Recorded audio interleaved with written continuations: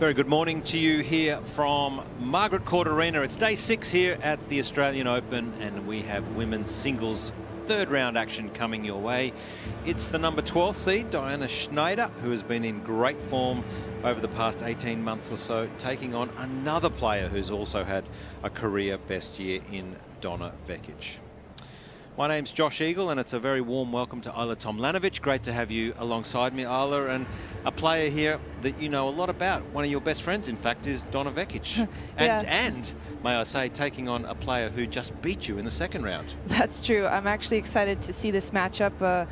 Watching a good friend play, but also trying to see what Donna will throw at Schneider here, because I would like to learn and see what I could have done better 2 nights ago.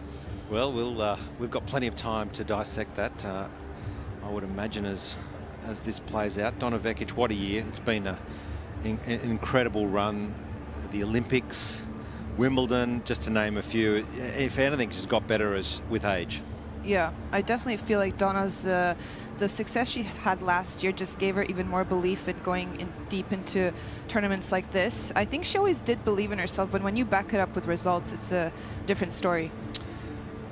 Yep, 2 very talented ball strikers out here on Margaret Court Arena, and we were just chatting and you were saying that you feel that it might be playing a little quicker this year, this court. Margaret Court feels a bit quicker. I feel like this stadium was always one of the slower ones, but maybe it's because I played a hard-hitting Kruger in the first round, but it definitely felt quick. And John Cain felt a bit slower, maybe also not as hot these past few days, but I think once Donna gets out to hitting her forehand and Diana her forehand, it's going to look quick as well. Yeah, 2 really fabulous ball strikers when they're in full flight, and it's just a little bit of a nervous wait here. Players just waiting in the walkway here. They're just about to get called onto the court, so a few anxious moments here before we get to this fabulous new stadium. Been in play about 5 years now and seats about 5,000 people here on Margaret Court Arena. So players just about set here for women's third round action here at the Australian Open. We are ready for our day 6 action here at Margaret Court Arena. Third round women's singles. Please welcome from Croatia, the 18th seed, Aryna Vukic.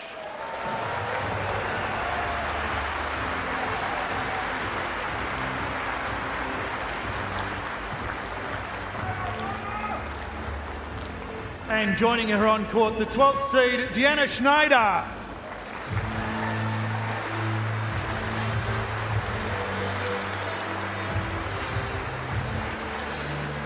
So Diana Schneider is our 12th seed here, and 4 tournament victories in 2024. That's hard to do, Ajla. It's one thing to maybe win one or make another final, but that's a very consistent year.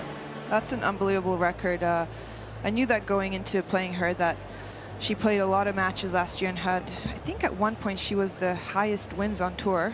But, you know, in a way, I give a bit of edge to Donna here just because she's been in this situation a bit more experience. So I think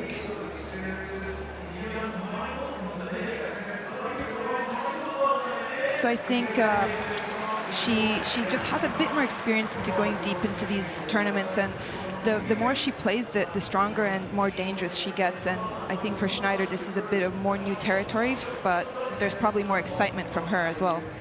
Yeah, just a few, only really 2 or 3 seasons into her career at Grand Slam level. We know Donna is extremely experienced, and as I've said, I feel she's peaking or getting better with age. So this should certainly be a highly entertaining match. Well, just a few reminders. We have a live electronic line calling on this court, serve clock in each corner displayed, also video review. Please do it quick and clearly if you want to challenge a knot up or anything similar.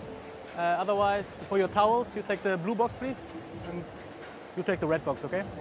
Any questions? Okay, Michael, you want to ask Donna, it's AO or the player, the John Newcomb player? AO is called. Okay.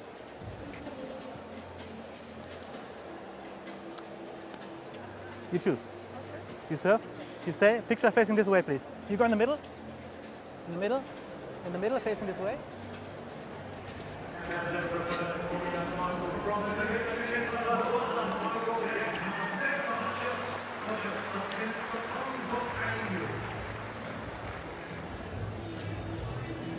So Donna Vekic, it's hard to believe she's only 28 years of age. It feels like she's been around, I mean, a long time. And I guess, Isla, she was so good at such a young age as well. Yeah, she's been around for a long time, and I think she feels that way as well. But, you know, I think the success she's had last year with the semifinals of Wimbledon and winning silver at the Olympics, I think there's a bit of weight off her shoulders, and she's coming into this year slightly more relaxed, but really motivated to keep having those results at big events.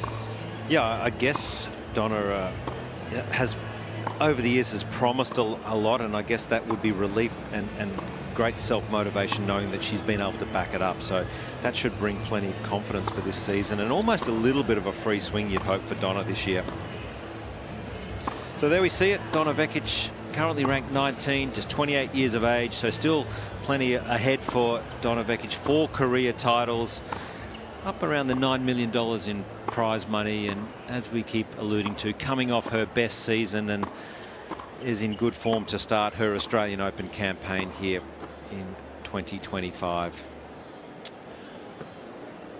Her opponent today, Aryna Schneider. Well, as we see, just the first round result there for Donna last year, so no points to defend. That's always good when you've got no points to defend. Yeah, that's always nice. And I feel like Donna sometimes struggles the most in the early rounds. A bit more nerves, but the more she gets settled into the draw, the better she gets. Been fairly comfortable so far here at the Australian Open. A straight sets win in the opening round and 6-2 in the third against Harriet Dart. And her opponent, Aryna Schneider, the 12th ranked player in the world, just 20 years of age, a talented lefty, 4 titles last year. So that was a great year for her. And certainly a player on the up, and quite possibly a chance to push on into the world's top 10.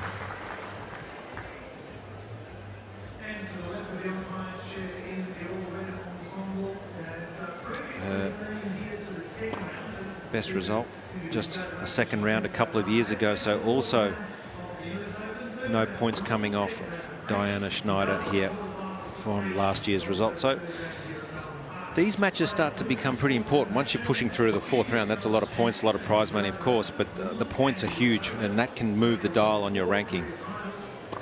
Yeah, and I think just making second week at a slam is no better feeling once you're over that first week hump. Head-to-head, Aryna Schneider leads 1-love. That was in the final on the grass over there in Bad Homburg, so that was a great match. I remember watching that one.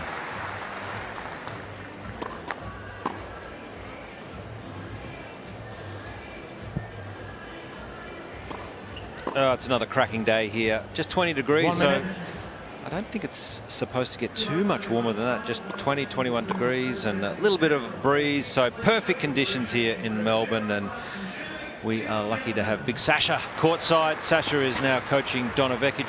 Sasha, Josh Eagle and Isla Tomljanovic here. A warm welcome to you, my friend. And how's the off-season been and preparations for Donna? Seems to be going very well. Yeah, so far so good. I'm really happy with her. You know, it's always different working against somebody than with somebody. But I'm really happy with everything, and the team has been going well. Hey, Sasha, Isla here. Just wondering, what do you think will be the biggest key today for Donna to have success in this match? You know, I think they're both really aggressive players, so I think it's going to come down to who can impose their game on the opponent with being as aggressive as you can while making the least amount of unforced errors, which is obviously easier said than done, but yeah, I think that's the key. And Sasha, conditions courtside, it seems like a pleasant day, so that should be very, suitable for really good ball striking, which should help Donna. Yeah, I mean, it's not that Aryna Schneider is not a big ball striker, so but yeah, I think we're going to see some exciting points, and we try to get our player at least as ready as we can, and now it's up to them to show what they got. Well, thanks for joining us, Sasha. Best of luck, not just today, but moving forward. Have a great year. Thank you. Also works with Pam Shriver. Yes, unfortunately, Pam couldn't be here this trip, but it's been working with Pam for, I want to say, 2 years? Yeah, at least Last a 2 couple of years. Yeah. And it's worked well, and we know Pam is in LA, of course, with the challenges and the fires that they're facing. So we of course send our love and wish our best to Pam and her family and extended friends over there. So players just about set here. This is women's third round coming up. We're getting down to the business end of the tournament, and it's Diana Schneider to serve first. Ready? Play.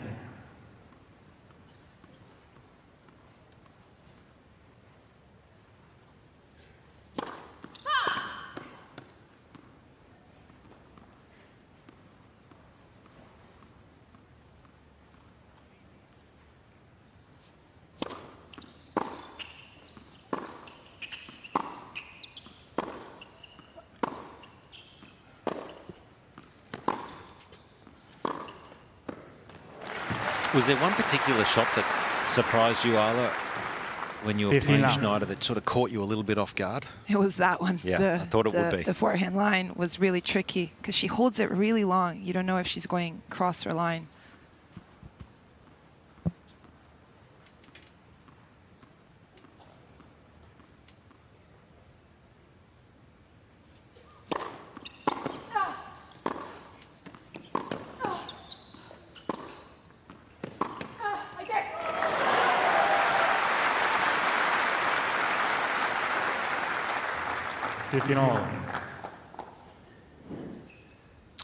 I do think the movement's improved for Donna over the last couple of years, and maybe that comes with confidence as well. So defending very well out of that backhand corner.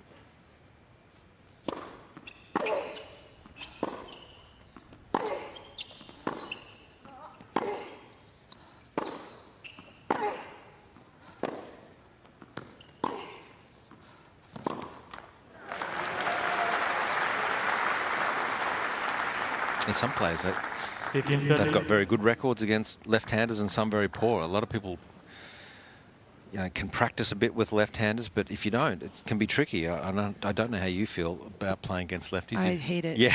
I think Donna doesn't mind. Yeah.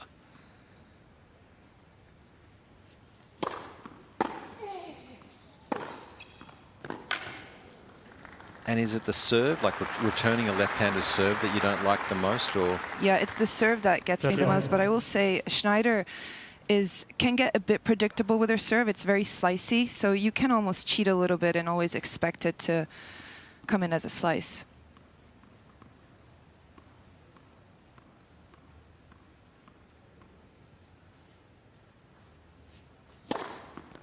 That's what happens when you say that.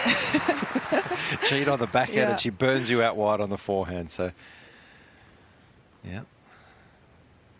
There you go. Commentator's curse.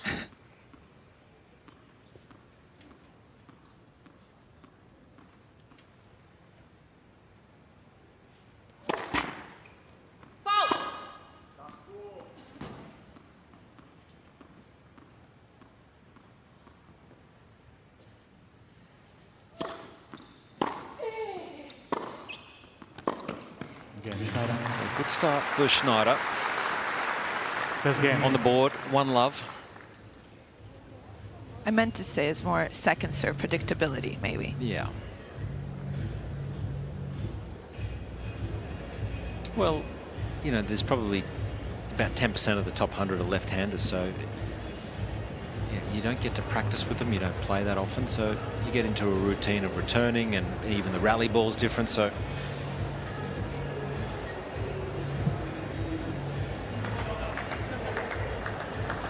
So if you had to predict this one, who do you think, who would this favour, this match? Yeah, I would say Vukic, and I only say that because I feel like she's been in this situation more times and can really draw on the experience she's had in this just this environment. Well, let's see what Win predicted does not agree with you. They're giving the edge to Schneider, which is, I mean, that's pretty close. Let's just monitor that as the match goes on and see what moves that needle throughout this match.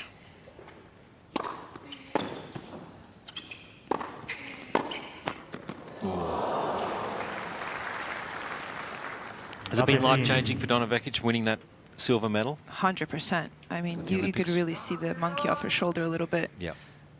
And loves playing for her country as well. Yeah, I would imagine that would have been a really big deal back home for her. Yeah.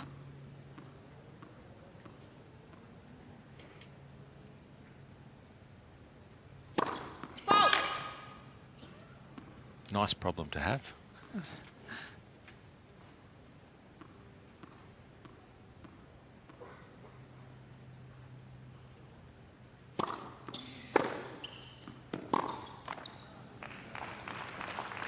Love 30. Well, a little bit of trouble here on serve is Donna. Love 30.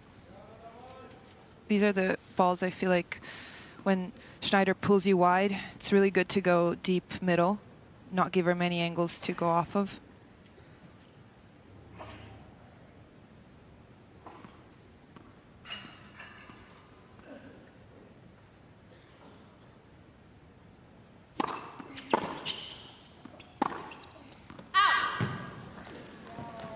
Love 40. Donna went already twice tee on the deuce side, and I feel like when I played her, I did that a lot, and she was reading me pretty well, so hopefully Donna mixes it up here with a wide serve.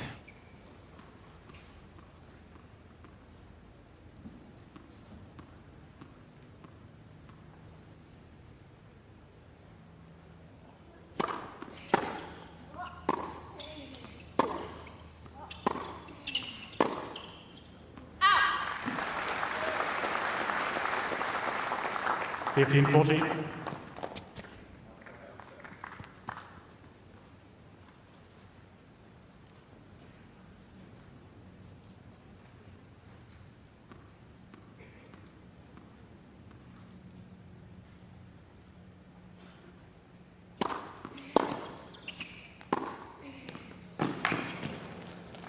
Yeah, really good play here. A good 1-2 punch from Vekic. She's very good at taking time away from you, Vekic, when she gets into the court, takes that forehand early. It's very hard to defend against it. Taste of her own medicine, too, for Schneider.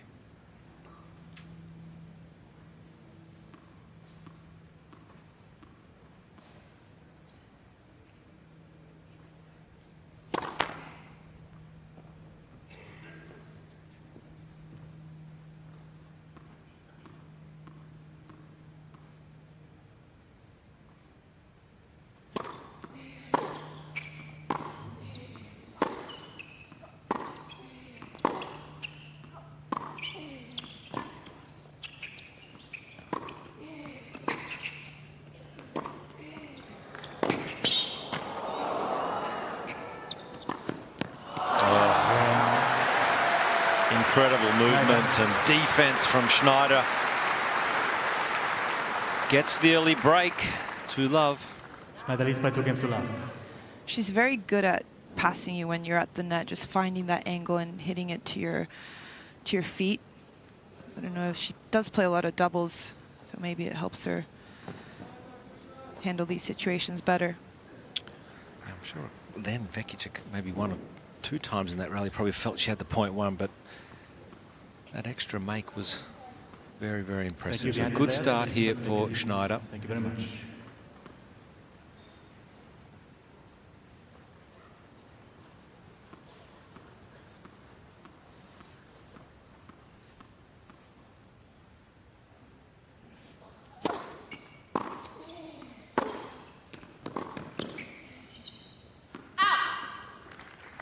Out. You don't want to let Schneider control the court from her forehand. She anything off pace is trouble.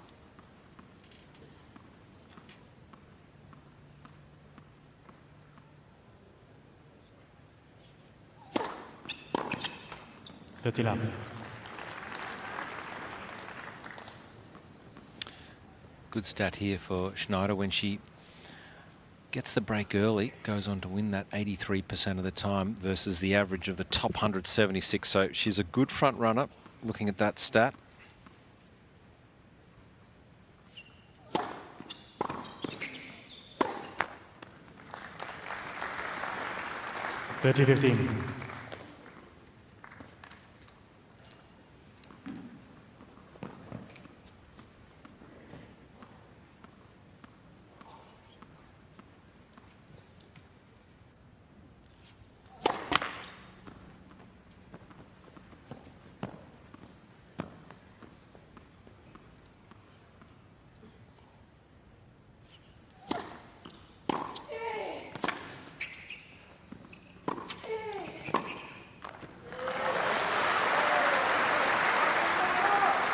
good from Vukic, even 30 after all. she got passed in that previous game. Still have to come forward after shots like that and just create that pressure. She can come up with that passing shot every time. Too good.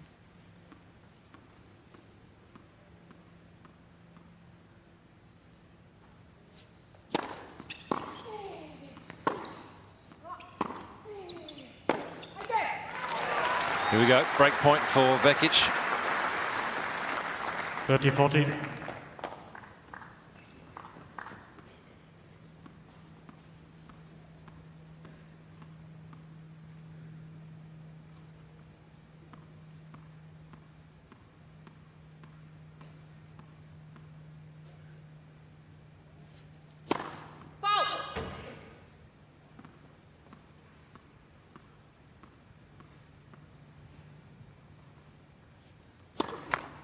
Game, Vukic. So it's a good comeback straight away here from Vukic. We're back on serve. Schneider leads 2-1.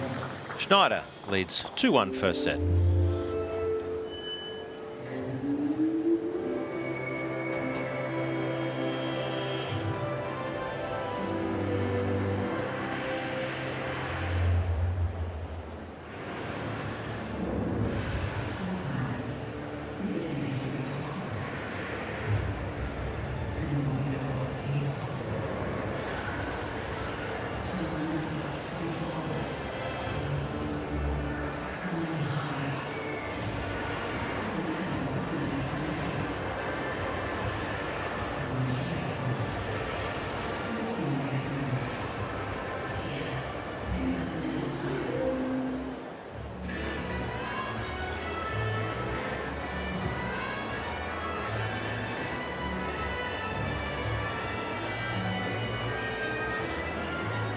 Time.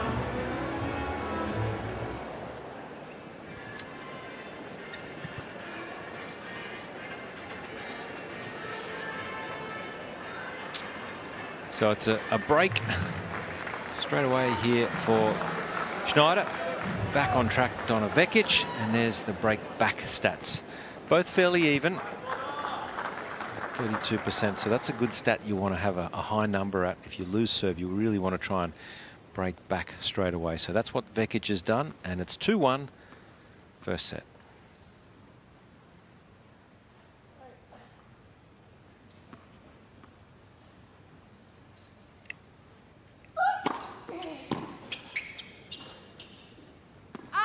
Oh, 15 up. depending on the time of the day, but that sun can be very tricky when you're serving. You know what? I had so much trouble on that side where Donna is right now for about an hour, starting at noon. Oh, looks a bit overcast though, so maybe she's having a lucky day. Both of them.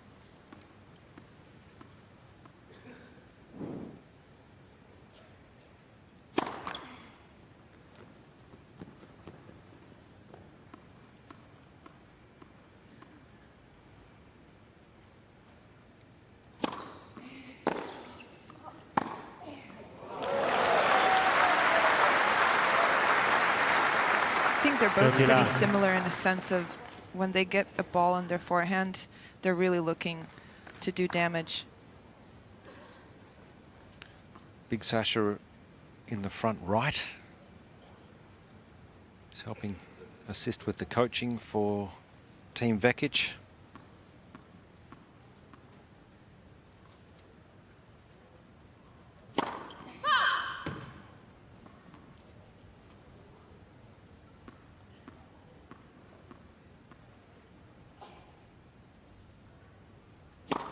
Let. Second serve.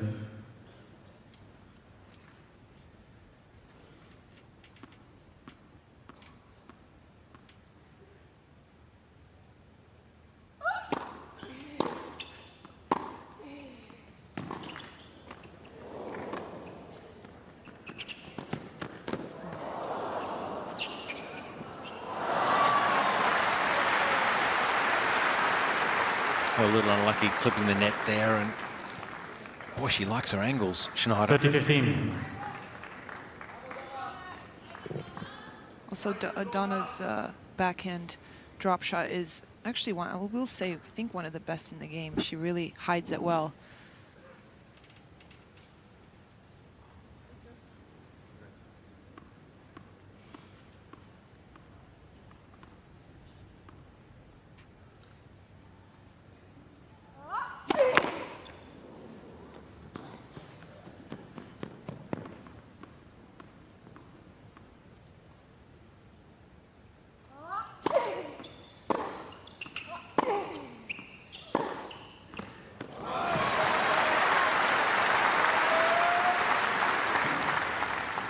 30 all.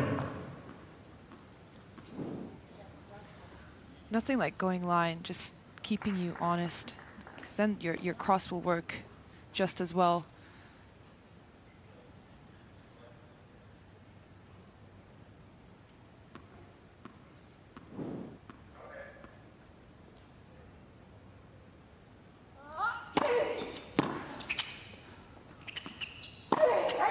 It's huge. Great rhythm on serve at the moment.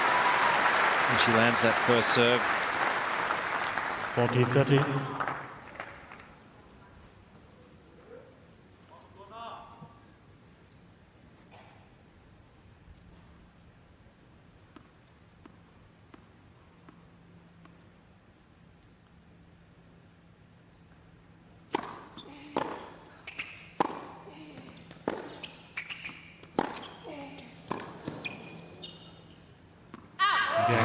Aggressive hitting from the world number 18, Donna Vekic, leveling it up at 2-all.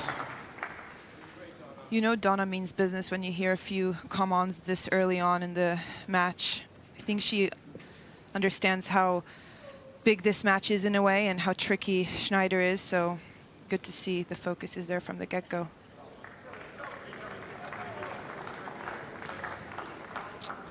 Always good to play first match, isn't it? You know when you're on the schedule. Although maybe not so good if you're not a morning person. Wait, please. Then if you win, you have the whole day to relax.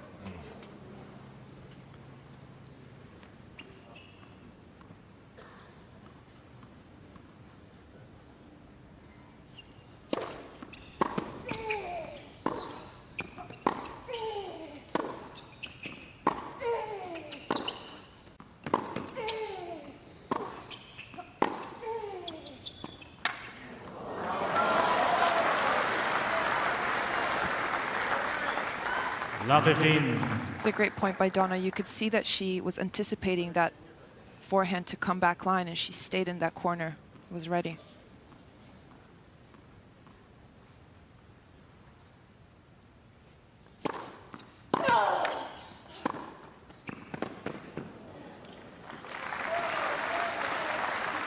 One thing that threw me off with Schneider is that she plays really quick between points, and you always want to respect the server's pace, but at some point I really needed a break, and she was just ready to serve. Yeah.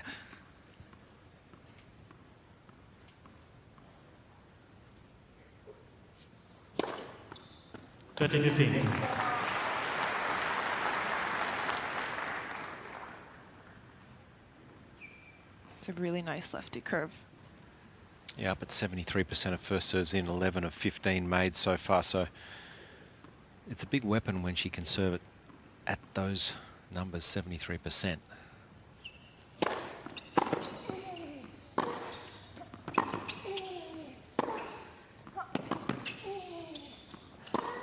Yeah.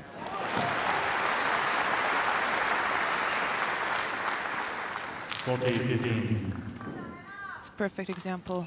It's hard to defend that, but if she can just get it a bit more deep for Schneider not to be able to do that, but great forehand by Schneider.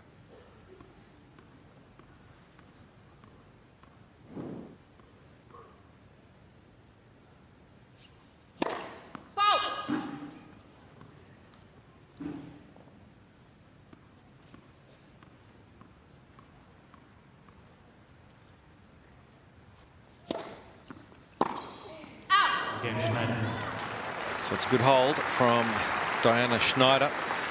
12th seed, off to a good start, leads 3-2 first set.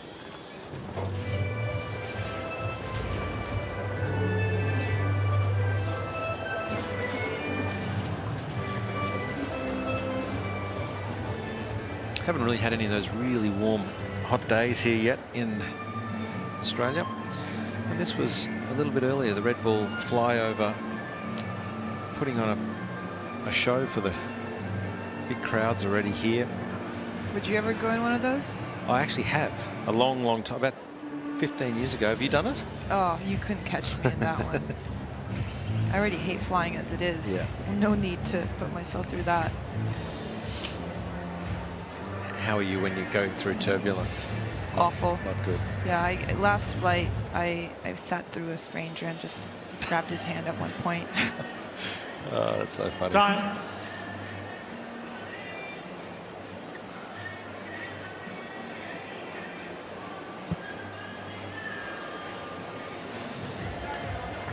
Day 6 here at Melbourne Park, Australian Open, and all courts still in action, plenty going on around the grounds.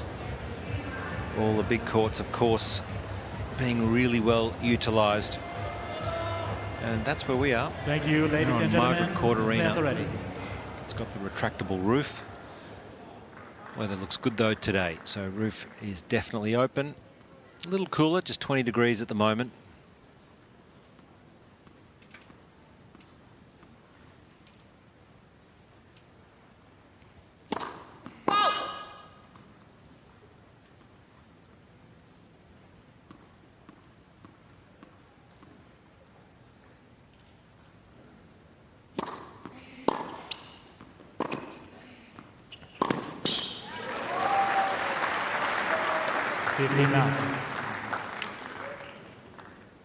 Just got the line.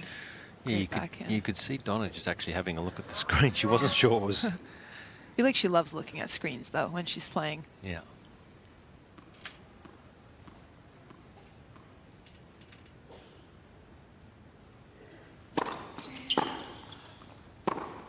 Out. 15 all.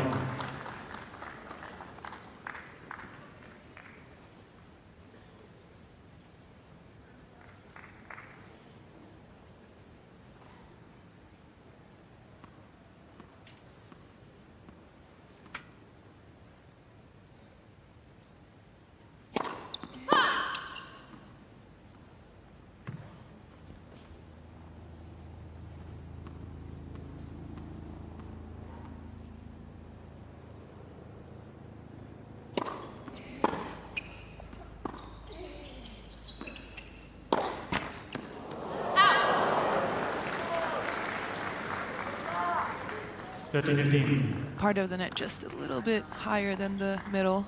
Caught. I feel like Donna almost leaned that way anyway. I always found it, she doesn't look like the greatest mover, but the way she anticipates, she's on every shot.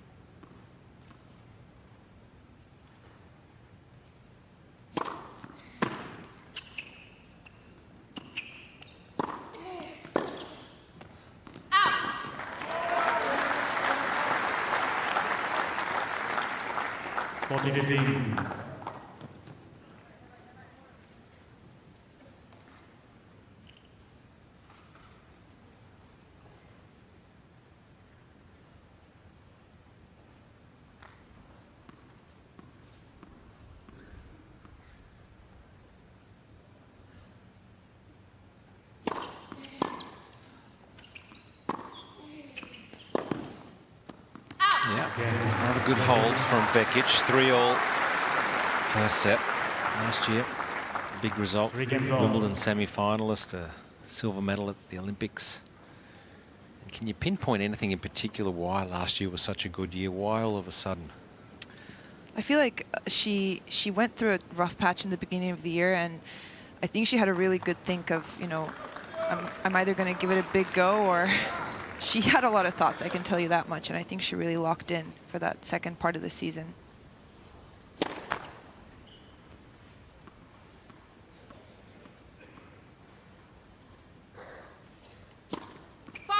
Love 15.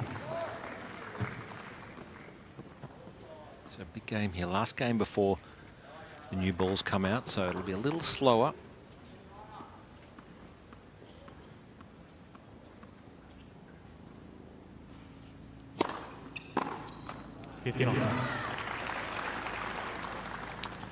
I find this serve maybe the trickiest from lefties, kind of body, forehand, and a little bit off pace. You just lose your timing a little bit. It's just so different when it comes from a lefty.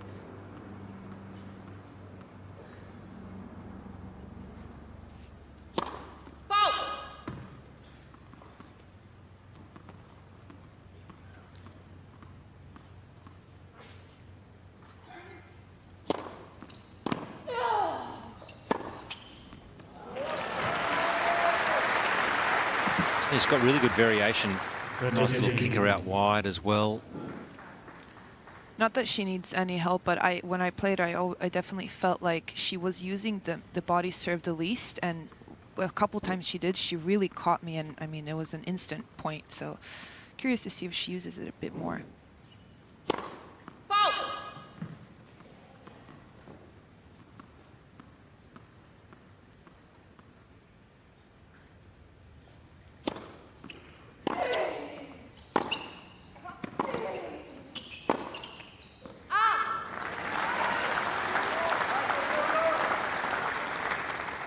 Good job.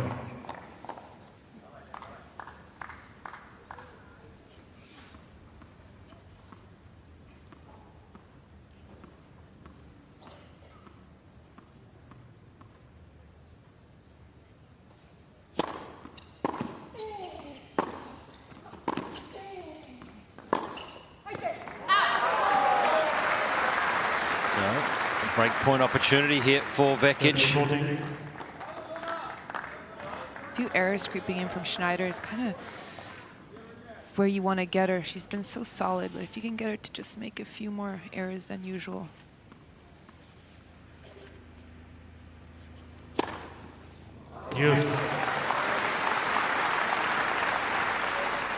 That's a good answer to a point like that.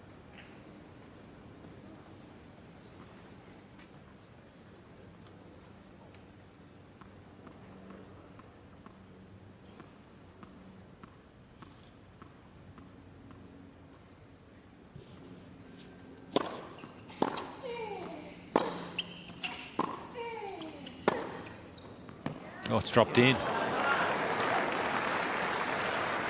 Looks like Donna genuinely thinks it was out.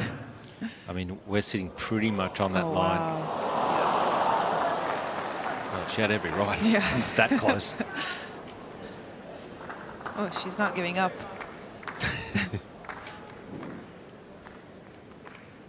Yeah, just drops in at the very last moment.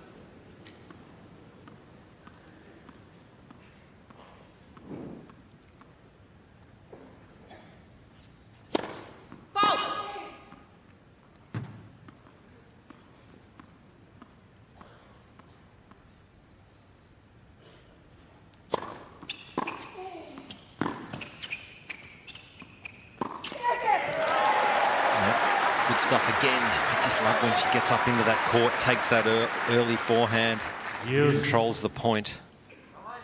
And that's just extra pressure visually as well for Schneider, knowing that she's coming in, and it's makes her just think a bit more when she gets to that ball.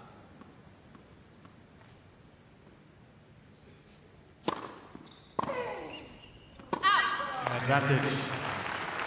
Schneider here with her mum, Yulia, younger brother Lev. There's mum with the cool sunnies on, and younger brother Lev.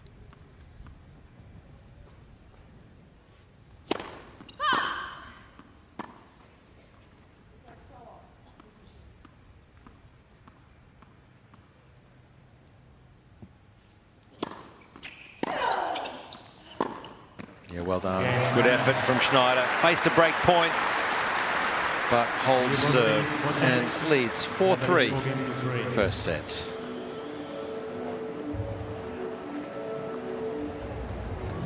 Does a really good job of holding her shots, Schneider, till the last moment, until she sees that you move or commit to a side. Yeah, you could see Donna was unsure where that was going, almost thinking it's line, but even if it did go line, I think that was a lot of court she would have had to cover to get to it, but just keeping her honest, I think that forehand is just such a big weapon for Schneider. But also very clutch with the serving, break point down. That's what surprised me. She's not just the pace, but it's probably more the variation. She can hit all parts of the court. She's got very good accuracy as well, and different shapes and variation. And so far staying really calm in pressure situations. I haven't played her ever before a few nights ago, and I did hear that she tends to get quite emotional sometimes, but I've seen no sign of that so far.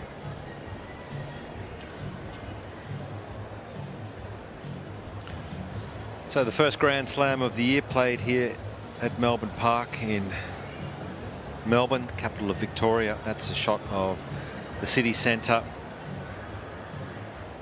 And in fact, the court's only a short stroll from the city, about 500 metres to this incredible precinct where it is turned into a festival, the Australian Open. 2 weeks, and then the first week is of qualifying. So 3 weeks of tennis here at Melbourne Park.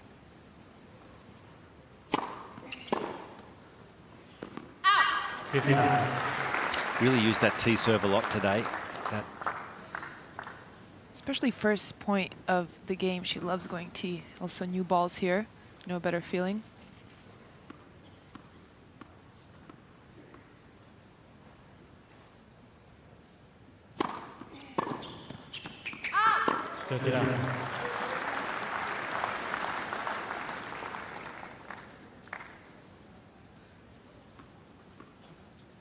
She doesn't look like she's struggling with the sun at all. Makes me wonder if it was just me. No, I don't think it would have been just you. It's the time of the day.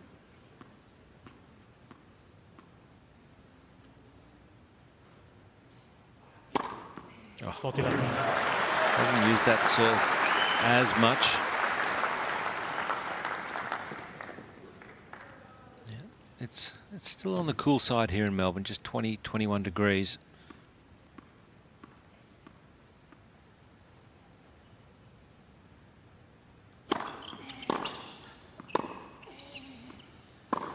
Oh, such a natural shot, this left-handed forehand of Diana Schneider. Feels like she's so effortless. Like she's using like it's just coming off her racket so easily.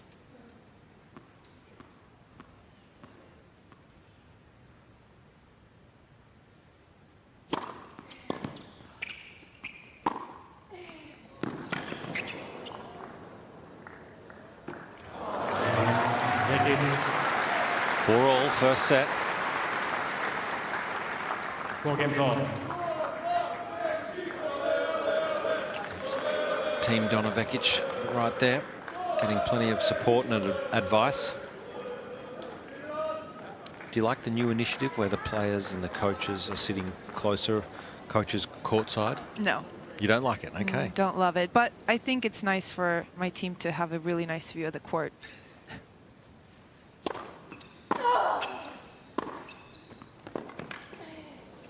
What didn't you like about it, or what don't you like about it? I'll change my answer. I like seeing other players interact with their coaches. I'm not the type of player to interact a lot with my team. Yeah, I feel like tennis is more individual, should stay like that. Problem solve on your own.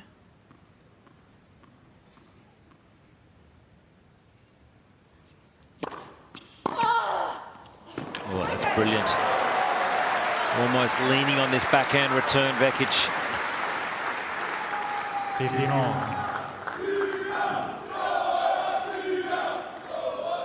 Good strength on end range. Caught it a bit late, but worked out.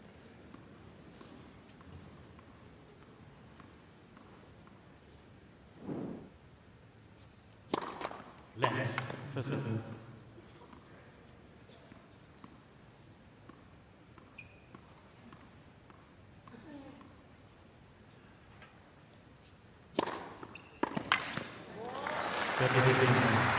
It's just so hard when she hits that spot with the lefty curve. It's so hard, even if you anticipate it, the way it goes away from you is so hard to defend it.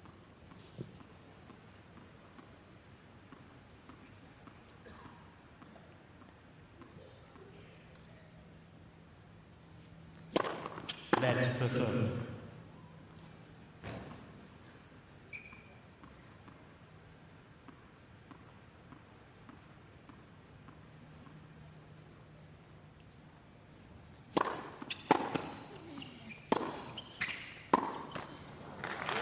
Just got good variation. That one was 170 kilometres an hour, but her actual average first serve speed is about 159. So I like those little subtle changes that she's throwing in on serve, not giving Vekic rhythm.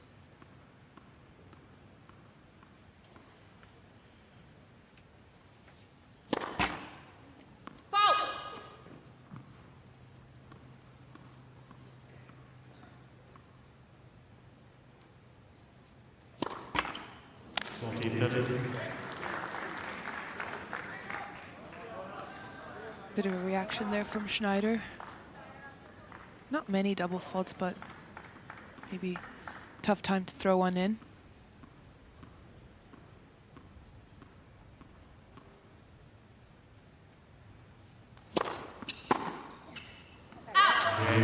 Gets there in the end. Diana Schneider moves ahead. We're on serve. It's 5-4 first set.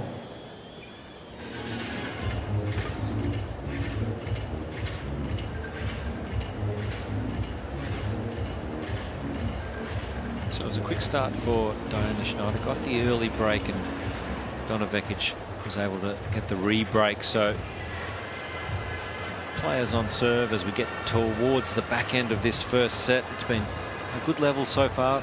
Clean ball striking from both players. Confident third round of a Grand Slam. Looking to make that elusive fourth round.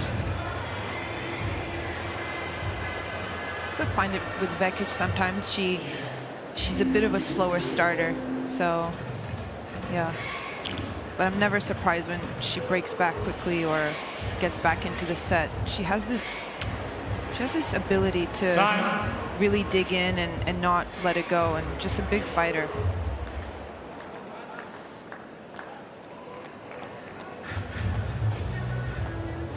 Well, around the grounds here at Melbourne Park, you can sit back, relax, enjoy a drink, or of course some of the wonderful food outlets. You can watch on the big screen, all the big courts.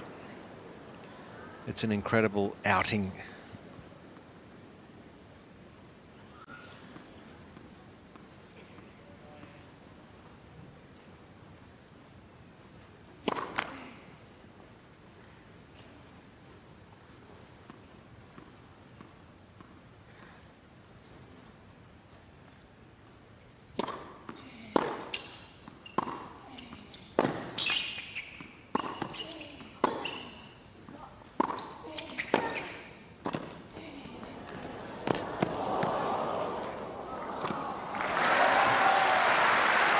I am really interested, Isla, to see what this year turns into for Vekic. If she can go on and build, given the year she's had. Of course, she gets protection at slams and a lot of the tournaments now. She's going to be seeded, so it's a good opportunity.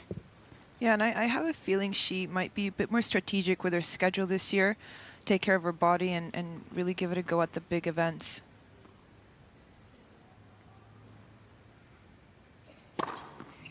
I mean, for me, maybe that runner-up or silver medal at the Olympics on clay, I probably would have thought that would have been her least favoured surface. Yeah, it is. Yeah. And especially it's tough to back up a big result like the semis of Wimbledon. And was unlucky not to make the final. It was a great, 100%. great match.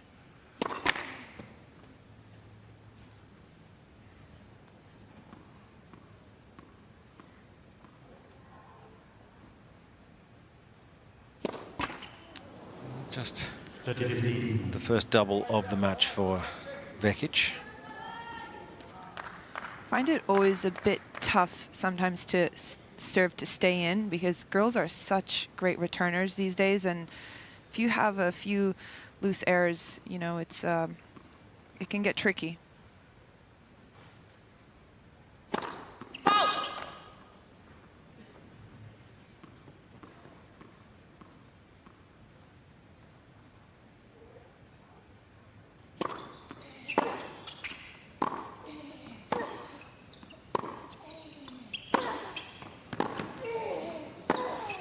He gets on the front foot. That's great ball striking from Schneider. You can just tell in rallies here, they're almost fighting who's going to be the first one to take initiative. And more times than not, the one that pulls the trigger first is the one winning the points.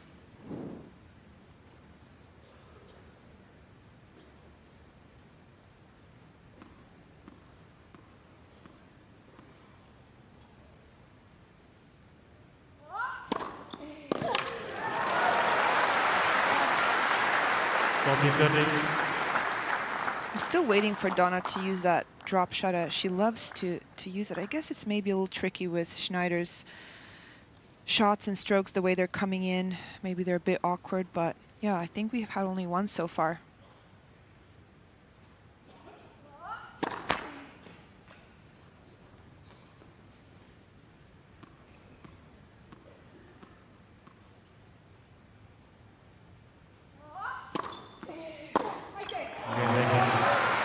Five all, first set. Another reasonably comfortable hold. 5 games all. It's very much the modern day, the women play. They're such great ball strikers. It's a race, isn't it, to get that first good shot in the rally. Yeah, and who gets on the run first as well.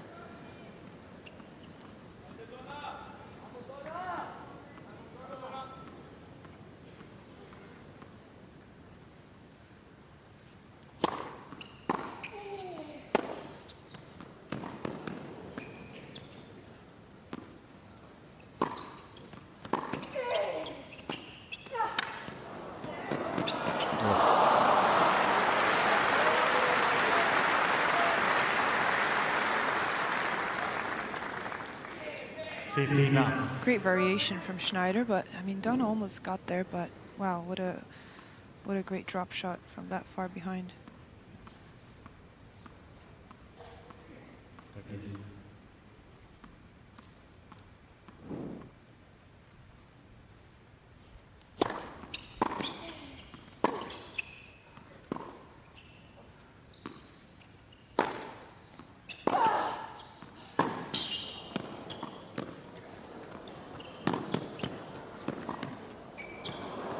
Oh, it's excellent stuff from Donna Vekic.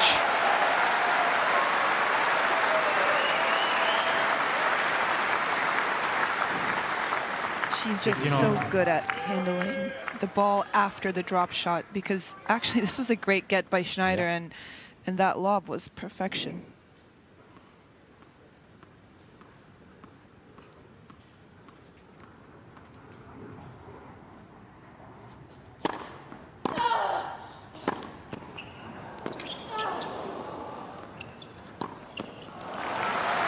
Very good at going back in behind the player is Schneider, and she's used it at the big moments pretty well today.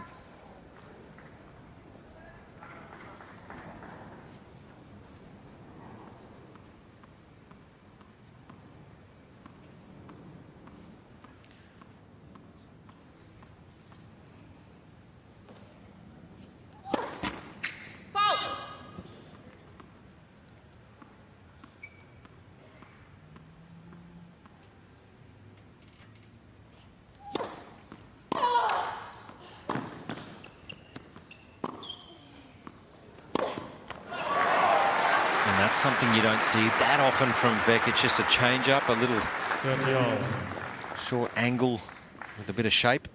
And that's a great variation, because she's got such powerful strokes, and when she throws in something like that, it really catches you off guard. Like, I think Schneider just didn't handle that too well.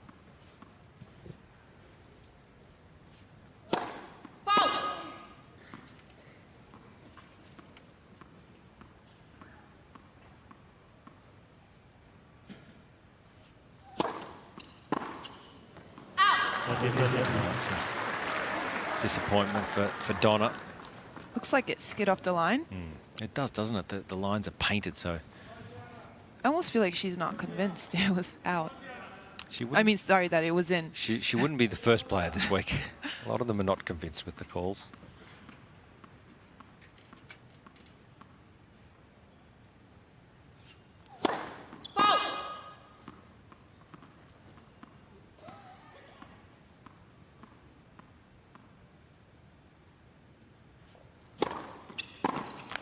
Strong second serve from Schneider. It's been a quality set of tennis so far. Schneider with the lead, 6-5, first set.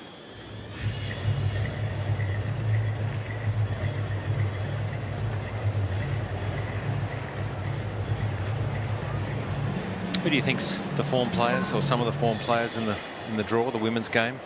Men and women, I guess. You know, I think Naomi Osaka, I think I'm feeling like she could make a good run here.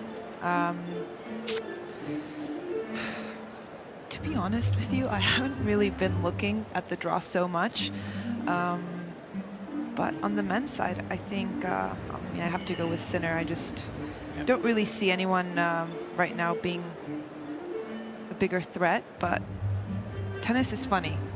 Yeah, 2 weeks, it's a lot can happen in 2 weeks, and it's about peaking at the right time. I do love seeing players make runs that they've never done before. Then seeing the emotion is probably my favorite part.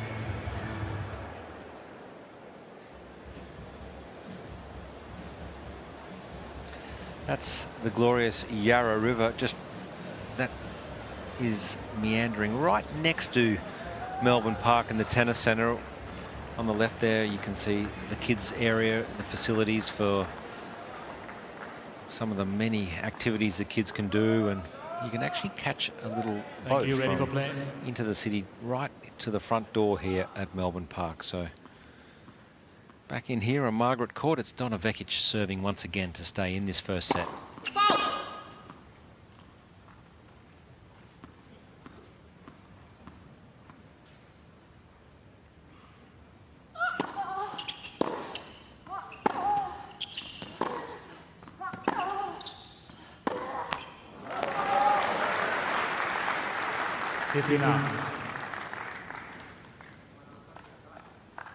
Important to get on the board early for Vekic.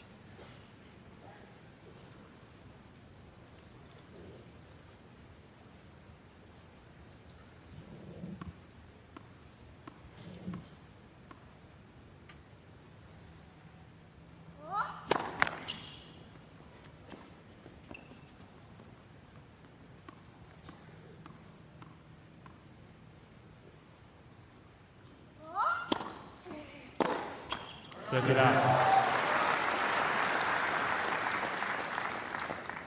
feel like Schneider's struggling with the second serve height Donna's giving it.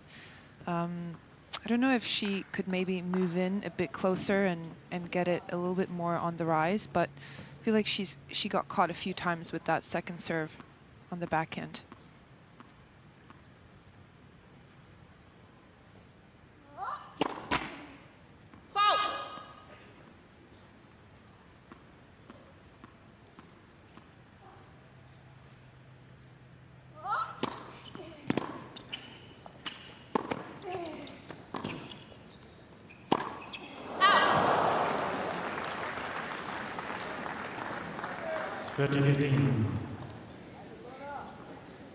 Overhead moving backwards. I feel like such an underratedly tough shot to hit, at least for me.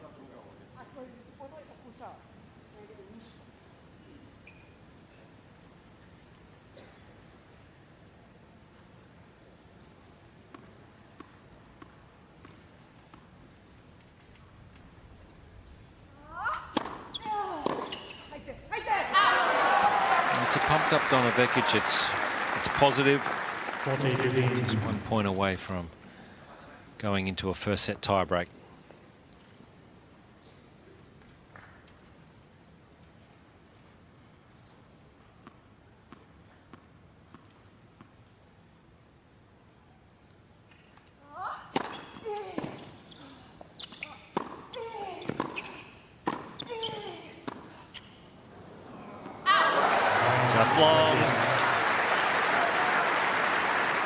Going into a tiebreak here, 6 games all. 6 games all, tiebreak.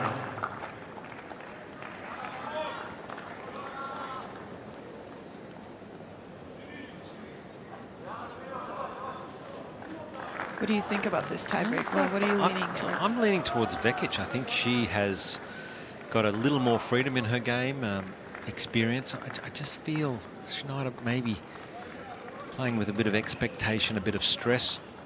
I don't often see those little emotions.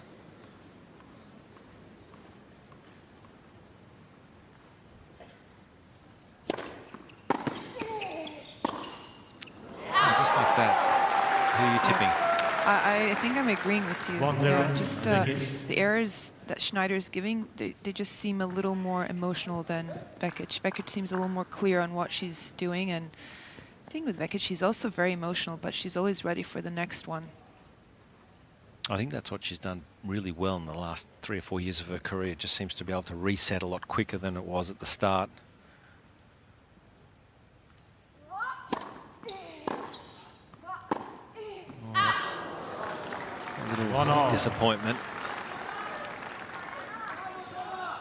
I like that play. I just don't think it needed to be so close to the line, but I think we're perfectionists.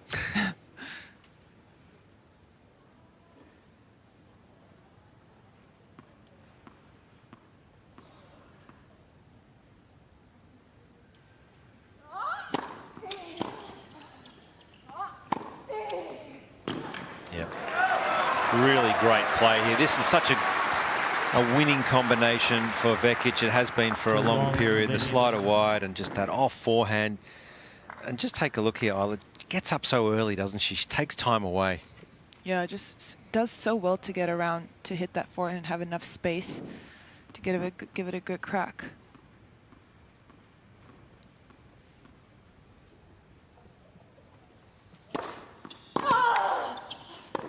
Yeah, again.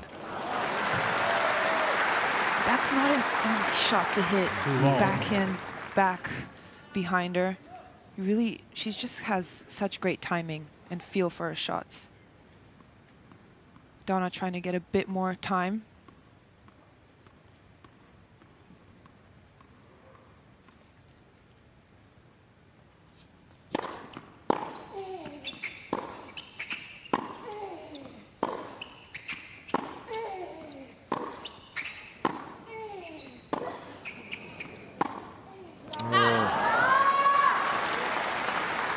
It was there to be hit. 3-2, Schneider. Just catching it a little late, I feel a fraction late maybe. And I think Schneider, she makes you overhit sometimes, you know. She neutralized that ball that kind of, I think, skid off the line and made Donna feel like she needed to do more than she had to and just overhit it a little bit.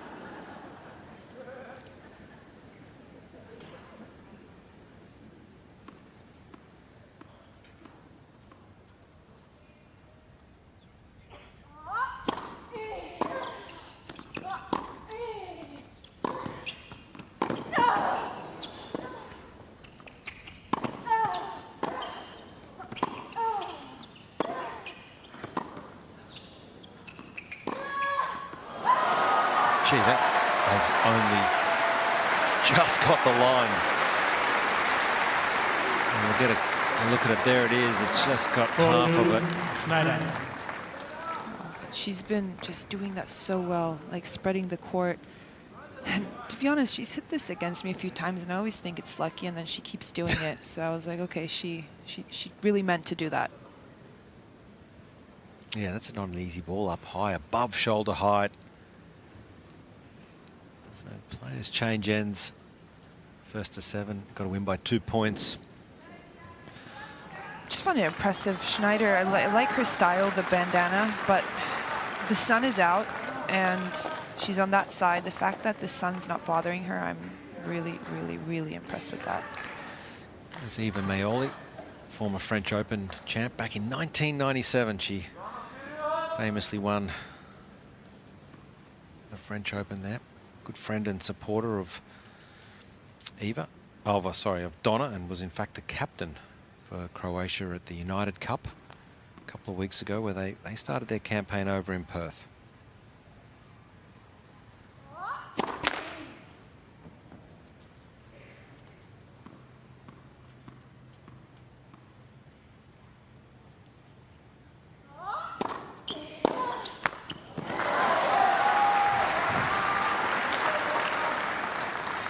You want to make that one. You want to Schneider. make that second serve return. Just don't have to hit it too big, but just start the point. This stage of the match feels like a bit of a cheap error.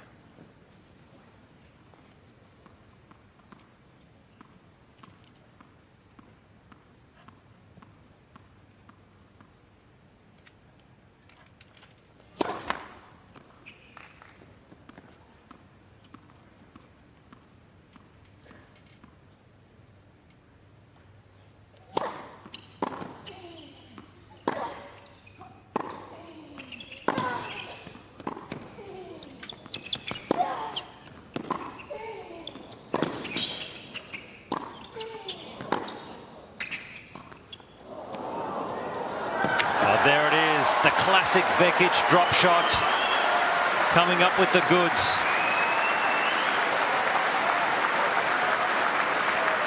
Great disguise. So well constructed too. 4-all. What a quality point at such an important moment. Yeah, I felt she was going to unload again on one more big backhand, and just at the last moment she...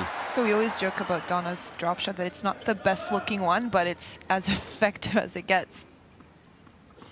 It's all about the looks. Doesn't matter how effective it is. It's got to look good.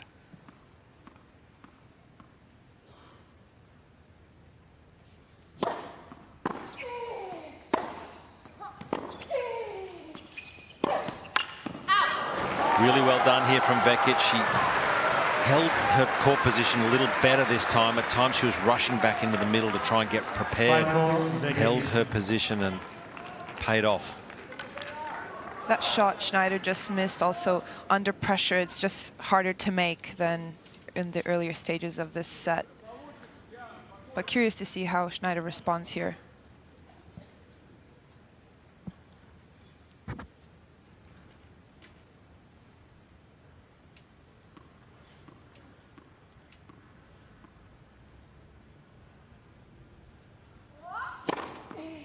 Just changing gears a little.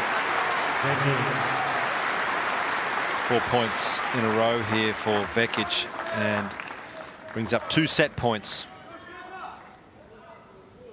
You just feel that belief from Donna, even down 4-2. She just stays calm and goes about her business.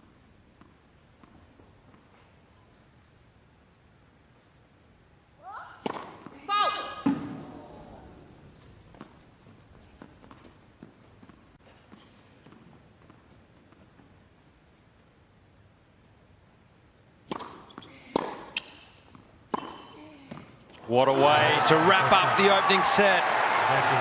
It's brilliant from Donna Vukic. 7 games to 6. 7 games to 6.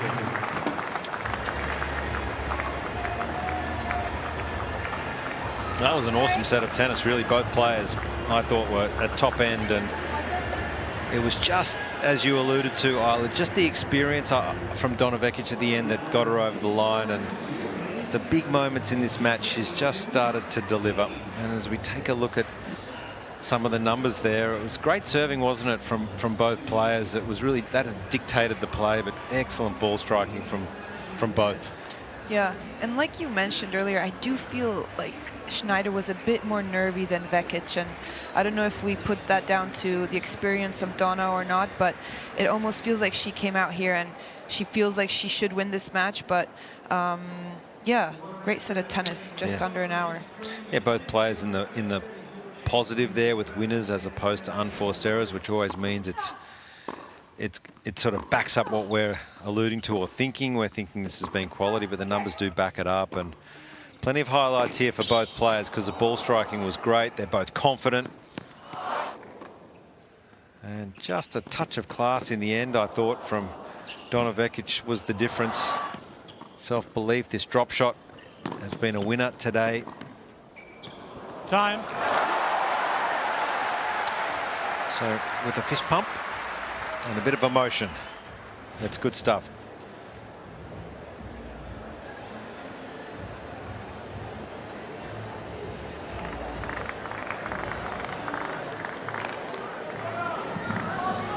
So an hour of play, plenty of supporters in the stands here. Always, there's a lot of Croatian supporters here.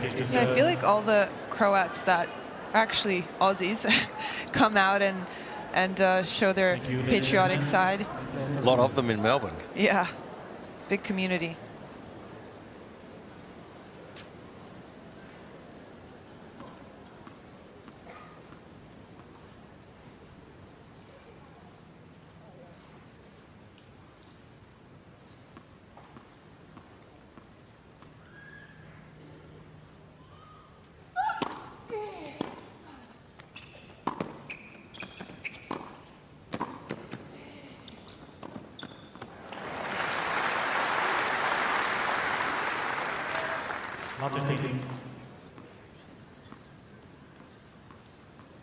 Well, I'll tell you this much, Schneider for sure won't let this one go, and she's a big fighter, so she's going to look to get an early break here and set the tone for the second set.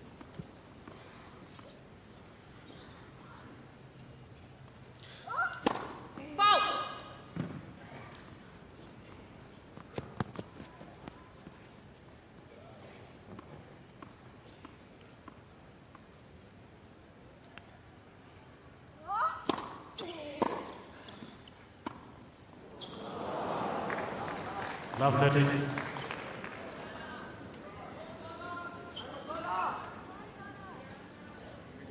always find it important to have after you win a long set like that, it's important to have a good start. You don't want to, get behind in that second set and give Schneider hope.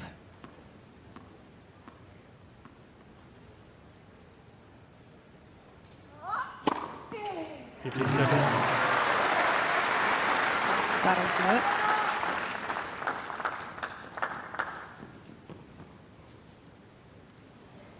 That's a great shot of Margaret Court Arena with the roof open. The newest stadium here at Melbourne Park.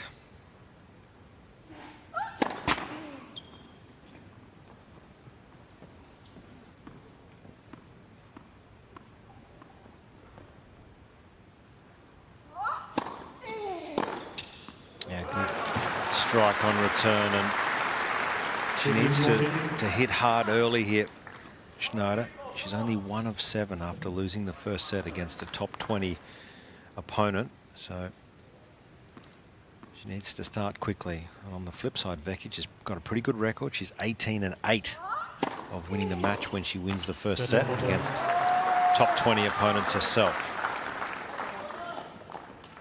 Maybe Schneider also relaxes a bit more here and has a feeling of nothing to lose. But you can't really read her body language. She doesn't give you much.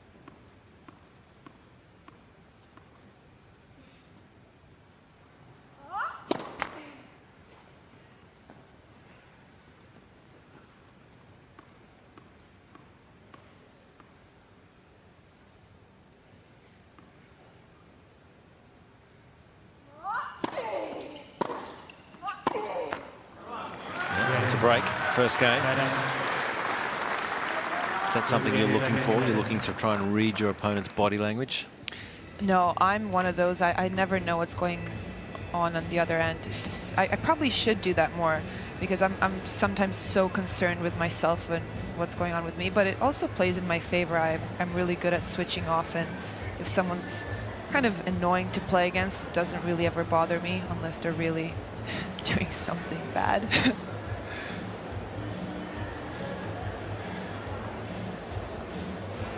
So the Margaret Court Arena, it's located right next to Rod Laver Arena, which is the biggest stadium here.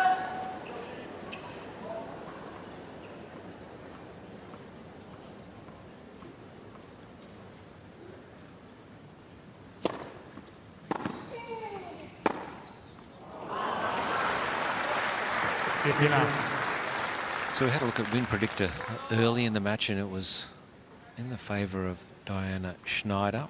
Now it's flipped back a healthy margin. Okay, but what is this win predictor? They just flip as the score goes. I really hate that thing. Yeah, not very loyal, are they? No. I mean, I can do that too. Oh, she won. Okay, now she will win.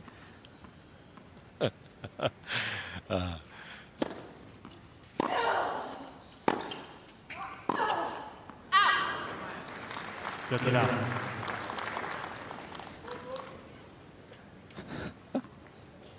Yeah, it's not very respectful, is it?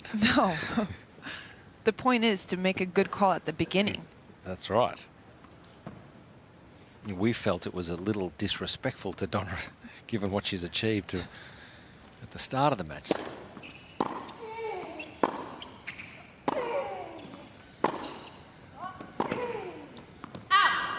All right, a bit of a run here for Schneider. A good start. She's reset after losing that first set.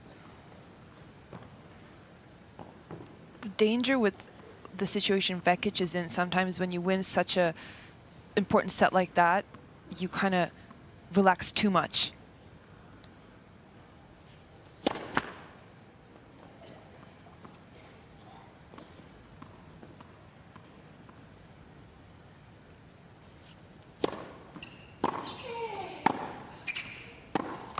Again, Schneider. Yeah.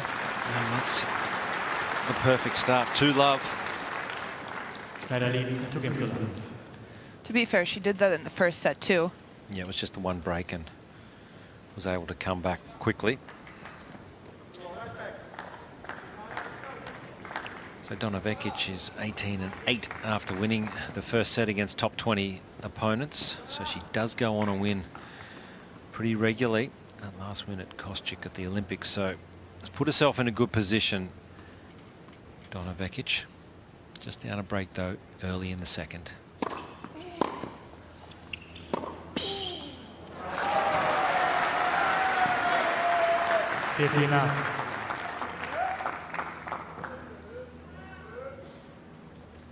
They really use the same game plan a lot of times. Donna going behind Schneider now.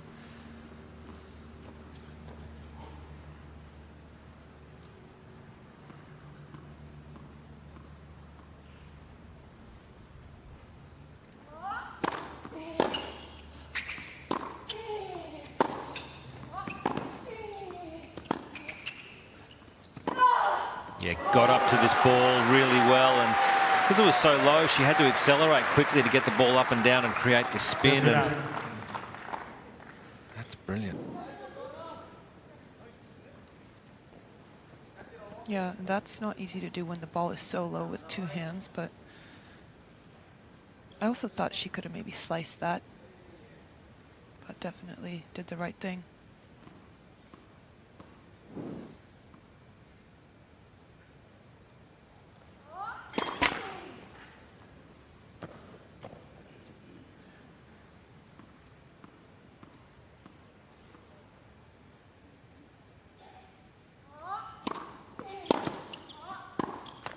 Definitely think Donna's serving better in the last couple of seasons. The rhythm seems to be very clean. She's got good extension, reaches up nice and tall.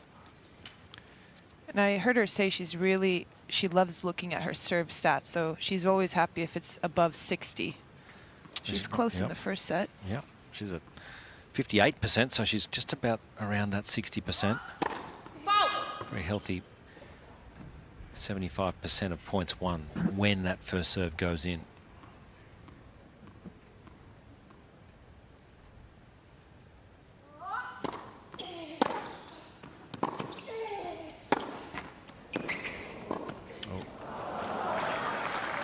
Very good at taking that backhand down the line on return and just drawing you out of position. And then likes to attack on the forehand, so it's a good start to this second set from Schneider.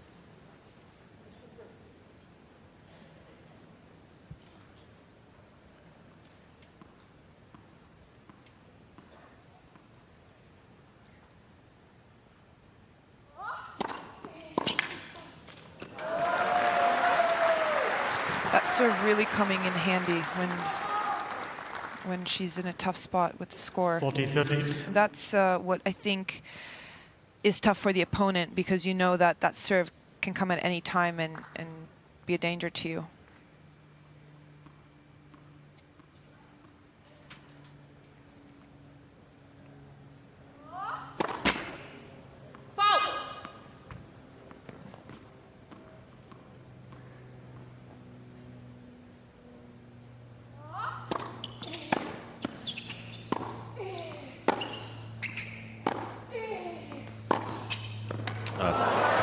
That's just electrifying, isn't it? You can't defend against that. That's the forehand down the line that Isla, you mentioned she really caught you a few times with in your match yesterday, 2 days ago against her. Yeah, and like the way she just holds like so much power. She's not the tallest player, but wow, she's strong end range.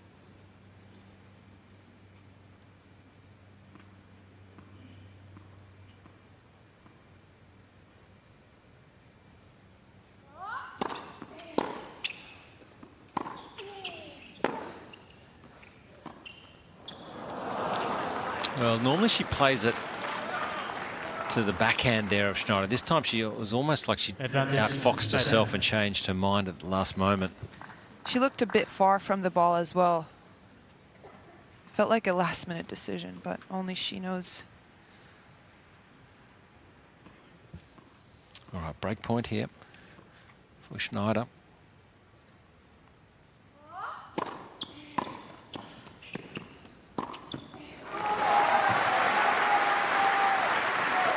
I think she's desperate here to try and hold on. You go down 3-love, a double break, that would feel pretty significant on the scoreboard.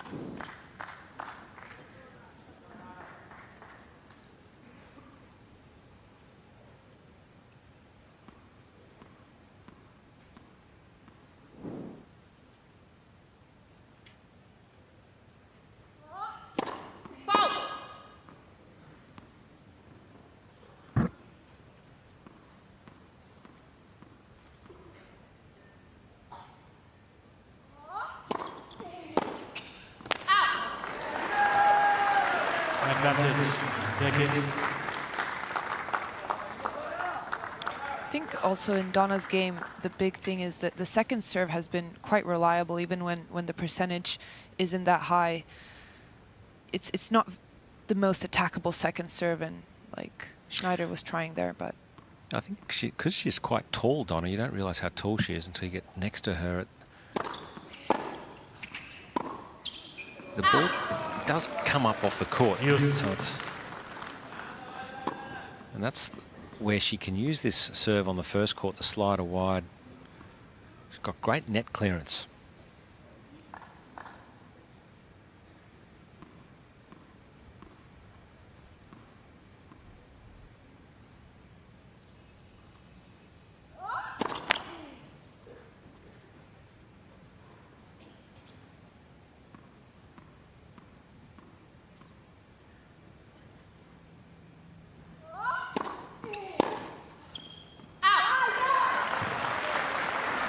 Advantage. A little bit of extra pepper on that, 151, so went for that second serve. and mixed it up with the wide. I feel like she's been going more body to Schneider's forehand, mixed it up with the wide.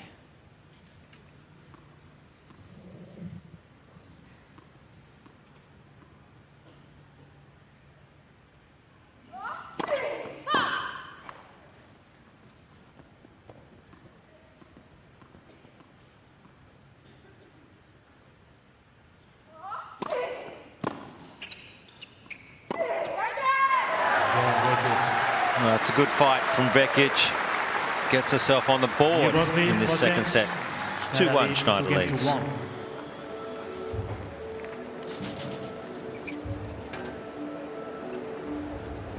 Nice little bump up in prize money again this year. The overall prize money, the winner of this one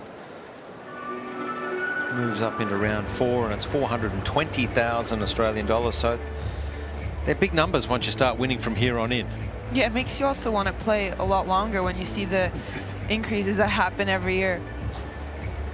Yeah, I really like, what I like about it is, for, you know, the opening couple of rounds. They've really tried to boost the opening couple of rounds, and I really like that that helps, even in qualifying as well. It just, the depth of the game just seems to go from strength to strength. So they can reinvest in coaching and support staff, and that just helps the sport as well. So great to see, you know, the lower ranked players being rewarded for just as much effort that's going into it as well.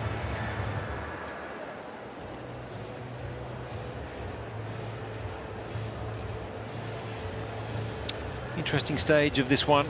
It's women's singles third round action. Aryna Vukic, the 18th seed from Croatia, has taken the first set 7-6. Aryna Schneider, our 12th seed, 2-1 with a break.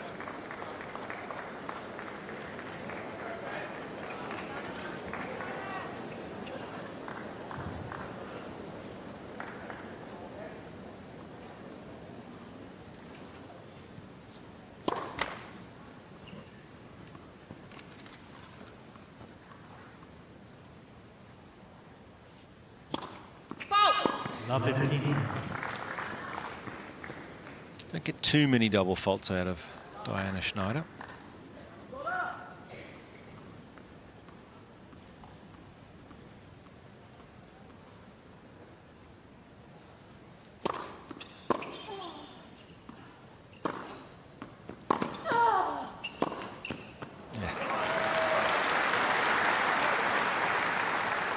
15 all.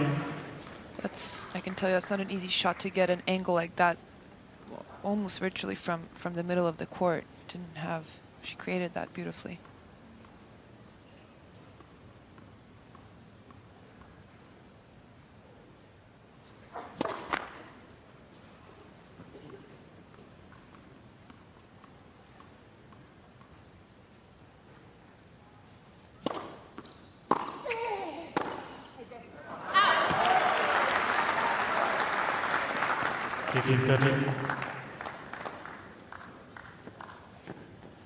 Even when she loses a point, she doesn't take too much time to reset.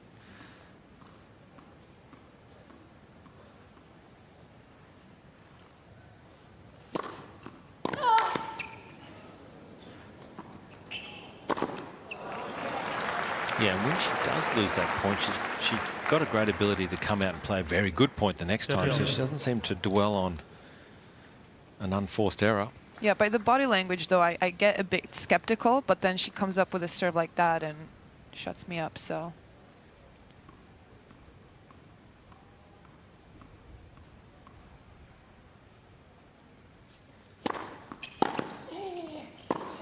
Oh. This is not an easy shot, just changing direction of where the ball is going down the line. It's over the high part of the net. It's not an easy shot. She makes it look easy, doesn't she? Very.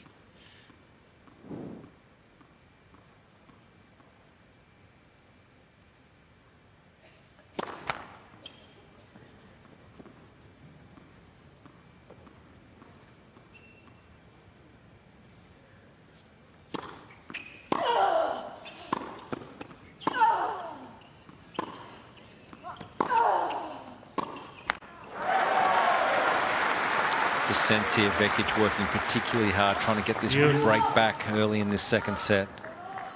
Just using the shade, staying out of the sun, communicating with her team.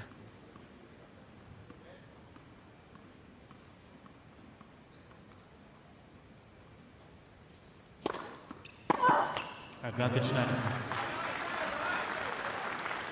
I think it's Donna's big strength that she's got a lot of belief in her return, so even when she gets broken, there's not a big sense of panic because she always backs herself that she can break.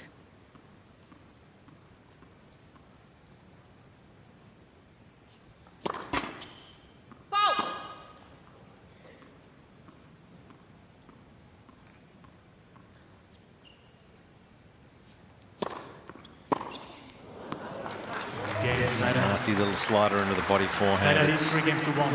It's a great serve. 3-1, Schneider.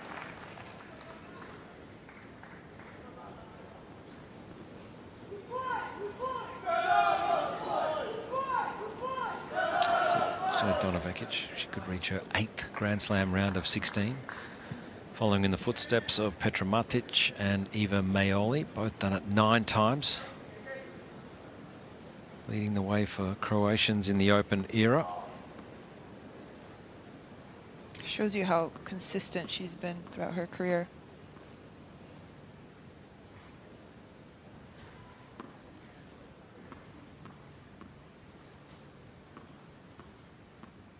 Petra, did she play qualifying here?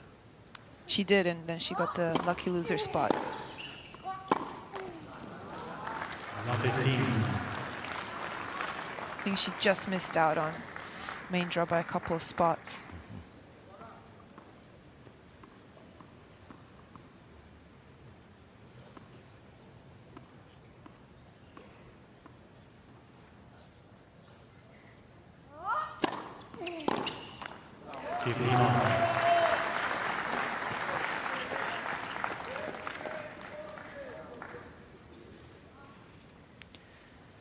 Do you feel like Schneider could move up on that second serve and give it more of a crack?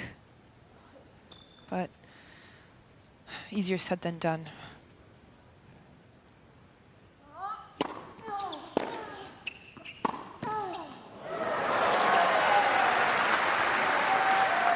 Do you find it with return positions, a lot of times players will ask their coaches? I mean, I've never been one of those. I really like to go by my feel because I think I can make the best choice. But a lot of times I see players kind of ask and do the sign thing where should they move in or move back.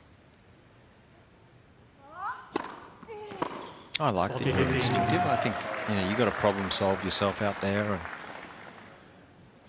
you know, you're the one who has got to face the return and seeing what's work, or have a sense of what's working and what's not.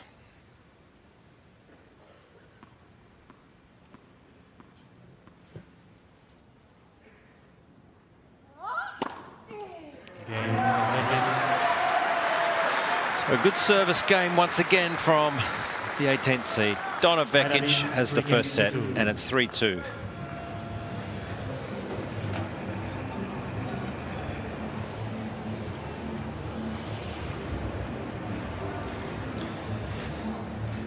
Well, Ola, just as you were alluding to, this is the Schneider average return hit points in set 1. The yellow dot is on the first serve, and then of course the red is the second serve. That's the first set, and as you can see, she's moved up in the court just as what you had suspected. So it's a positive change, and it's great that she knows that she has to do something different.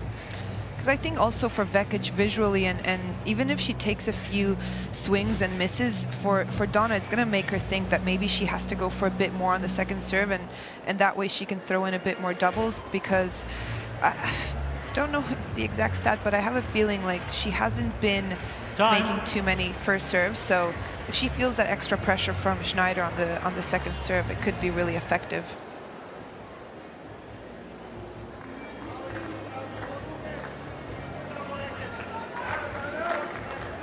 So just after 1 o'clock local time here.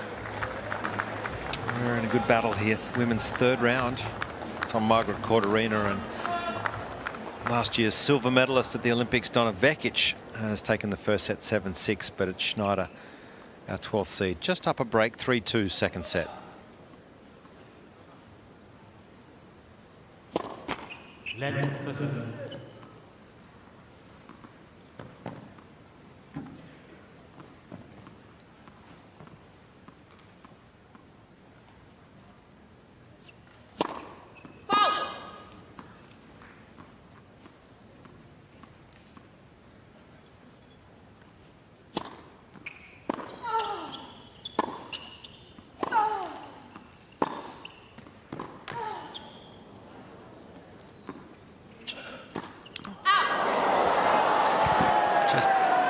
Lacked a little urgency and intensity to get to that, and wasn't not sure what she was trying to do. Yeah, it felt from this angle, I didn't know if it was maybe not coming over the net, but she felt very casual approaching that ball.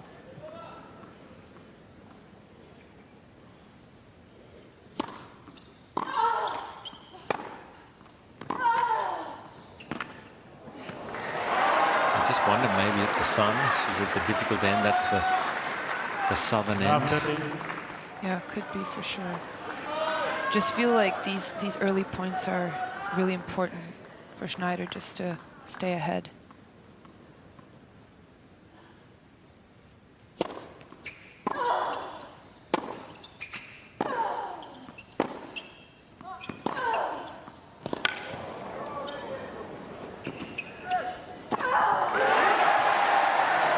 That's great aggression from Vekic. Brilliant ball striking, and earns herself 3 break points.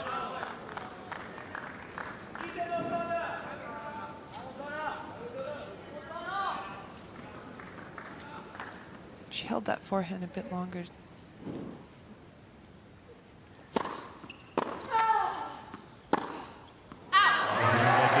That's a good comeback, isn't it, from Vekic?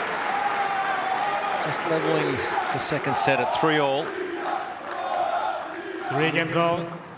Felt a bit sloppy from Schneider, this one, but it happens, and knowing her, she'll probably get right back into this return game and be on track, but... She rushed it a little bit, I felt.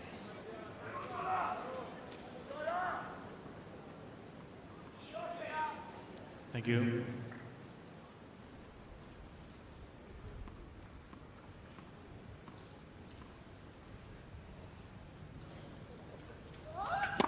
This feels a big game. You know, if you can keep the momentum, it's Such an advantage in our sport.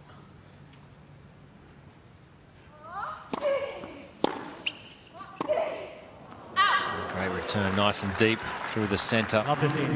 Yeah, don't they say the 7th game is really... I don't know. I mean, I don't love that saying, but it's right in this instance. I'm sure you've been told a million times. Yeah. Or every coach brings that one up. Especially when I was young, Yeah. they'd always tell me that. I almost didn't understand it.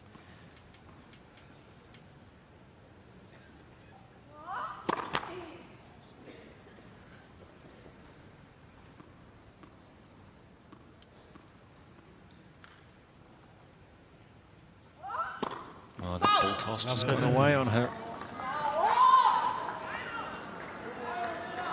You can see she's feeling the importance of this game.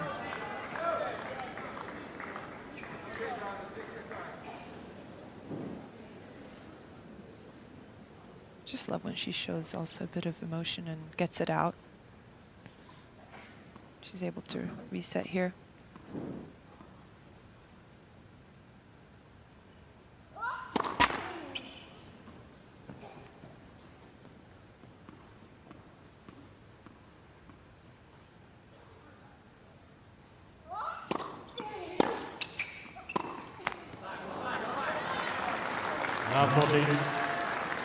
Now you can see the frustration.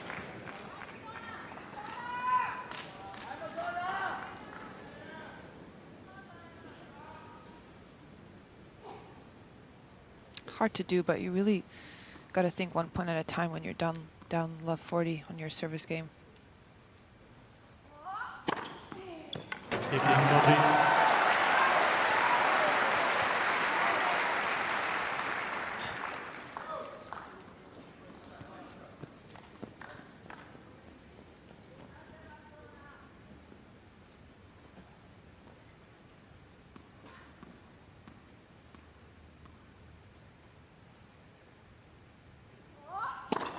Next, person.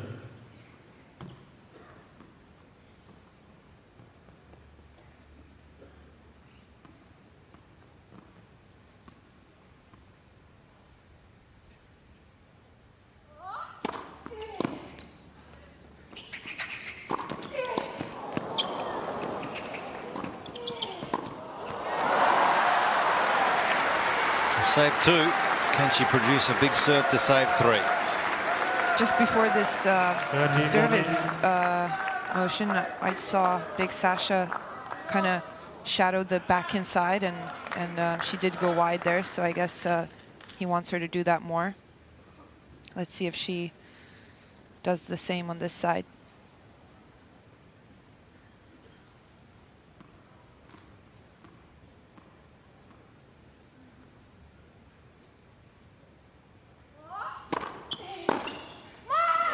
That's 3 brilliant serves. Found the first serve when she needed it. Back to Juice.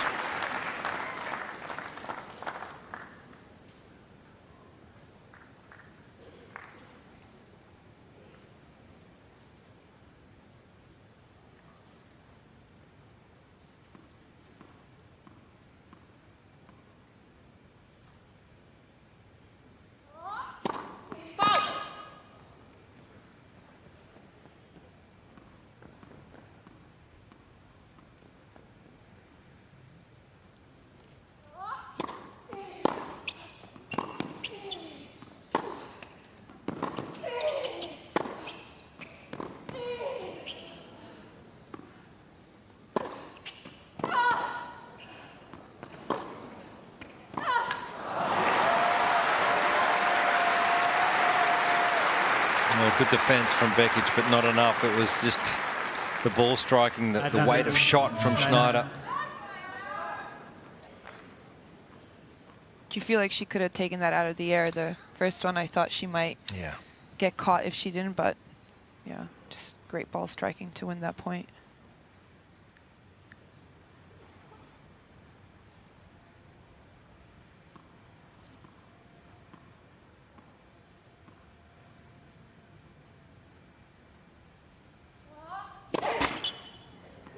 That person.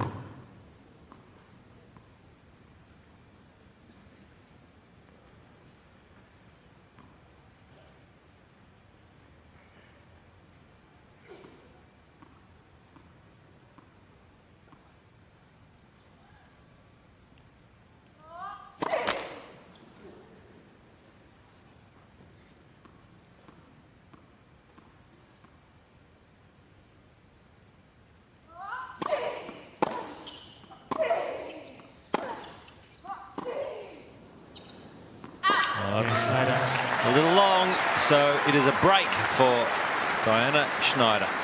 Leads 4-3, second set. First set, Vukic.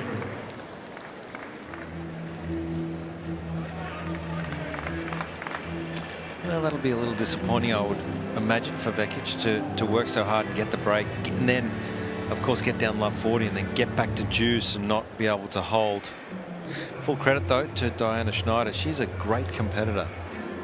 Curious to see, I felt like there was a lot of motioning from Donna to her team, and curious to see on this side when she's closer to them if there will be some more dialogue. And she definitely seems frustrated with something, but it could be just tennis. And maybe it's over information that, you know, like some coaches like to tell them where to hit and stuff like that, and that's, I don't know, I'm always a little wary of that. I'm not of course not saying that's not what Sasha's saying or what's going on, but yeah, it's never easy.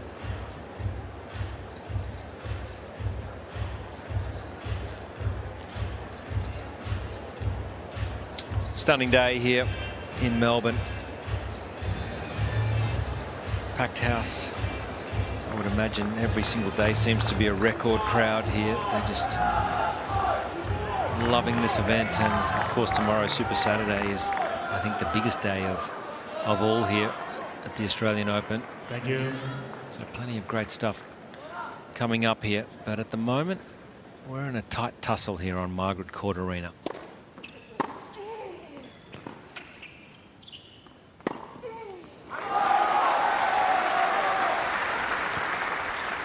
Love 15. I just feel Vukic is the aggressor, and the match is very much on her racket. Yeah, and even when she misses, she keeps going for it, which I love about her game.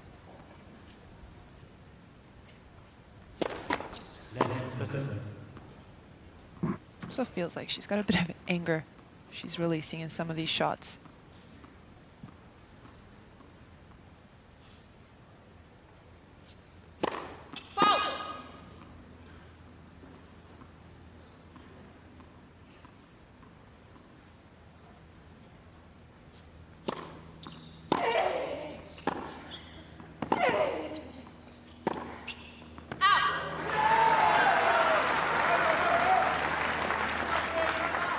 I think Donna really defending well this set is making Schneider maybe go for a bit too much, like on that one.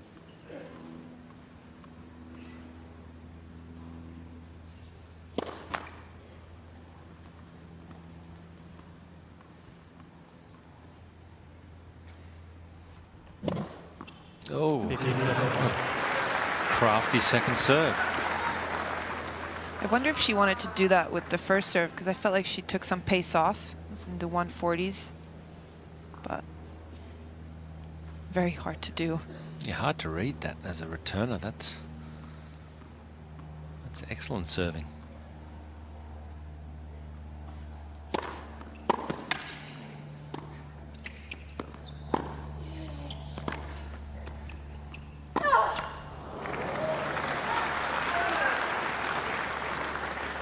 Off-pace slice. I find that shot really hard to, you gotta get up there with your feet and create your own pace and get under the ball. Not easy to do, but great mix-up from Schneider.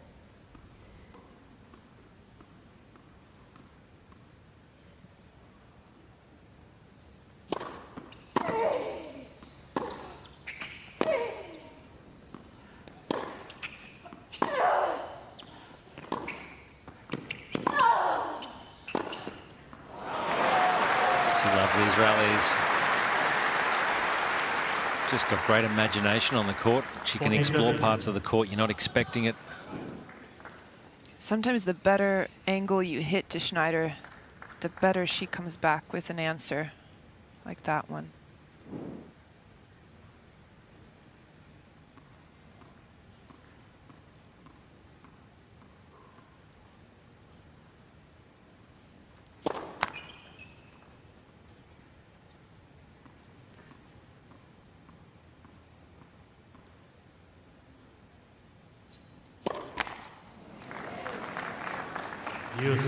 looks a little windy down there, huh? Yeah, it does. You can just see it's picking up.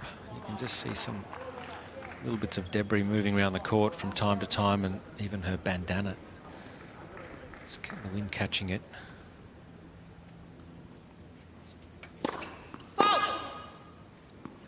You got to exaggerate the feet. You got to have good footwork in windy conditions.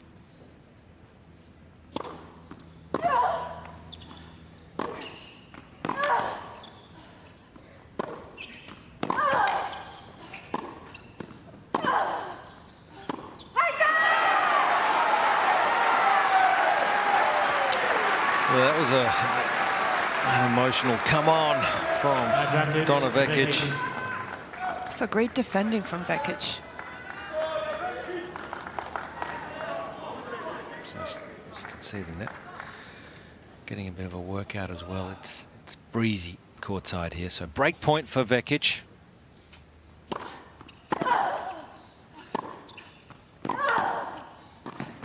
Well done.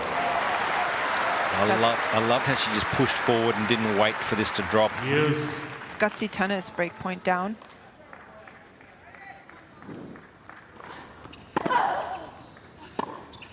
This one here, the feet continually looking to chase.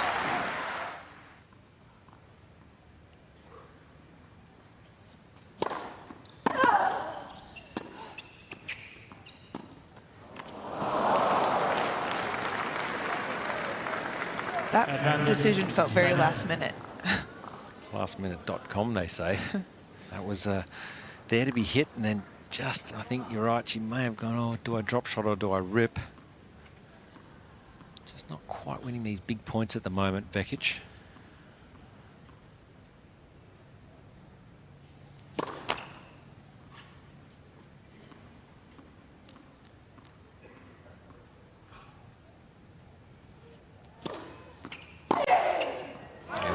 Good strike with authority.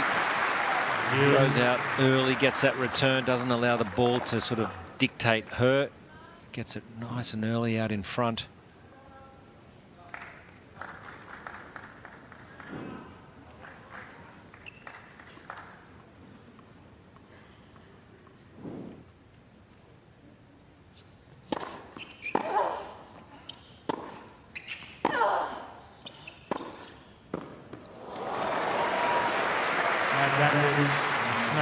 Just dropped on the line.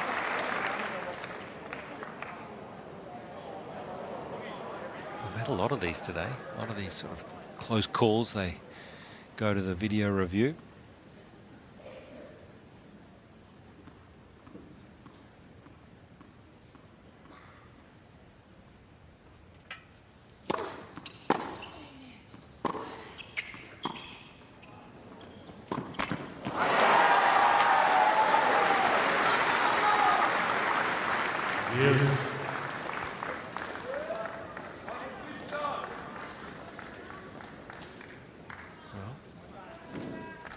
Such a pivotal moment in this match.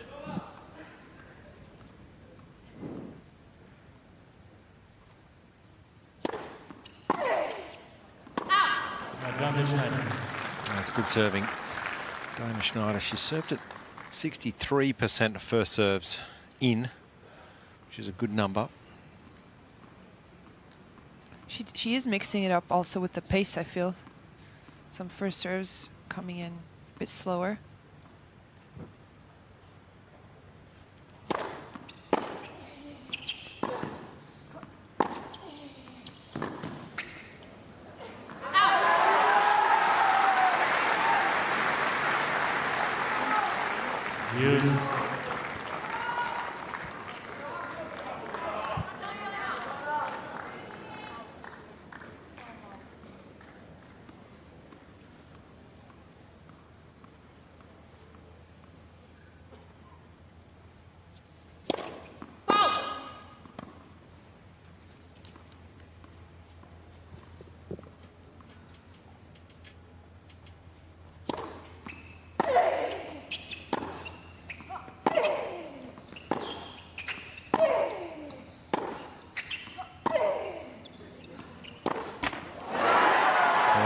clever play. I thought she may have just rolled it a little too short because she's a great ball striker, Schneider, when she has time, and particularly up high in that forehand.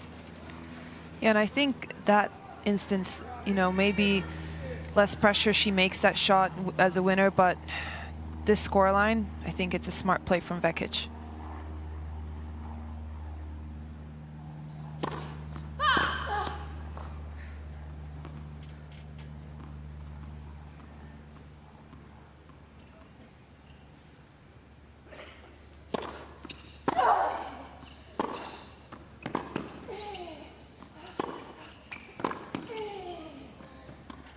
Yeah, too good.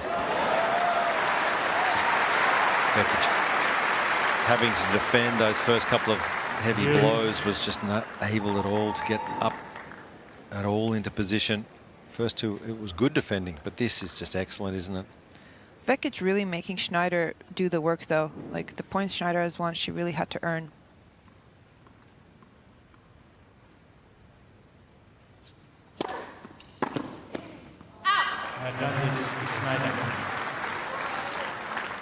Feels like a nervy game. I feel like they're both feeling the importance of it. Yeah, there's a lot riding on it, isn't it? Isn't there at 4-3 Schneider with a game point, nearly a 10-minute game duration.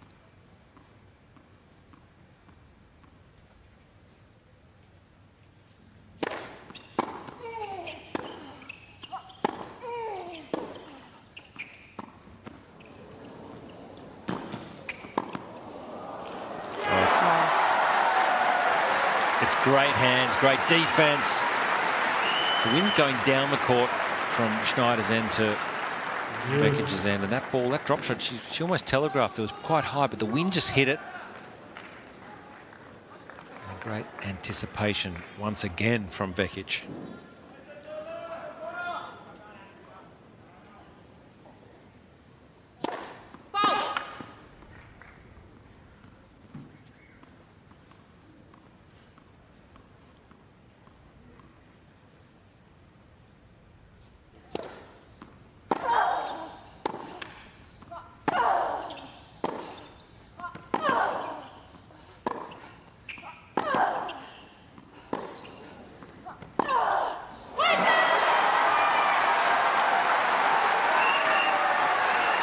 Such good tennis from both players all day long here. Advantage, Vukic. And it's Vukic with another break point. This is what Vukic does so well and I think where she's had a lot of success last year is when it matters, she really turns it on and really takes it to the player.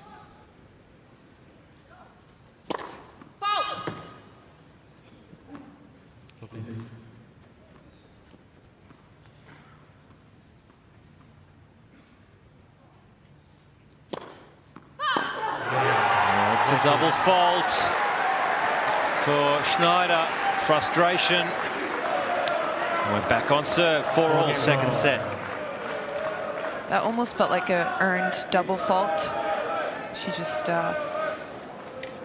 played so well to get her chances, and yeah, Schneider probably felt the occasion, but great tennis by Vukic.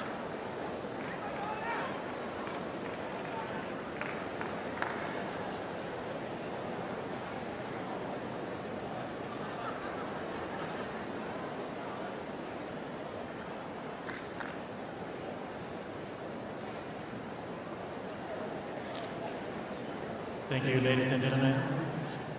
Players are ready.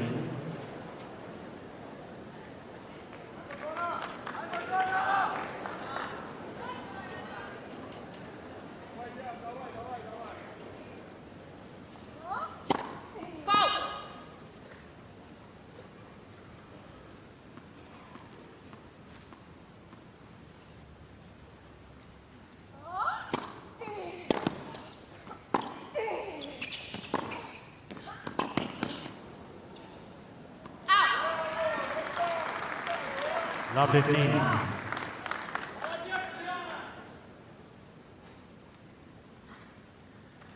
Just feels like the whole match, Donna's just having a bit more success with being the aggressor than Schneider. You just see, just practicing that ball toss. It's not easy. That ball going straight up into the sun.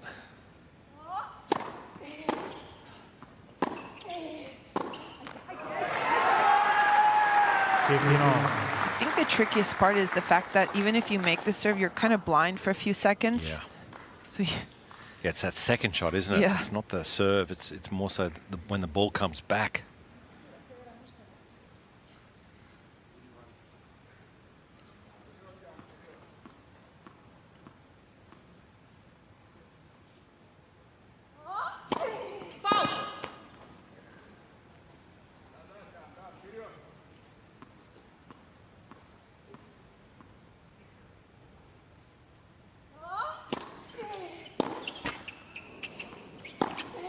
Loves it. She just loves that change of direction on that forehand. She gets down low and just cracks it. 30-15. I think sometimes it's good to go behind, but if you have the hit and you just to make Schneider run from that side all the way to the other, if you make that, that's, I mean, that's a guaranteed point.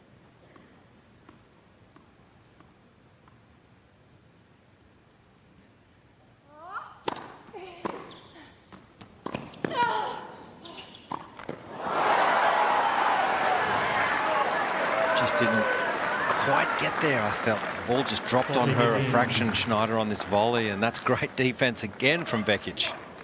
It's like she hesitated a little bit. Wasn't sure if she'd hit a swing volley, then probably changed her mind. Maybe the wind had something to do with it, but... Yeah, that shoulder height probably could have been a swing volley, you're right.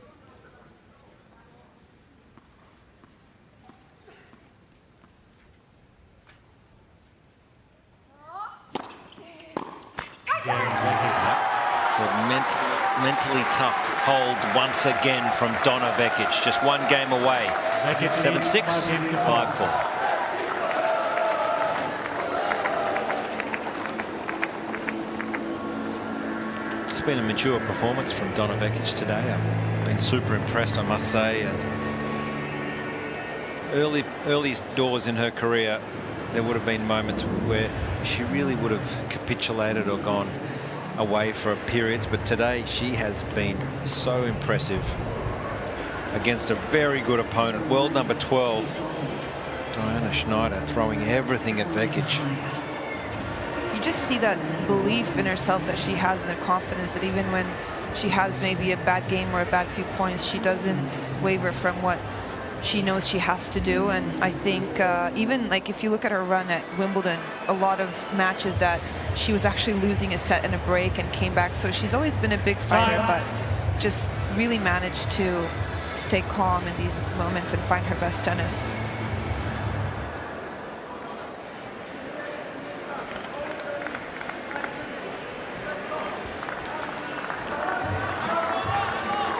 So getting down to the business end of this second set, it's Donna Vukic who's in front. We're on serve though, but it's a big moment. Diana Schneider serving, I think, at the difficult end, coming out to having to serve to stay in this match.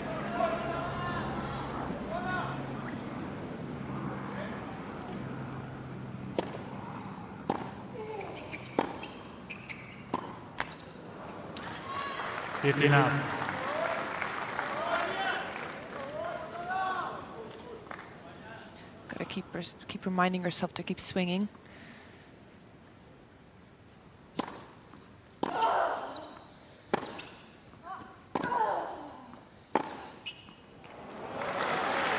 Again, that knuckle just barely clipped the outside line.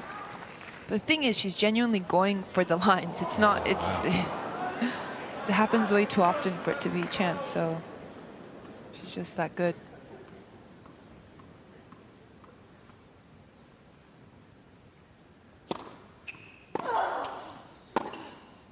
Yeah, this has been a good response after a tough few games not going her way. Racing out to a 40-love lead.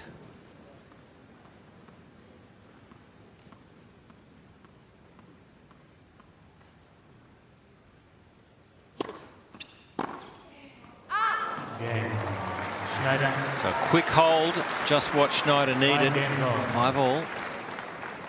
Haven't had many Oh, it's close. Yeah, we haven't had many easy service holds.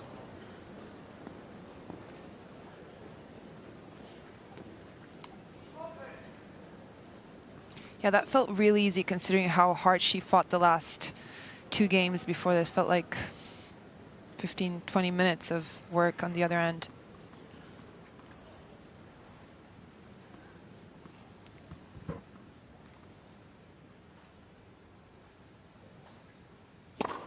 Net for serve.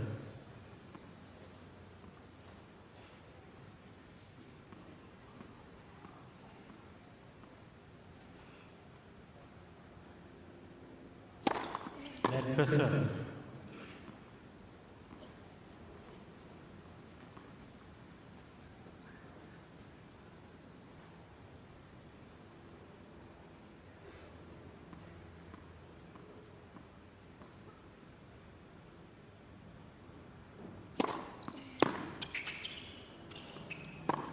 Gee, that's a good return.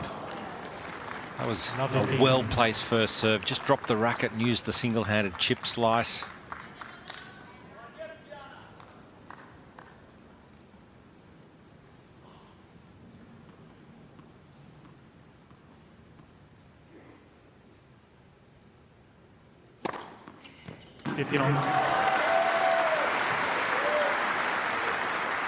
Good response from Vukic. Important to not get too behind in a service game like that. 5-all in the second.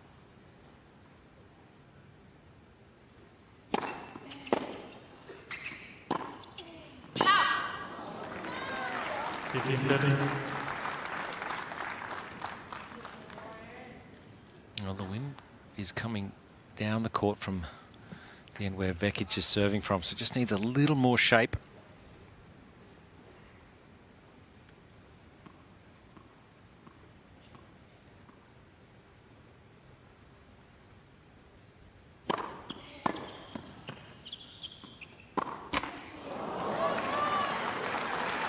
And it's now Aryna Schneider with 2 break points. I mean, she's been a bit stiff. A lot of these. This one just clips the top of the tape. The other one just long.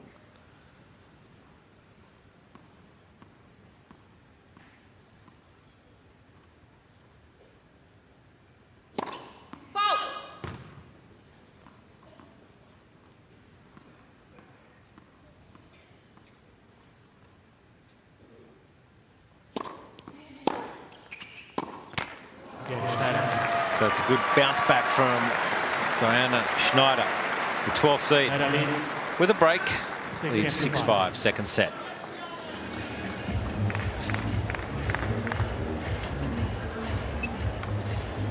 Quite a few momentum shifts this set. Yeah. Didn't really think these 2 games would go this way. No, I thought if anything, it was the good end for Vukic, where she could be aggressive, use the wind, and just lacked a little bit of margin. So I'm sure Aryna Schneider feeling a little bit better than she did 5 minutes ago. For sure. But she's still, you know, I don't hear much fist bumps or come-ons. She's been quite quiet this this match, I feel. I would like to see maybe a bit more positive feedback, but then again, everyone's personality is different, and this probably works for her. Yeah, you're right. She's fairly neutral, isn't she, with her emotions, and done a good job though of sticking around deep in this second set.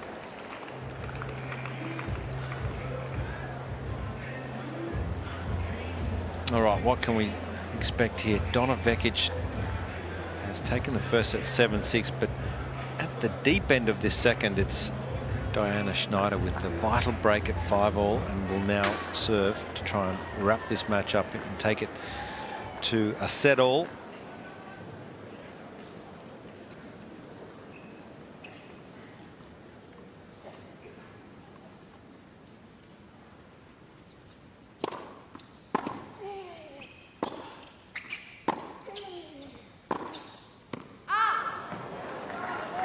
Not 15.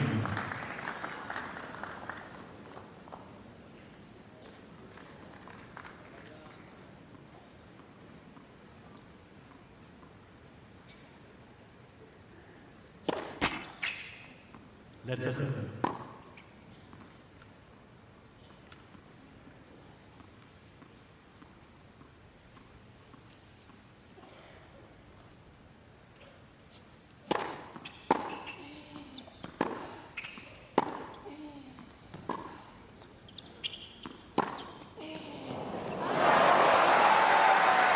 I think if anything, that hitting into the wind is helping Vukic, just giving her a little more protection where she can swing with freedom, knowing the ball's dropping a little more.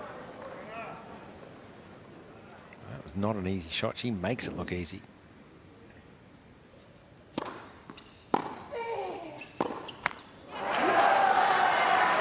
I think having, I don't think Vukic was too happy with the previous 2 games, and you can see there's just a bit more freedom with her swings.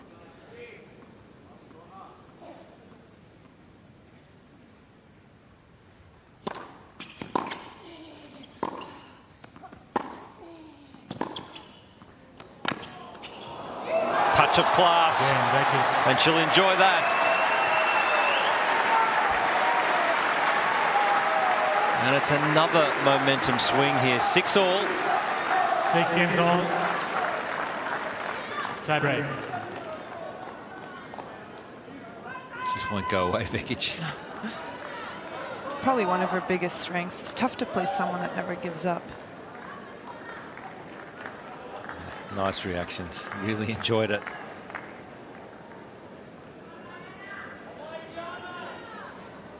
Also like how she's taking her time, even between points, not rushing.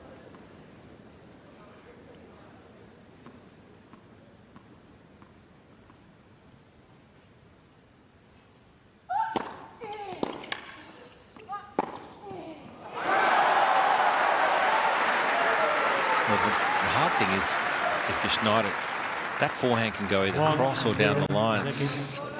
I mean, she fooled me. I thought that was going line. So did I. And so did Schneider. She was on the run already out there.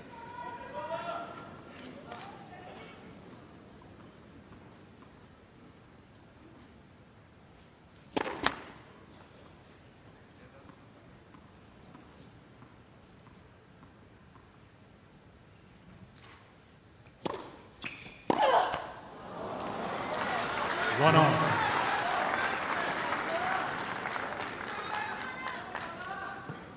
Feels like you want to make this the second serve and just make her play.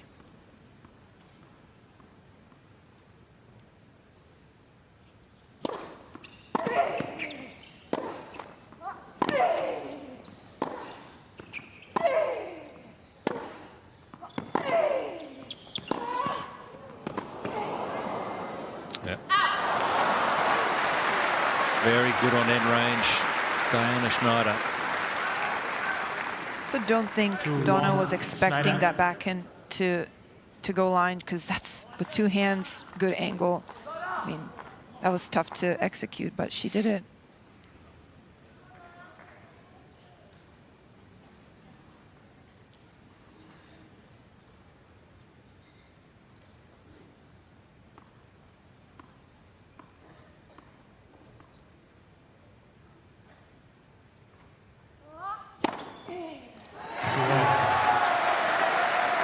Luxury, isn't it, to have a serve where you can win 3 points when it matters. 8th ace for Vukic.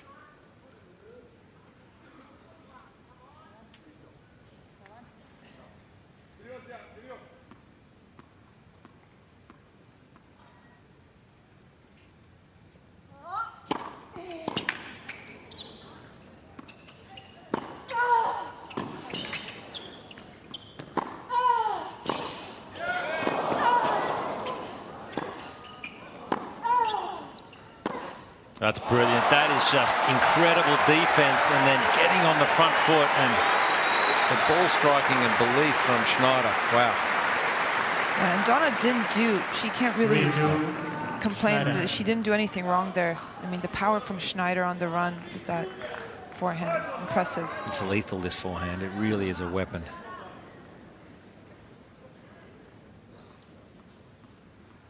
So we got a big fist bump after that point.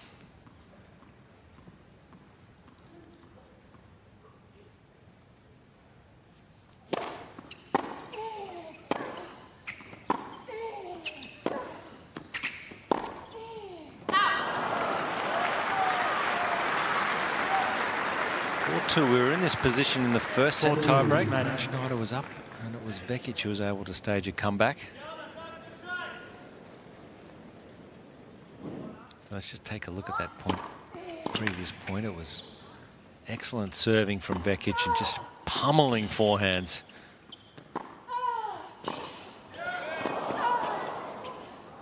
But it was eventually Schneider just with the forehand, upping the speed, and So awesome. to generate that angle, I mean, she's so good at opening up the court with that forehand, no matter where she's caught.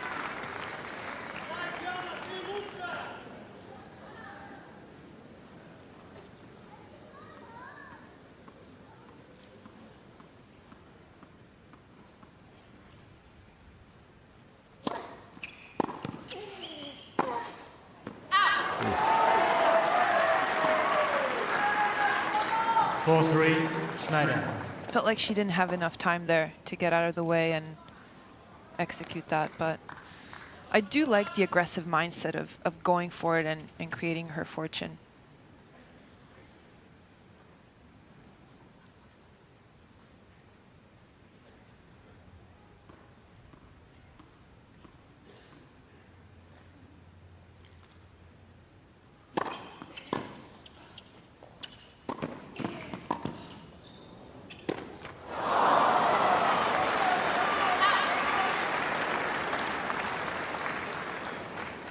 Three, Schneider.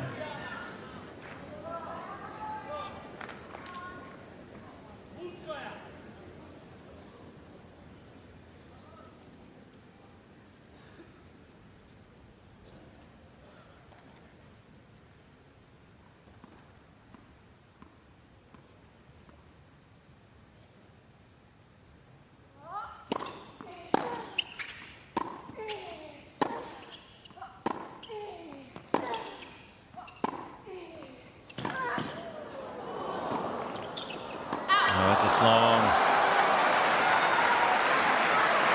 So the defense from Schneider has been so good in this tiebreak. 6-3, Schneider. 3 set points. So I think that overhead was a bit lingered, that negative feeling a bit too long.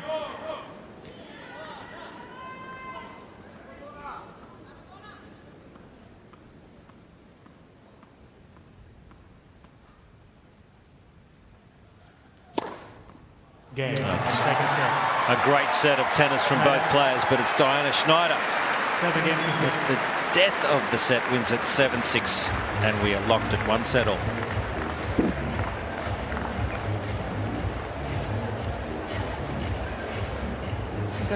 We got a smile there from Schneider after winning that second set, which was nice to see. Poker face until then, though. She's a good player, though, Isla, and I know you lost to her in the previous round, but she's been impressive today, I've got to say.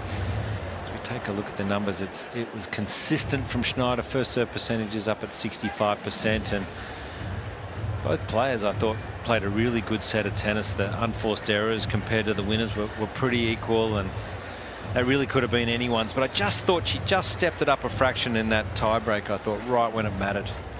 Very, very impressive. Yeah, I agree. So many momentum shifts. I wasn't sure at some point who I was going with, or you know, it was very hard to predict how it was going to turn out. But those stats look like it's just a great match from both, which is nice to see at this stage of the tournament.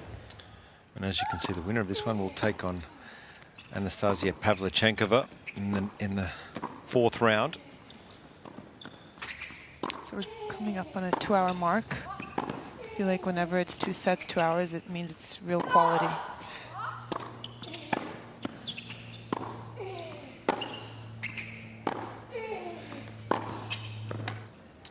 So in the end, it was Aryna Schneider coming up with the goods in this second set.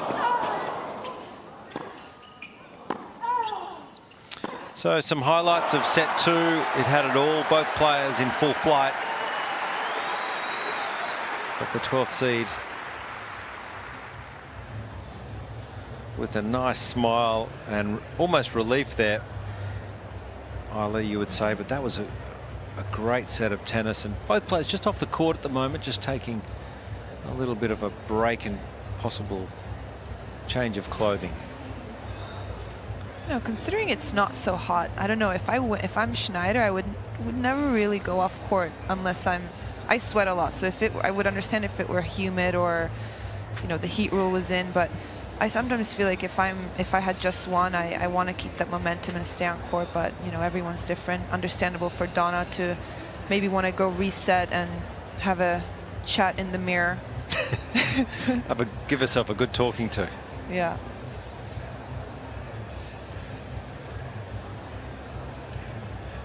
So around the grounds, great stuff there. Some of the kids, it is such a wonderful event. It's more than just a tennis tournament. It's got everything here.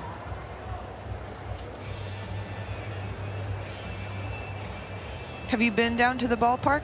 Haven't been down there just this year. Have you? Yeah, I went yesterday. It was Hot Shots Day. It was very fun to interact with some of the kids, and they have a cool water slide. But yeah, it's very fun. I have noticed that M&M's has come on as the new sponsor. I don't mind M&M's. I see they're giving a lot of M&M's out to the kids. Are you more milk chocolate or peanut? I'm partial to both actually, but probably milk chocolate first, and then what about yourself? I'm not really about the M&Ms. I'm more about like Cadbury Top Deck. That's my. I love that too. Yeah. Love that. So a shot there of the MCG top right.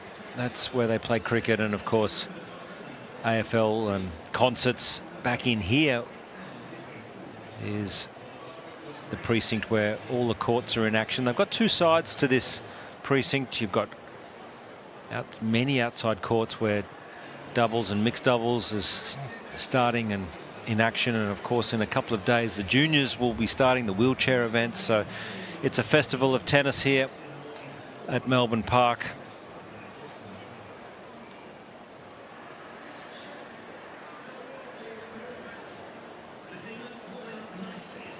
And that's a shot there of Rod Laver Arena with the roof open, the players pod there, where 4 levels where the players can have some lunch and rest, recover, and just hang out. It's very spacious.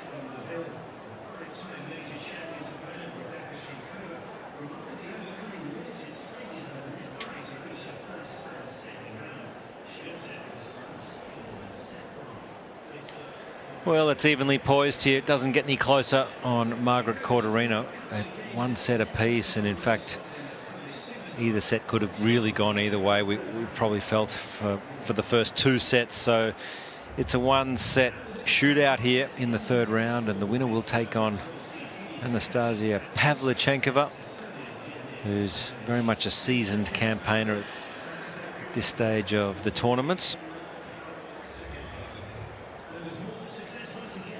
Really hard to predict how the 3rd will turn out, but what are you thinking? I mean, What do you think? You're the expert. You're the player. You know, I think I'm giving the edge to Schneider a bit, just because, I don't know, it's just a feeling at this point. I think Vukic might maybe be feeling it a little bit physically, so I think Schneider might ride off of the wave of, winning the 2nd set, but really, really close.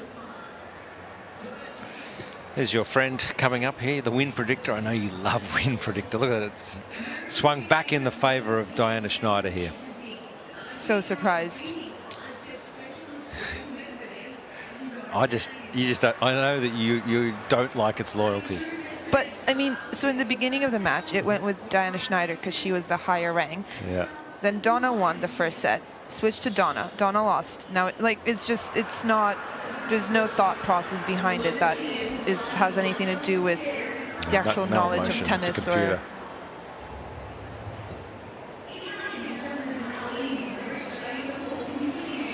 All right.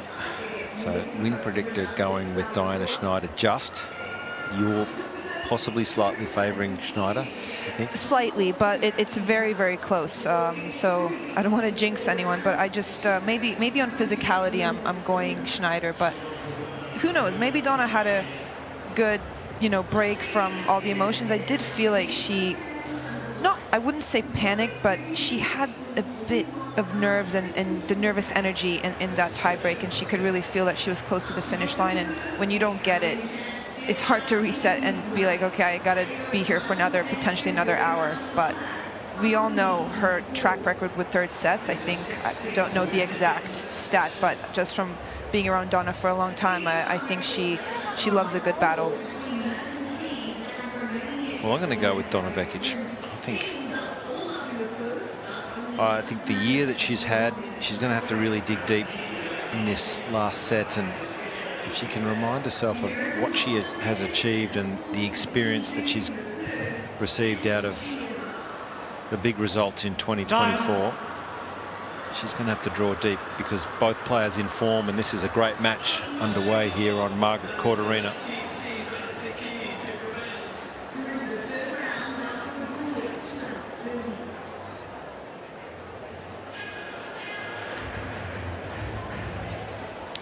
Just going for a fresh racket here. How many rackets do you take out on court? About 2 or 3. I'm not really the player that changes rackets when it's new balls. I go by feel. Yeah, you must take more than 2 or 3. No, sometimes I just in your go, match? Yeah. That's ridiculous. I cannot believe that. 2 or 3 rackets. Yeah.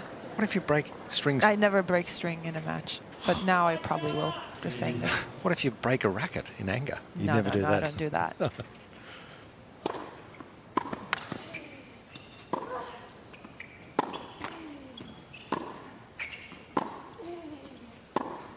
There would be no other player, male or certainly female, and of course male. There's no way they would only take 2 or 3 rackets. You're an anomaly. But also, because I know I only have 2 or 3, I know I have to keep my emotions in check and not break a racket.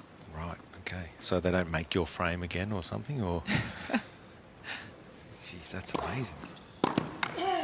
Oh, gee, she's painted the lines today. So brilliant, particularly with the forehand, Schneider.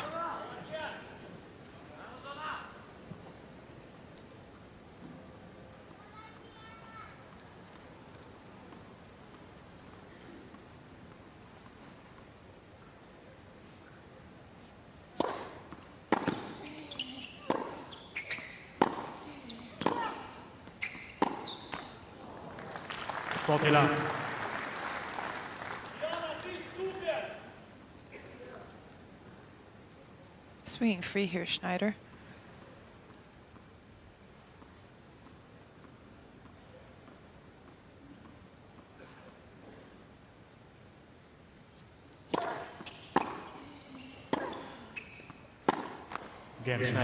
A quick service game, just what you want to start the opening of this third set with your team, Schneider.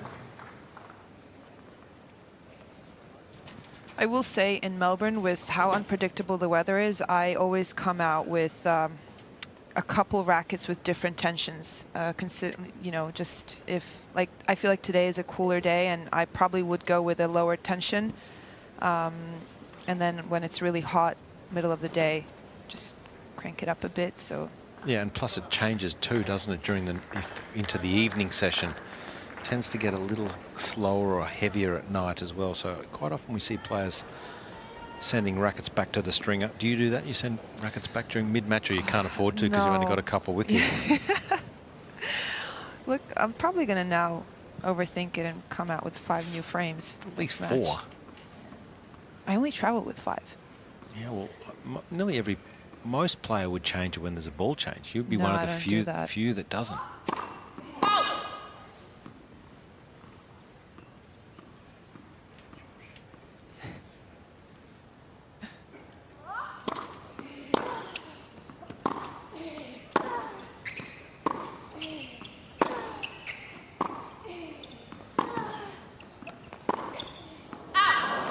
It was on, the shot was there. Love 15.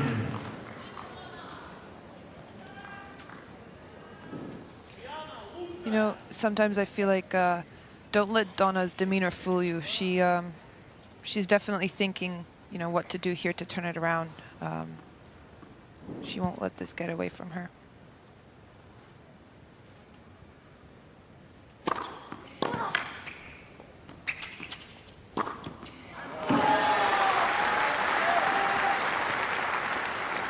15 all.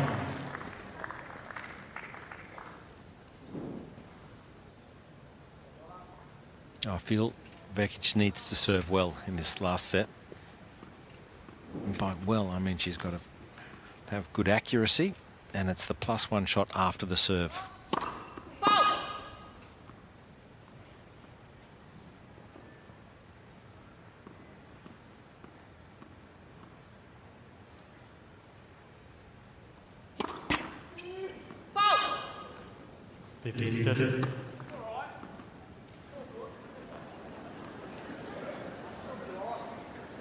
You just love the Aussie fans.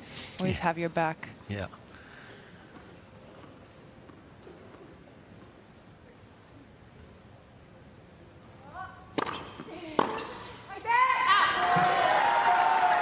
That's all.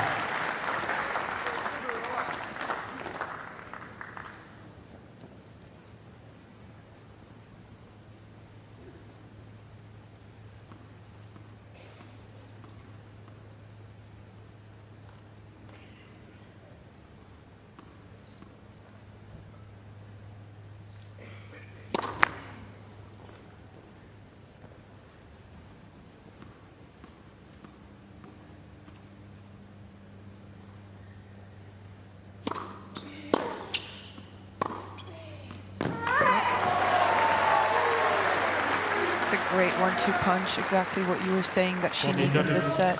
Yeah, I think that's the key, isn't it? Because if she can land the serve in accurate places, she will be able to get a lot of these sort of mid-court balls. And once Donna Vekic gets a mid-court ball, there's not many better players in the business at really putting you under the pump, under pressure straight away.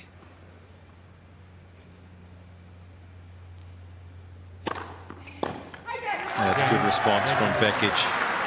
1-all. 1 game all.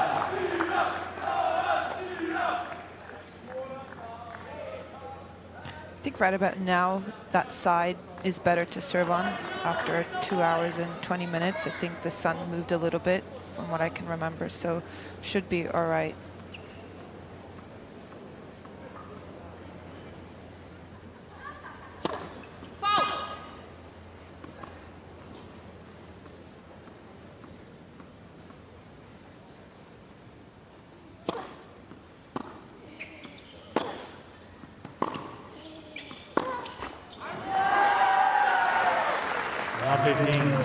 Why Schneider would have had success on all surfaces.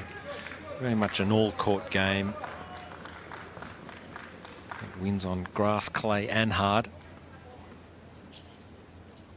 last year. 15 all.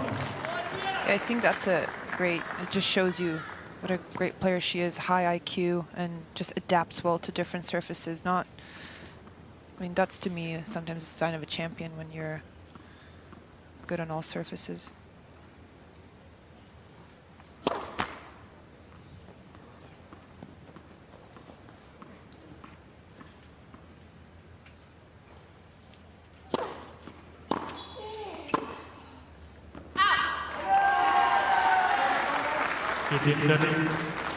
Yeah, still just 20 years of age, Diana Schneider, so such a bright future.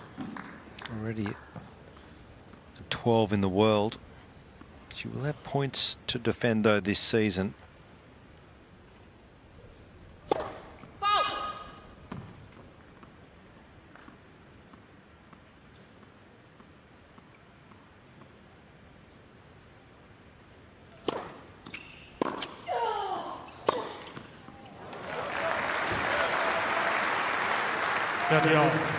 It's always the tougher ask, right? You have a breakthrough year, and then to back it up the next year is when people already know you a little bit on tour and know your weaknesses and your spots, know what your tendencies are, and to back it up will be a big task, but not impossible.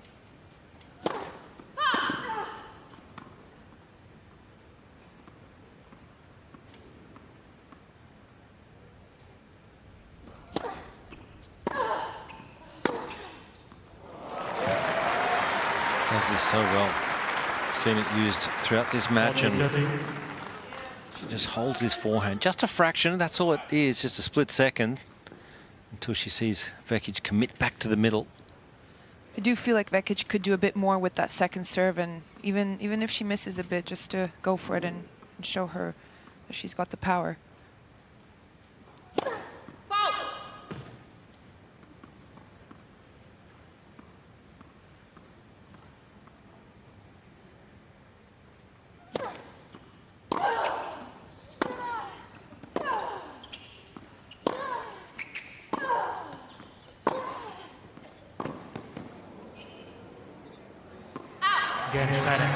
A good effort from Schneider. Bit of trouble, but holds. And we're on serve. 2-1, third set. Two games to one.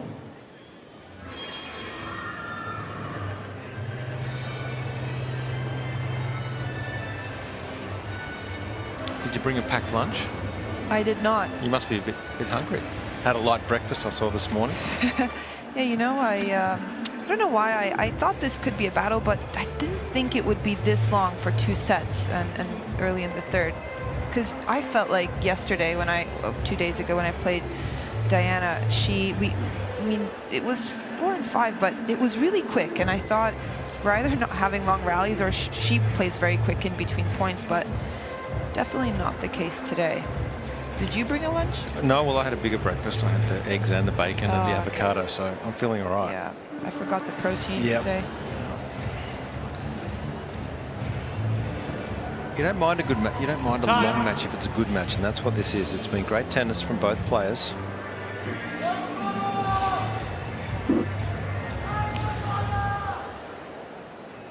So we're still on serve, 2-1 in this third set. Diana Schneider coming off the win of her life, I would say, in the previous round, beating Ayla Tomljanovic, is joining me today.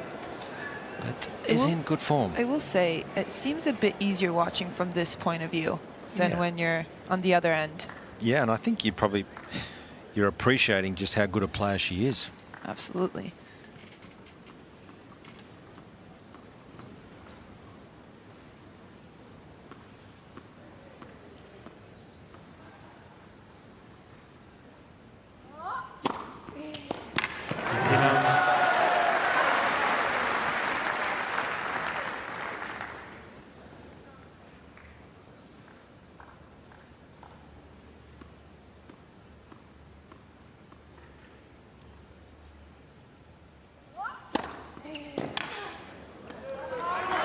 Got to feel pretty good, doesn't it? A couple of free points to start your opening service game. So I think Donna's real weapon is the fact that she can hit, you know, a lot of serves with the same ball toss, so it's very hard to read it.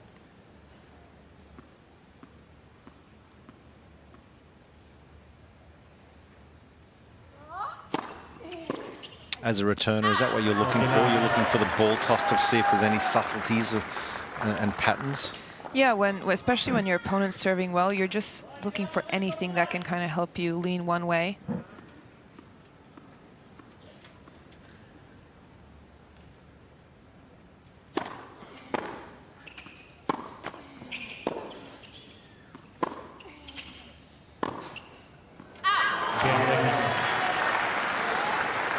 So they've been few and far between the quick service game, so Vukic will enjoy that.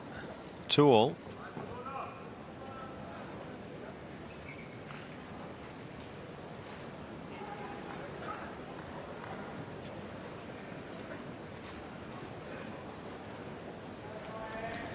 Why don't we hear that?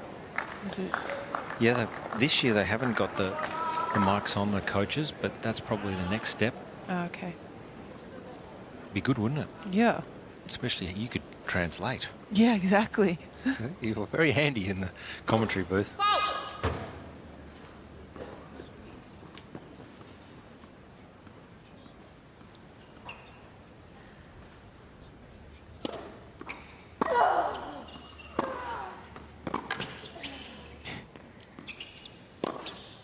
Oh, it's great angle, great imagination. I just like she finds parts of the court which are not easy to get to.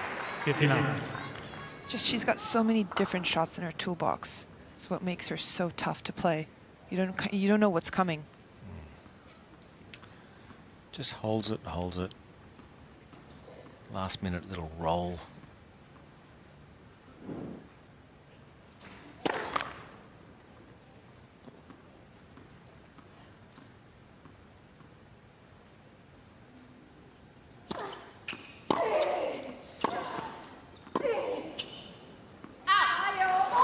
there's one thing you think Schneider needs to push on into the top 10, or even in years to come even higher, what do you think she would need to improve? I think being a lefty, she could put a little more the leftiness on the serve and make it more uncomfortable for us righties. I think that would be a big one.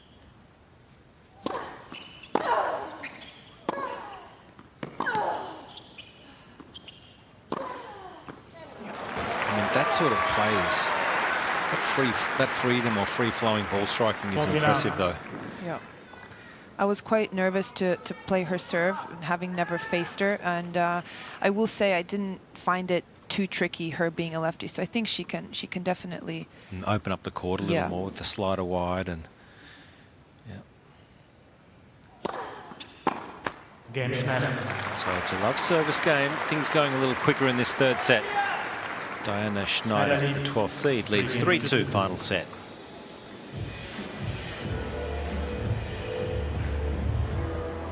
Do you think being a lefty is a big advantage? I do. Yeah. I really do. I think it's, I think particularly on different surfaces as well. And as we both saying, I hated playing against lefties, and I know you felt uncomfortable as well. I think most would. There's very few people would enjoy that, but yeah, I don't know. I think it's a big advantage. Yeah, I also find it with Diana tricky because everyone tells me I should match up well against lefties because of my back and going to their forehand, and if their forehand is more of a weaker side. But the problem with Schneider was that was her weapon. So a lot of times she caught me with the forehand line. So I would have to turn into the pattern that's maybe not my favorite, which is going through the forehand to her backhand. So she definitely made me think out there.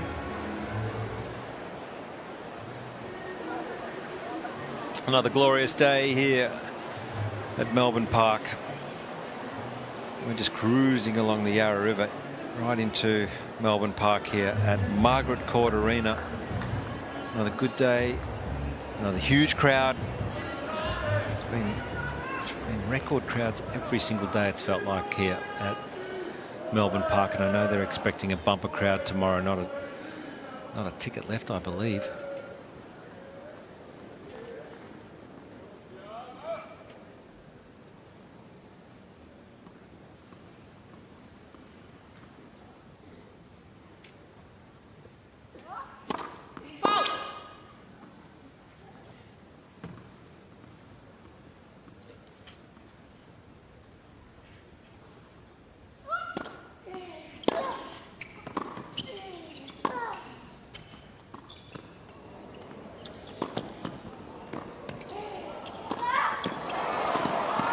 Too good.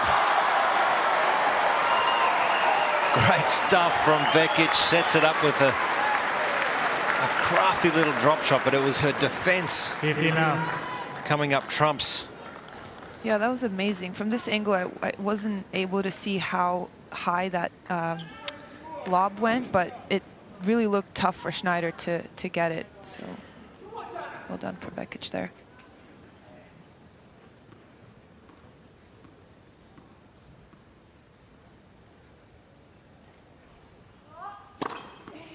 Now. 67% of first serves in this set for Vukic, winning a few cheap, easy points. That's what you want.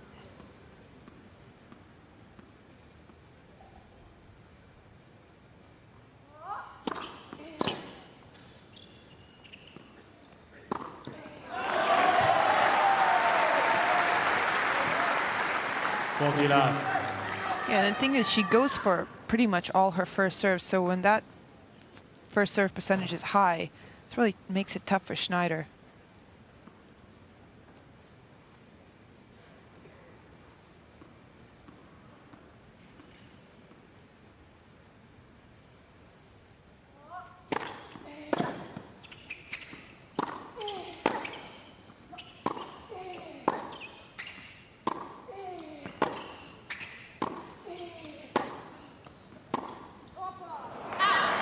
That's the first point she's lost on her first serve in this set.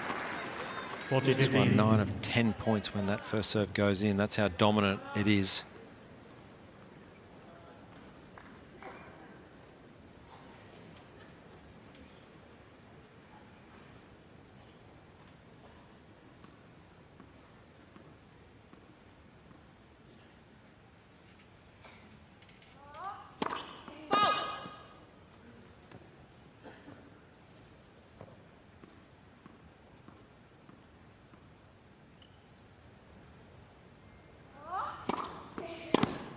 Game. It's getting interesting now. 3-all, final set. 3 games on. It's really hard to... Are you still sticking by your pick? I'm sticking with Vukic, and I know. Are you still sticking with yours? I Schneider? don't think so. Changing. I think I You're like win predictor, yeah. showing no loyalty. Why are you changing? I just feel like this stage of the match, this is when Donna's experience and strength kicks in. And I guess maybe Schneider hasn't been around long enough for me to Thank you. also learn her tendencies in these situations. So I'm just drawing on Donna's experience. She's a more mature player, so maybe knows herself a bit better.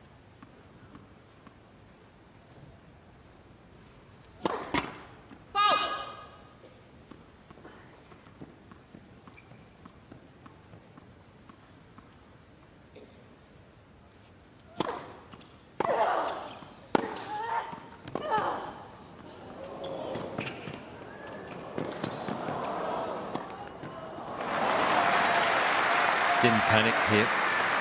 This was a sort of somewhat of a miss-hit short shot, but 59. great movement up to the short ball. That was really great, actually, by Schneider, because that's so awkward, and Oh, she yeah. had so much feel to get that and didn't panic on the volley.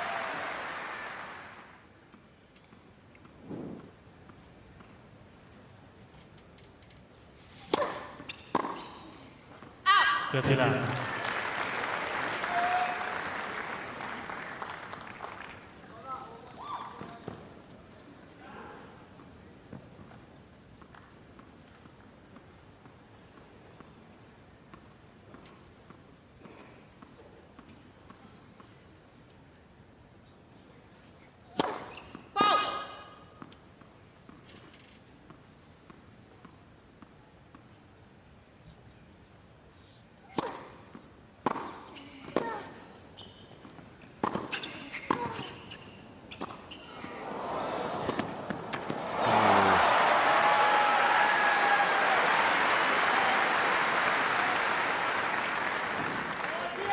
nine. It's just quality from Schneider to get that. She's got so much feel. I mean, to play that lob to Donna's backhand, also making sure it's not to her forehand.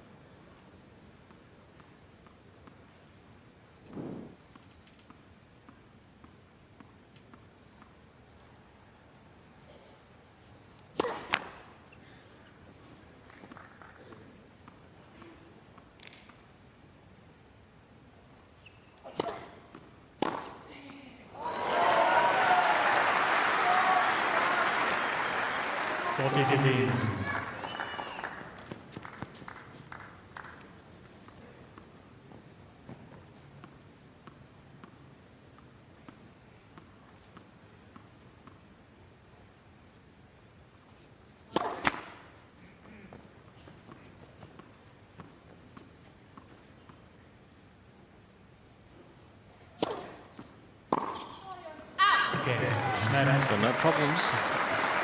Both players holding comfortably. It's 4-3. Schneider leads third set.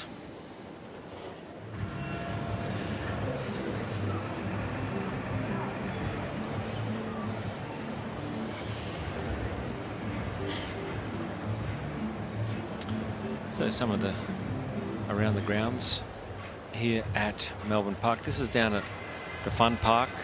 The activities that the kids can pick up a racket, Hot Shots kids, all the wonderful things. This is what you were part of yesterday, Isla. Yeah, and you actually, it's really cool. You can see how fast you're hitting it. I wanted to get competitive with the kids, but it wasn't warm, and I cannot afford another injury, so I was just watching yesterday. What about the slide? Did you have a crack on the slide? The slide, oh no, I'm Maybe not so a bit good for too your old knee. for it. I don't want to break it or something. I think it was only, there was definitely an age that was allowed on it, and I think I'm a bit over it. Time.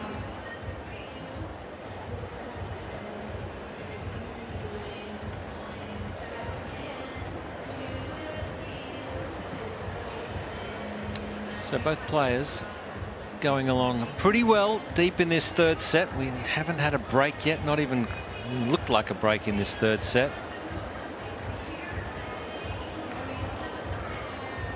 In fact, very few breaks all match. I do feel like maybe Schneider has a bit of an edge when she's ahead and Donna's always serving to stay in. So that's the only thing I can think of, that maybe she's got a bit of an advantage.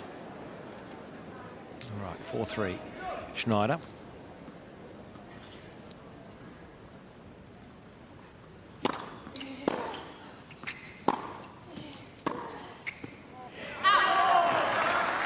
A little bit of a loose one, and that's about as much animation as you'll get, or emotion you'll get, from Schneider.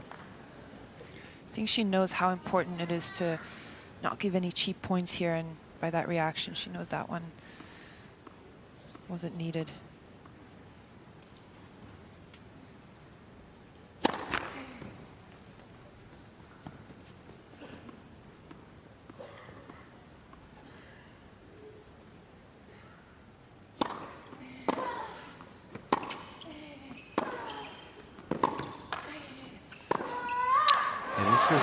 This is what Schneider can do. You get the feeling at some stage she can just sort of catch on fire or just ignite 3 or 4 really brilliant shots and crack a match open.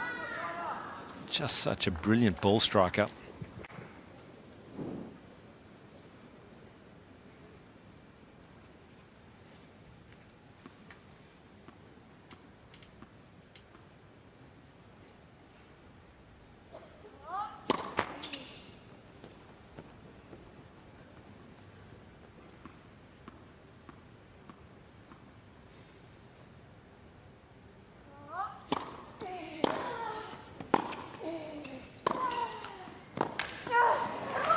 Shot back in behind Vukic, starting to pay dividends. I feel like this is as vocal as Schneider has been this match.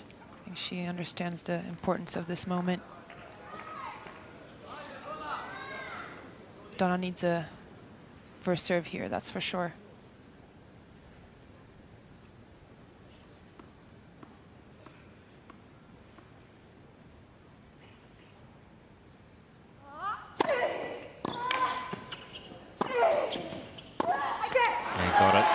That's what she was desperate for. 30 all. Schneider actually almost ran over the ball too much, so it got caught in between her body. She was probably worried to get back in the court, but Donna didn't spread the court there, so pity she couldn't get that ball neutralized.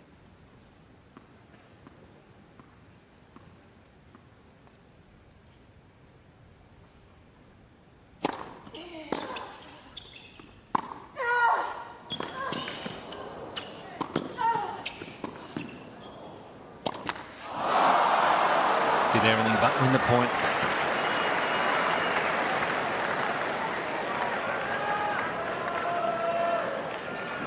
That was a great pickup. And again, maybe just didn't do enough with that approach shot, didn't put it to a corner. Do you think it was in her head that she missed a... Possibly. Yeah. Yeah, the previous smash. So it's a break point. First one of this third set.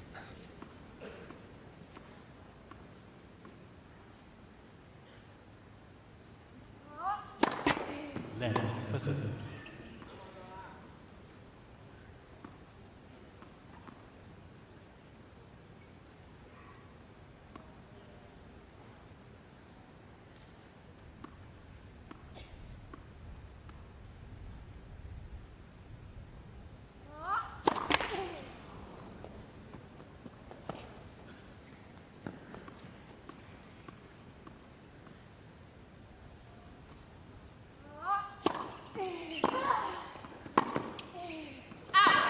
That's the first break of this third set.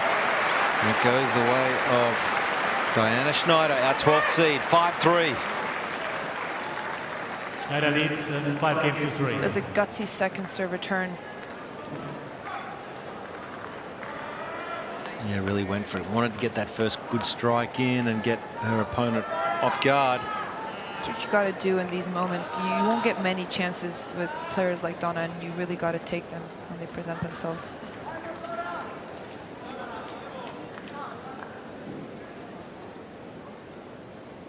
Thank you.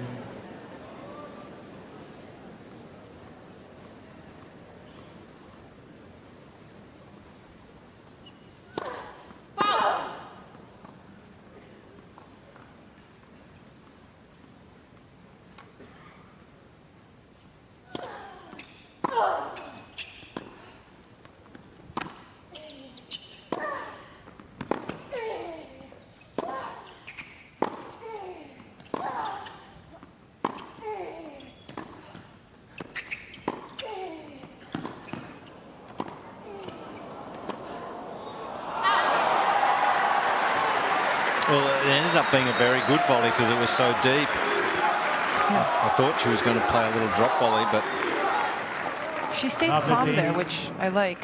I don't think Donna's maybe the most comfortable at net, but this, apart from the overheads, she's done really well when she's had to volley.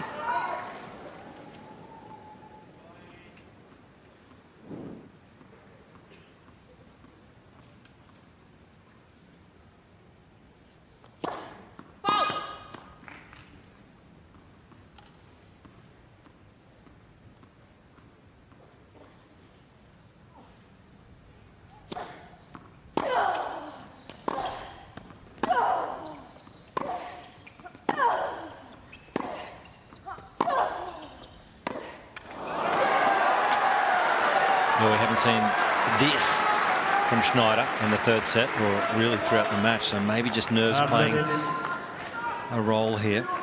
Yeah, and good for Vukic to make her play as much as possible this game. Just make her win it if she can. Nothing cheap.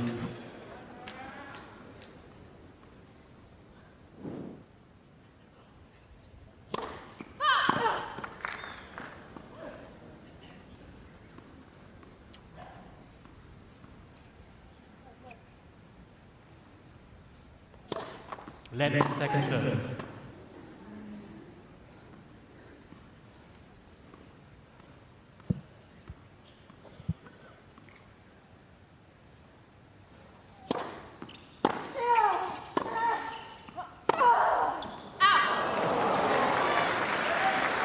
Didn't miss by much.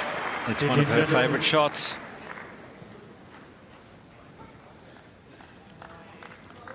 That was the right shot to play. Didn't execute, but sometimes you got to invest in these points, and even if it doesn't pay off right away, she'll get the next one.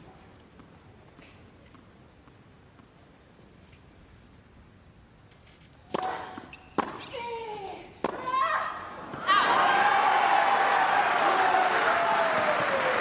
another twist here. It's 2 break points for Vukic.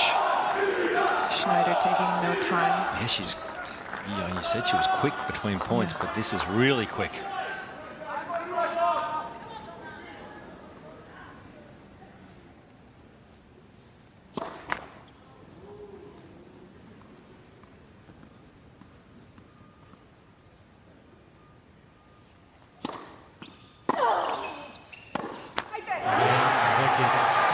Well, the show continues. It's a break back from Donna Vukic, and we're back on serve. 5-4, final set.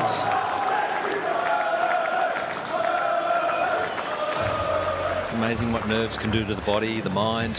It's such a hard game to win that last game when you're trying to close out a match. It's also such a fine line where you don't want to mess with the player's personality, which is she likes to play quick, but there are times, I think, where she can implement just taking her time a bit more between points, and because, you know, you could see the negative body language after missing the first serve and shaking her head.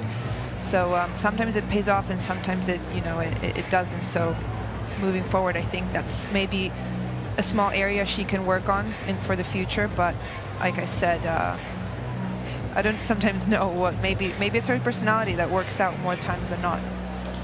Yeah, I think that the more often you get to these positions and you feel more comfortable and confident and you have your routines, your patterns, there's still a lot of upside for Diana Schneider, you would imagine.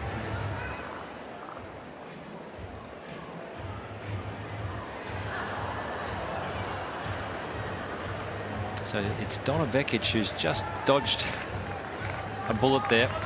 It was Schneider serving for the match, and it was a strong return game, so Donna Vukic gets the break back, but she now has to serve to stay in the match.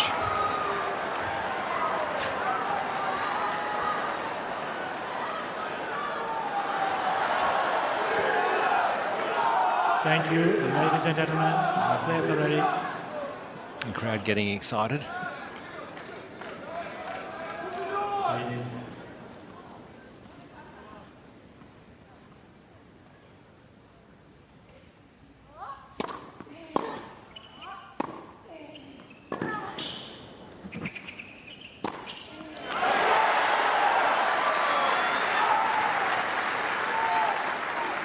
Now.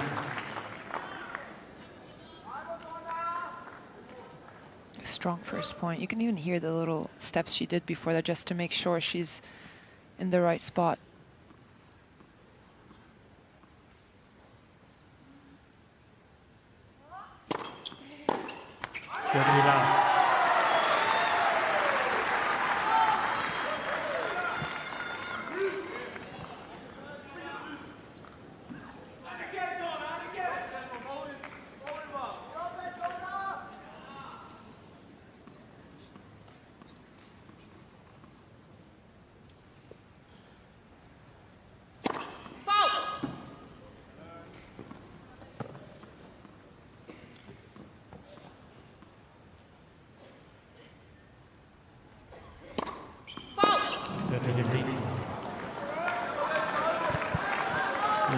Just the fourth double fault of the match. It's been a good serving performance from Vukic.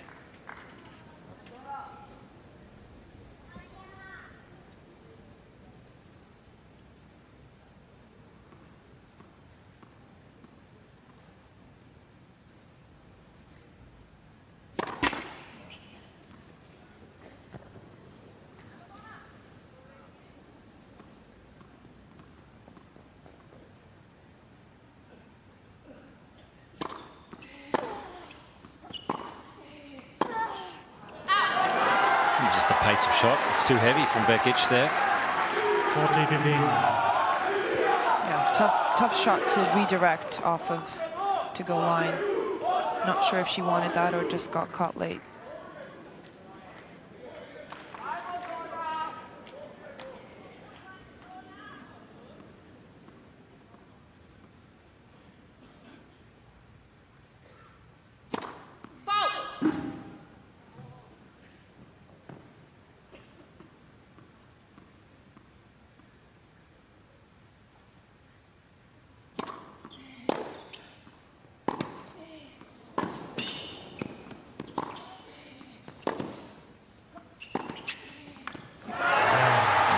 Such good quality from Vukic, leveling this third set at 5-all. Ball change.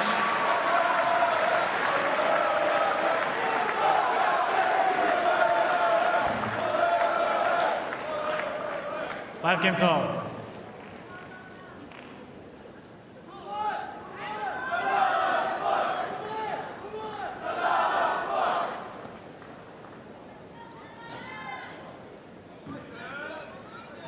Time for Schneider to just reset and leave the last 2 games in the past and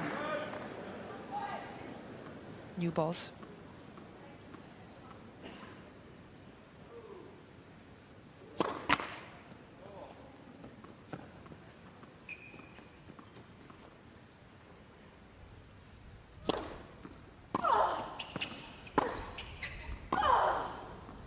She's still playing. Now 15.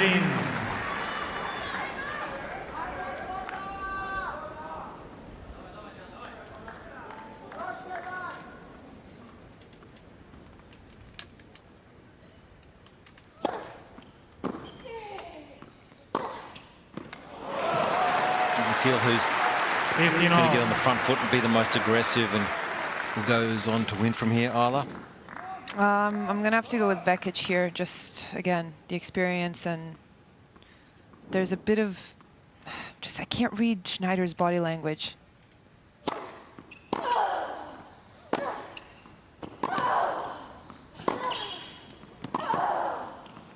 Oh. Yep, you're just like win predictor. All over the shop. That's great hitting, isn't it? From side to side, having to spread the court, as well as Schneider has defended. She finds herself in trouble here at 15:30.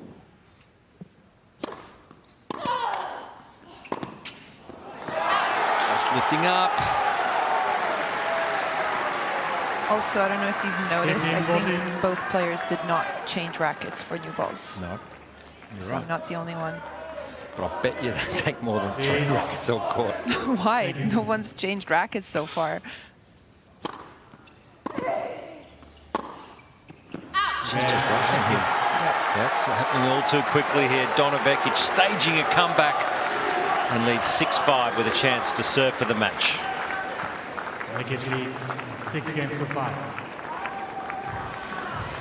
So if you notice in the last 3 games, ever since Donna went down 3-5, it's like she almost relaxed and stopped with all the emotional stuff after each point, and even when she won, she didn't get too excited. And I think sometimes that's where when she's at her best, when she's just really, really calm. And you could see from Schneider that there's just a lot of anger. Even when she hit that winner, I wasn't convinced that that was, yeah, She was rushing as well, just taking way too short a time between points, so just wasn't able to clear the mind and have clarity about what has put her into a winning position and what tactics were working.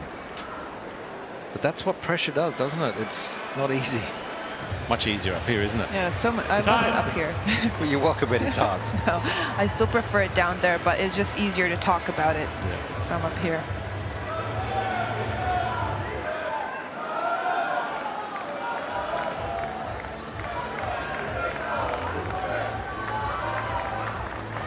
All right, difficult here for Diana Schneider. She served for the match, was up 5-3 in this 3rd set, but it's been Donna Vekic who's reeled off 3 straight games and now will serve for the match.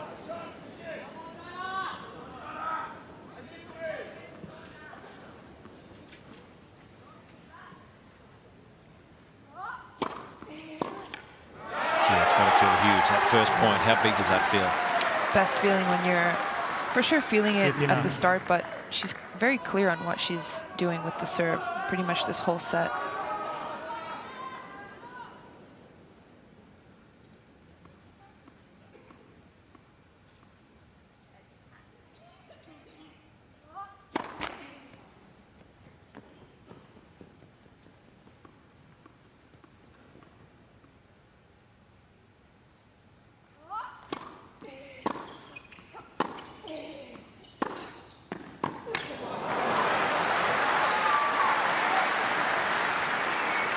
That shot's just eluded her a little bit in the last couple of minutes, but it's such an important shot of the Schneider game, the forehand. It's a weapon.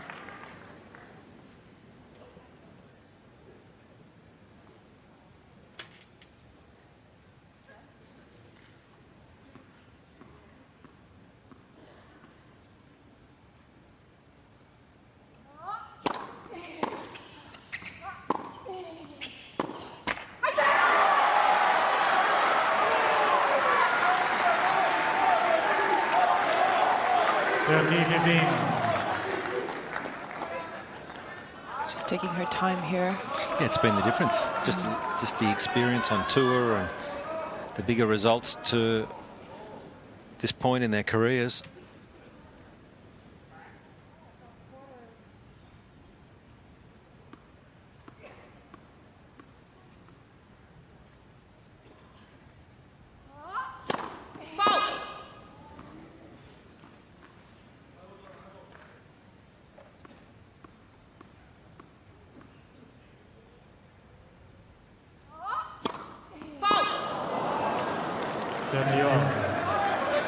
Just shows you we're all human. Everyone's the same. All right, 30-all. She's had pretty good success with the big slider out wide on this juice court. I think she's going to go with her favorite. I feel like her favorite here is Stee, so I think she does that. So let's see who's right. Well, I feel like neither one of us. sort of in the body, wasn't it?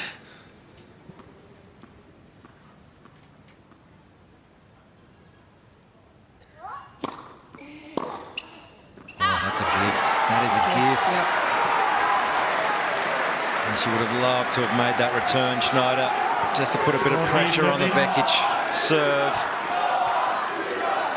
So nearly 3 hours of play. It's Donna Vukic with a match point. Think she goes big here? Or Yeah. body? Yeah, big.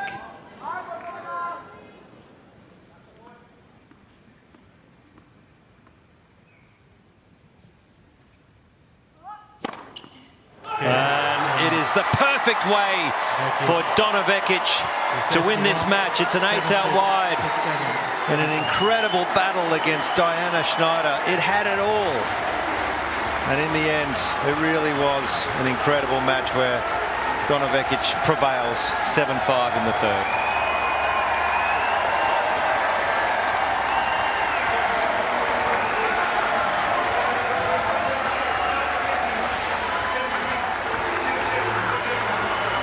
It's a perfect example of, I think, why she's had the success she's had last year is a match like this where your opponent's playing great, you are as well, and you're just handling yourself in a way better and resetting so well after each point, believing in your ability, even when it's normal in a 3-hour match, you're going to have ups and downs and lapses, but she just stays tough and believes till the end.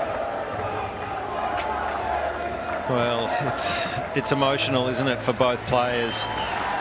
You'll see a lot more of this player, we can guarantee that. Boy, what a talent and what a career she has ahead of her, Diana Schneider. We'll be disappointed not to get the win in the end. But boy, oh boy, what a match. Such a nice person also, Diana Schneider, acknowledges the crowd after a tough battle, and I couldn't agree more. She'll definitely be around for a long time. Emotional for the fans, the supporters who live and die with every moment, every shot that's hit. So that is a great win. Donna Vukic, boy oh boy. Not so sure a couple of years ago she would have won that match. I think now with her sense of maturity, confidence, all those types of things, that's got to feel pretty special. So Donna Vukic will be courtside. Let's hear from Donna, who's with Abigail Johnson. Donna, you've just come through one of the matches of the tournament. Almost 3 hours of tennis. So many twists and turns. So unpredictable. What do you feel made the difference in the end? The crowd.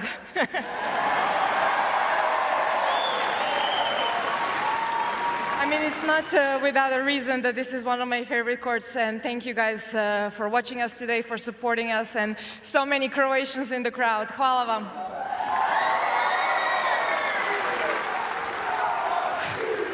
When you're in the middle of an epic like that, I think all of us had a great time watching, but how difficult is it for you to appreciate the actual quality of the contest? Oof.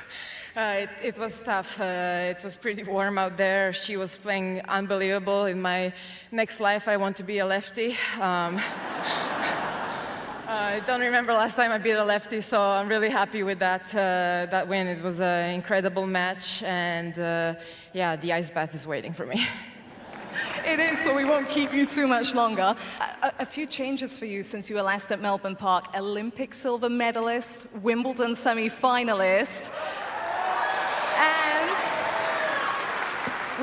I think he's disappeared. We've got a new face in the coaching box, Sasha Bayan. Now, I know you've been spending quite a lot of time on site, but what are the vibes like with the team, on the court, off the court? Are you hanging out together, giving each other space? What does that look like? There's no such thing as space in our team. We are together a lot. Every night before the match, it's dinner at Nobu, so I'm a little bit superstitious. I always eat the same thing. And yeah, that's it. Well, you got a little bit of revenge today because Diana beat you in a final last year, and in the 4th round, you get another shot at revenge because you face Anastasia Pavlyuchenkova, who took you out in the 1st round last season. What can we expect from that match? Yeah, it's going to be a tough one, but actually all the 3 girls I beat this year I lost to them, so let's keep it going. Go get in that ice bath into the 4th round at Vukic. Thank you. Thanks, guys. Yep. She'll enjoy the ice bath, and her parents enjoying that victory. Donna's mum and dad, great to see them. It's not easy to watch on. It would have been difficult, but that was a great comeback win, and she's going to be hard to beat. She's got to go in there with plenty of good feelings and emotions up against Pavlyuchenkova. I think this is where Donna gets dangerous. This stage of the, oh, we've got tears. Well, I can't relate to that just because I'm not a parent, but I think my mom can. Yeah, I bet. Can't be easy.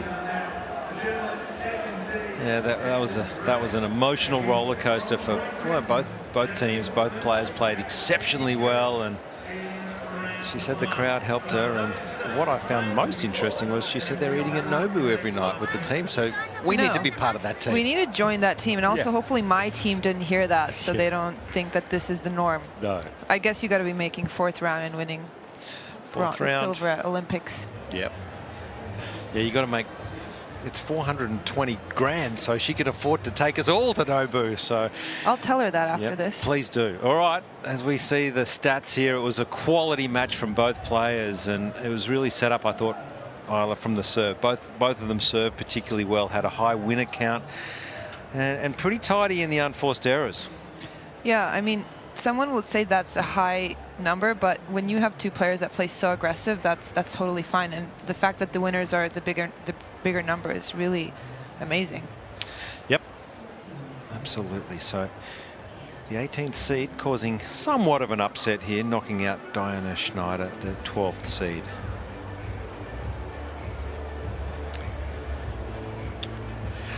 Isla, thanks very much for joining me. It's been a fun match to call, and don't be a stranger. Come on back. Thank you. It's been fun. Yeah, and good win today from Donna Vekic. Had to fight very hard in the end, down a break deep, and was able to muster up some serious courage and come home when it mattered. Donna Vekic through to the fourth round here at the Australian Open.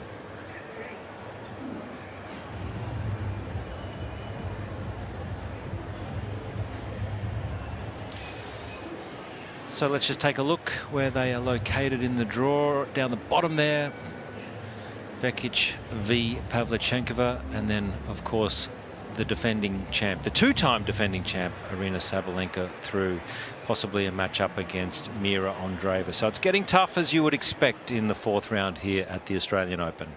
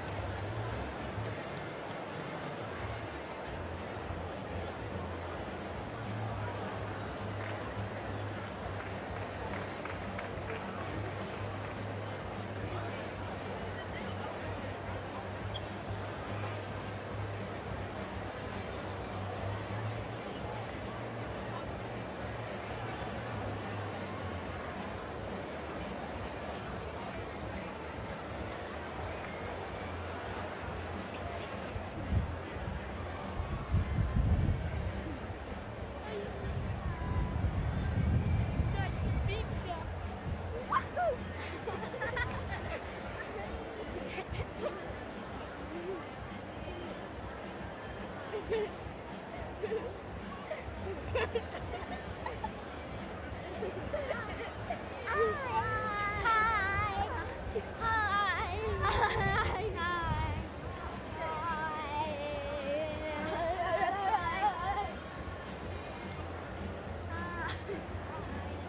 do want to just stand there. I'll do a little move towards you. You can all wave and say hello. You want to do that? All right.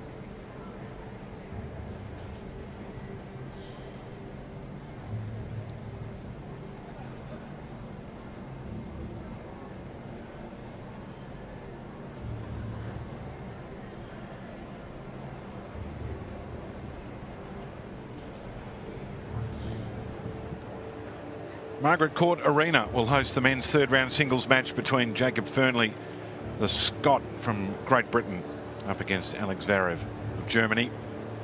Heavy favourite will be the world number 2, but a very interesting story is the young Fernley, which we will get into after we've introduced the players. Perfect conditions, mild day in Melbourne once again, sun shining down on Melbourne Park.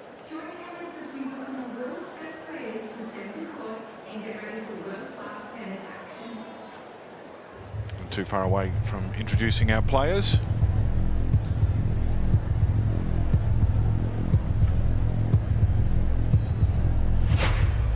We are ready for our next match here at Margaret Court Arena. Third round men's singles. Please welcome from Great Britain, Jacob Fernley.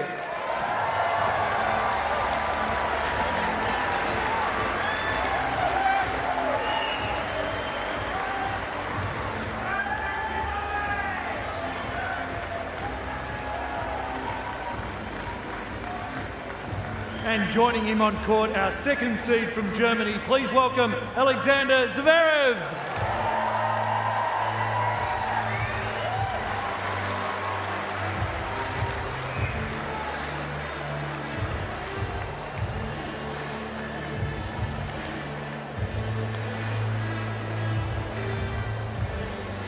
Both players welcomed onto court here. Patrons filing out after a long first match here. They'll return David Colbert alongside Andrea Petkovic. And Andrea, well, this will be interesting. On paper, it's one-way traffic, but Jacob Fernley through to the third round here, making his debut at the Australian Open. Just his second Grand Slam tournament. It's a great story, and I think we always cheer for the underdog for whatever reason that is, and he'll have a lot of support here. Good afternoon to you. Good afternoon to you. And I think Australians particularly love an underdog, but I think that's very normal. New faces, fresh faces, to see them and be excited by them, particularly by Jacob Fernley, because he has had such a quick rise through the rankings last year, and Aleksandar Zverev will be very well prepared for this challenge today. He has cruised so far. Looks very comfortable to be back here at the Australian Open. But maybe Jacob Fernley, the first bigger test here in round 3. That's nothing against Aleksandar Zverev, of course, from a crowd perspective. It's just the way it works sometimes when you see a new face who's making a rapid rise. And of course, the fans would like to see a close encounter. Sasha, we have Asher with us for coin toss. Gentlemen, before we start, please, at the end of the coin toss, stay with Asher facing that way for a photo, all right? Couple of reminders, 4 serve clocks in the corners. Towel racks, red, the other one, I think it's blue. Electronic line calling is live, system calls all the lines. We do have VR on this court, which you can challenge other calls except the line calls, all right? Free crowd movement, and I think that's about it. If you need anything or something's wrong, let me know. Any question, gentlemen? No? You want to ask Jacob if he wants AO or John Newcomb?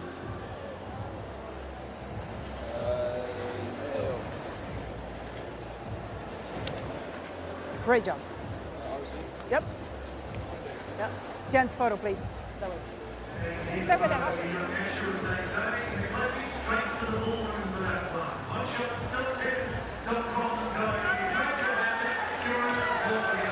Jacob Fernley winning the toss. I think he said, I'll elect to receive.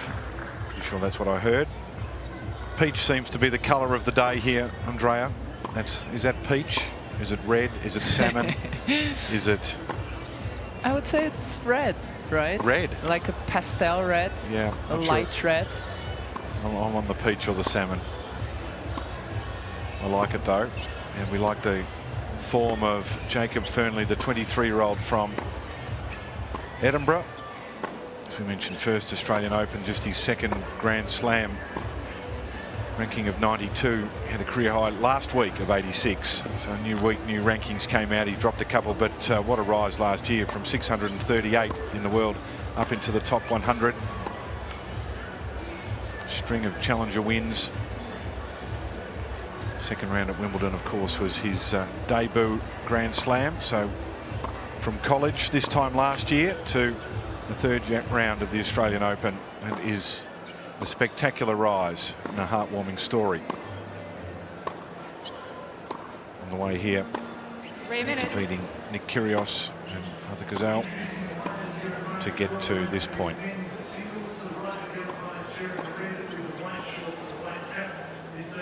Yeah, 2 tough players for Jacob Fernley in the first 2 rounds.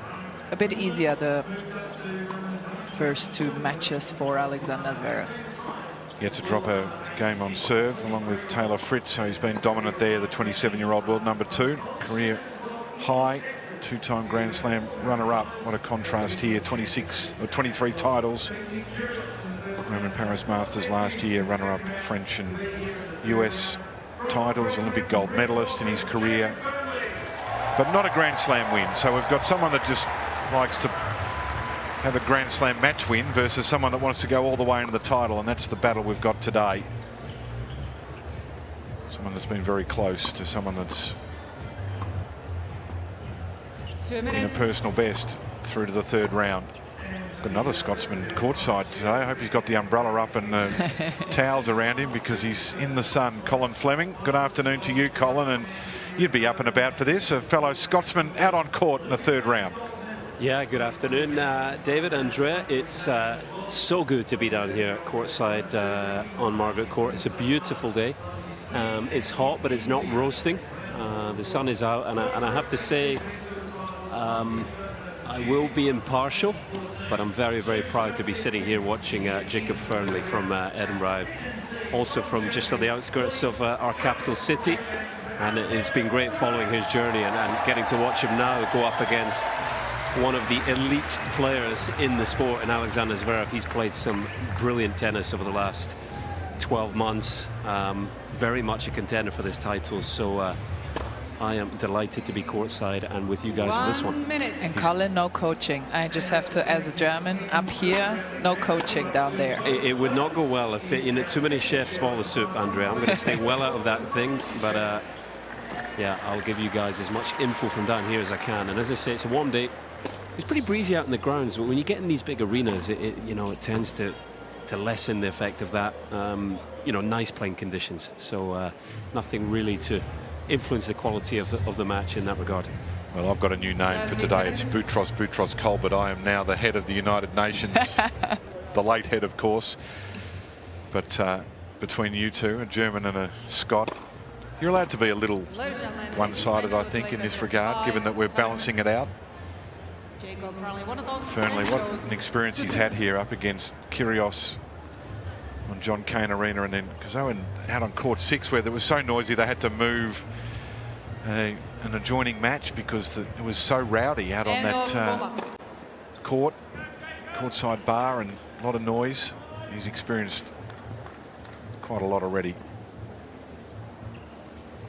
So win predictor's going to be very one-sided here, and I'm going in the, I'm not looking at it just yet, it's in the 90s. There it is, 93. Yeah. I think it's probably fair, but in a two-person race, I always think that it's a little one-sided at that. The strong favourite, no doubt, is Zverev.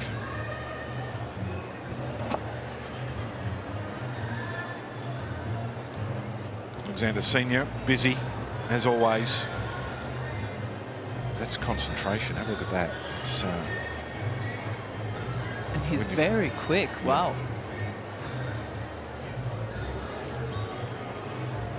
Yeah, it's so interesting with these things. Some players do not want anybody near their rackets. Others are very easygoing with giving them away. Well, surely he just puts the strings in to be redone by the professionals, or is he doing them? He's not doing them himself. No. All right, just about ready to go here on Margaret Court Arena. Perfect conditions, looking for a spot in the round of 16. First set. Aleksandar Zverev to serve.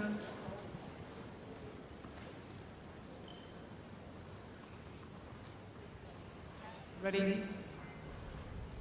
Play.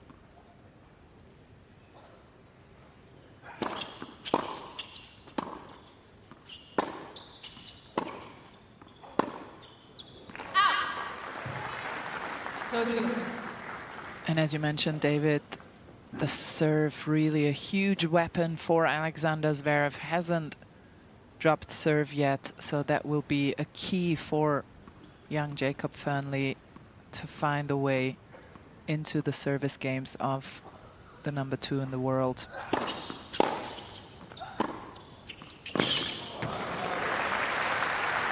And having watched Zverev in the United Cup, but also here against Lukapui in the first round, that serve +1 has been, the serve's impressive, but his capacity to put it away or deliver an unreturnable ball has been a feature already in 2025.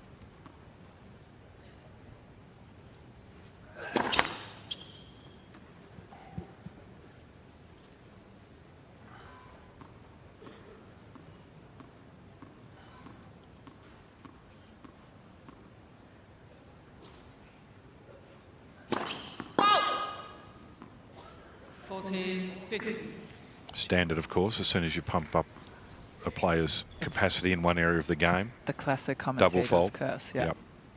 That's just something you have to accept when you cross over to the dark side of the media.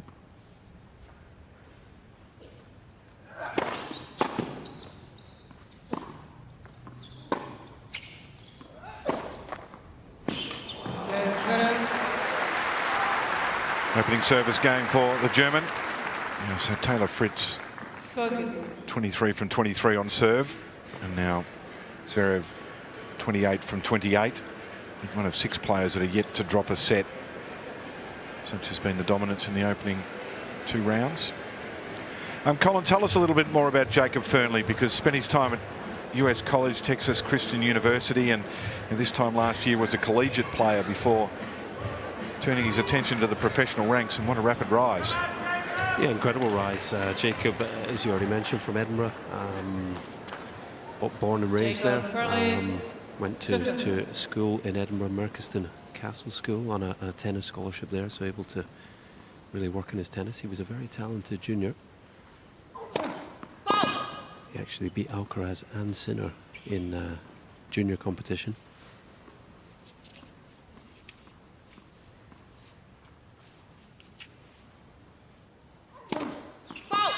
There's no doubt college was, you know, the right decision for him. He was scouted by Texas Christian University, the same university as Cam Norrie, went there, and well, his tennis has really developed incredibly well in those 4 or 5 years. They've got one of the best nicknames in American university sport.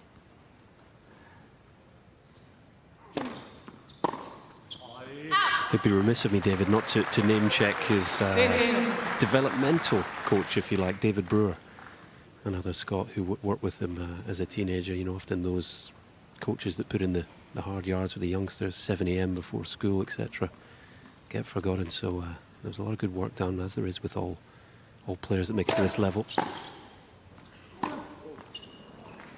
The Horned Frogs, by the way, is that nickname for the Texas Christian University. Horned Frogs. Go the Frogs. Well, frog is not very strong, so you need to put a horn on it. And it's the Horned Frogs against Japan in the Davis Cup after this tournament. Cam Norrie and Jacob Fernley nominated for the first time. They'll be travelling to Japan, so that's next stop for Jacob after this event.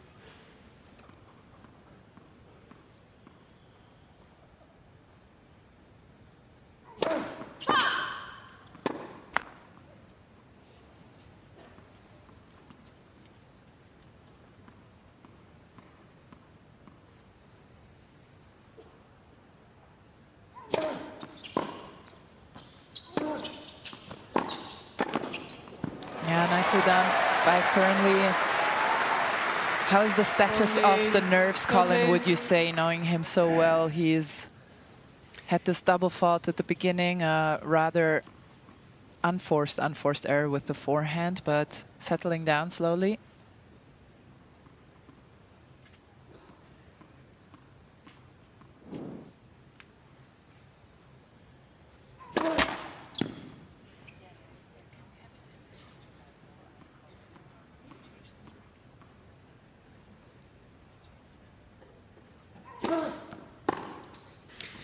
Yeah, Jacob's a guy that he does get quite nervous.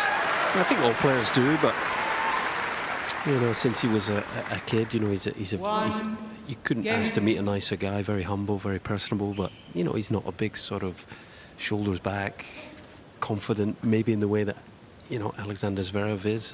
Definitely suffers some nerves, but he did a good job there to come through against or in that opening service game. But you know, I actually feared for him in that first round match against Kyrgios. I thought the atmosphere might sort of just get the better of him. But the way he handled that, the calmness he showed, the composure, so impressive.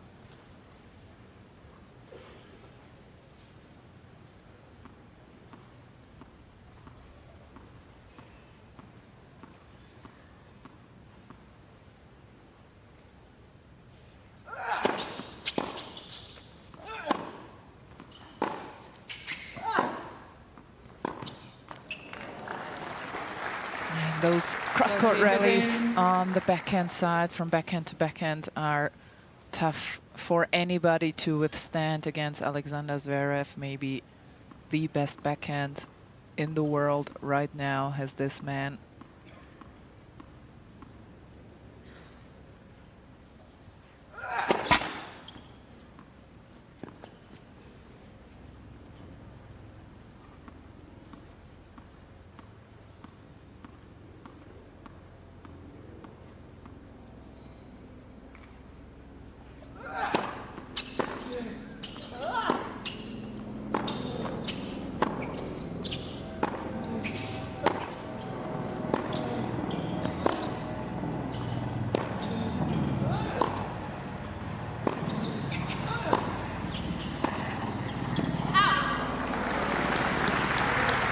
And he lost the point here, Jacob Fernley did, but I just like his strategic mind. Right away, goes for the backhand down the line, takes a risk. He's playing the world number 2. You have to take risks against the best in the world.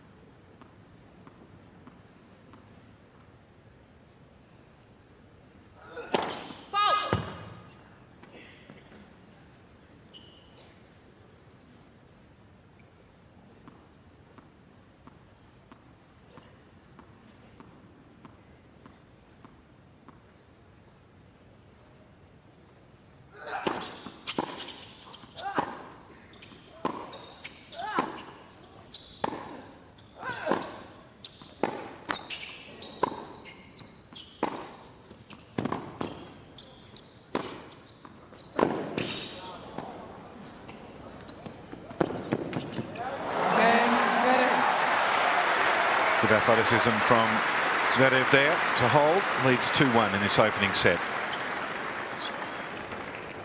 Zverev leads 2 games to 1.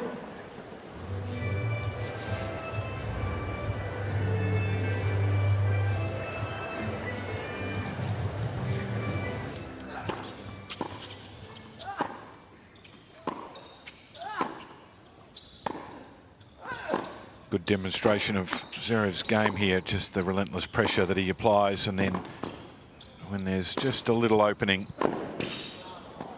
senses that, quick to come in, and then a very effective, I think we'll put that down as a drop shot.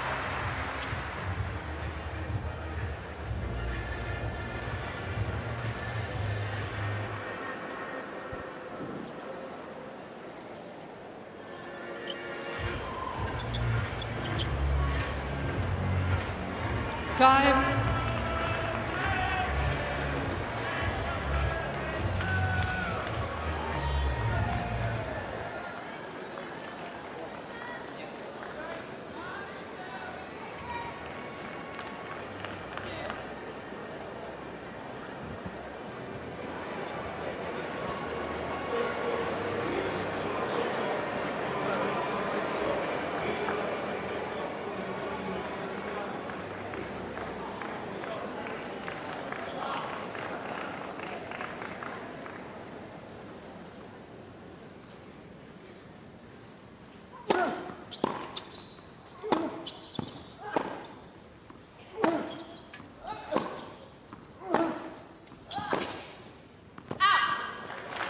about the ranking rise of Fearnley last year. It was only Eastbourne for Wimbledon that he made his ATP Tour level debut from the Challenger circuit.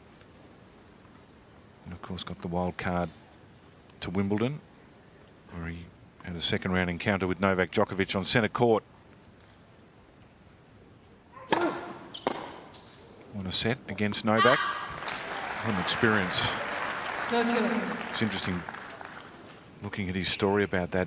He said that they enjoyed the atmosphere at Wimbledon so much that he spent too much time at the club and that tired him out. 10 hours a day he was there. He said everything was so good. A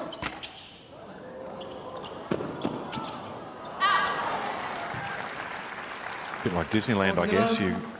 It's okay if you're there as a visitor, but if you're actually, you know, a performer, you've got to just...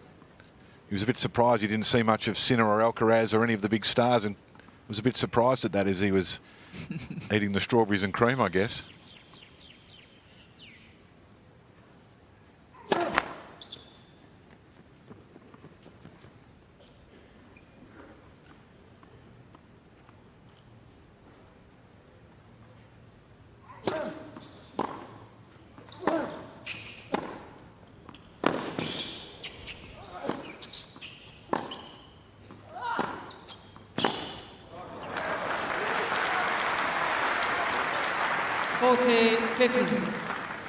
Just beautiful technique on this backhand from Zverev. He turns and rotates his upper body so much. You almost see his back on the other side. If you ever are on the opposite side of Aleksandar Zverev when he hits his backhand, you can almost see his back. That's how much he rotates and creates the power on that wing.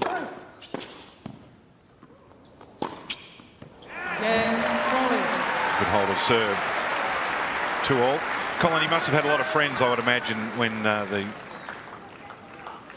Scotsman made it through to that centre court appearance with Novak Djokovic. All of a sudden, there'd be a lot of requests for tickets, I would imagine. Yeah, it's amazing how the phone starts going, isn't it? That was a good game there from Jacob. I mentioned in the warm-up, not too much of a breeze, but what breeze there is definitely coming down the court from Zverev's end now. So Zverev here is serving with the breeze. So it'll be interesting to see as the match develops how that impacts things, maybe where the breaks come.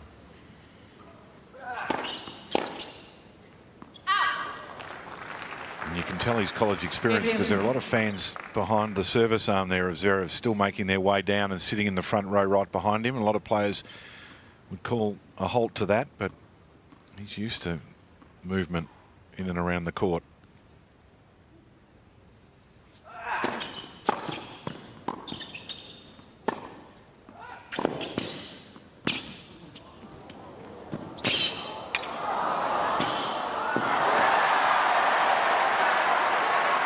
That's nicely done, and it started all with a great return, and you can see that he studied Zverev's game because Aleksandar Zverev's favorite serve on the outside is the one down the tee in the important moments.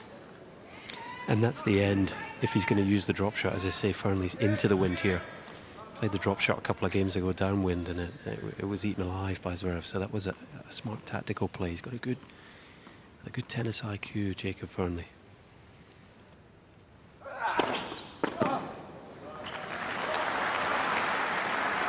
Let's see, 15.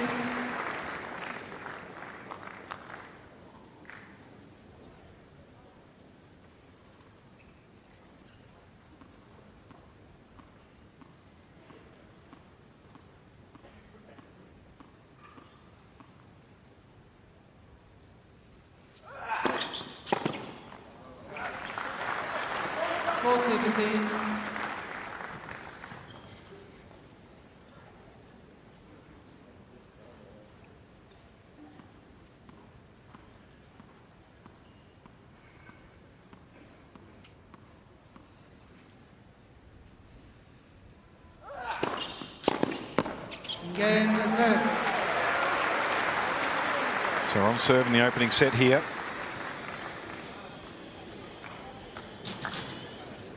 Zverev leads 3-2. Just approaching his team there, I think they still seem to have one of his rackets. We saw his father, Aleksandar Sinner, re-gripping one during the warm-up. He's very particular with his rackets, and you know, we can get into it more, but still, it's a relatively new frame that he's using the last few months. I'll just keep an eye on that. I'm not sure what it is. Maybe with the heat today, he's looking for the team to be keeping the overgrip fresh, something like that. Yeah, here it is, a new model for Aleksandar Zverev. He changed rackets before Paris actually last year, which is unusual to change rackets in the middle of the season. Won the Paris Masters right away. And he did say that if he had played badly in Paris, he would have chucked the new racket into the River Seine. Supposed to give him more power. And as we know, a type 1 diabetic, and you can just see him having a little treatment there, finger prick, but he's got the biometric sensor on his hip that he checks the app every time he sits down on his phone to see that the sugar levels are in the right range. It's an interesting one with the racket, isn't it? From what I understand, it's a thicker beam, a more powerful racket. He wants more power. And we've seen Alcaraz add a bit of weight to his racket in the off-season. It's definitely a theme. Players looking to get more power in their game. Hard to imagine, but that's what they're looking for.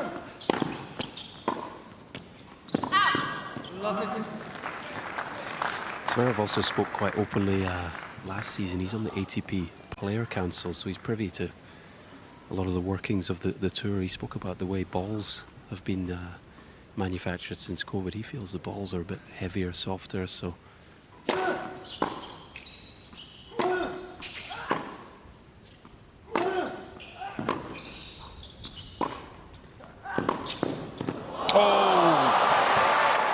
Stripes the line, pumps the fist. Applause from the opponent. What a shot. And he's so good in those defensive positions. Him and Medvedev really changing the game, and gets acknowledgement here from his opponent when it comes to tall men and their ability to run balls down on the court.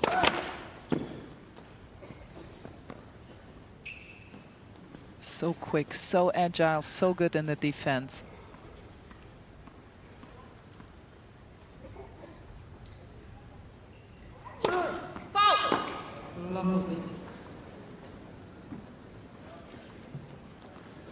Well, it looks like he... Yeah, he's cranked the back, hasn't he? Yeah.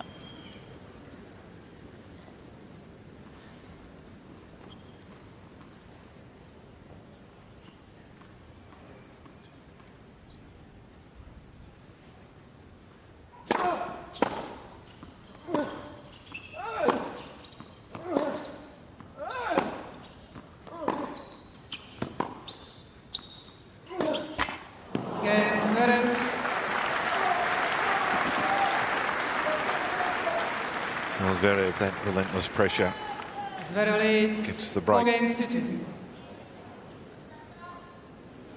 We'll just keep a watching eye on the body of Jacob Fernley, because he appears to have just cranked the back a little bit.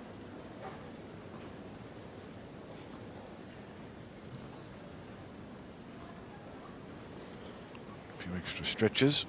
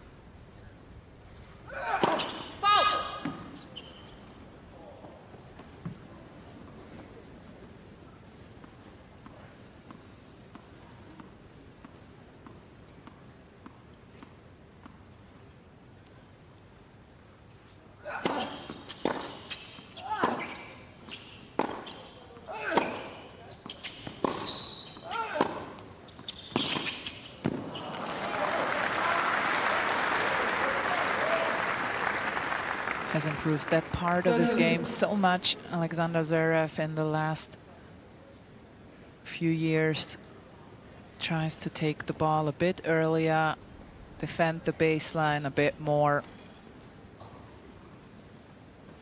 That's the problem when you have such incredible defensive abilities. You sometimes rely on them too much.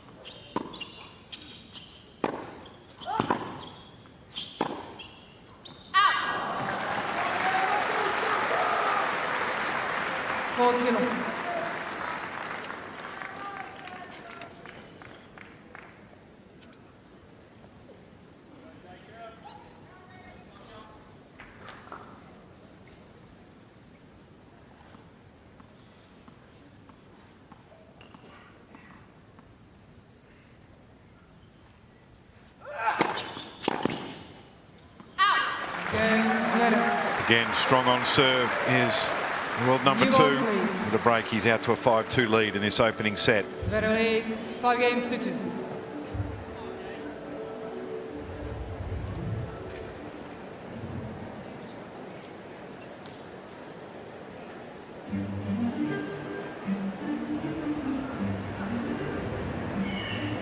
Strong start. As you would expect, but it's just that relentless pressure level of the game of the top players. New experience for Fearnley on the hard court. Of course, had that experience against Djokovic at Wimbledon last year.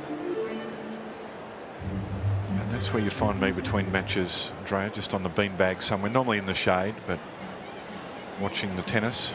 Be in hand? No, of course not. Okay. Professional? Yeah. But, Time. those kids they know where the camera is. Might even be a drone flying around.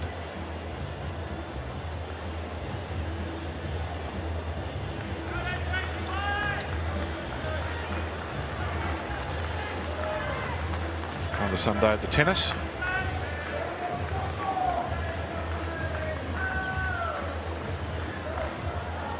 Good atmosphere everywhere. Huge number of patrons in. Record crowds every day. Over 90,000. The new racket has arrived. The old one is being dispatched as we've got the new balls. Serving to stay in this opening set.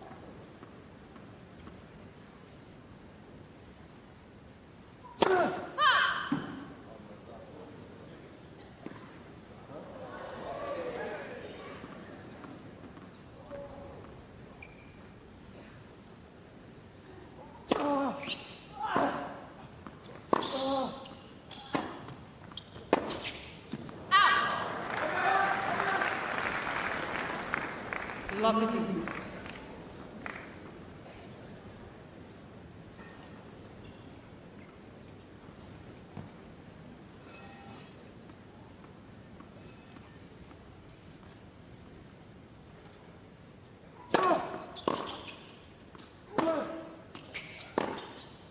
Out. 15.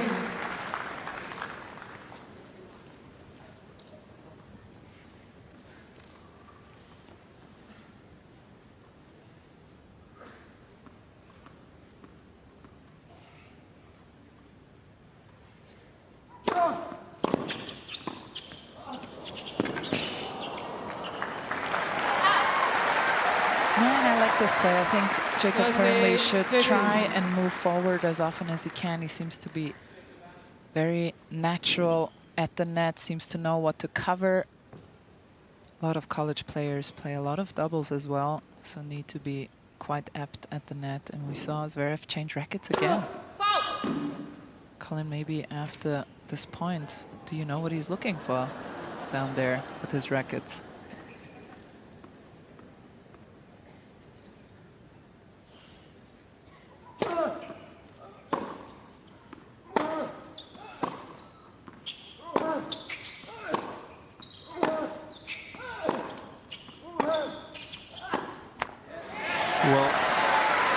his father and coach Aleksandar Sinner, he must have done 3 overgrips already, I think. I think he's just looking for the right tension, and then as he's changing rackets in that regard, he's getting them a fresh overgrip put on, which is unusual. Usually all the rackets would have fresh overgrips, I would think, coming into a best-of-5 setter, but he's just searching for the right formula so far, Zverev. I have to say, he's not played badly, though. It's quite noticeable courtside, just the weight of shot that Zverev has from the baseline. It's you know, Fearnley hits a good ball, very good ball, but Zverev just has that extra sort of 10%. You can hear it off the racket. It's a really, really heavy hit. And, well, I guess that's what makes him such a tough player. That combined with the movement you referred to, Andrea, it's just, it's overwhelming, I think, to play against.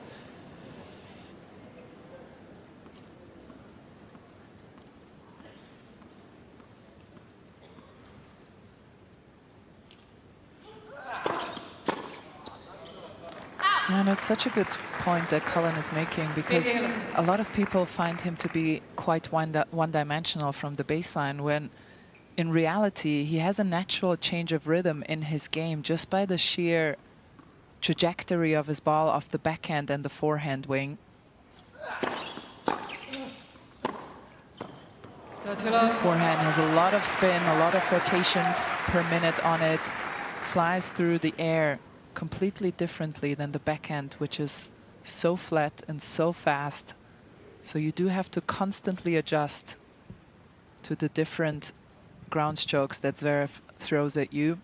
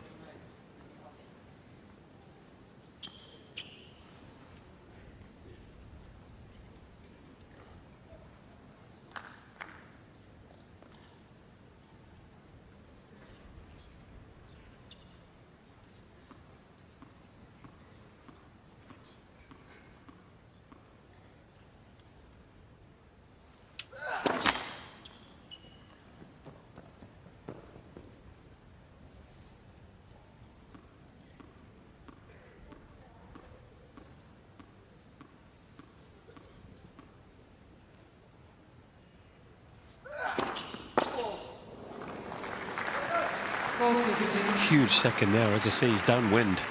Actually thought the ball toss was getting away from him out in front, but just a massive second, 199 kilometers an hour.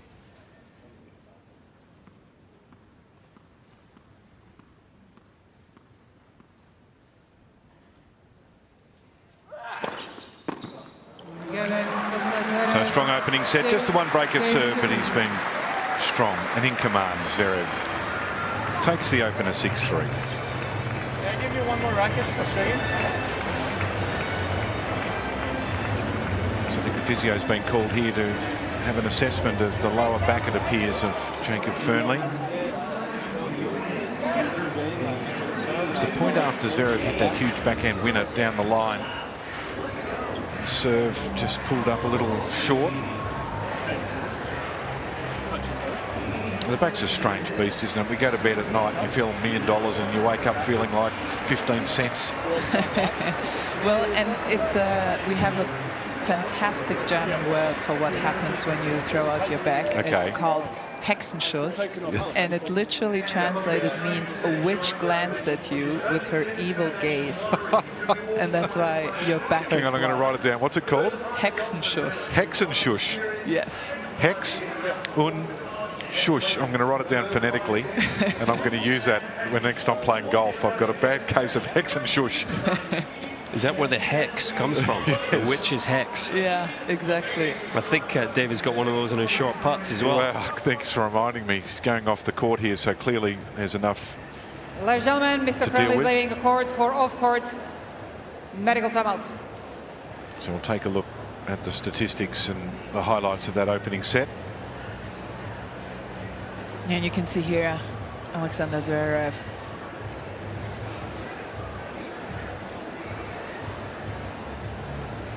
So here are those stats from that opening set. Just the 30 minutes, just the one break of serve, but very much in command. Very much in command, and these are very good numbers. As you can see, +3, 8 winners to 5 unforced errors for Aleksandar Zverev. He's around 70% when it comes to first serve.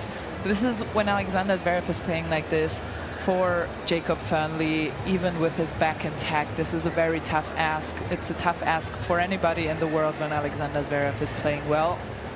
But still, let's hope that Jacob Fernley will be okay and somewhat healthy after this medical timeout.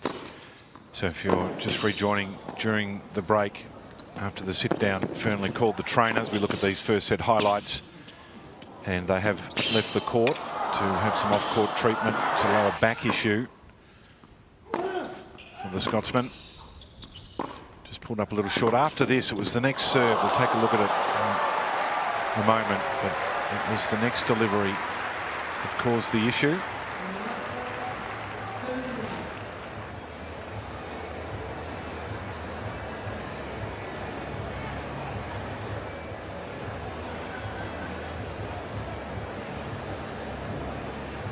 So this is the serve that had the issue.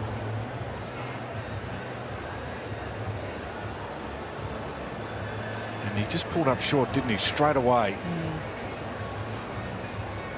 Yeah, oftentimes when you land, that's when something can go off. I know what it feels like. This happens to me now on every serve, as I haven't practiced so much. But Colin, you were next, you were courtside. Did you see anything in particular that we can't see from up here? No, I think you guys have hit the nail on the head. He was almost gesturing like it was like a spasm, like a pop, and very injury prone at college. Unfortunately, Jacob Fernley had a lot of niggles, well, more than niggles, injuries, ankle, wrist, a lot of ab injuries. He had a pelvic problem. So he has been somewhat injury prone over the last 5-6 years. Positive for me, I didn't see him, it sort of significantly hampering him post sort of discomfort, you know, to a point where I thought, oh, he's going to retire here. So let's hope the physio can sort of mobilize things, get him back into feeling okay. So we're still in the medical timeout here. Jacob Fernley has left the court to deal with a lower back complaint, which Draper has described as a Hexenschuss, which is German for I've been cursed by a witch and I've got a sore back. Is that the right? Yeah, it's basically a gaze, an evil gaze of a witch that has looked on your back, and that's why you got a spasm there. That is extraordinary.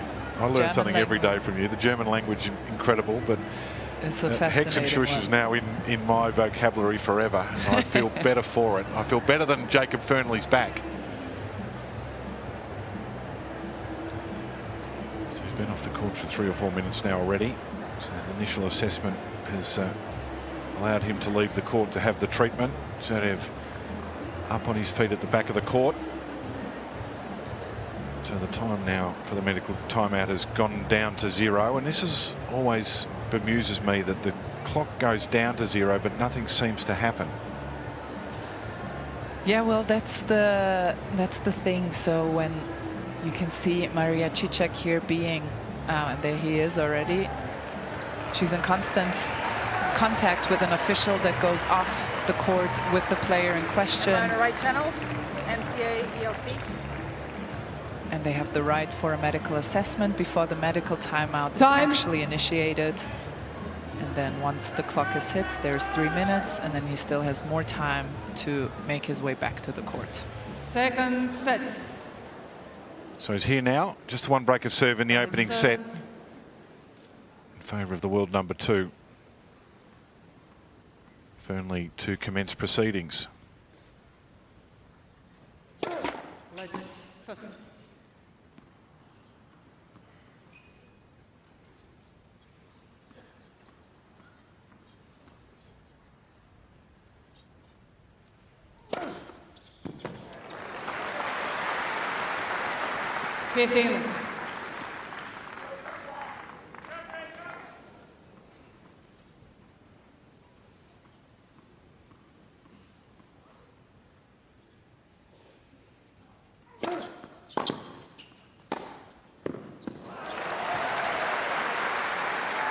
40.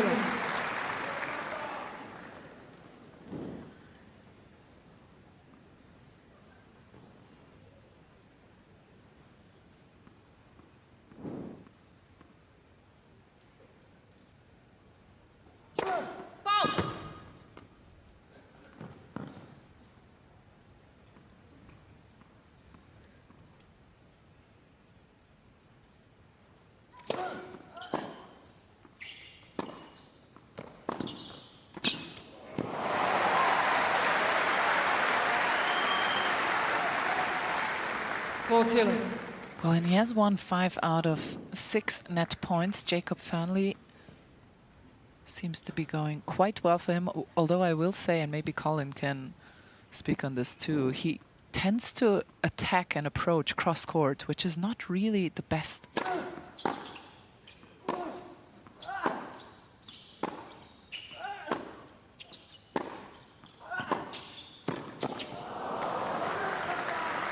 Decided a bit late there. 40, 50. No, he does have a good feel for the game, Fernley. I understand your point about approaching cross-court, but I guess sometimes when you play someone like Aleksandar Zverev, you've got to be so wary of the backhand, don't you? I think sometimes you have to sacrifice maybe the percentage play to attack the slightly weaker wing. It's a decision, isn't it?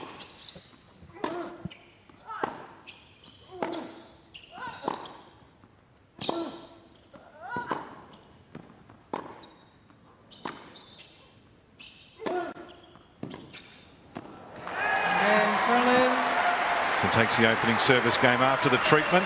I'll have what he's having, thank you. Seems to be working well. So how do you get rid of the hex, Andre? Yes. Is there something as mythical to reverse it? You have to light some sort of candle, or? Unfortunately, the mythical muscle relaxant is what does it usually, if it's not too bad. And I assume with some adrenaline and painkillers and maybe a bit of mobilization by the physio, he's feeling better now. He seemed to have actually a bit more pace on his ground strokes in this game. But the real challenge is how to break Aleksandar Zverev's serve.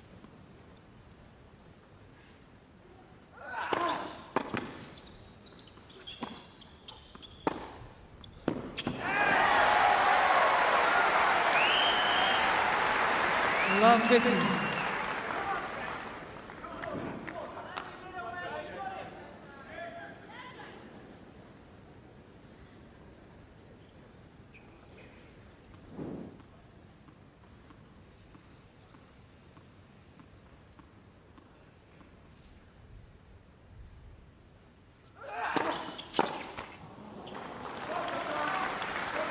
Pietino.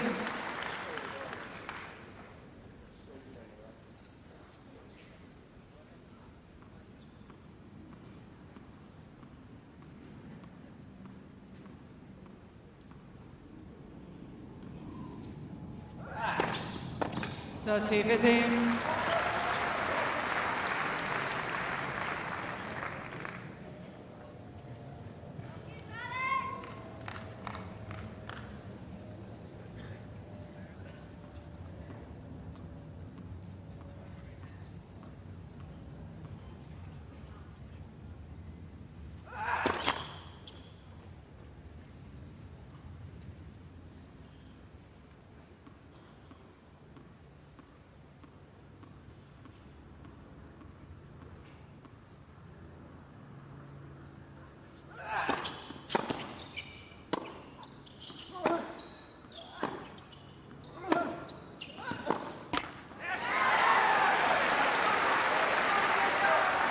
Just a sense that Fernley is trying to be more aggressive with his play. Hitting bigger, coming in when he can. Pedro Martinez against Zverev the previous round, the limited success he had was mixing things up, you know, coming into the net, maybe using the drop shot to bring Zverev off the baseline. It's very hard to beat him just in baseline rallies.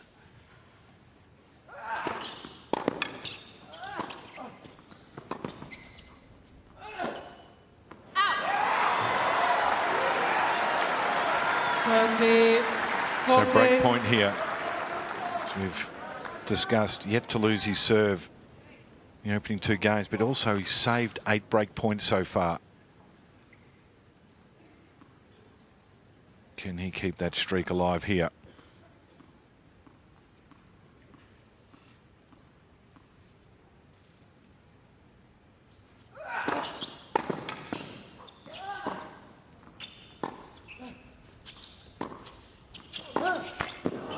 Unlucky.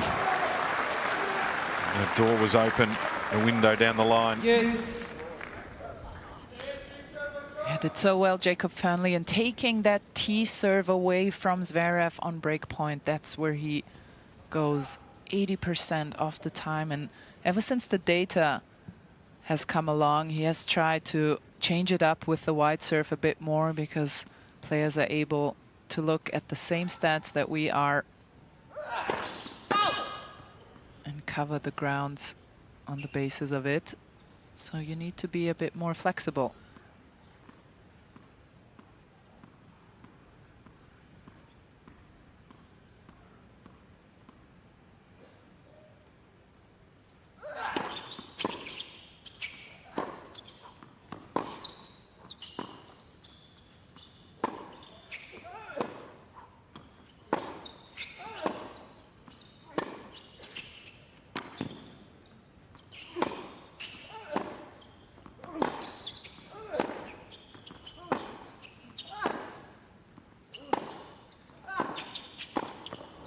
He's under assault here, Zverev.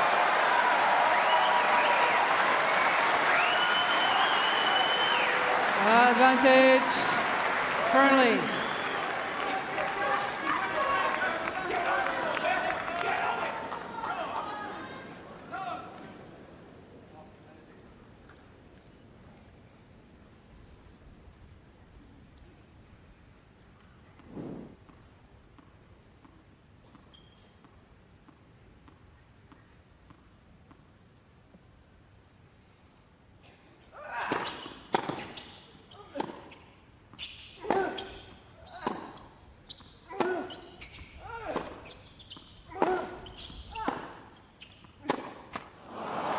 I could have done a lot more here. Jacob Fernley. Yes. Had 2 short balls in the court and just couldn't quite pull the trigger there. Yeah, he was trying to, Andrea. I think he just slightly mishit the forehands. So a lot of effort went in, but not a lot of ball speed came out. It was a chance miss for sure.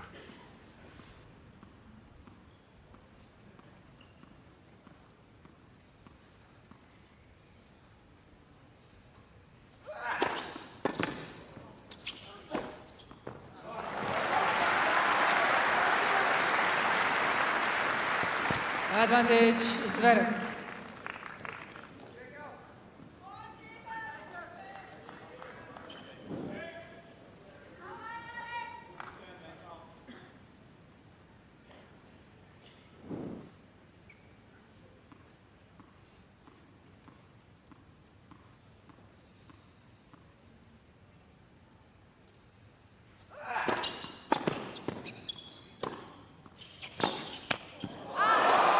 Just wide.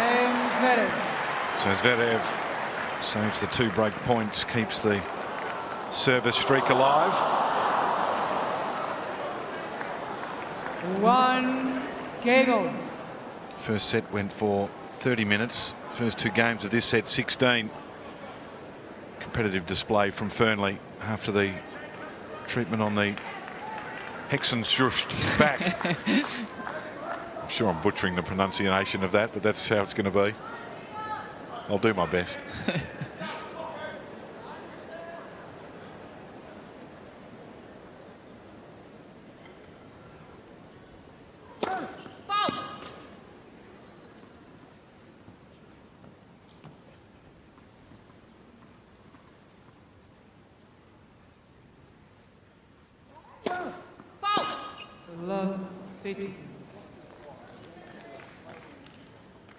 I'm a bit annoyed, but that's part of being a tennis player. Unfortunately, you have these physical issues, especially at the Grand Slam tournaments. Best of 5 for men. You come in already half hurt.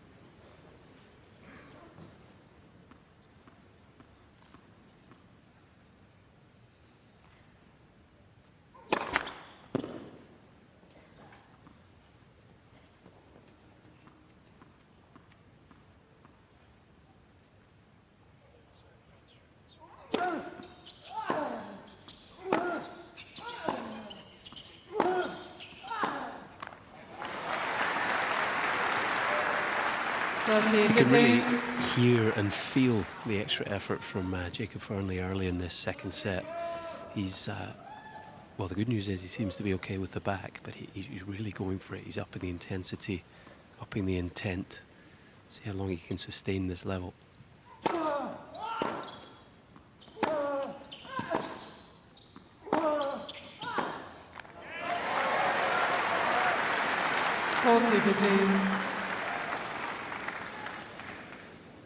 Yeah, a bit annoyance on the other side, on Aleksandar Zverev's side, just because he can feel something is shifting here, and it is Jacob Fearnley's ground strokes just hit with a bit more decisiveness here in the second set. So it's a good start to the second set for Jacob Fearnley. 2-1.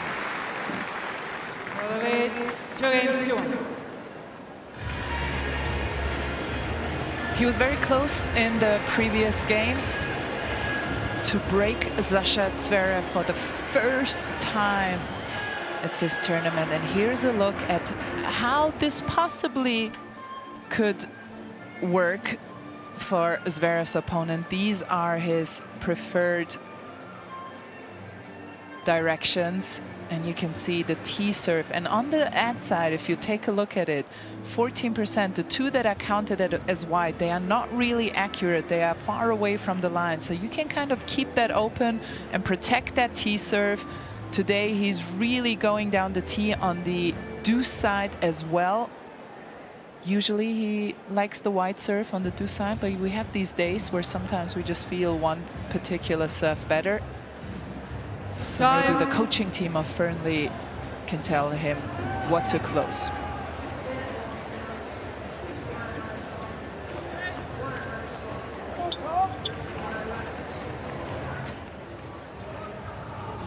On serve in the second set here at Margaret Court Arena. Beautiful day. Day 6 of the Australian Open. 2025 men's third round action. World number 2. Aleksandar Zverev took the opening set. Just the one service break. 6-3. So he had 2 break points against him in his previous service game, the big German. So this has been a strong start to the second set from Jacob Fearnley.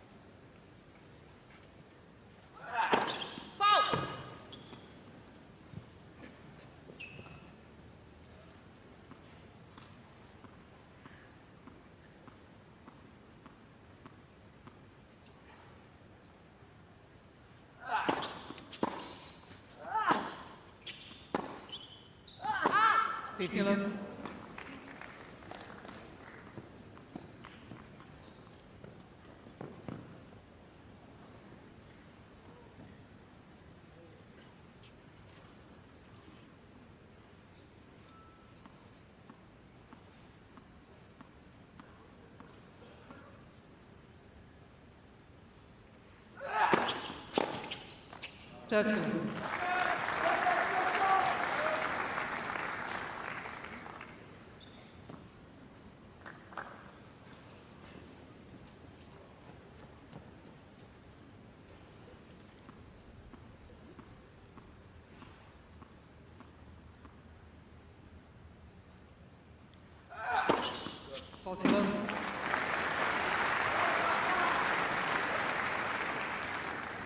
Seems to have really settled on that racket, Zverev. No sign of any more changes. Did play his first 2 matches at night here. Very different conditions. It's not as hot as it can be today, but it is warm.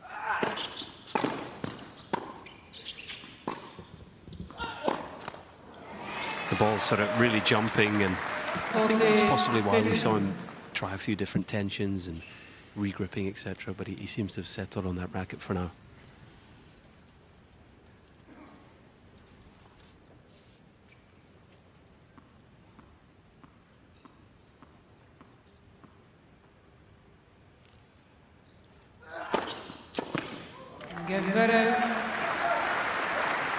Much easier service game for Zverev. 2 games on.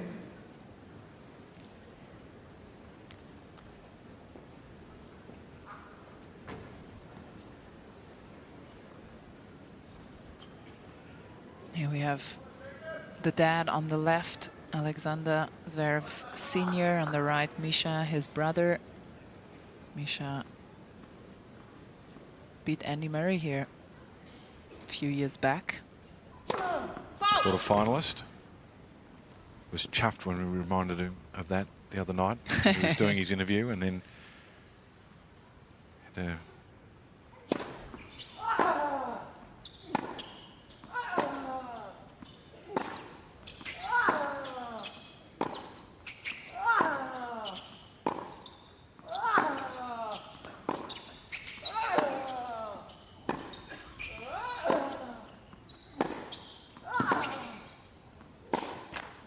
had a stoush with Josh Eagle post-match when Josh was interviewing Sasha, and said that before the match, Misha had said that he would have beaten Sasha, that he was a better player, etc. He was just joking. Sasha didn't take it that way. Misha was very unhappy with that, and I think that's probably the reason why we're not hearing any more pre-match interviews from him. We might not ever hear from him again before the match. Yeah, never joke with a tennis player's ego. We do not take it well.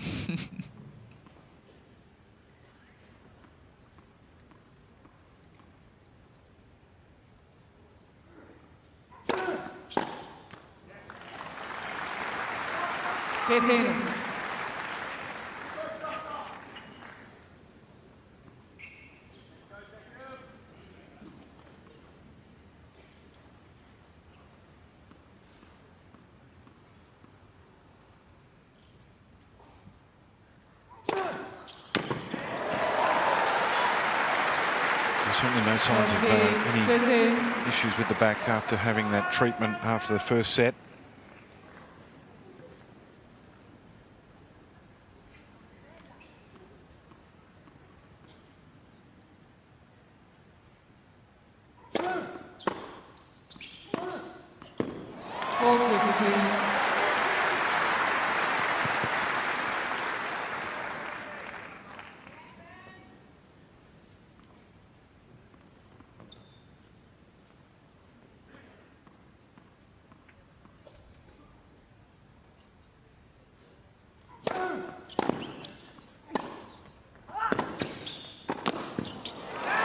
Another good service game from Jacob Fernley. 3-2. Fernley leads 3 games to 2.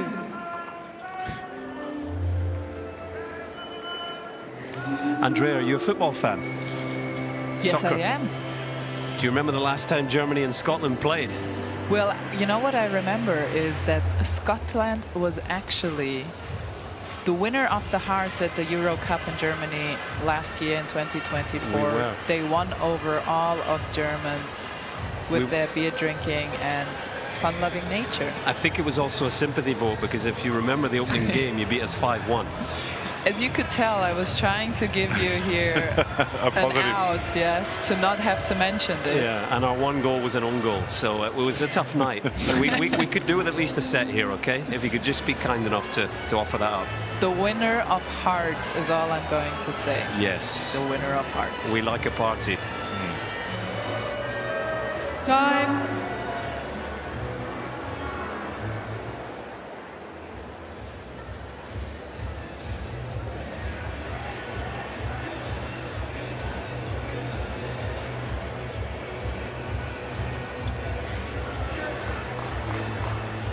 on serve in the second set.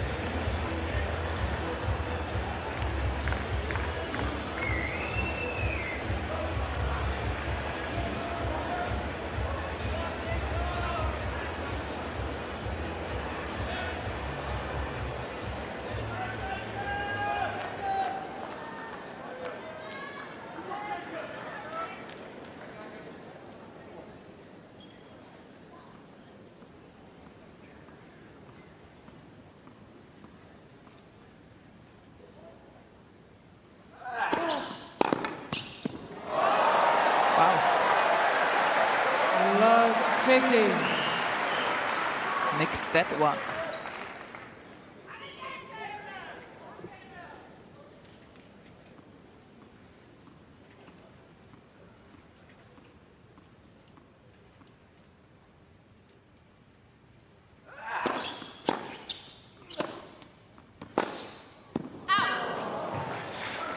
Very good returns there from Fearnley, and what's interesting, his team and his coach Juan Martin, they're using the tablet and they have in the box, and I think I heard them just passing on the information with regards to the serve direction from Zverev, where he likes to go to start the game, where he's going in the big points.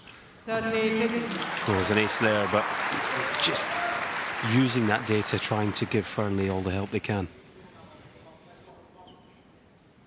Yeah, and he did break his pattern here. Zverev usually likes to go down the tee on these 15-all points. That's why you saw Fearnley move a bit towards the tee. But those are the risks you have to take against these fantastic servers as Zverev is. 40. And here you can see how good he actually is. The average of the top 10 first serve speed is 195. Fearnley actually above it. Very good server in his own right, but Zverev not only above it, but way above it on his average speed.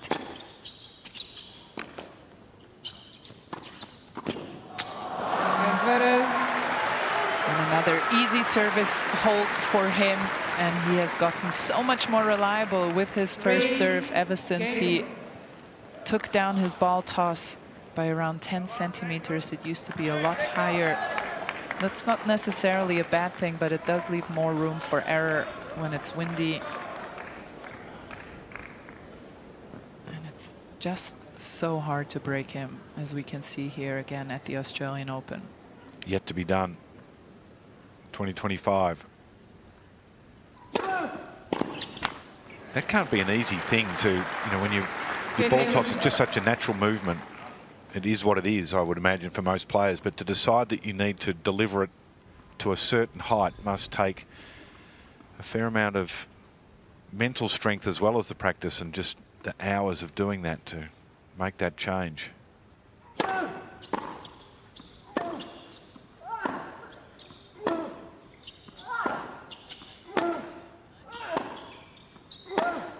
Oh, thank you.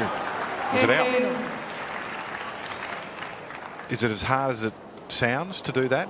10 centimeters. To me, it's honestly unimaginable, because my ball toss was also kind of all over the place, to be fair. But I really think you're exactly right, David. The ball toss is so natural, and you've done it so many times in your life, to then have to switch it up. Of course, it was done before, Marin Cilic, before he won the US Open.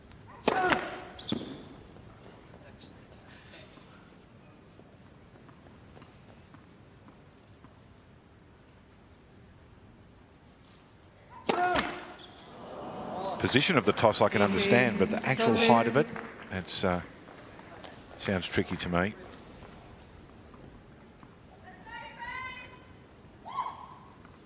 I like the discipline of that, identifying that something needs to change and then working diligently to do it.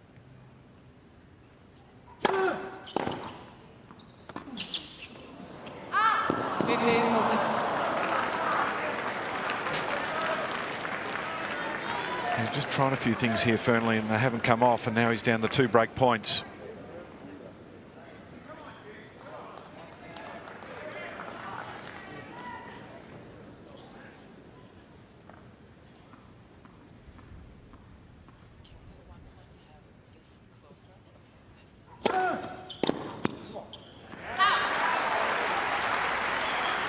30-14.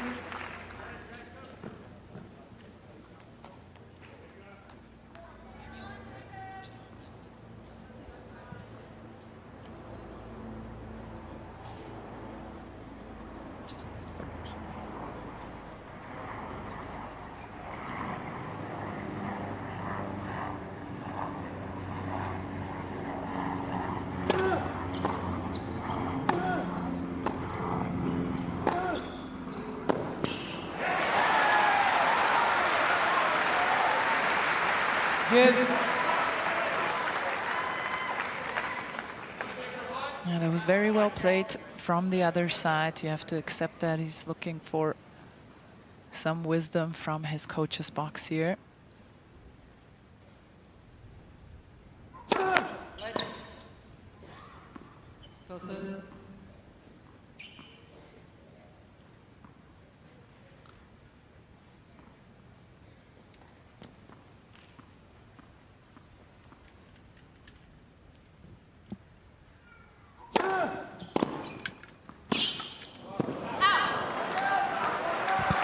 Advantage, Zverev.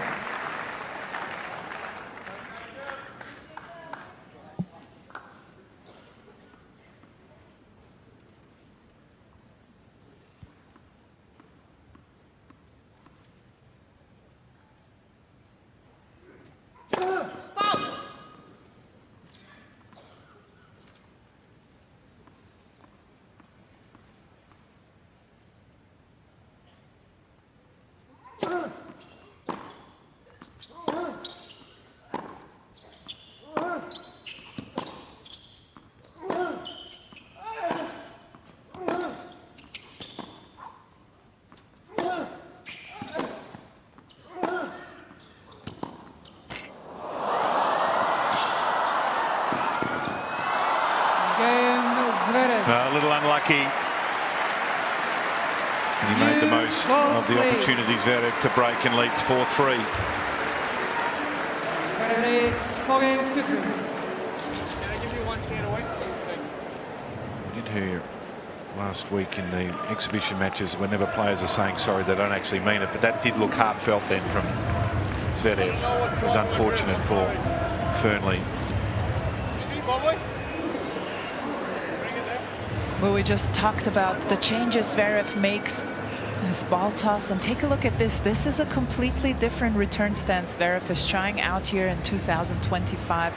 Is a lot lower, and then he moves forward before he hits the ball. Whereas for those who have watched him last year when he was so close to his first Australian Open final, he was a lot more upright, trying to make the ball. So just overall trying to be more aggressive. Time. It's just so interesting to see these players change things.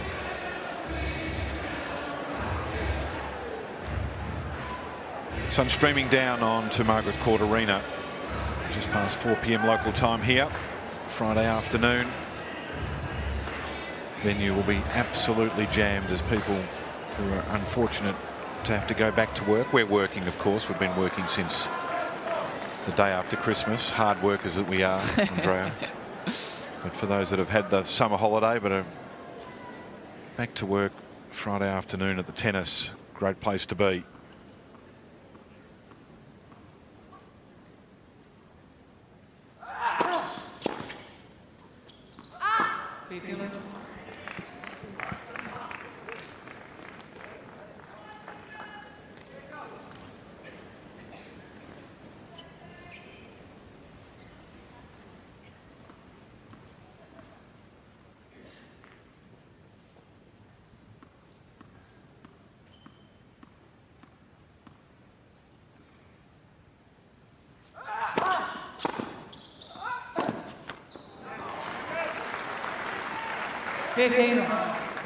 Just looked at a bit of frustration from Fearnley after the first point, just signaling to his team he feels like he's missing a lot of shots by very small margins.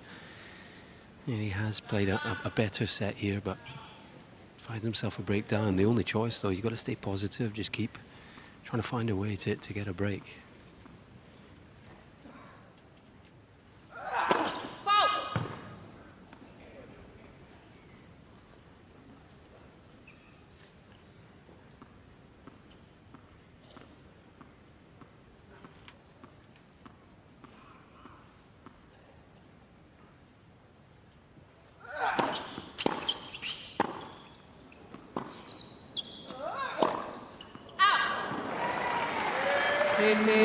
13.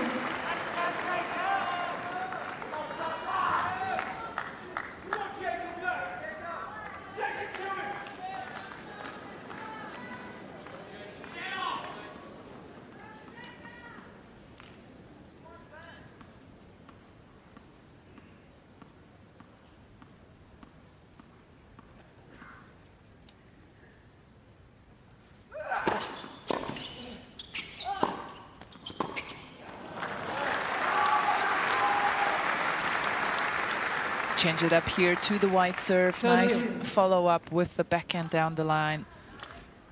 And Colin, to your point, that's the kind of pressure these top guys create on the other side, that you feel like you need to get closer to the lines. You need to take more risks.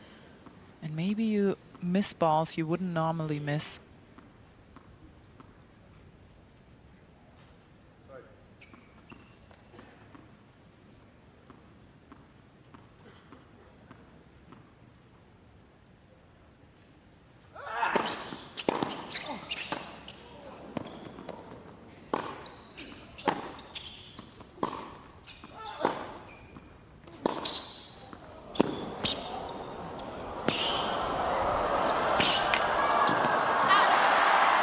Good scrambling from Fernley. Severe angles from Zverev. 30, 14.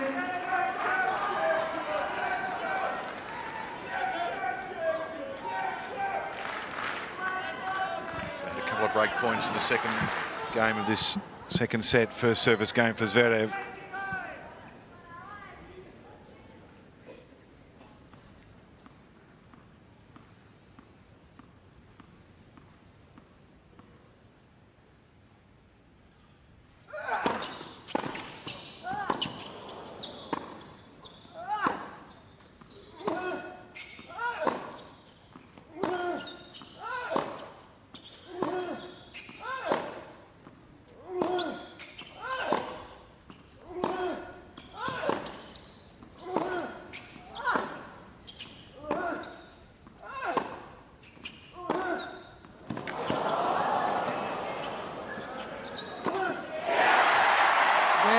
Good reward.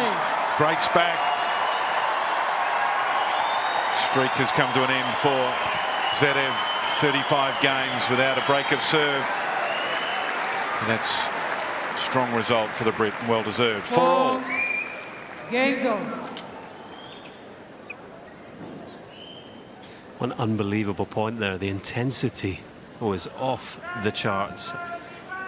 Just remind ourselves that this guy is not long out of college. You know, I know they're sort of training like pros there, but it's not even 12 months. He's been full-time on the tour, and he's going toe-to-toe there with the world number 2. That was a fantastic effort.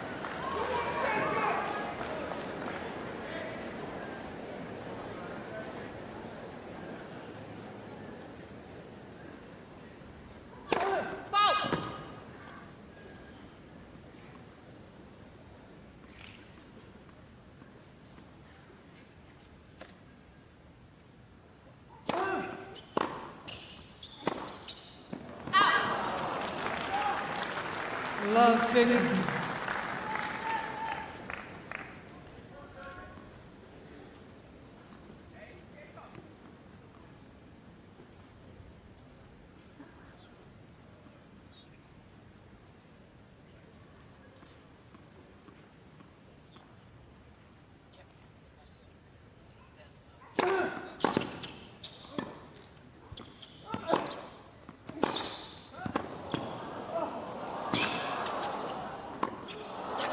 Oh, what a shot. It was behind him, and I think he was expecting it to go long.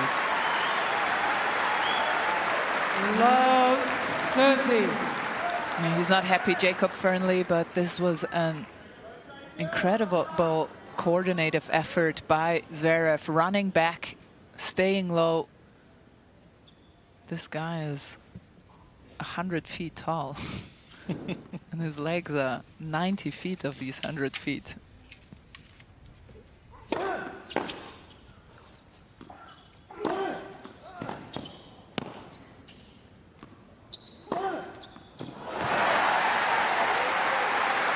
just updating his Wikipedia page now because he's actually 6'6", but I've just changed it to 100 feet. Okay.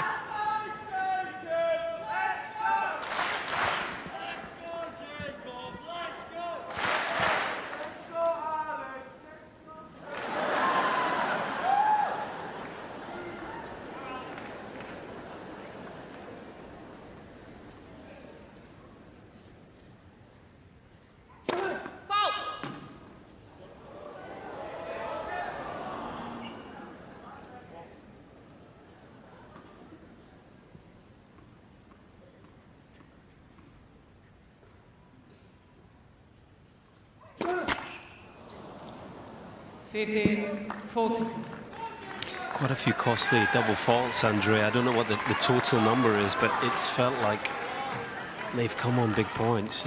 15 all in his previous service game. He was a double fault, fell behind, ended up being broken. They're just really hampering him.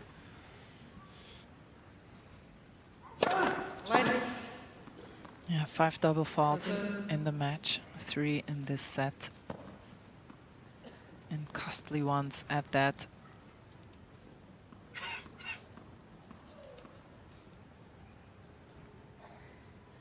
That's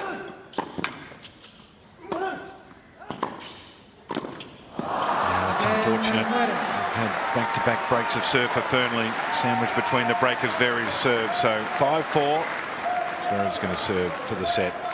Zverev leads 5-4.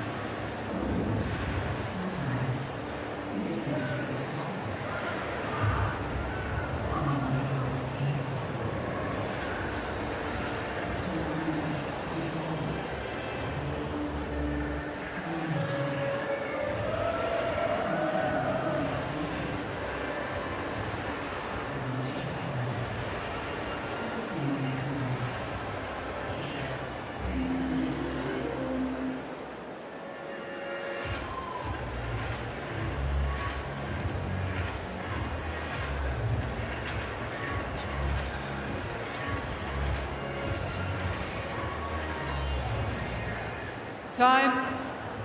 35 service games in a row for Aleksandar Zverev across the opening 3 matches here at the Australian Open. Saved 10 break points before finally someone found their way through.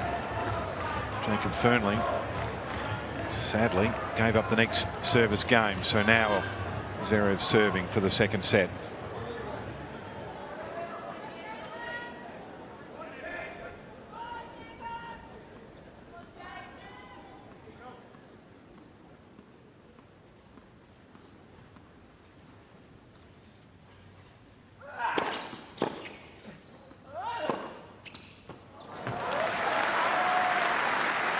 Because of the serve and how strong the placement, the serve +1, first shot after the serve, it's so easy for him so often. Moves forward a fraction, finds the right spot in the court, finishes the point.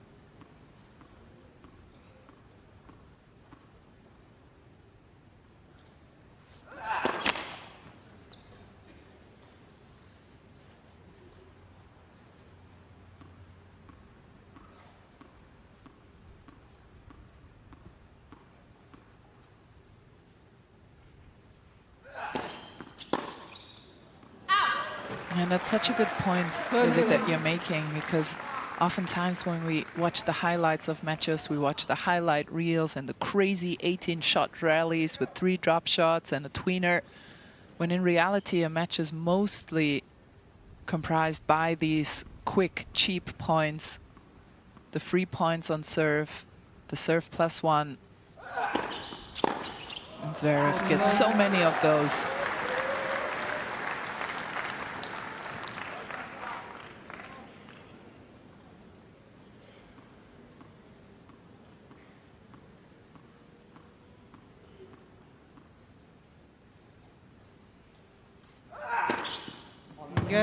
Wasn't all one-way traffic, but in the end, Zverev takes the second set 6-4. Zverev leads by 2 sets to love. So 48 minutes.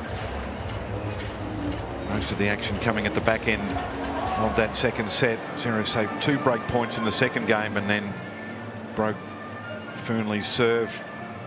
Broke back straight away and then had another break, and that was it.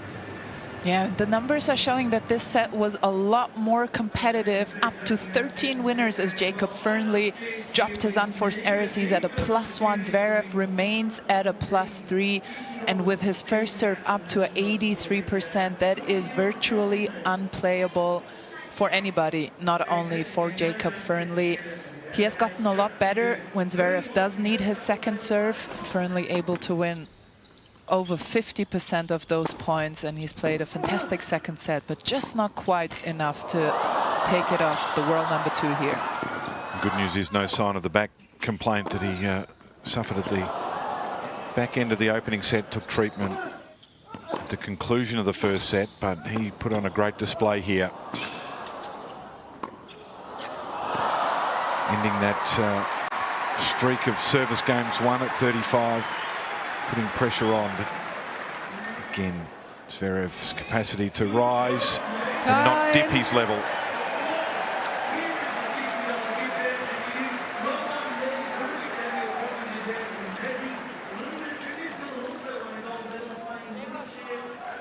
So 2 sets to love up, and Zverev's record here when taking the first 2 sets is very good indeed. In fact, he's only lost on 1 occasion when he's taken the first 2 sets, so he's 20 from 21. Sadly, the one was in last year's semi-final against Daniil Medvedev, where he was 2 sets to love up, as he was in the US Open final against Dominic Thiem, won the first 2 sets.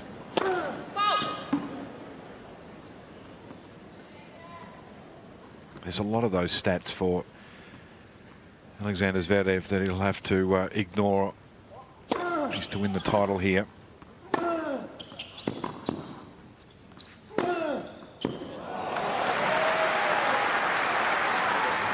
you've been one of the best players to have never won the Grand Slam, to never have won a major. There's all sorts of statistics that he'll have to overcome.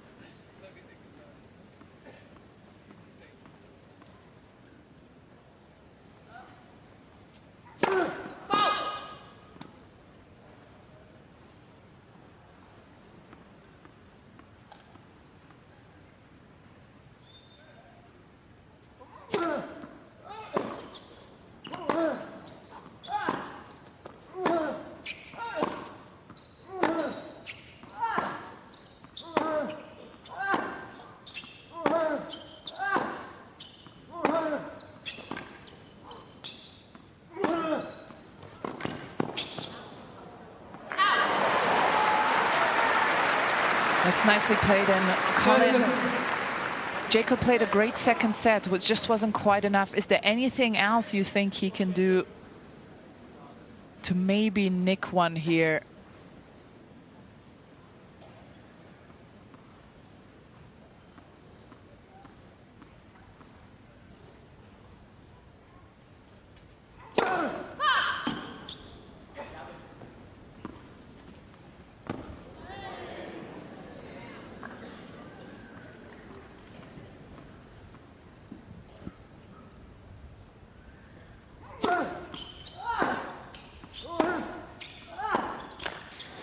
I thought Jacob played a very good set. What cost him is what we talked about, just some errors.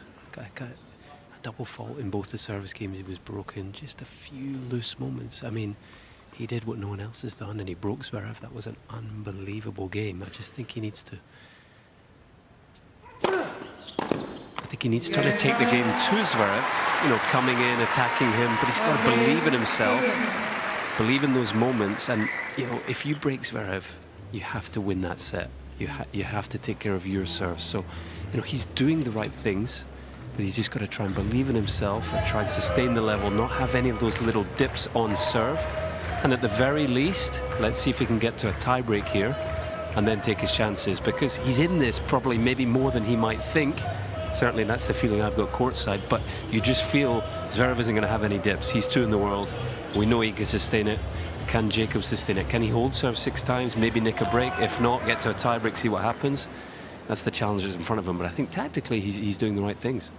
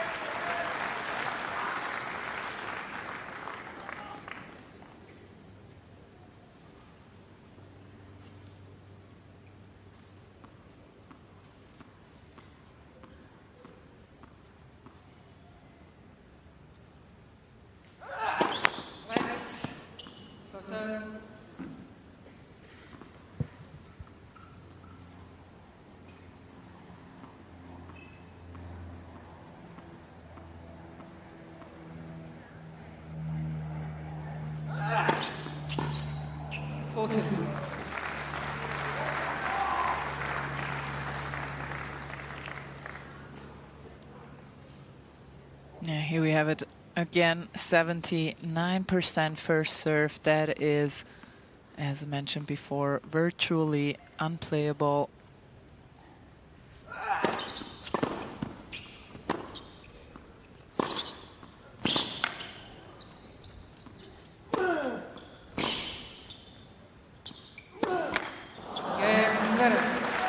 That's why Jacob needs to take care of his own serve.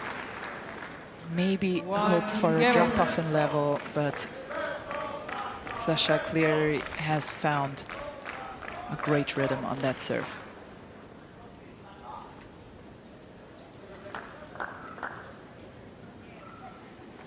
The horned frogs, there it is. That looks menacing.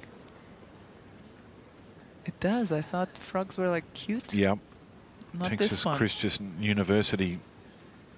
That's what they called. It's on the hat as well. That would, their football team must be feared.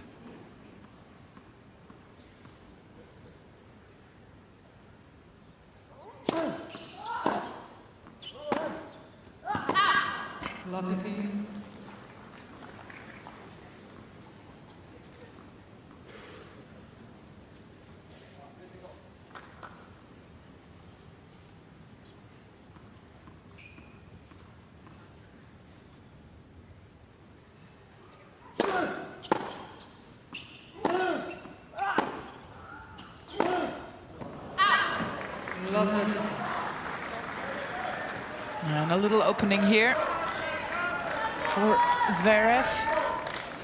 Never mind the horned frogs. Has a little chance here.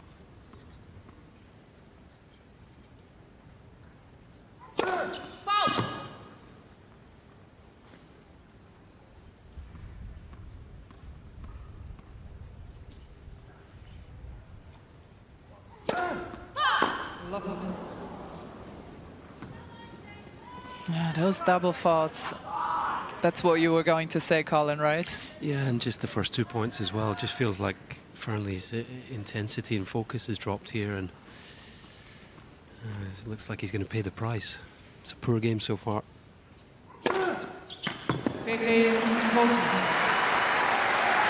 Zverev's going to break you. You've got to at least try and sort of make him break you, not hand it to him. You know, he put balls in play all day. See if Fearnley can get out of this one.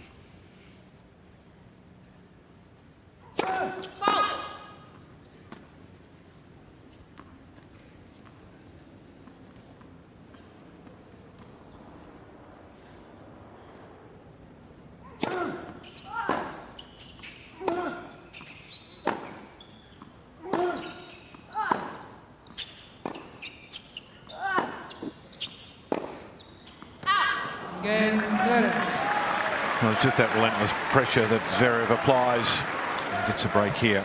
2-1. Zverev leads 2-1.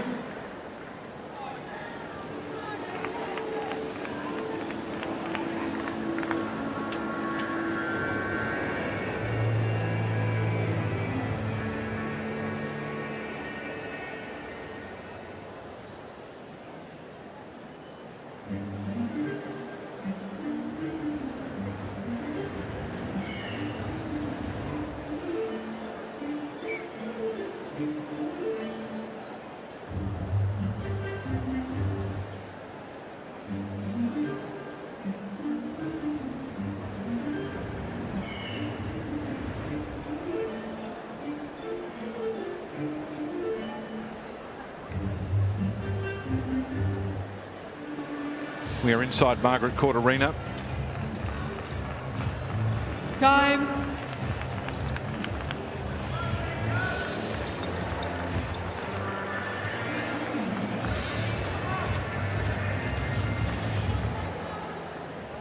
Single break of serve in the opening set. Had a couple in the second set because his own serve was broken, Aleksandar Zverev. But it's been a good job from Jakob Fernley. He's dropped his service game once again here.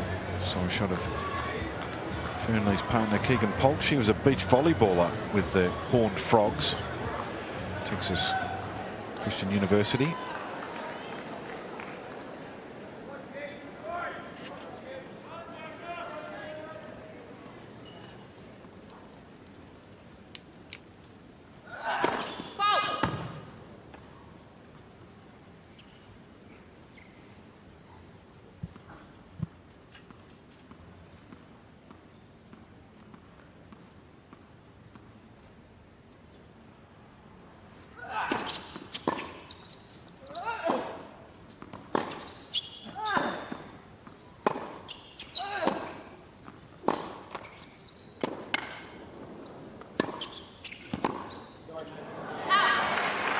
Did you do Adelaide this year? I didn't, no. I just did United Cup. The Memorial Drive, the venue for the Adelaide Internationals, hosting the World Beach Volleyball Championships later in the year. They'll bring in the sand and that'll be fantastic atmosphere. I think they were in Hamburg actually, which is last year, which is Zverev's hometown. Beautiful city in Germany.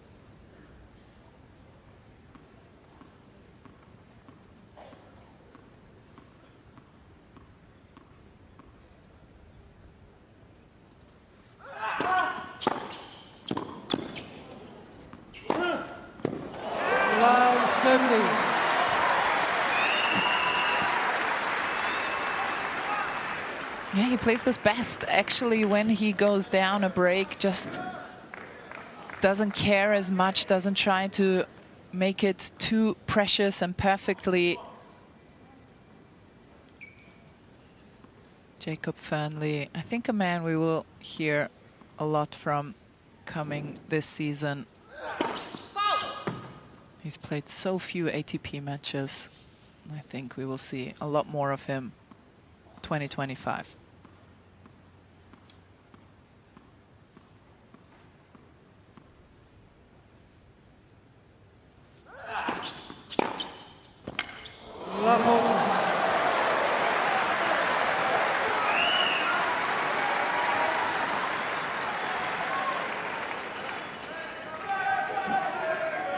Here we have Zofia Tomala on the left with the sunglasses. That's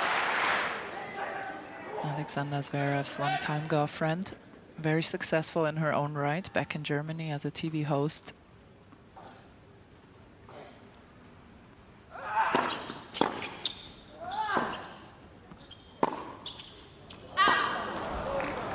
Well, that's what you're talking about. Where they're just a little passive.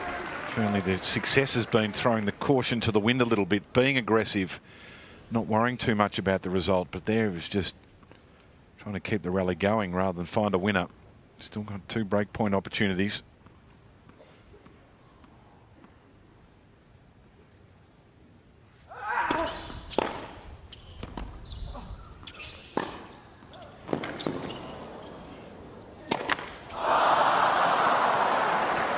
Well, that was much better contested, and I think you're spot on, David. I think that's exactly right. Whenever he seems to have an opportunity, just a bit too overcautious with it, does not want to make an error, and that's usually when the errors come. Still 1 left here.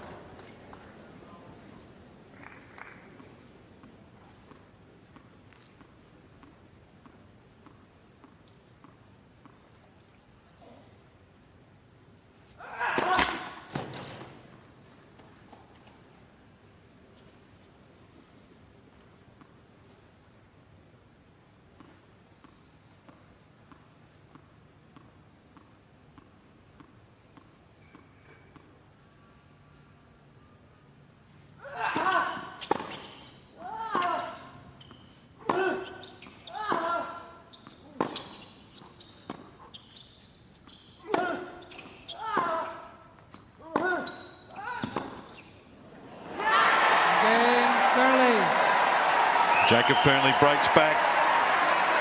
Second time in the match that he's been able to find a way through. Zverev's third. Flags flying.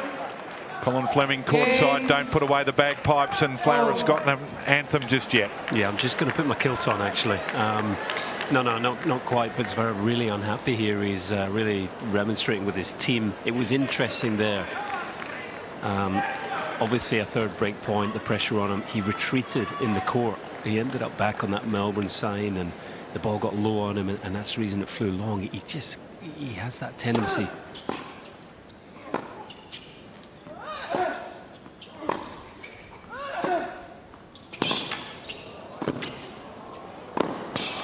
Great point there. I'd love to get Andrea your sort of professional perspective, but you know, what's the chatter at home in Germany? You know, for me, Zverev's changed the racket. He's hitting bigger. He's doing the work. He's coming in more. The serve is more reliable. But what will determine whether he wins the slam is how he performs in the big moments. For me, all that goes out the window if he retreats back in the court, just pushes the ball. That's nicely done here by Sasha Zverev. Loves the target at the net. Jacob Fernley annoyed, just hasn't been able to capitalize on any of these breaks.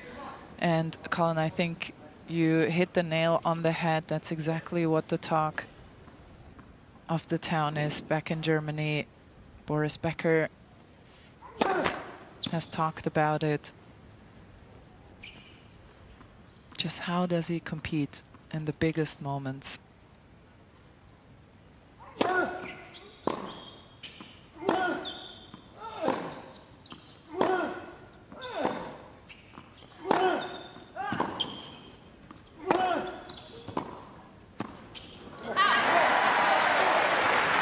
I think this is the kind of rally, right, Colin, you were referring to. Just a bit passive there again. Yes, and look, he's such a good mover. He gets his racket on everything, and I think he feels, or has felt in his career, that in the big moment, he's going to get to everything, put everything in play, and eventually the opponent will break down. But now the power in the game, you know, here's Fernley, just out of college with the ability to sort of hit through him. I think he has to play... I think he has to play braver tennis. You know, that's too good from Fernley there, but these guys are going to keep going for it.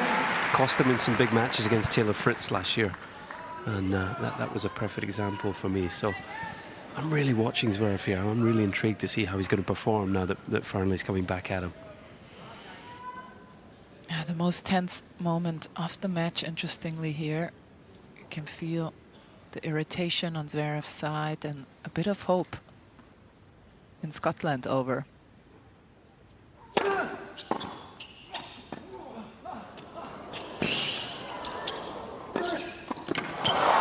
was a good recovery. He was off balance as he slid in. Not only maintain his feet, but get back across the court. And I will say, ever the optimist and not German biased at all, I still believe he can do it. I really think that his moment is still about to come. We'll see. That's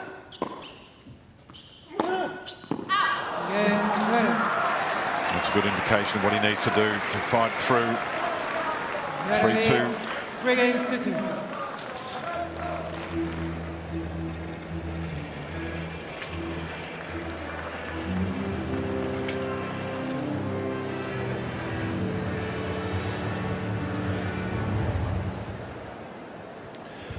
So once again, the break, he's doing everything he possibly can, Fernley. Talked about Zverev and what he brings, how he maintains that level. And do you think, Colin, I know you're drinking water, I see you from here. I was waiting for that moment. But do you think it's a lapse of concentration, or do you think he just gets cautious when he's in a moment of opportunity, Jacob? Yeah, I think it's the pertinent question, isn't it? I think it's a mental thing. Is it belief once he's back on level in the scoreboard? Is it concentration? But yeah, he's had lapses that have cost him his service games.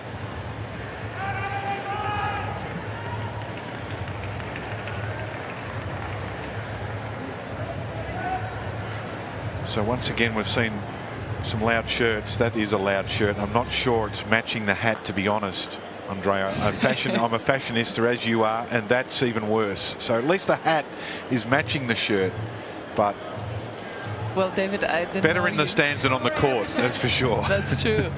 And I didn't know you were sharing T-shirts from your closet with the audience. That's so nice of you. I've got a good dress-up cupboard. You missed the Mexican fighting mask last night with Zera on court. I brought my array of them in. Zverev with a break here.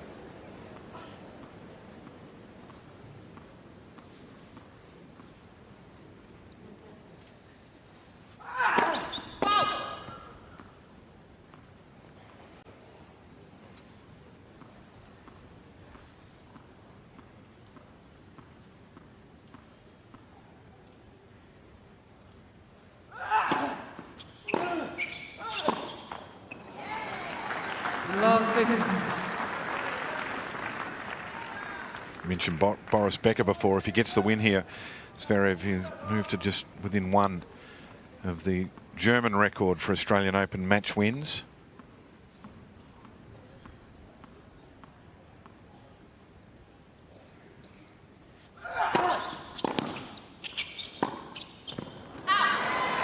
Zverev's on 27, Becker 29. He's got a lot of stats, Zverev, for the best of someone that hasn't won a major. Percentage of matches won, appearances in second week of Grand Slams, all of those things.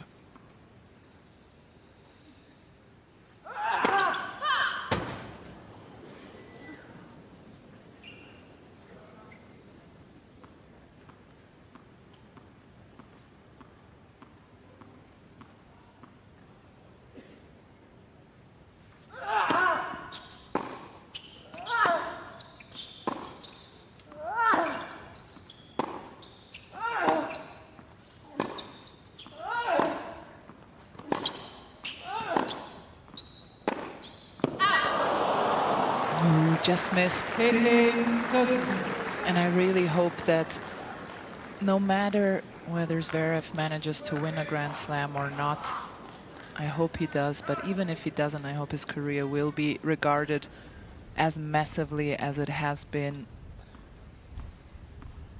with diabetes. To be at this height of the sport for such a long time is an incredible feat.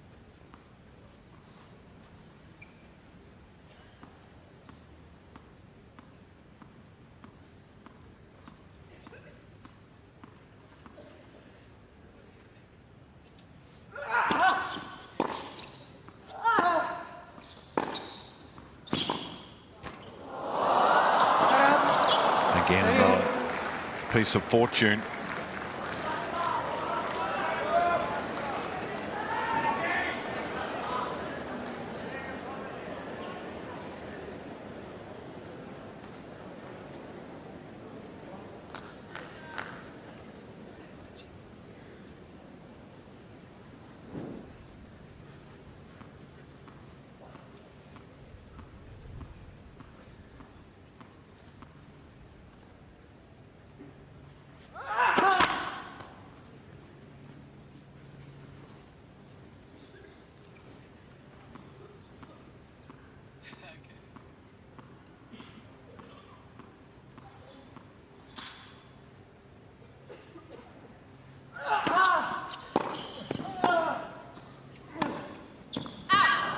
So I hear what you're saying there, Andrea, about Zverev and what his career would look like. But at the end of the day, when you're as good as he is and you've been so close, you're measured on the W's at the end of the tournament. That's just the way it goes, unfortunately.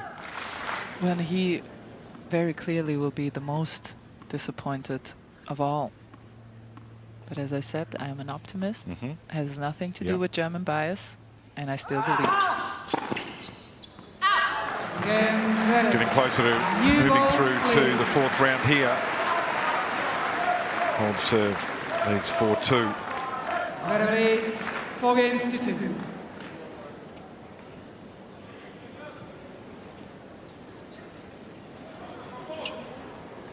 Yes, please.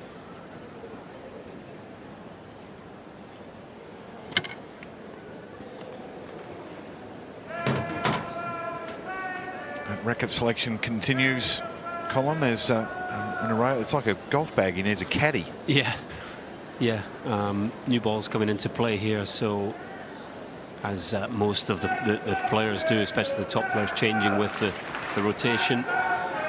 Wants to make sure the tension is spot on, maybe a chance to get a fresh overgrip on the racket as well. So it was interesting that Fearnley didn't change with the new balls there.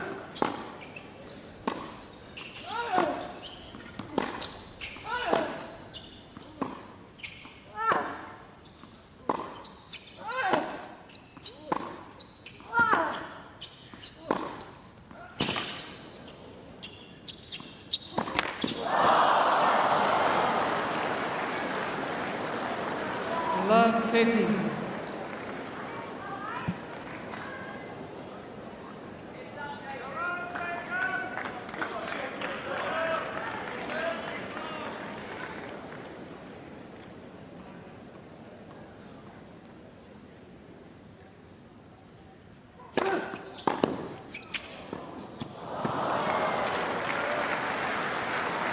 Love 30. Just looks like his head is starting to go down, Fearnley. I think Zverev has just sort of sucked the belief out of him. German just keeping the level so high, he's relentless. Wants to get this one done in straight sets.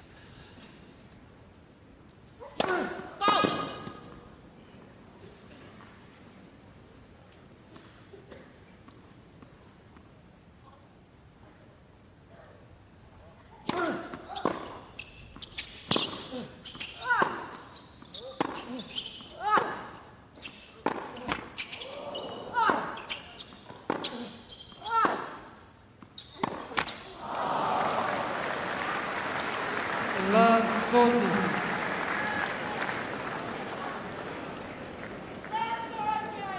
So big problems now. Strong fight. Hung in there. 3 break points though.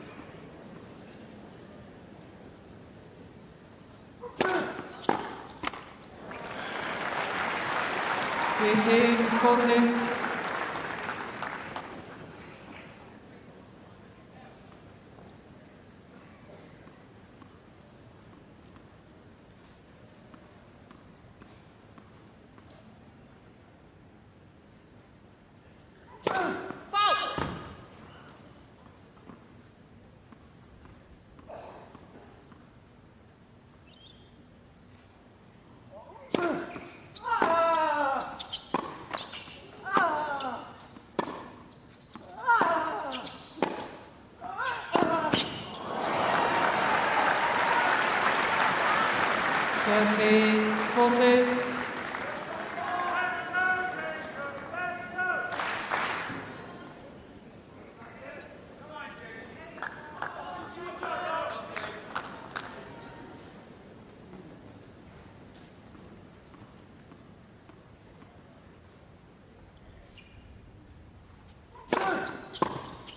Yes.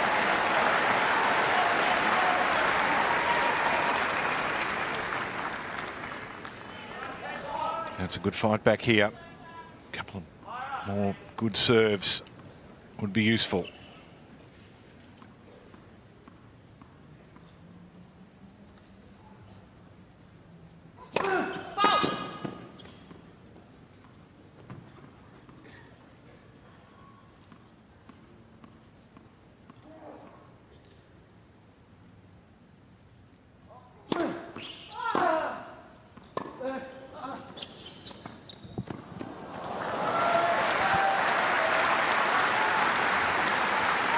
Advantage Zverev.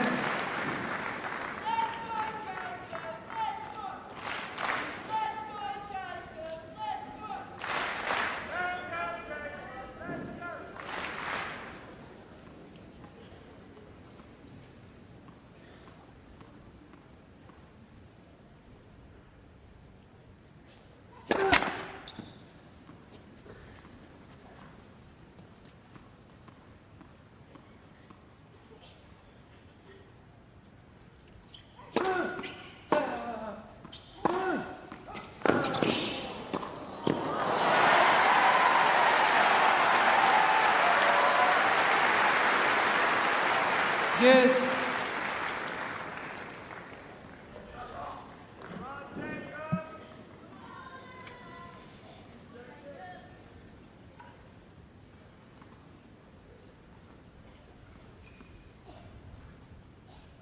Good elevation.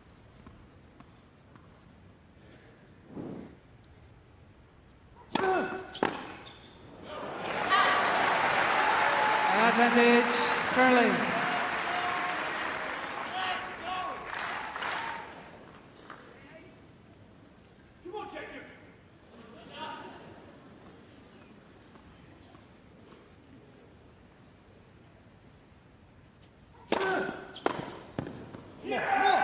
Well, defended all the break points there.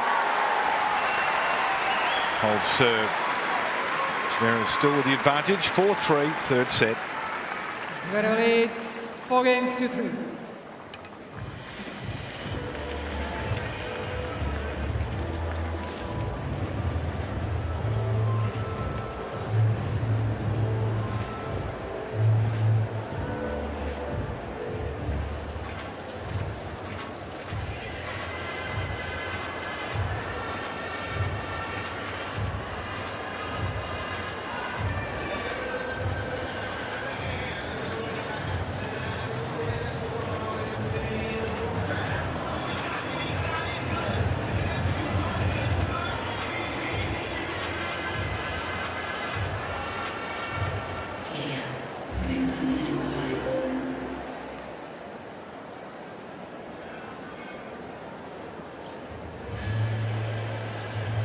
Time.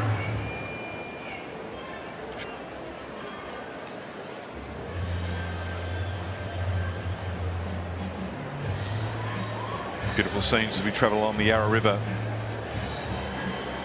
Rowing boats are out. The university rowing clubs dotted along the southern banks of the Yarra as we get close to the CBD here, but then 1573 Margaret Court Arena. Good job, Colin, by Fernley to hang in there. Still alive. Yeah, as long as he keeps it to one break, he's got a fighting chance. Has broken Zverev twice, so maybe Lightning can strike 3 times. That helps. Return of serve has been phenomenal from Fernley, I have to say. He stood tall to the Zverev serve. It's just been taking care of his own serve that's been a bigger problem.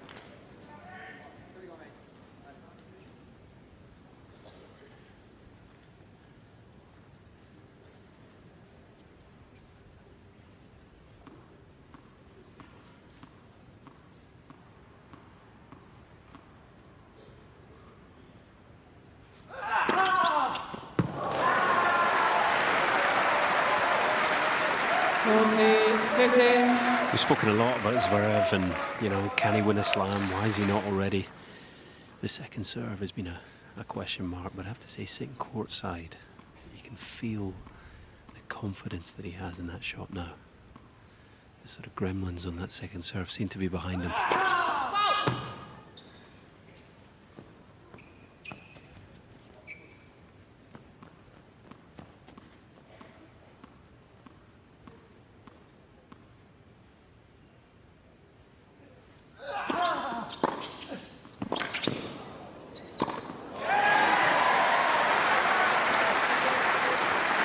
40-30.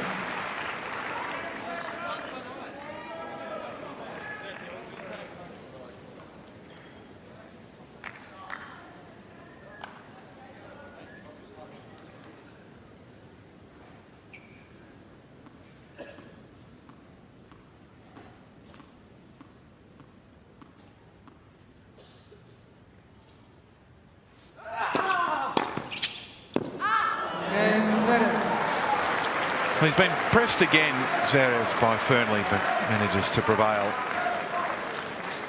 Zverev leads on the doorstep of the spot in the 4th round.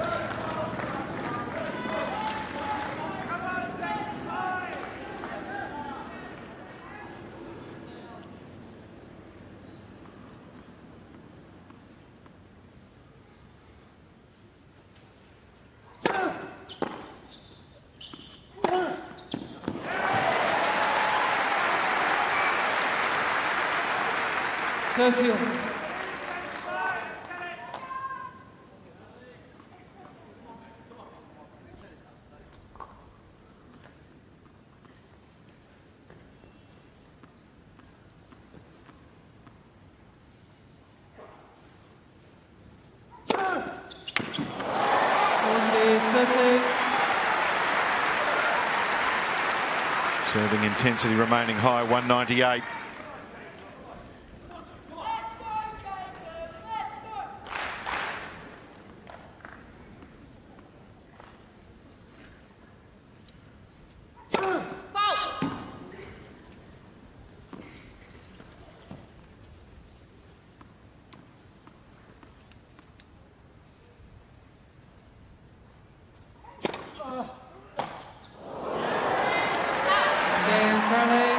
Fearnley holds.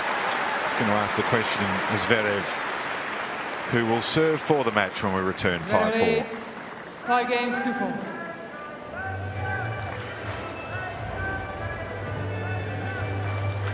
Colin, I think when all is said and done here and Jacob Fearnley returns to the locker room first time through to the 3rd round of the Grand Slam, has stretched Zverev in certainly the 2nd and the 3rd sets here, and he's put up an outstanding display. Yeah, he has. I think it's important to remember where he's come from in the last 12 months. His ceiling, you know, watch him courtside here against the world number 2, his ceiling is so high. He's been able to break him twice, one in each set. Just a few times when he's kind of really got into the match, level in the 2nd set, even level early in the 3rd. That's when he's come unstuck. So I think he's just, it comes down to belief almost in those moments. I think these experiences this week will help him. But there's a serious player in there, Jacob Fearnley. He can continue to climb the rankings, no doubt.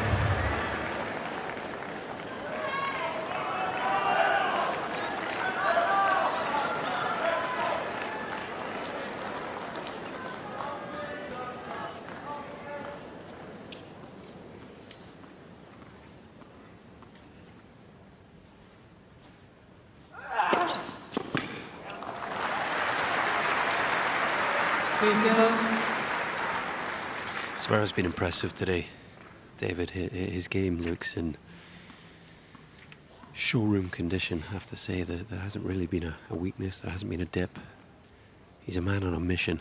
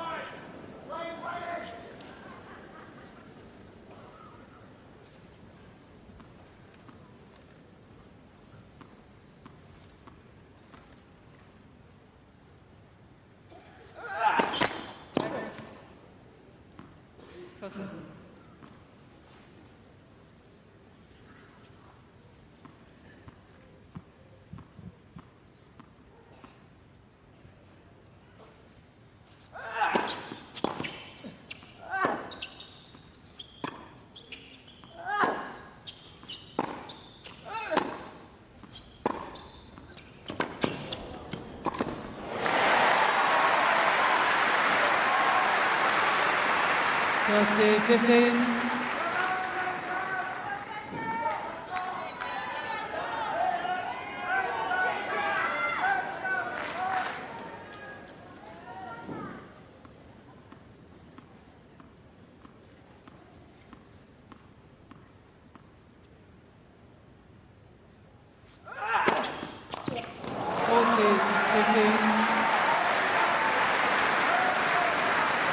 So looking for a spot in the fourth round here. He'll equal his efforts of 2020 and 2022 of winning the first 3 rounds without dropping a set. 2 match points. Well, it's a dominant display. No fuss. Straight sets. Through to the fourth round for the 6th time, the Australian Open.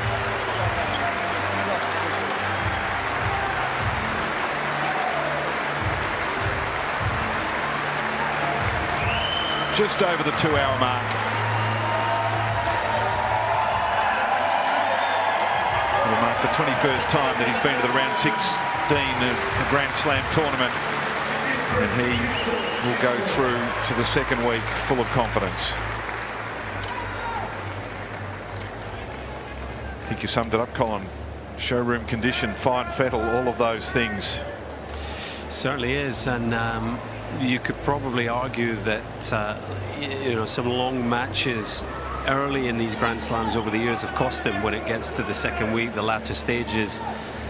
There's no sign of that here. There's an extra sort of aggression, a real momentum to Zverev, and he's looking very, very good. As good as I think he's ever looked in a Grand Slam.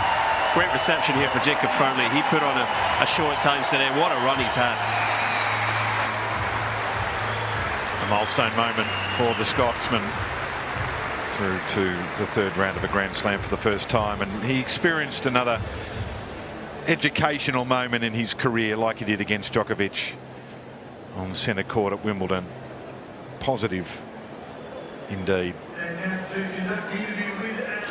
Andrea Petkovic has dashed out of our commentary box and gone downstairs, and she's going to have a word here with Aleksandar Zverev. Sasha, another day. I think the PA is not working yet, but we are live on TV, don't worry.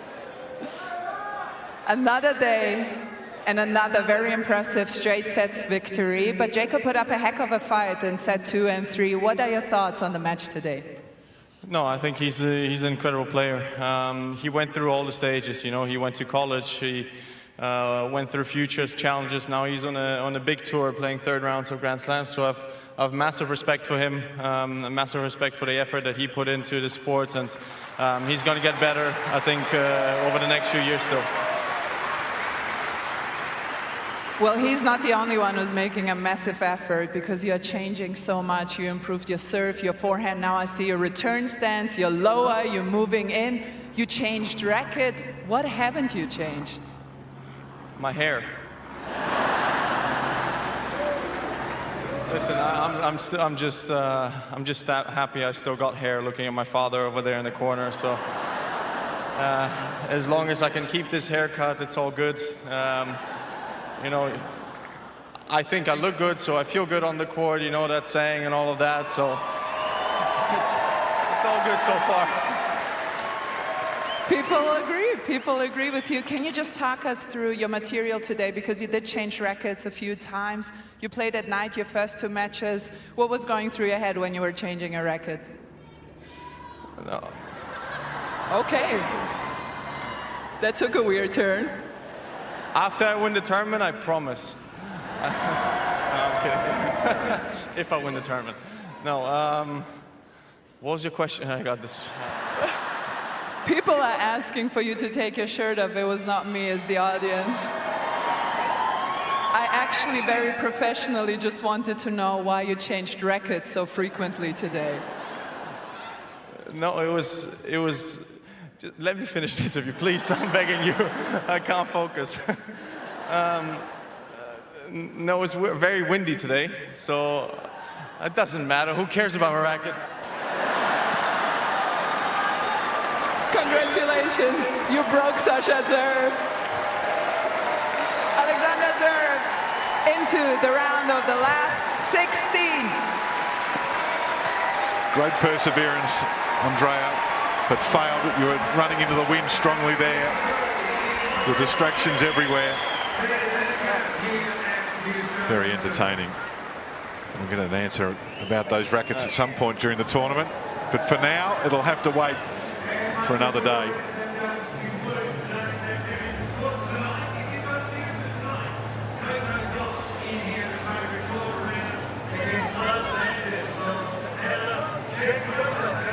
So we continue that a Frenchman will await him in the 4th round, yet to be determined because Humbert and Artifice haven't yet taken to the court for their 3rd round encounter.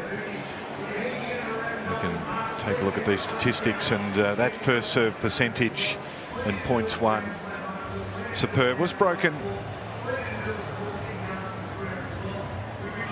for the first time of the tournament by Jacob Fernley on 2 occasions. Unforced errors minimal for the German, so all round a dominant effort, and one that he'll be very pleased with, taking that form into the 2nd week.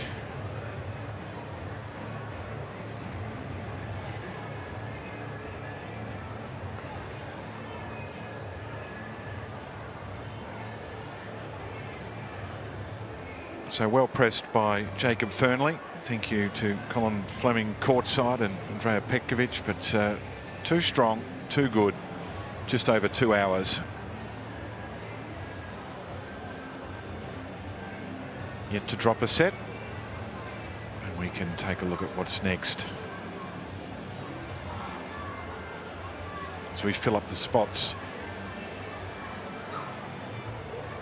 So Tommy Paul has got his spot locked in. Zverev joins him in the 4th round, and Humbert Félix still to come. French pair to face off on John Cain Arena later tonight here on Friday, day 6 of the Australian Open of 2025. But the world number 2, Sasha Zverev, safely through straight sets.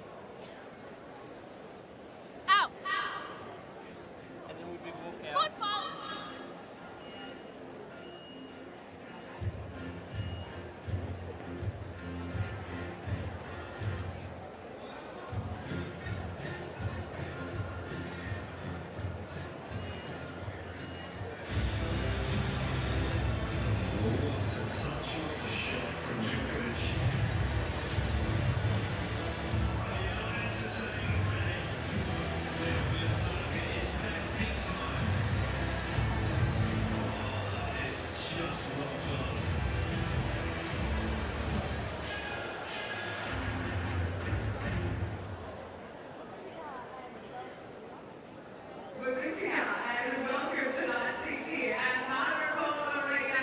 Thank you so much for joining us. And if you might actually see yourself up on the big screen, we're going to be showing a bunch of highlights throughout the evening. So if you are posting anything on socials, use that hashtag #OzOpen and you can be seeing your face up here. Now the night is getting underway with the women's singles first.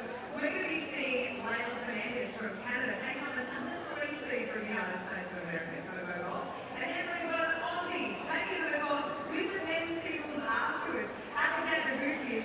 And we are getting ready to watch. We've got a couple of cheers in the crowd already, taking on Draper from Great Britain. So we are ready for another huge night. But let me tell you, it was mammoth. We were here until 3 o'clock this morning in an unbelievable showdown for night 5. So let's check out some of the highlights. Night 5 of the Australian Open and another brilliant evening of Grand Slam tennis, headlined by the biggest upset in the tournament so far. The team has finally beaten down Daniel Storm. American teenager Luna Tien gave it everything. 19-year-old beating 5-set specialist Daniil Medvedev at his own game.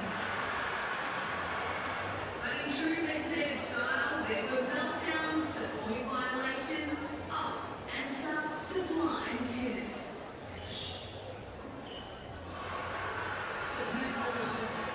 Luna Tien surviving one hell of a scare in a classic Melbourne Park marathon. Italian Jasmine Paolini's rich vein of form continued in Melbourne, up against Mexico's Renata Zarazua.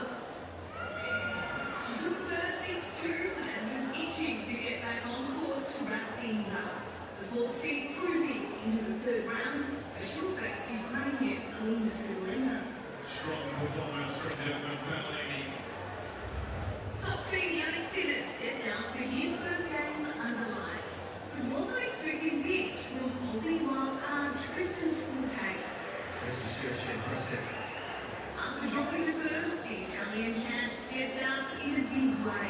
His AO title defense still very much on track after winning in 4. It's a 16th win in succession. A fierce arm wrestle played out on Margaret Court between Madison Keys and Romanian Aryna Sabalenka. Keys was up 4-0 in the first, but only just managed to hold on in a tiebreak. Madison Keys, the 18th seed, survives a scare in the opening set. The American lost the second and was forced to dig deep in the third, and did she ever?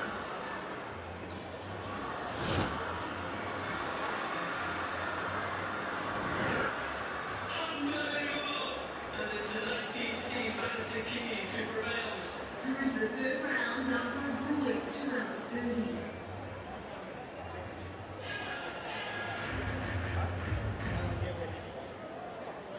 We've got our tickets until the first match for our night session here at Margaret Arena is underway. We've played for our guests in Canada, taking on Gauff from America. So let's get to know a little bit more. Cheers.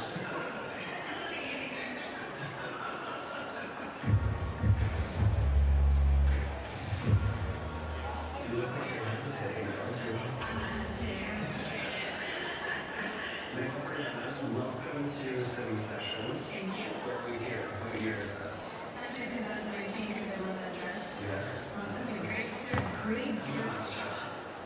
Oh, did they go? Oh my goodness. Wow. Was this your first junior Grand Slam final? Yes, that is my first junior Grand Slam final. I remember it was right after the semis in this one. I was like, I gotta get through the finals. I have to go through. So Yeah. it was good. In the trophy ceremony, the announcer actually made a mistake when they were announcing me. Really? They said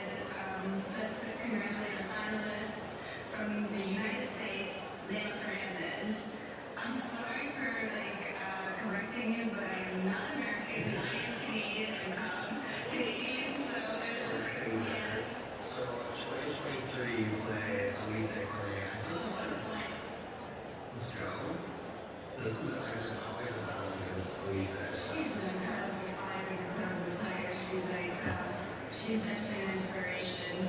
A little sad to see her not on tour anymore. She was definitely one of the first actual professionals that would practice with me. Yeah, like when I was younger, because I was very small, I didn't know many people, and I said I was very shy, so it was hard for me to talk to them, and I would always put looking in the practice sheet, and she was willing to take a chance. She's smart, Lisa. It's a new season. What are your hopes and dreams for maybe the Australian Summer of 2025 as a whole? You know, it's such a long season.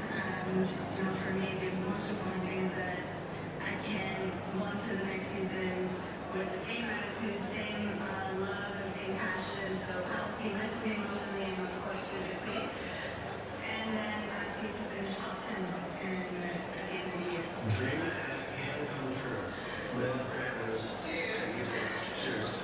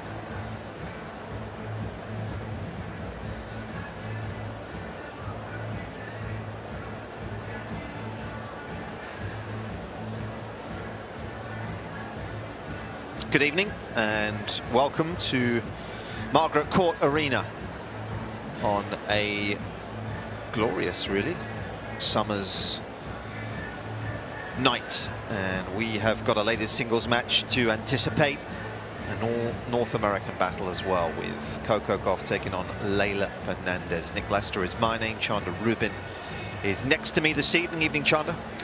A very nice evening. Happy to be with you for this one. Should be a good one.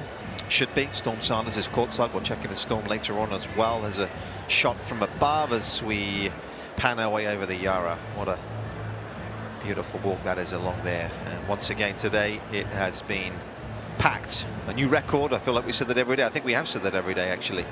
A new record has been set today for attendance for the first Friday. There's so much to see and do here, and that's why they're bringing him in. Grounds are buzzing, and if you aren't in position early for these matches, you're going to be late. And it's just a festive atmosphere. There's so much to do, activities for families as well. And so you see a lot of kids enjoying the grounds as well as the tennis alongside the adults. And that's what I enjoy about it as well. Yeah, it's just such a good vibe down here, isn't there? It is so different from the others, but that's what makes it so unique. So special, really, in its own way. And you start getting a sense for the different courts around the grounds, the matches you want to see, try to get your seats early, but also you got to get some snacks, you got to get something to drink. So it's a little bit of planning. Yeah, too true. It's necessary. You do.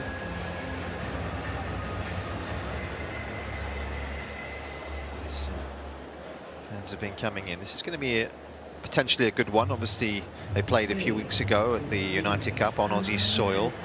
Coco was able to handle Leylah Fernandez relatively comfortably. So Fernandez has got a bit of thinking to do here. It'd be fascinating to see what she can bring. There's something different tonight to try and turn around that defeat that she suffered. Yeah, that's going to be the question, is what will Fernandez maybe look to do strategically? How will she approach this match after just having played Gauff a couple of weeks ago, a few weeks ago? Maybe that's an advantage for her. The fact that she knows exactly what to expect against one of the hottest players on tour right now. Yeah, not really made much of an impression at the majors, Leylah Fernandez, since that run to the US Open final. Made the quarters of the French in 2022, but actually she's not made the second week, interestingly, since. That's quite a long time for someone of her qualities. Obviously, we know she had some injury issues. There have been a few struggles there. Some would maybe suggest her game has stagnated a little. But this is a big night for her in that regard, because she's not really had this sort of win for a long time. No, and this is the best result so far at the Australian Open as well. Getting to this stage, can she go one better, produce something a bit special? We know she has that ability at majors to produce special performances, and this is going to be another test for the Canadian.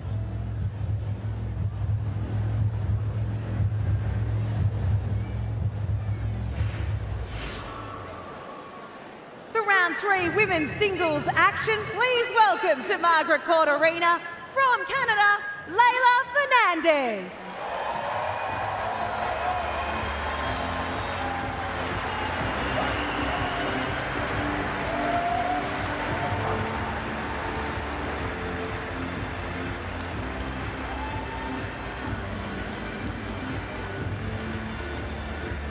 And please welcome their opponent from the United States of America, Coco Gauff.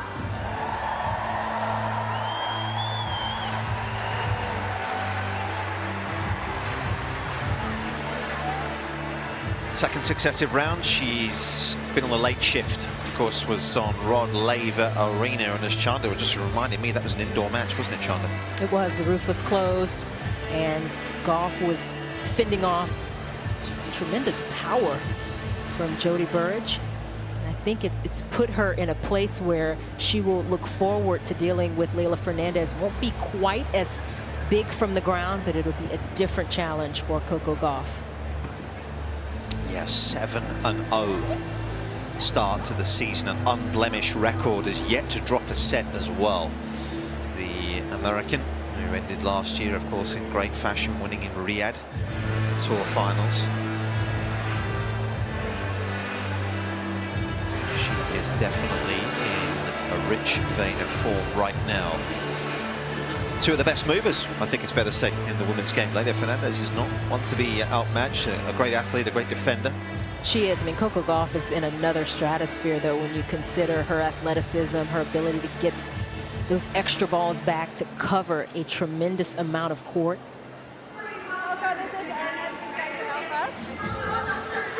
Ladies, just a couple of reminders before we start. For the towel bins, Leylah, the red color is for you. Coco, the blue color is for you. Remember, we have VR on this court, so if you want to challenge anything like a double bounce, a hindrance, or a touch, let me know. And after the coin toss, can we please take a photo in the opposite direction with Ernest here? Any questions? Leylah, your choice. We have AO or John? AO. Okay, Ernest, go. AO it is. You serve? Fantastic. Okay, and Ernest, the photo the other way. Yeah.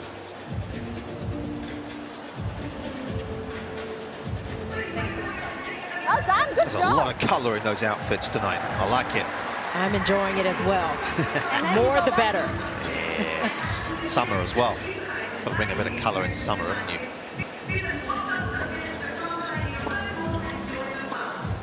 Third round action getting underway today. A fair number of tightly contested matches as well. And, hopefully, from the neutral's perspective, this will be something similar. Of course, we saw Diana Schneider and Donna Vekic go at it for almost 3 hours on here earlier on today. It was a very, very close affair.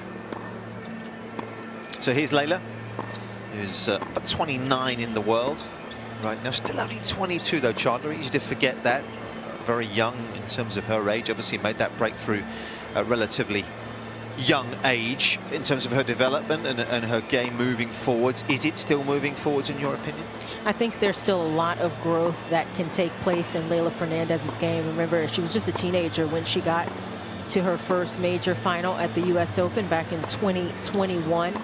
Taking the ball early, rushing opponents, taking time away. I think the serve is one of the areas that she has been looking to work on. That's an area that can continue to improve. But she poses some real challenges because of how far inside the court she's comfortable playing. And it'll be interesting to see if she can employ that tonight against the current world number 3, who, as we said, was put together a very nice end of last season. We know that, of course, had a good run in Asia, then was able to win those tour finals in Riyadh.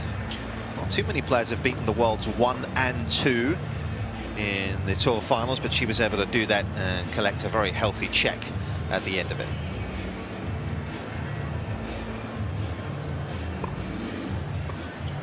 Talking of changes, been a few in Coco's game, haven't there, Chandra? Has she settled in with these grips that we have heard all about? Is it natural now for her? Yeah, I think it's a work in progress, and you know how long it takes to feel completely comfortable. It depends on the individual player, but the way she has played Gauff the last few months has been impressive. Mentioned last time these two played at United Cup, a very straightforward win for Coco Gauff, but really since losing in the US Open after coming back as the defending champion, it's been a different level of tennis from Gauff. It's a combination, I think, of those changes she's made, the change in mindset, serve, the forehand, all of those shots have been important to her playing the kind of tennis she's been playing.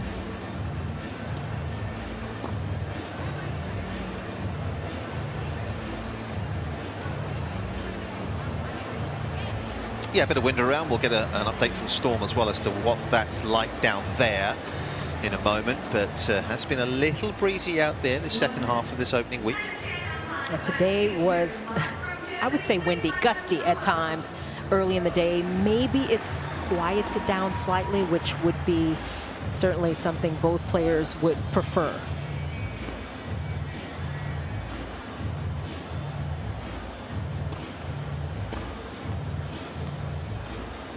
Let's go downstairs because George Fernandez is on the headset. Of course, George, the coach and father of Leylah. George, just checking you can hear us first of all. Yeah, absolutely. I can hear you loud and clear. Thanks for your time, first of all. We appreciate it.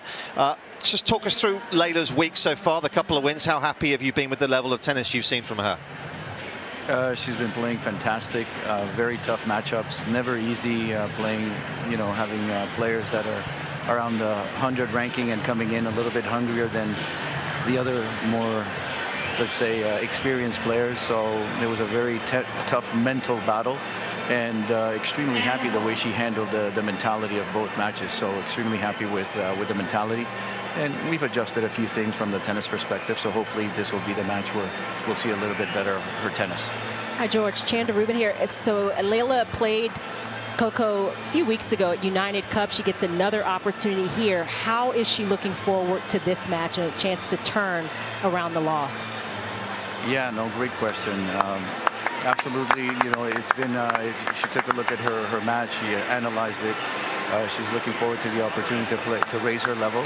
A lot of unforced errors in her previous match, so she's going to clean that up. And, you know, she's happy to be here in front of everybody. This is just a fantastic opportunity. George, thanks for your time. Good luck. Thank you.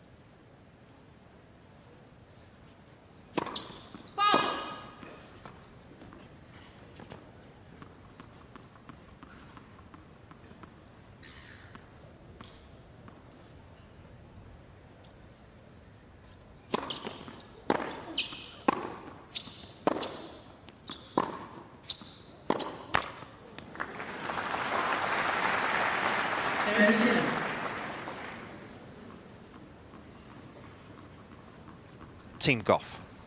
A substantial number up there these days. Chanda? Her mom Candy there, far left. Her physio agent, coaches down below. It's been a team effort for Coco Gauff.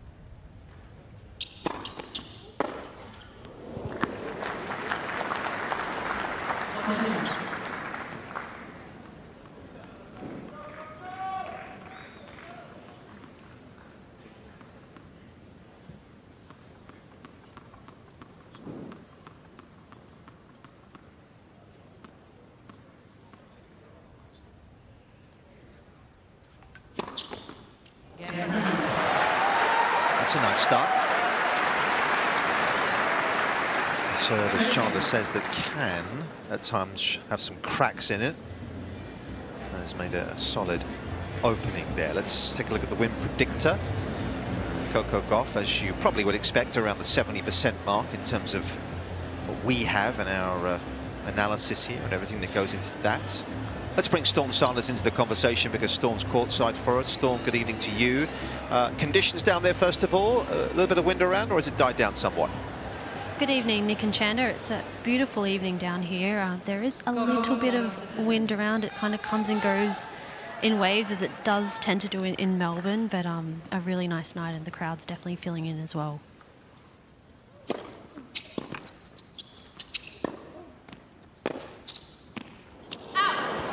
What's your feeling, Storm, coming into this one? Obviously, it was quite one-sided 2 weeks ago. Does Leylah have the tools to keep this a little more competitive? She does, and she's such a fighter. You can see already she's in the zone. She loves playing on these big matches, on big courts in front of a lot of people, like George said, but big task ahead of her tonight.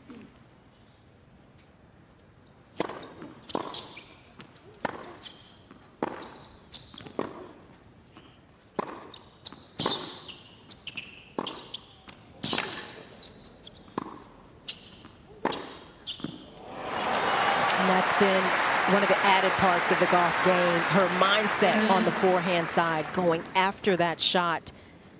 And this is so important to hitting the forehand well. swinging through, keeping the racket head speed going through the contact point. Yeah, has that shot been under the spotlight at times over the last 12 months? And I wonder just how much that gets in a player's head and how easy it is to put that to one side, how you block that noise out, because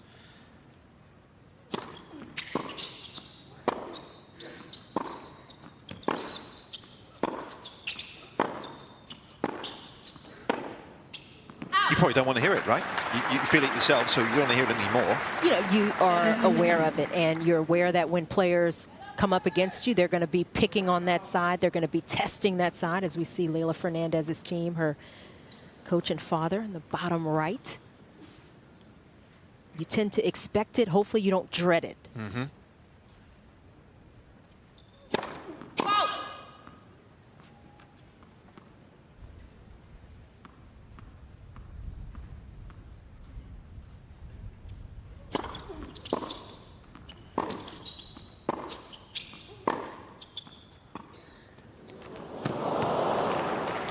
I do think in some ways players playing the forehand side a lot is going to help that shot improve.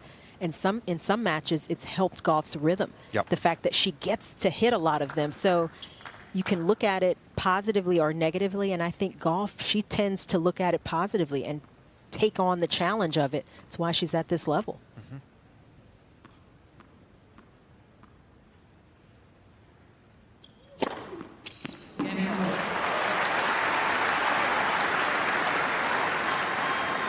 Yeah, had a few serving issues against Jodie Burrage, as Chanda touched on. Numbers were slightly down, first serve percentage, and the doubles were slightly up, but the control on that side has been better. Chanda talked about the grip changes that she's employed. It's been highlighted. Hopefully for her, something that's going to bed in over the course of the next few months.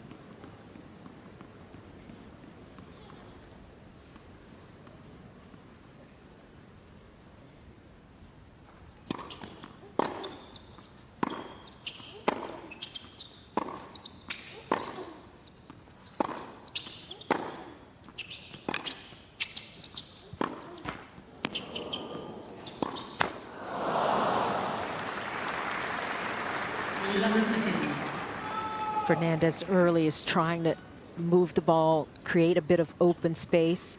She's got to be a little bit careful when she pulls the trigger that she's not hitting herself out of position.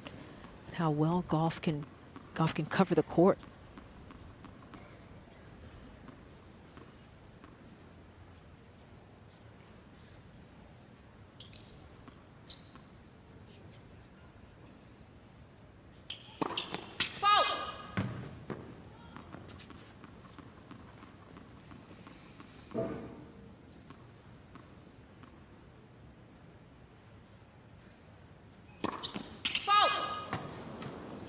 That is a second serve that at times in her career has not looked overly secure, Chanda. Yeah, sometimes she can open up a little too quickly on her serve. She already stands slightly more open than you might see in some players. And so when you lose kind of that coil, then where do you go? It becomes all arm. Yep.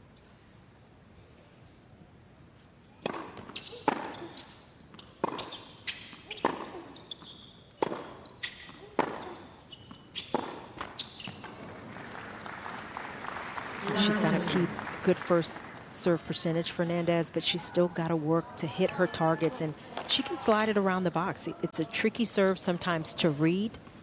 So if she can get that shot going and hold her own in the serve department, that gives her the best chance. But right now, it's Gauff with break opportunities.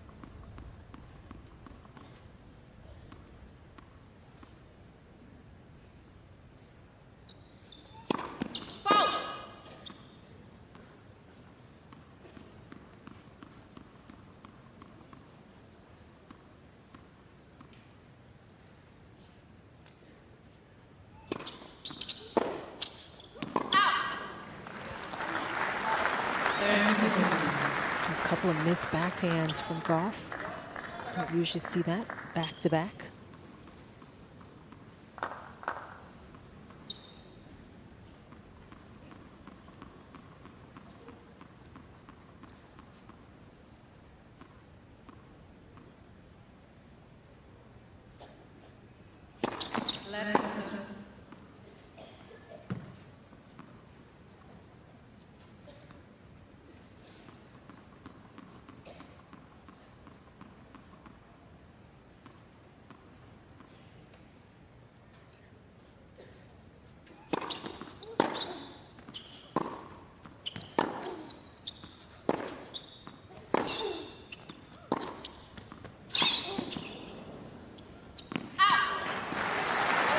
Nice early ball. Advantage of a bit of space. Yeah, terrific point construction, and that's one of the skills that Fernandez has, that ability to create the angle and open up a little more court for her down the line shots.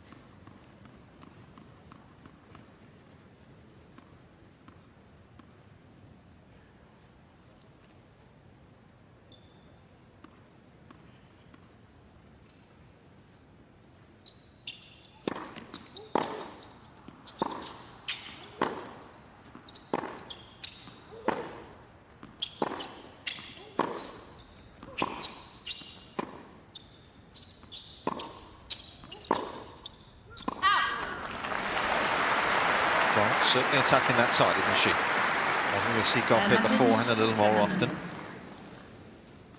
You know, one of the advantages to picking on that side is, as well as Gauff has been hitting the forehand, a lot of times the opponent can feel like she can't hurt them with that side. So you can comfortably stay neutral until you get something a bit more hittable.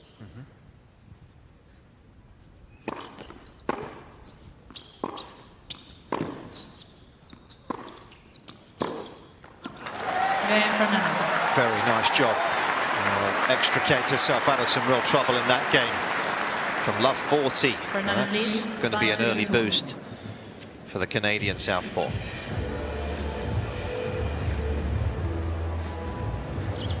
What do you got for us, Chanda? Leylah Fernandez can very comfortably take the ball inside the court, especially on returns. The ball's in yellow, first serve, return, hit points. She is inside the baseline, about half a meter. It's about a foot and a half for, you know, us Americans here. But on second serve, she's stepping well in, about 2 meters inside the baseline, about 6.5 feet in.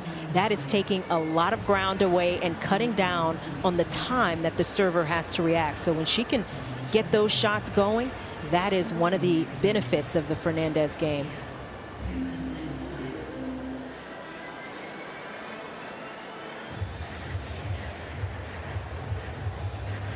Time.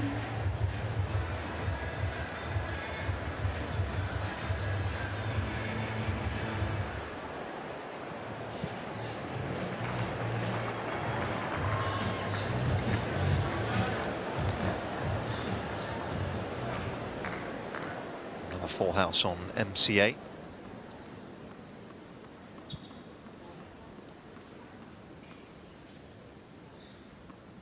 Gauff serving 1-2.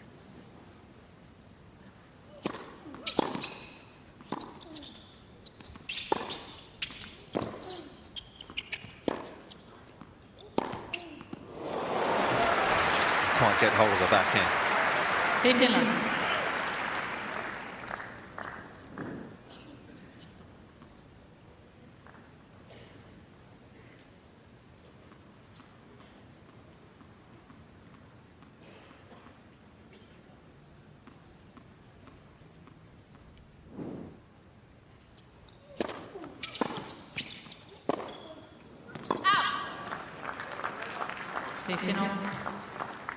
Storm, I think I'm right in saying you play Coco in doubles but not singles. Is that correct? Yes, that's correct. I've been on the other side in the doubles court, and it can be tough to return the serves that she can produce. I was going to ask you, give us a sense of what the challenges are. Obviously, I know it was a doubles court only, but what's the ball like that Coco produces at you? What are the difficulties of playing her, I guess, outside of the movement?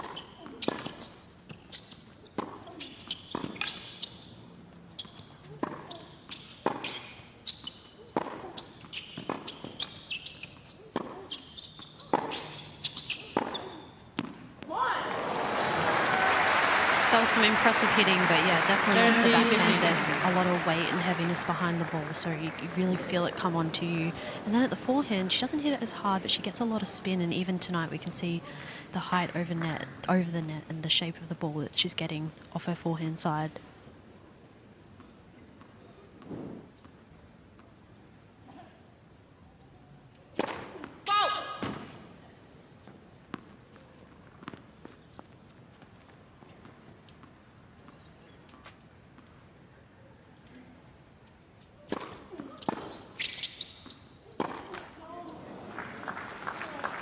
She missed that forehand, but I still think that's a good play. It's a good mindset to get into, to want forehands that way where you can disguise and go either direction.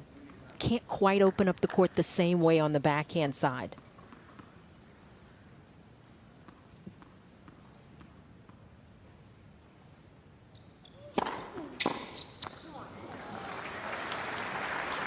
That's the one danger of being as high up the court off the return, isn't it? Because you do have, at times, you leave yourself a little open to being cramped up.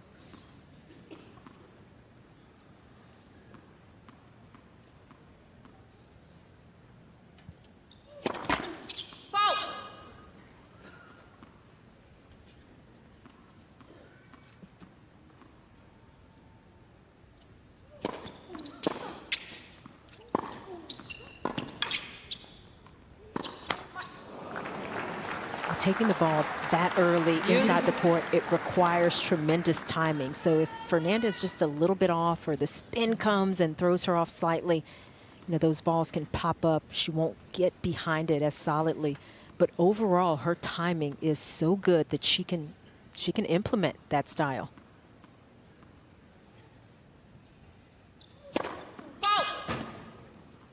Has been at a career high 13 in the world as the Canadian. A little while ago now.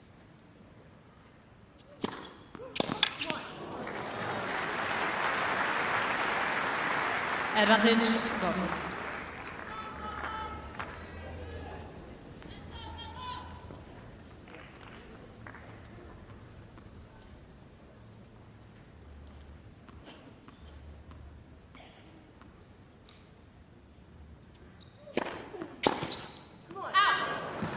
Game point. 2 games on. The ball was back pretty sharply, but not with the control that Fernandez was looking for. I had a look at her record against top 10, Fernandez. At the US Open, she was 3-0 that year, when she made the final. Since then, against top 10, she's 3-17, which probably speaks, it's fairly clear evidence as to why it hasn't quite necessarily been able to keep that push up the rankings, because those top 10 players have proved to be a little too good for her.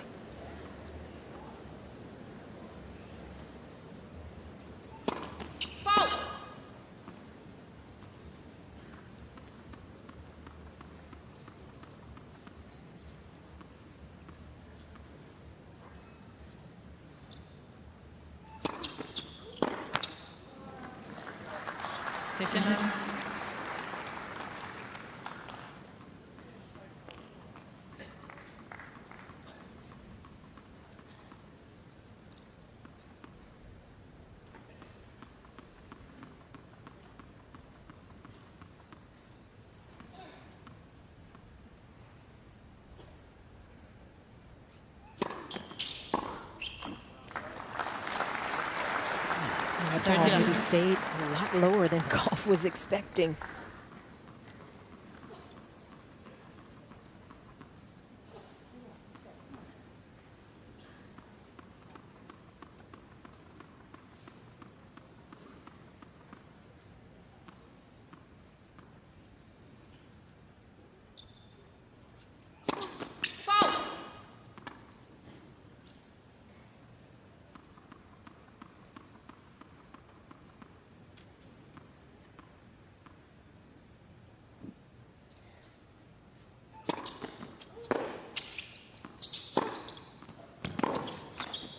There's that width, Chanda, that you referred to.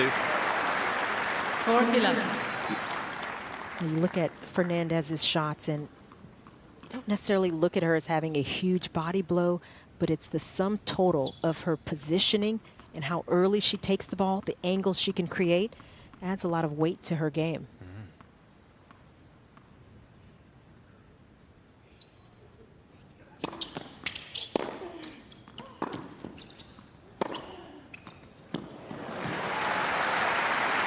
Gauff was actually talking a couple of days ago about she actually trained with Robin Montgomery quite a bit in the pre-season, did a week with her because she's a lefty, so knew she was playing Fernandez, first match of the year or second match of the year in United Cup, so got a lefty out there, so that was of assistance to her.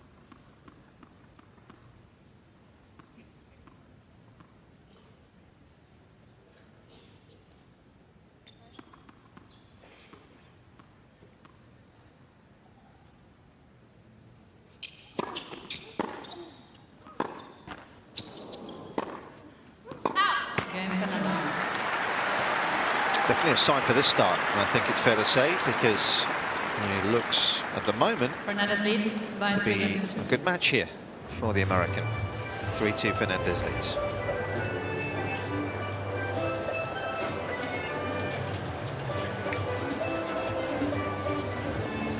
A couple of tough opening rounds, as Dad was just telling us. A difficult draws. Yulia Starova, who I am led to believe, I have to say I haven't seen her play, but speaking to a lot of people, she is very highly thought of, the Ukrainian. I don't know if you've seen her, Chanda. I haven't seen much of her, no.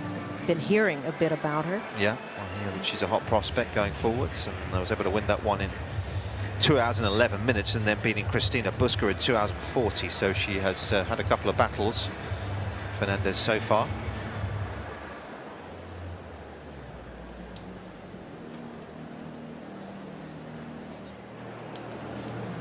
Time.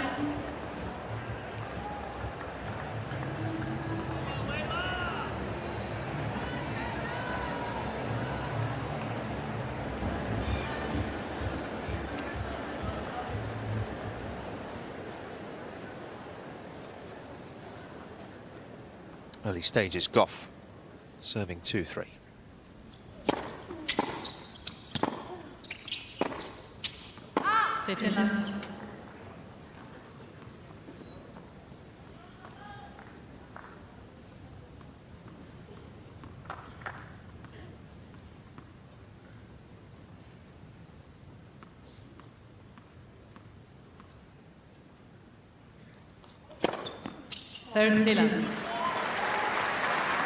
Gauff is going up and out after the serve much more confidently here.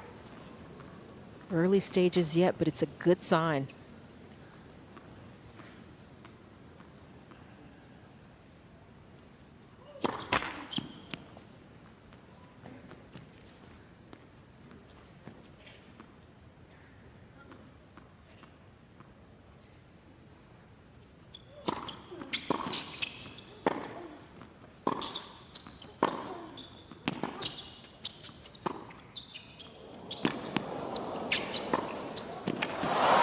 Money for Gauff. Ball to the backhand with plenty of open space. Smart little slice shot there in the middle of the point that tailed away from Fernandez. Put her in no man's land. She had to move forward.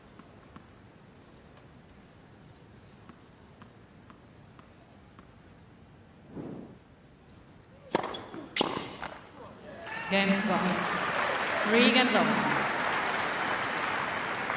9 out of 10 points, one behind the first serve. Whole team there with Gauff. Her father is here as well, though he sits in a different area. That has become a common thing, and it seems to work. Yeah. Teammate look after her behind the scenes. We just saw Tony Godsick in the corner there. You'll remember Tony was Roger Federer's long-term agent.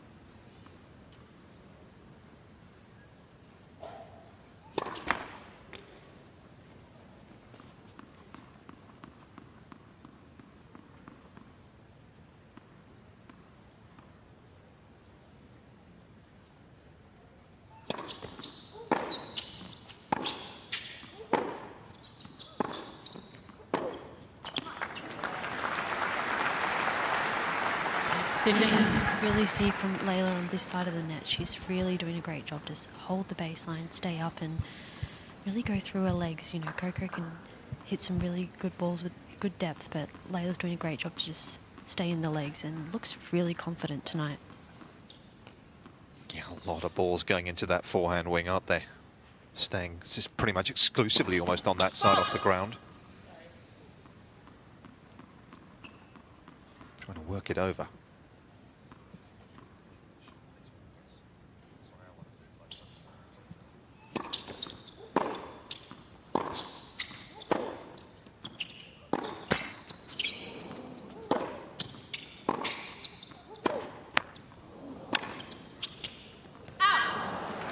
Get the feet up to that one. Wasn't helped by the let cord, obviously. 15 on.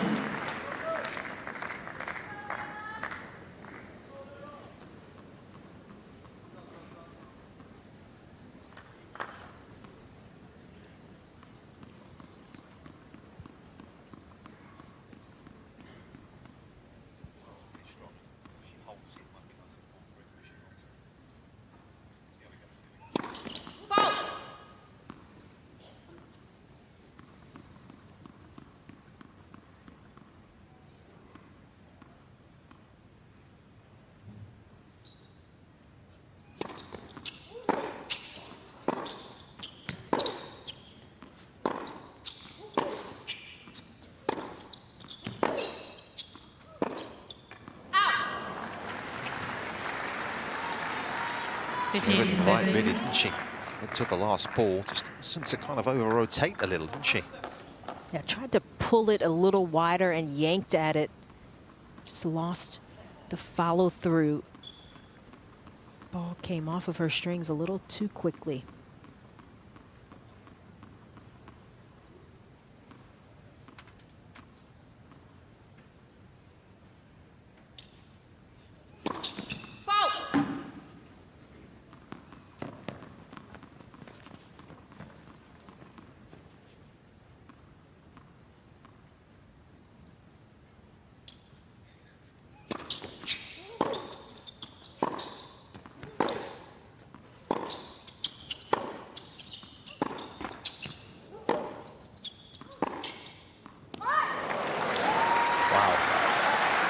Takes some doing. Almost half volleyed that ball.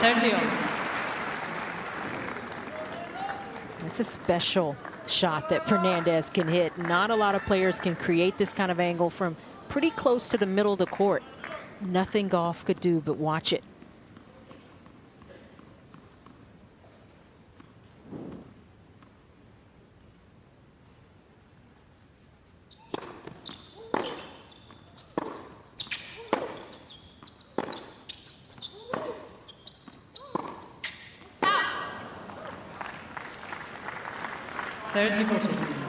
Difference for Fernandez right now and why her ranking is off of her high is that she's making a few more of those kinds of misses against the better players.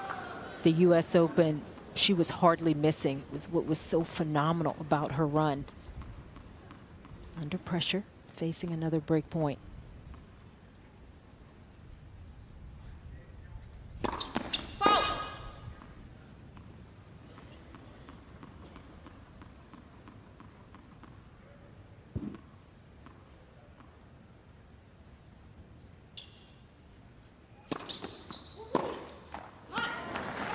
Worth remembering who she beat there at the US Open. Kanepi, Osaka 4 in the third, Kerber 2 in the third, Svitolina 6 in the third, Sabalenka 4 in the third. How's that for a quartet of wins? All in 2.5 hours as well, Chanda. Incredible, the run of players that she had to get past. Eventually losing to Emma Raducanu in that final.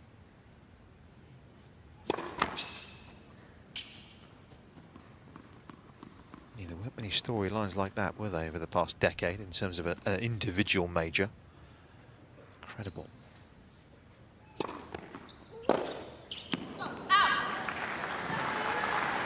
Advantage, Fernandez.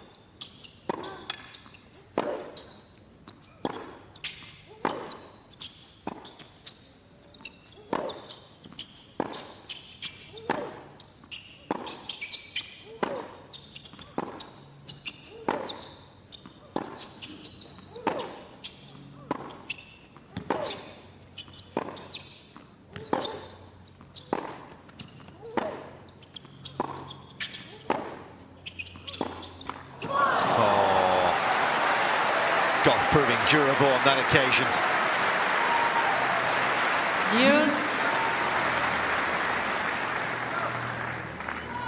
The key on the forehand for Gauff in some of these rallies is to not let it elicit the miss. And she is getting a lot of spin, height over the net, and able to withstand the barrage from Fernandez.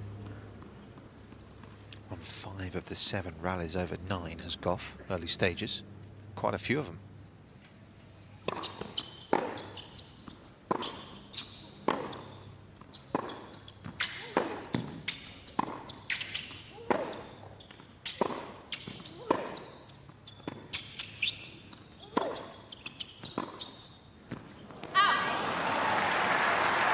She invited her on, didn't she? Interestingly, and really under undue pressure there.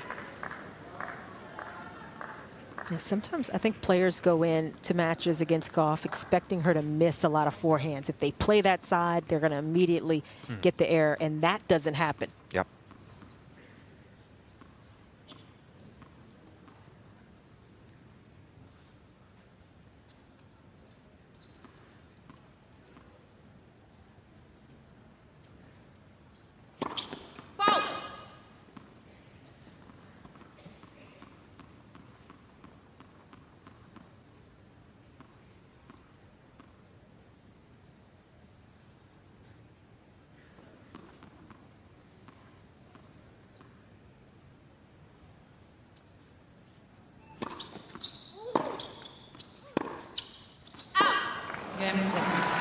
Frustration for the Canadian.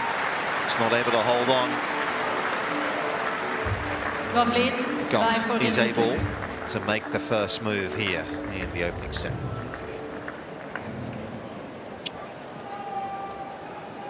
Storm, what are you seeing down there? That's, we're not saying so far.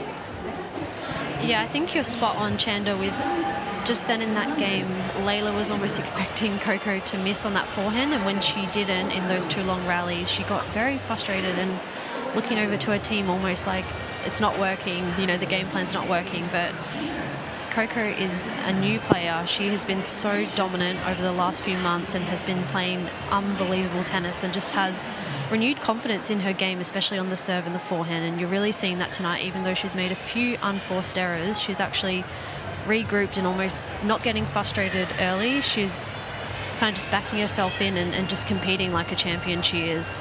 Time.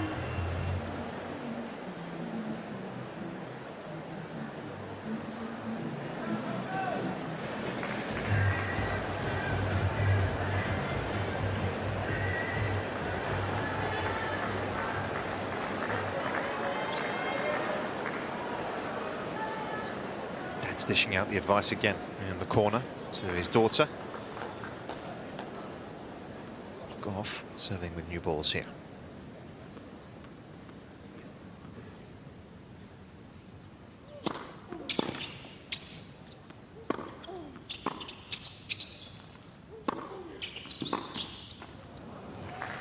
Did he ask her to hit a bit more slice? Maybe on that evidence he did.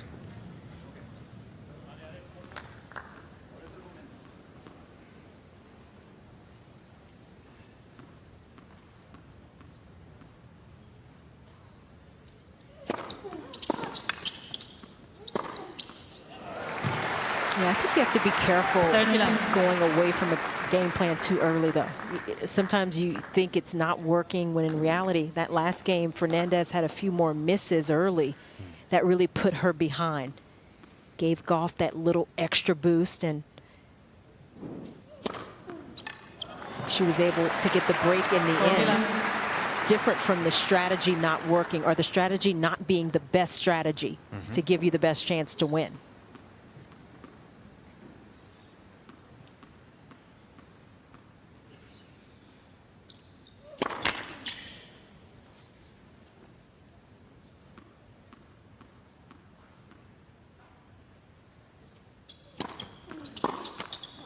Game Gauff leads 5 games to 3.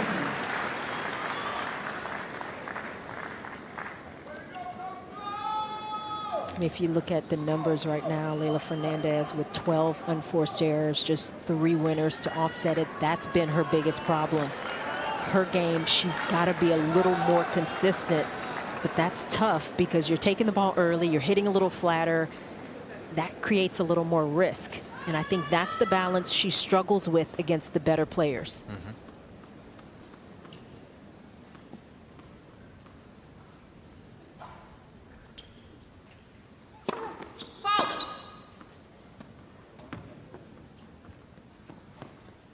Made the 3rd round here this year.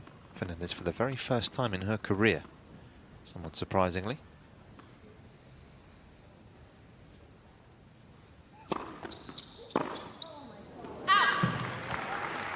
But as we said, in the last couple of seasons, she hasn't really made much of a dent in the majors, like this lady.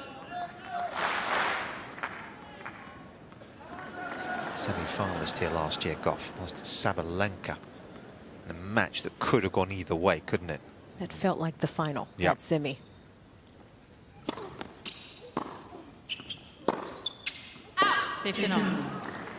And it's another miss that Fernandez can't afford. She's going down the middle, and she's missing it long.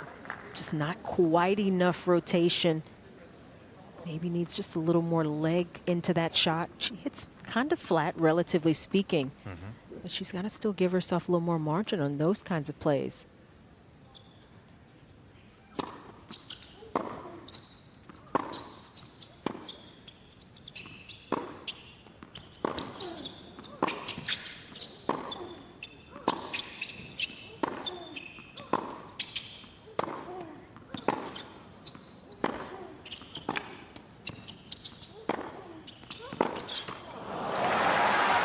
Just terrific hitting from Gauff. 15. Remember her last match against Jody Burrage. Gauff went through a trial by fire with the pace and the depth coming from the Brit. This match has got to feel like she has so much more time. She's playing like it. Yep. And there's the backhand that Storm was talking about, just how heavy that shot can be. Rushed the Canadian there.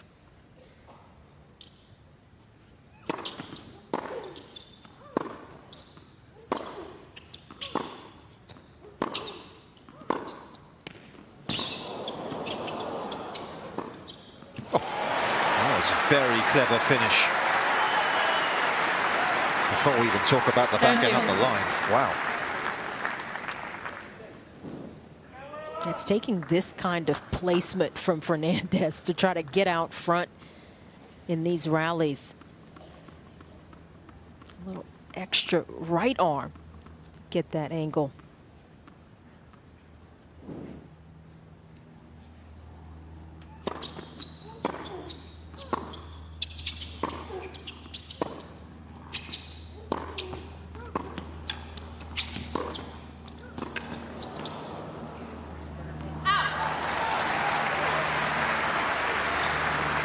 Was that shape of that forehand up the line that she hit on the previous point? Just kind of forced Fernandez back a little bit, didn't it? And she has locked down here, has Gauff in the last couple of games. It's been impressive.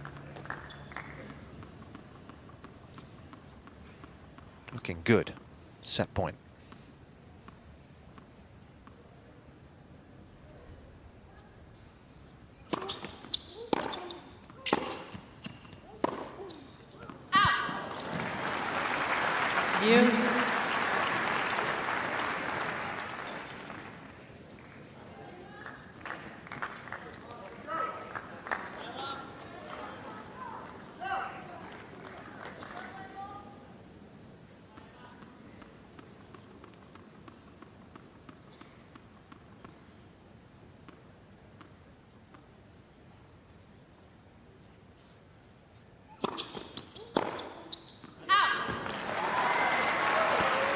Advantage, Fernandez.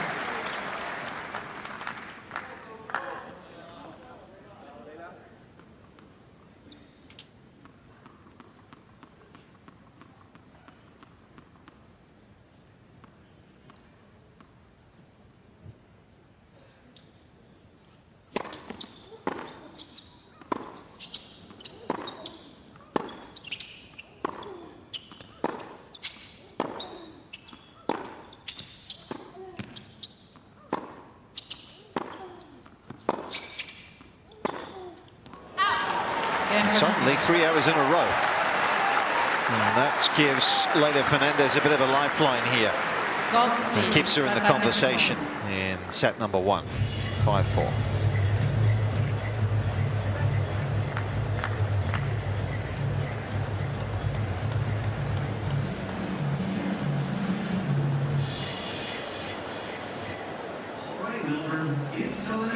Yeah, it's not a particularly scary serve, is it? Leylah Fernandez has. I mean that with the greatest of respect, but it's not going to put the fear of God into you.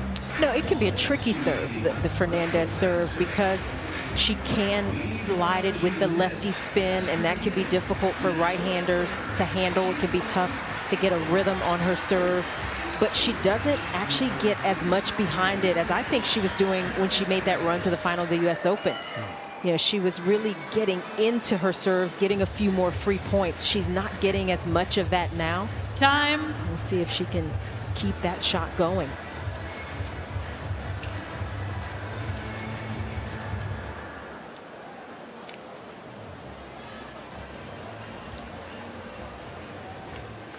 That's our class. We are to Melbourne CBD. So unique in that regard, isn't it? And all the majors, of course. Billie Jean King National Tennis Centre is a good half-an-hour drive, 45 minutes outside of Manhattan.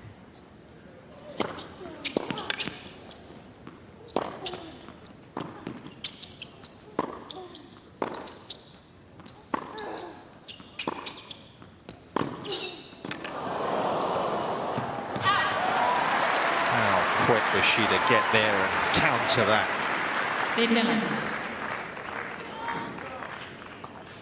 So sharply, and then to have the quality to produce something as well.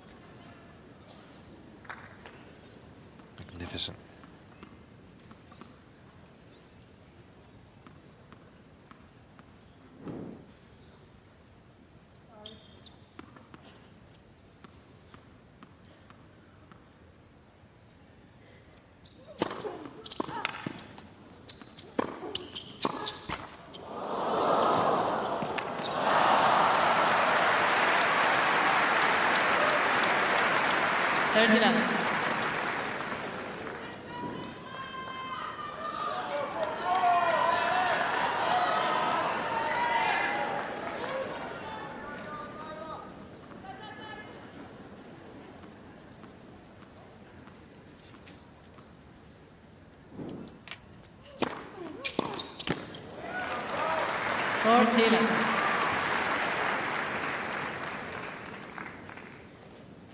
Putting together a comprehensive game. Only lost a total of 4 points on serve in this set.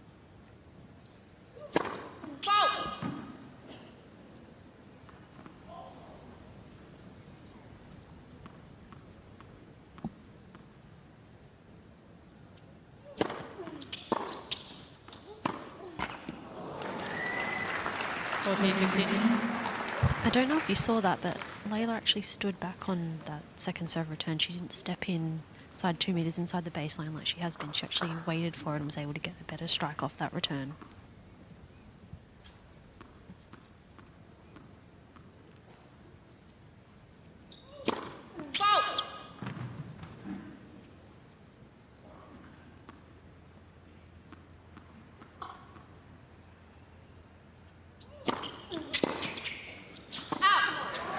Couldn't quite keep up to the wide serve. Knew it was coming, you felt, but offered nothing in the way of a response. Gauff was tested in the opening set, 44 minutes. There was a lot to admire in it, but number 3 seed, halfway towards the last 16.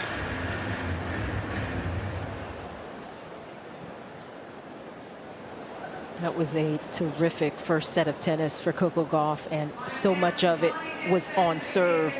Good first serve percentage, but you mentioned how few points she's losing on serve. 94% points won behind the first serve, just losing a couple of points in that department. Actually, just 1 point lost behind her first serve, and the 11 winners to just 4 for Fernandez.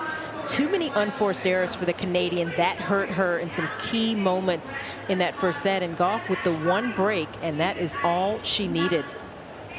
So very straightforward.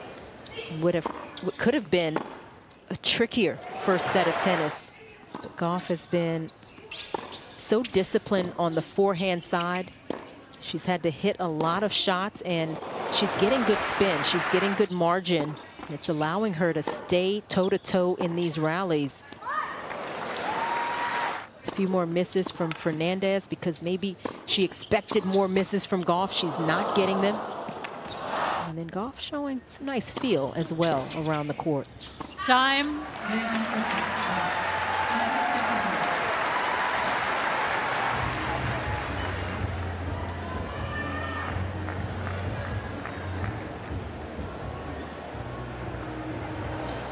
Second set, Fernandez to serve.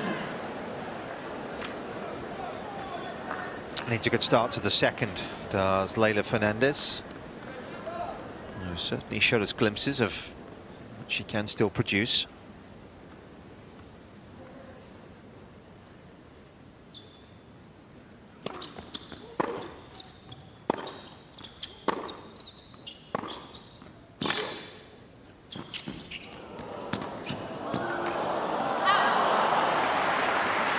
Actually had a look back at last season and percentage of holds of serve. Now obviously all numbers are different, doesn't always mean everything, but Leylah Fernandez was 69% of holds last year, and if you look at that compared to the top 10, some way off.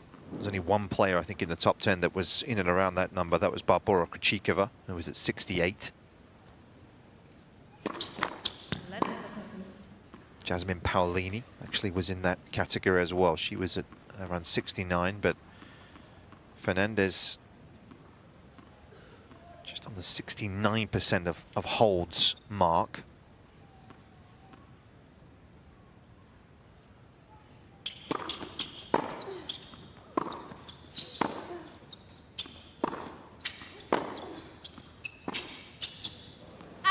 What are the averages for the top 10? I mean, Sabalenka 78, Swiatek 82, Gauff 73, Qinwen 77, Pegula 71, Rybakina 79, Navarro 70, and then actually the outlier, to be fair, is Kasatkina, of course, but we know she's got plenty of other tools that can defend the serve. She's breaking more often. Exactly. She's on that side. Exactly.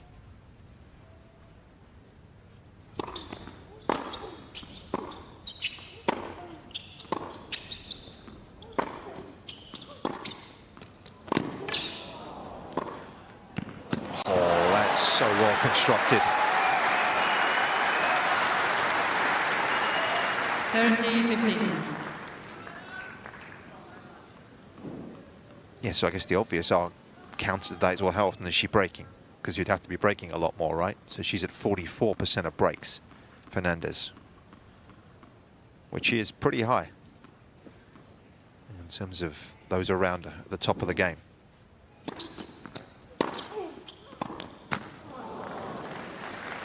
Probably put her in the top 10 in terms of how often she is able to break, just looking briefly at the numbers.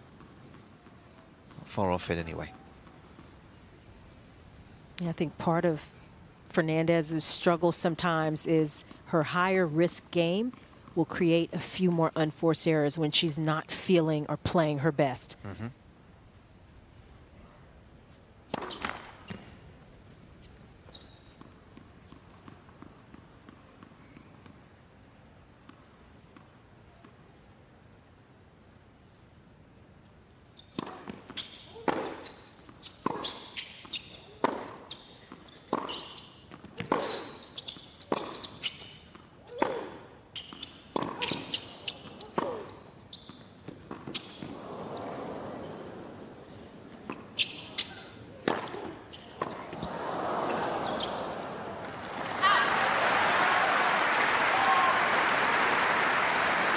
I think just to put a cap on that point, you know, a player like Kasatkina, who may have similar serve numbers and return numbers, she's not making as many errors. Yes.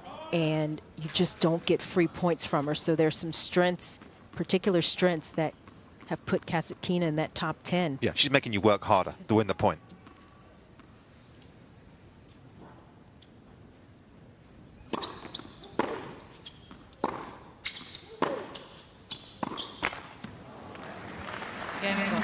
First game. That is a little deflating for Fernandez. was an unforced error count as Chandler said today is now at 15, sorry.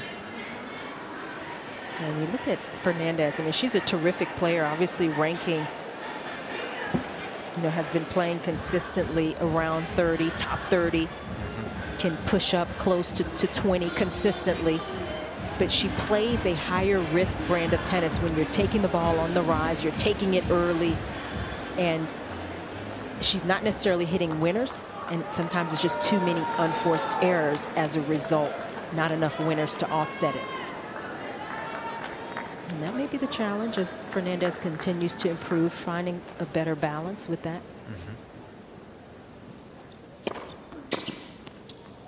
59.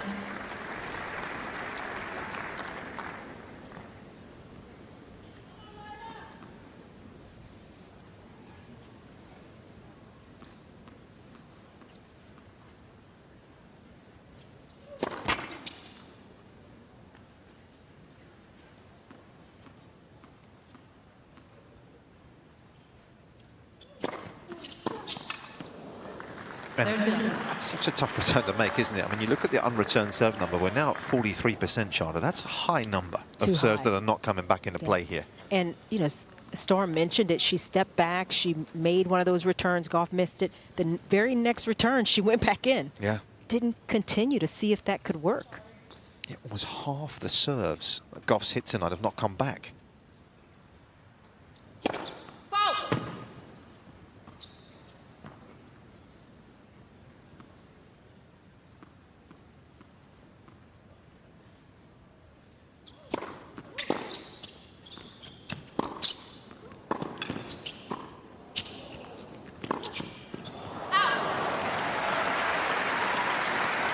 And even though she made that one, she was a little fortunate, wasn't she?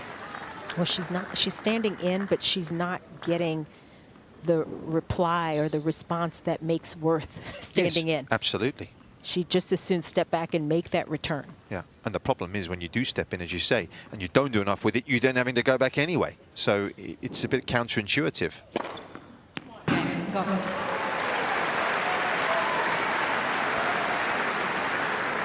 This has been a terrific serving night for Gauff on the heels of feeling like she didn't serve very well in her last match. She has come out and made some adjustments. And there's some work for Leylah Fernandez to do if she wants to dig in to this second set.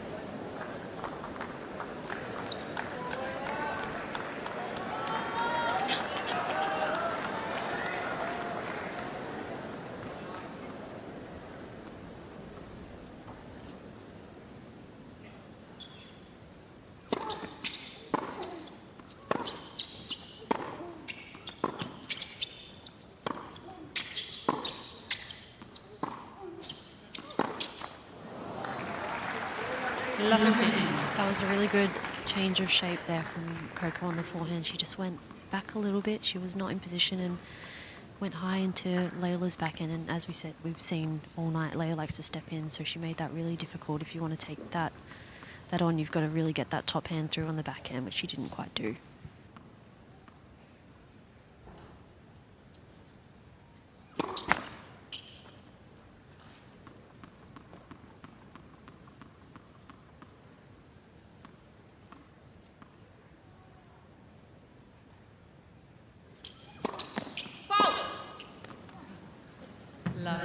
And it's a good point that Storm makes, because you think about these courts and they're a little more bouncy. And for someone who's trying to take the ball on the rise, who's trying to step in, it takes even more timing to get that shot consistently right. And you're seeing some of the struggle, maybe why Fernandez has never done particularly as well here on these hard courts.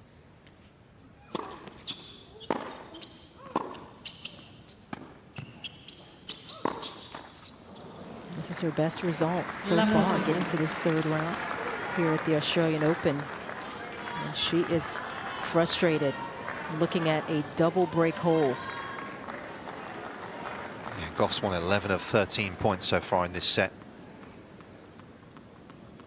Fernandez is in a position of peril.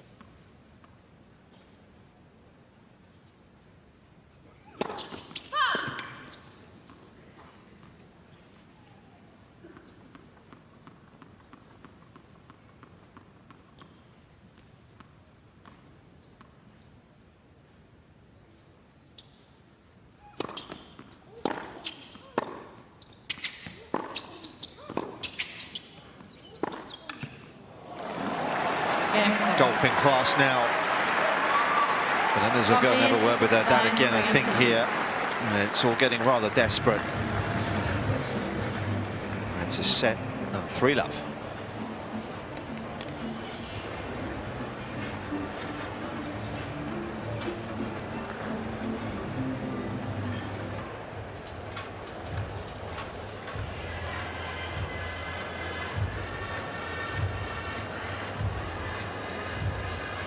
What a star she is. Highest paid female athlete last year on the planet, according to Forbes. And I'm not going to argue with Forbes, Chanda.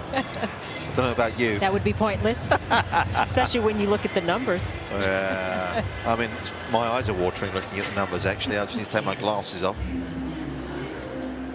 It's a lot of money. $34 million, they say, that Coco earned. How they come to that number, well, not sure, but you know the prize money, that's obvious, but she is a star.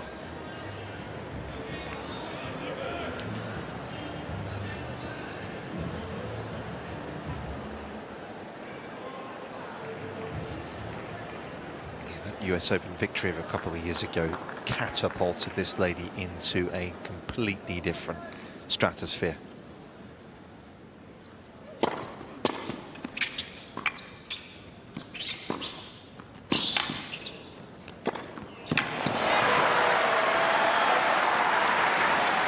One thing we know Fernandez will do is keep fighting and trying to project some positive energy with the fist pump after this rally, where she could be super aggressive after the return.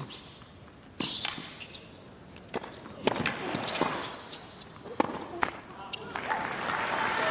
another good strike.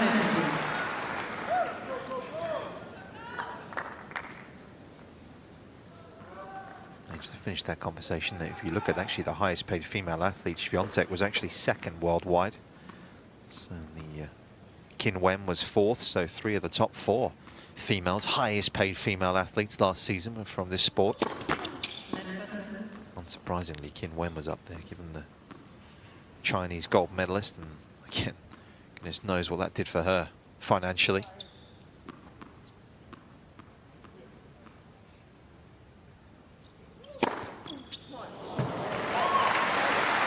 Fernandez trying to cheat over and cover the wide serve. Gauff with a terrific changeup.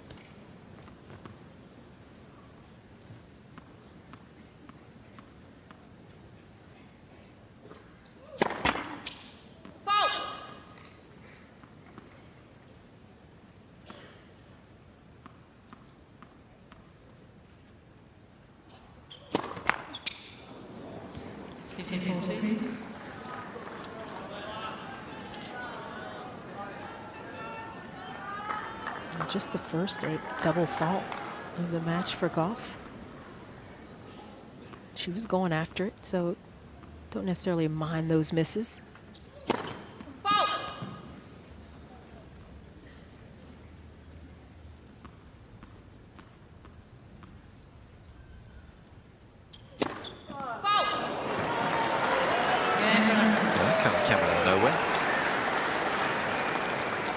Gauff leads by 3 games to 1.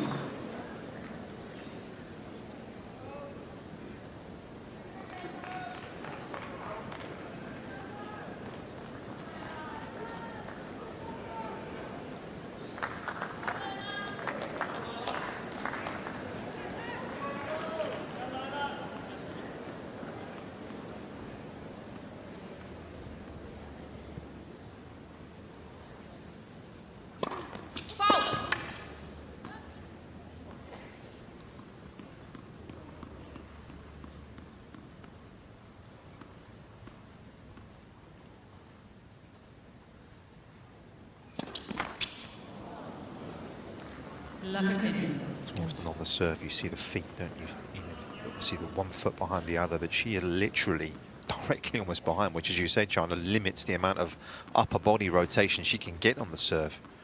I mean, actually, if you look at it closely when she starts, obviously, as you say, she's behind. The back foot does actually come back a little bit, but it's not a lot of upper body turn, is there?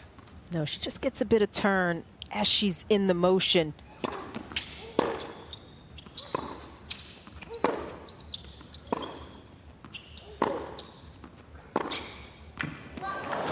A decent amount of turn into that shot.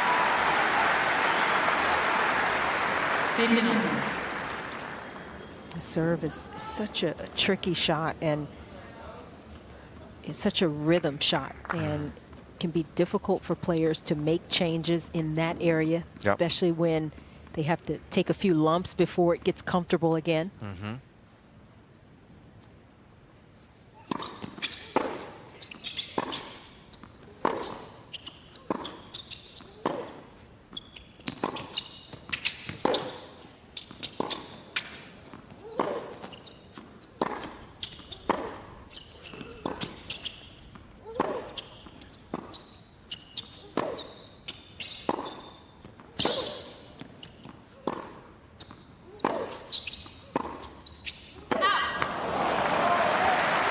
Probing, but again, Gauff's ability to defend was impressive.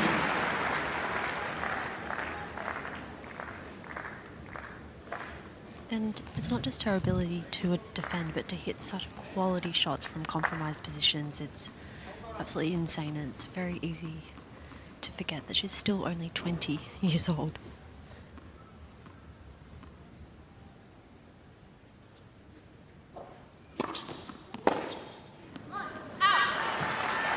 Talked about it after her match, what she might do for her 21st birthday in less than 2 months. Wow. Said she might have a drink with her parents, maybe. Okay.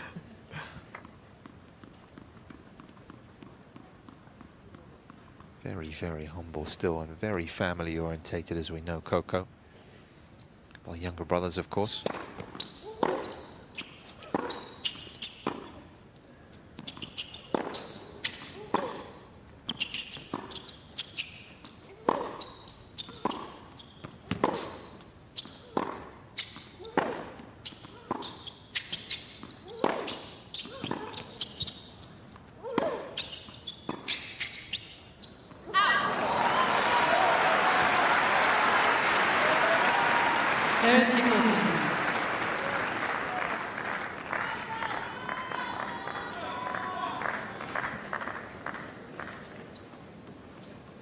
Been clean in this set, just 2 unforced from Gauff.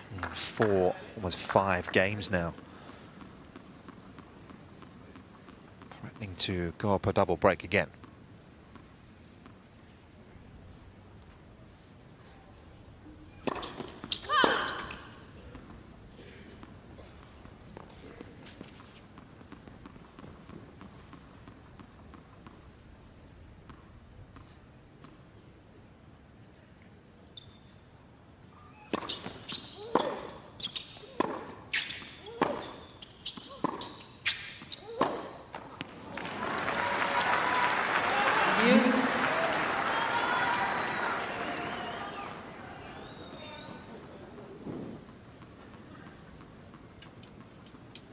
Just coming up a little bit on the forehand instead of staying down and through it a little bit longer.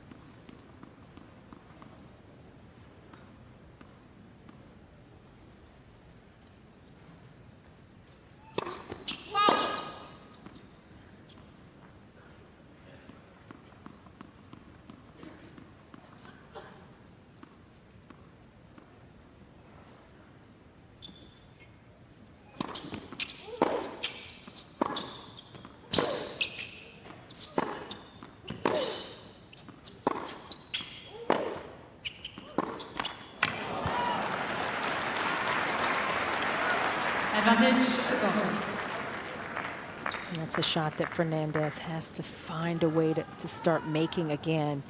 She wants to have any shot.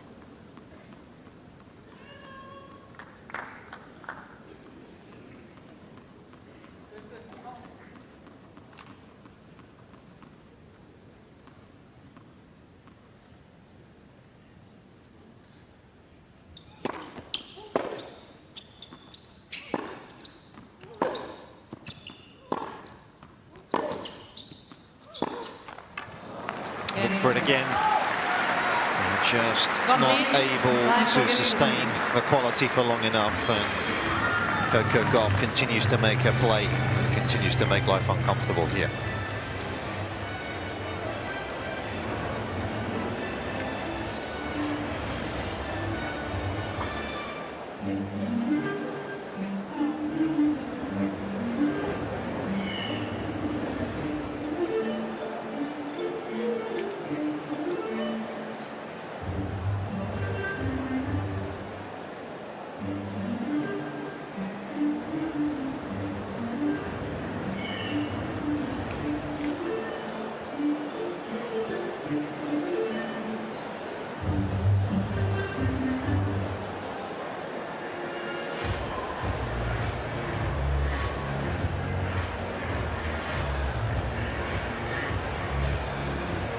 Time.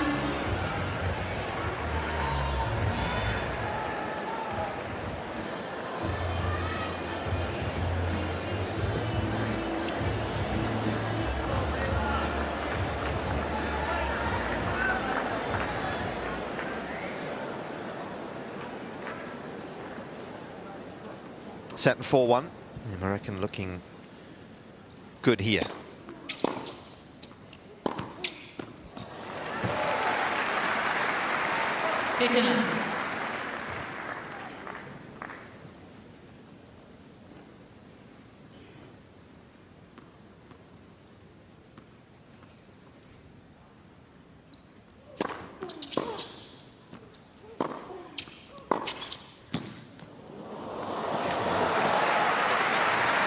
Not easy.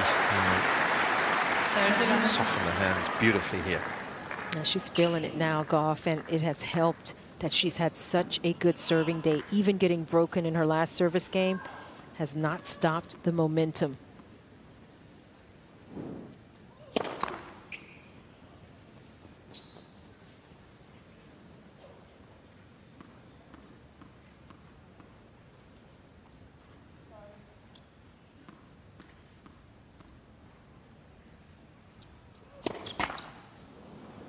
You were saying, Chanda? We'll get Storm up here. That'll happen to her in a minute. You see, she's new to this game. If I start saying Storm is having a good serving day, maybe.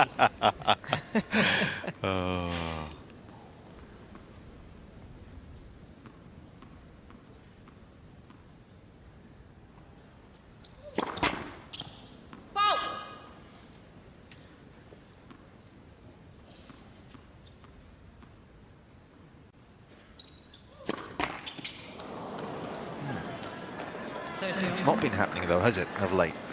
Are you noticing anything on those serves, Storm?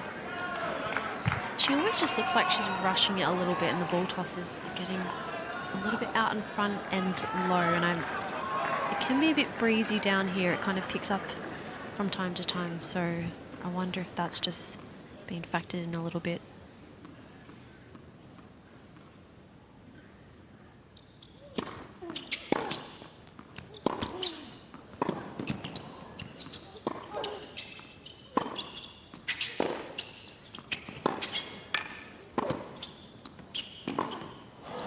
Smart serve from Gauff to get the serve in, got a little more spin on it. She is frustrated, but something similar happened to her in her last match where she started struggling. The toss was a little too far out in front. It would get a little bit low, and she kept missing that serve. Everybody has tendencies when tension increases in a match. It's perfectly normal, and it's something she just has to work her way through. Sometimes those issues with technique come into play more in those crucial moments.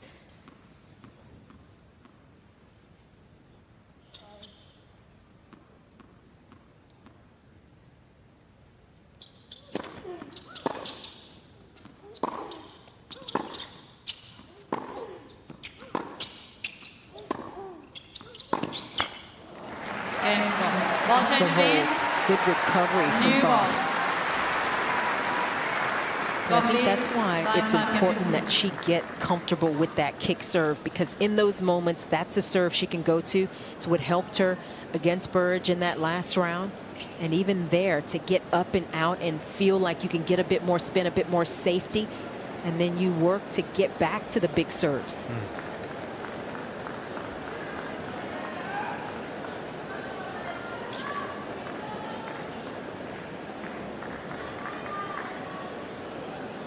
Gauff does come through. In terms of the draw here, she'll take on Belinda Bencic, who was the beneficiary of Naomi Osaka's retirement after a set today. Bencic moving through to the last 16, her first major, of course, since becoming a mum. 59.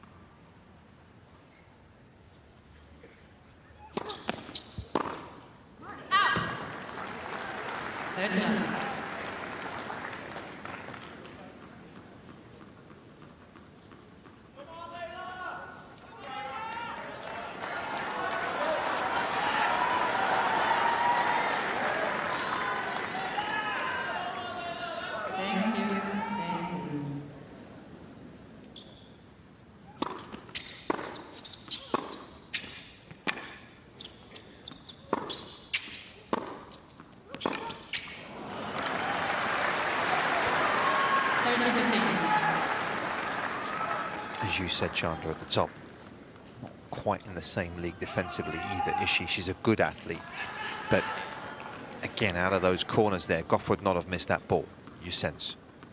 Obviously, we're setting the bar pretty high. Coco's the best athlete probably in the female game, but Fernandez is a little way off that still. Yeah, I think that's partly why Fernandez plays the way she does. It allows her to play a little quicker, and it makes her a little quicker. But when she gets too far behind the baseline, she doesn't quite have the same defensive capabilities as somebody like Gauff.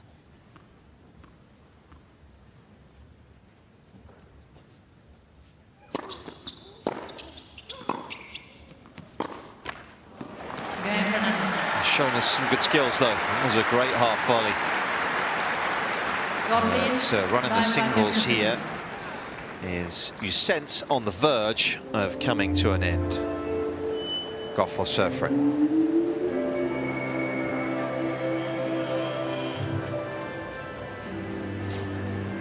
Just in terms of the head-to-head with Bencic, if that is locked in 10 minutes or so. Played a couple of times before. Bencic winning in Adelaide in 2021, a long time ago now. Gauff able to get a bit of revenge 2 summers ago in Washington. And she was able to win 1 and 2, so we'll see. Still pretty early in Belinda's comeback, isn't it? But she's maybe surpassed expectations. It's been maybe 9 months now. Her comeback, and it's continued to impress.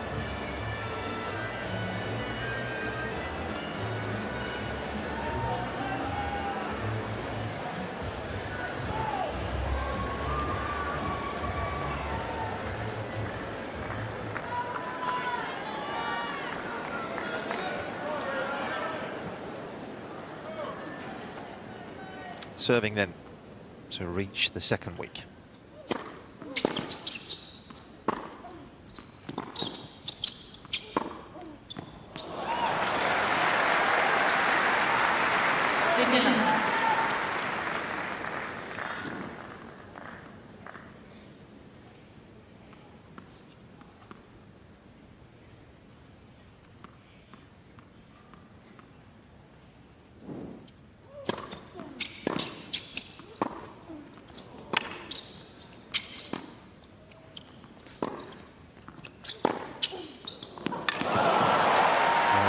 That was off the two-hander. It's a special backhand that Gauff can hit where she can generate that kind of power. Just creating all the pace.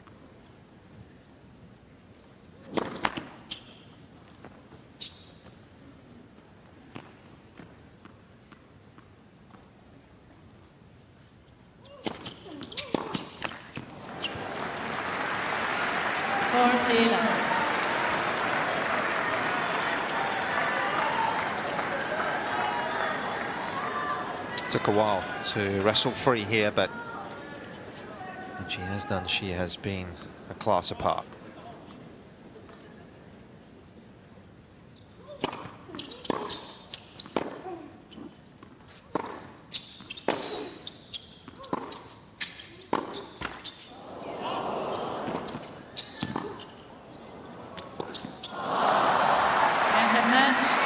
Gauff completes victory for the second time in the space of a month over Leylah Fernandez.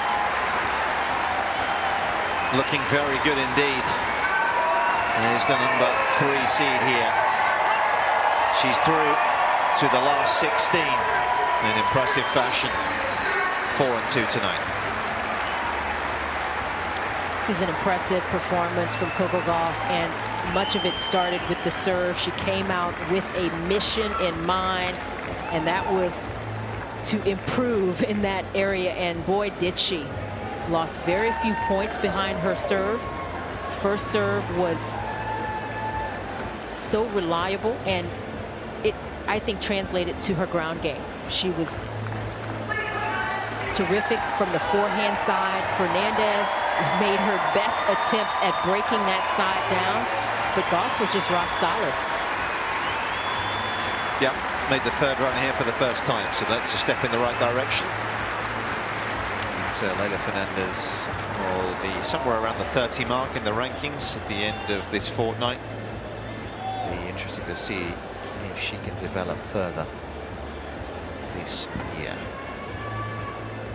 This is just the kind of match that you want. If you're Coco Gauff, you struggled the previous match just a bit, to come out and dictate as often as she did, to defend some difficult areas, and to be offensive behind the serve. That is the right formula.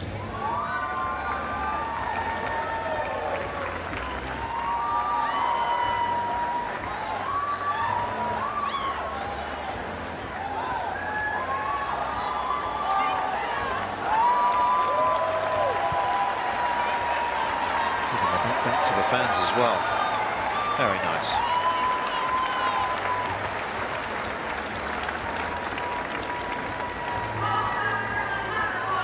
A few mementos.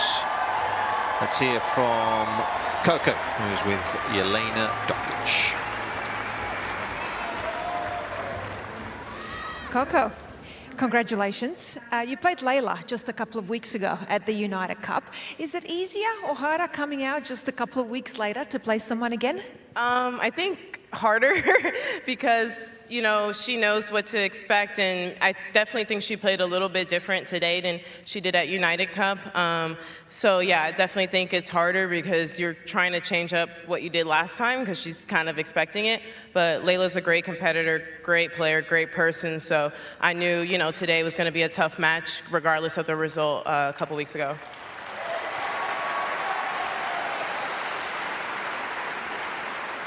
You're one of the best players in the world. You're already a US Open champion, Grand Slam champion as a teenager. But now, Time cover, Vogue cover, highest paid female athlete in the world.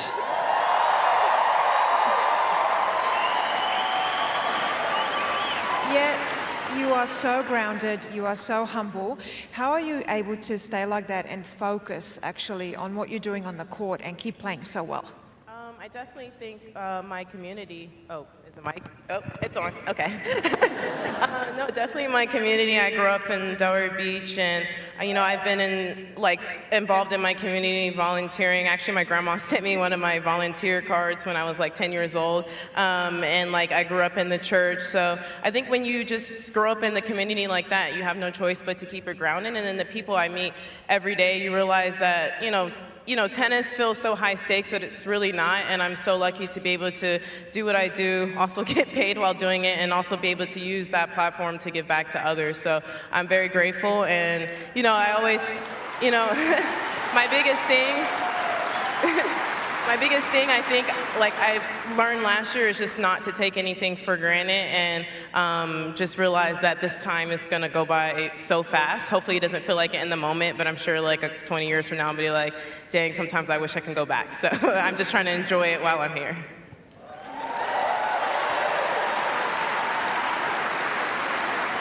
I don't think you could have answered that any better. I hope a lot of young people are watching because you are quite an example. I'm just going to go off tennis now, though.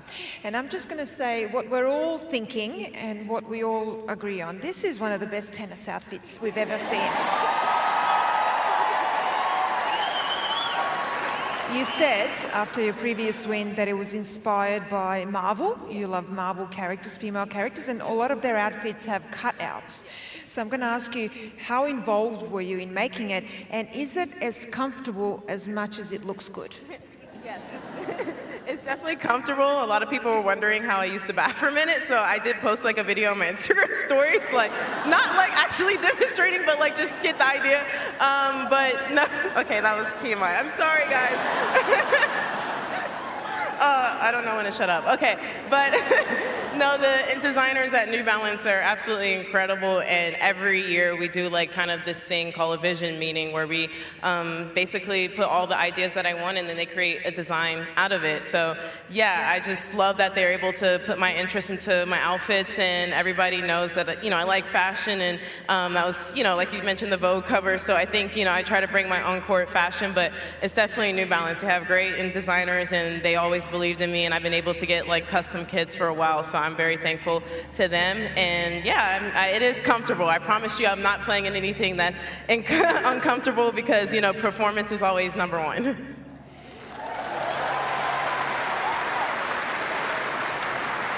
You deserve it, but talking about like you said, going to the bathroom, is that why you're finishing matches off so quickly? Just so that you make sure, because it's like a one piece. Is that what's pushing you to actually finish everything off in 2 sets?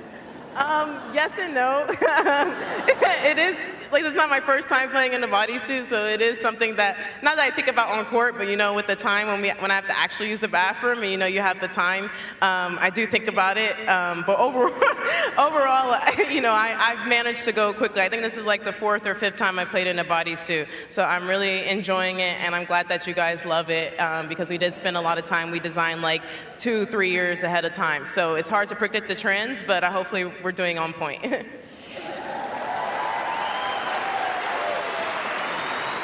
Last one, before I let you go. This year we've got these new coaching pods courtside. We've never had that before, and we're trying it out, but I've noticed that your team doesn't sit there. They sit in where the old player boxes are. Now, is that because it's too close for comfort? Is it like less is more? Is that your decision? You don't want them so close? Okay, here we go. No, I told them to choose whatever they wanted to do. Maybe my theory is that in United Cup, JC was on the bench, and maybe he did not like that experience, so he chose to go in the box. I don't know. But no, it was their decision. I'm a player. I don't like to hear too much, but I do put my towel over there, so and whenever I go over there, they know if they need to tell me something, I'm there to listen. But overall, I think less is more, and they prep me a lot before the match, so when I'm just play. Okay, they cutting me off. I have to go, guys. Thank you. Ladies and gentlemen, Coco Gauff.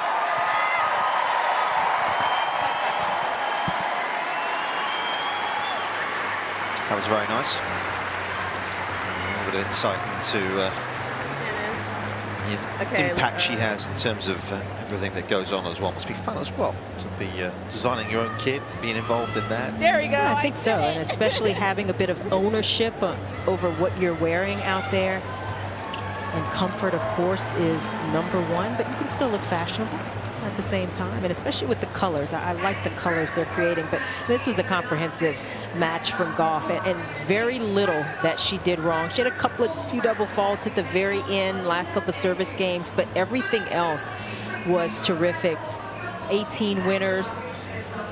good differential in terms of unforced errors when you consider how aggressive she was able to be, forcing more errors from Fernandez. And of course, just having her will, getting those breaks of serve, 4 in total over the course of the match. Next match here from Australia, see Aleksandar Vukic take to the court, meeting Draper from Great Britain. So the American will move on to the next round, and there she will meet, as I mentioned, the returning Belinda Bencic, who's another different sort of opponent, John. As she is. She's another player that can take the ball early, that can create angles, a little more consistency in that department, and she's finding her top form again. How close she is, certainly that first set against Osaka, that pushed Bencic, and she, I think, will be ready to go. That'll be another interesting matchup between those two. Paula Badosa getting through earlier in a tough match against Marta Kostyuk. So a terrific section of the draw with Jessie Pegula below as well. Isn't it just? Jack Draper is up here next against Aleksandar Vukic. Do stay with us.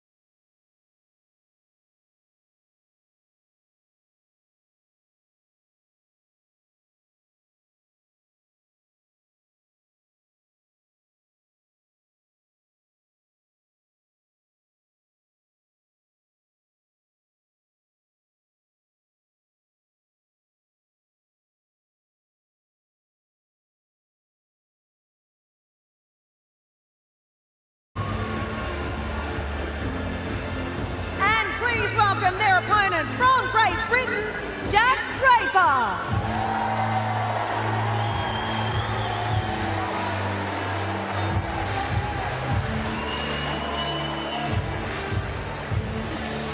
Well, good evening and welcome to the Australian Open, and what a day it has been. We are here on the Margaret Court Arena, and day 6 has provided some high-octane entertainment, and these two have provided plenty of it in their opening 2 matches. We can call them the 10-set bros. That's how hard they've had to work, both coming through 5-setters in the opening 2 matches. And I guess tonight it'll be fascinating to see how well both of them are feeling and whether the duration of this match will affect them or not. I'll tell you what, somebody who's a 5-set bro is sitting alongside me. We were going long and deep yesterday evening for John Fitzgerald and myself. Good evening, Fitzy. Good evening. Was that only 5 sets we did last night? that finished at 2:50 a.m. last night with Daniil Medvedev and his young American star opponent. He's got a game for the future. What a pleasure it was to see him break into the pro ranks. Gee, that was an experience. We've got one to look forward to tonight as well. We certainly have.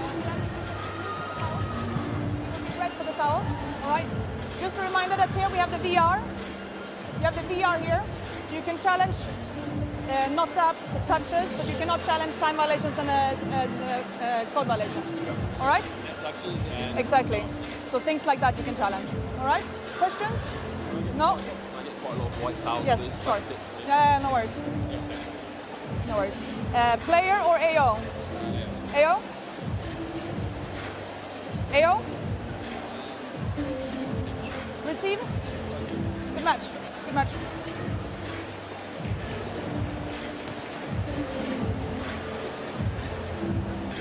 So formalities out the way, and I'm sure they'll both be keen to get this one going. I saw both of them warming up a little earlier, a couple of hours ago. They had some food thereafter, making sure they get a good feed. What was your time frame? At least 2 hours before you play, or longer or shorter? What was your general time frame? No, I think an hour to an hour and a half to eat, but be careful of what you ate. I think. I mean, Sure. you certainly didn't want to eat too much food. You had to time it right. Alex Vukic has been timing the ball beautifully this week so far, and I got to watch him play a little bit practice during the off-season. He was practicing at the club where my son coaches tennis in Coleroy, and it was good to see him together with Tomo working so hard there. Wow, in the heat of the day. Here's his Australian Open history, and looking to make it through to the 4th round for the very first time. So a best result already for him. It's on the bank account, the world of good. That's always nice, Fitzy. Yeah, and he's a good lad, Alec. Hey, I got a feeling he might be looking for a Davis Cup berth too. That might be on the cards. There's a few injuries in the team. He's knocking on the door, and he deserves a chance probably, but that's not my business anymore. But it'd be great to see him get a berth there, and it'd be great to see him make the round of 16, but he's got a tough opponent ahead tonight. 3 minutes. He certainly does. Jack Draper is playing some of the best tennis of his career. We saw it last season at the previous major at the US Open, where he made it through to the semi-finals for the very first time. And boy, did he sweep a lot of good players before him, Alex de Minaur being one of them. And he'll feel that he is starting to belong at the upper echelon of the game. He comes in ranked 18, but he has peaked at number 15 in the world. Fitzy, what do you like about his game? Well, a lot. Well, he's a serve forehand player, and he's got that added advantage of being a left-hander. I think they should, just like the old days, they should ban those left-handers. Oh man, such a nightmare to play against. Yeah, and this serve is a beauty, isn't it? He loves the forehand. He can go either way with the forehand. So he's a big shot maker. He's young and fit, and he's getting better all the time, Jack Draper. And there's a lot of people that think he's going to go further towards the top echelon of the sport. Yeah, you're so right. He has had a couple of injuries throughout the course of his career. He was plagued on 2 occasions last year with some abdominal issues, and actually he pulled out of the United Cup early on in the season with a hip niggle. But the good news is, according to his camp, he has recovered quite well after his back-to-back 5-setters. What a match that was on the John Cain Arena, the previous one against Thanasi Kokkinakis. And I tell you what, if he ends up beating Alex, it'll almost feel like he's shot another Bambi. They won't let him back into the country. Yeah, we might have to refrain from the visas here if Jack continues to do that.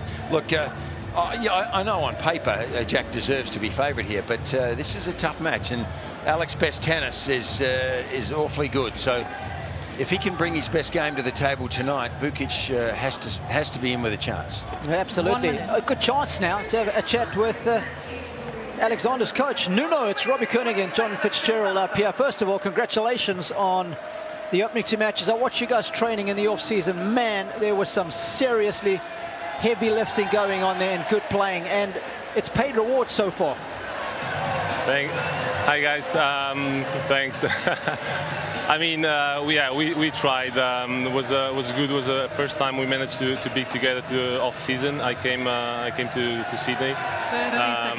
So I think he doesn't really done much of that, I think, in his professional life. It's not easy to make it off season as well, because, you know, with the whole calendar.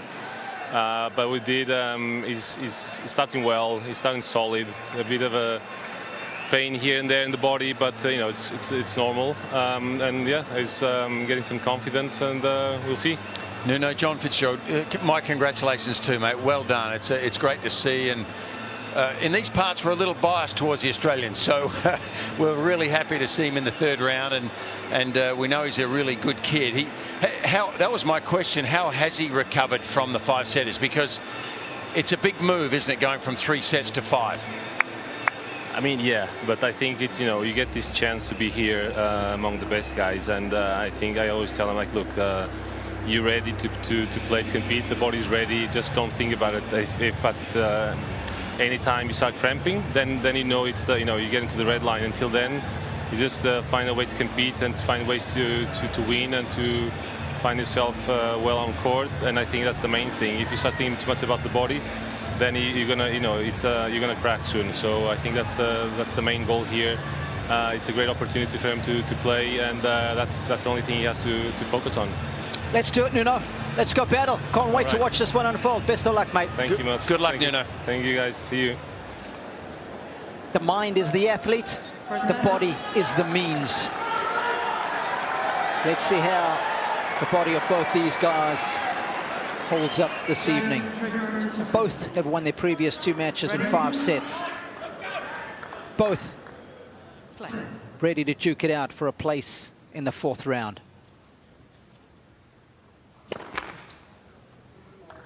Please.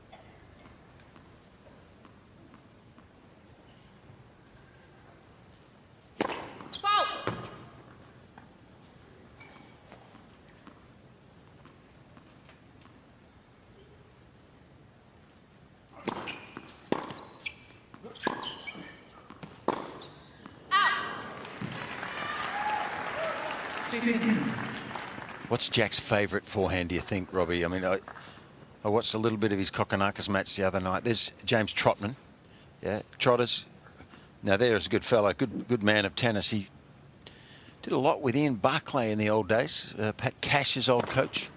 And spent some time in Australia too, Robbie, in our program. So helped the next generation of Aussies there for a couple of years. It's him in the middle. Leon Smith behind him, head of men's tennis.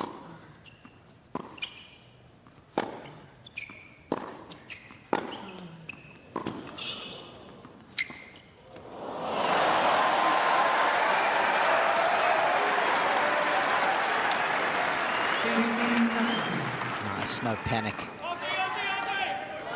It's so dangerous if you can change direction down the line.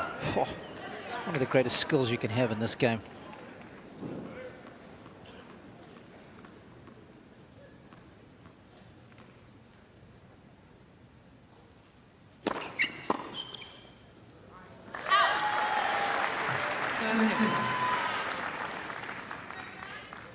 Was always a big talent, was Jack Draper. Actually went to the same high school as Tim Henman, where they're both trained out of Reeds, just outside of London.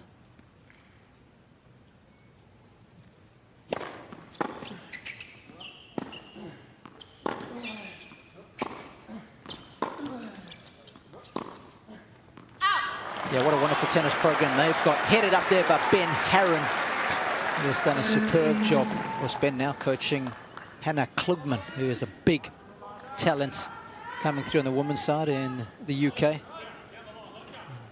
for a high school program, there's not many like it around. Vukic got a chance to break in the opening game.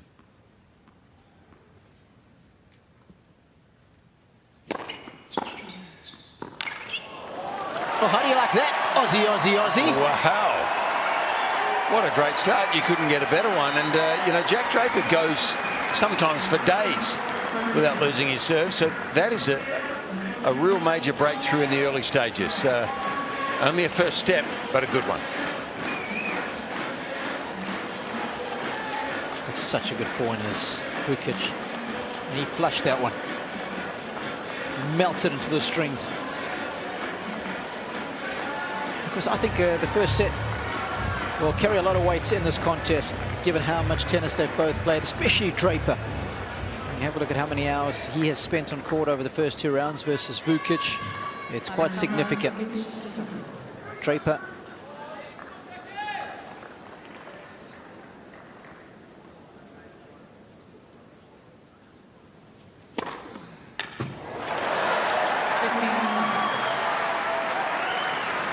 See Draper 8 hours 36 minutes on court. Vukic 6.5 hours. A 2-hour differential at high intensity. That counts for a lot.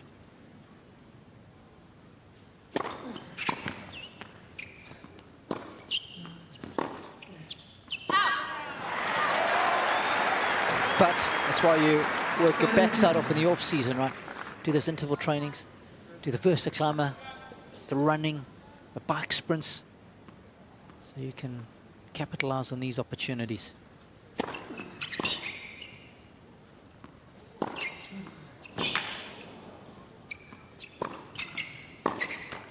I think if you're a serious pro, they're all doing that. I know there were some of them doing it in California. We heard last night. That's right. On the beaches. Yep. Through the trenches. Mm-hmm. Sweating bullets. Yeah, there's some nice beaches down near Coleroy Tennis Club, Northern Sydney. You haven't been sneaking in there without a visa, have you? Because you got to, you know, if you go over the border to New South Wales, maybe Wally Masur will want to know that you're there. He doesn't want you coming in just without telling him. He lives on the beaches there, and certainly some of these boys. Yeah, the mayor of Manly is his nickname, right? The mayor? The mayor, what do you say? Yeah, the mayor. Mayor of Manly. I haven't heard that, but I like it. So what do you call a female horse then? A mare. And then the guy who's the head of the town is also a mayor? Yes. Oh, okay. With a little, maybe a bit more of a roll of the R at the end. Okay.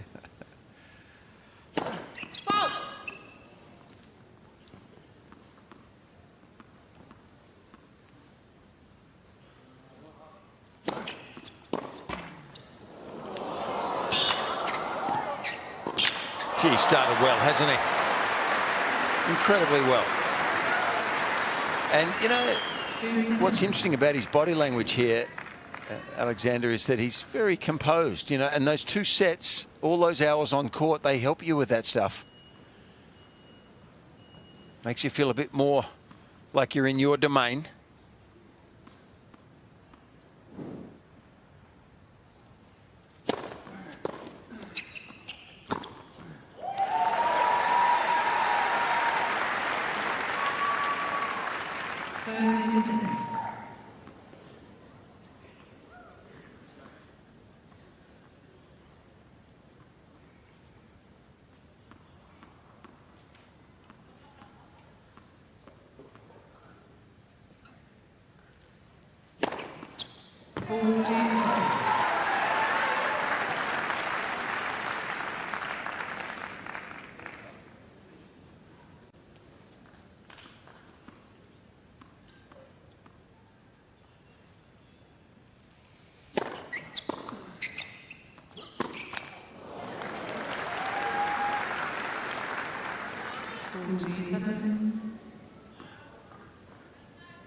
If I told you that on the serve rating on hard courts last year that Jack Draper was ranked inside the top 20, would you be surprised or not? No.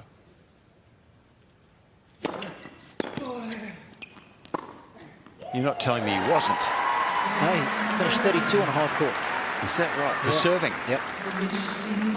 But he's managed to hold here, but he's down on break early on 2-1.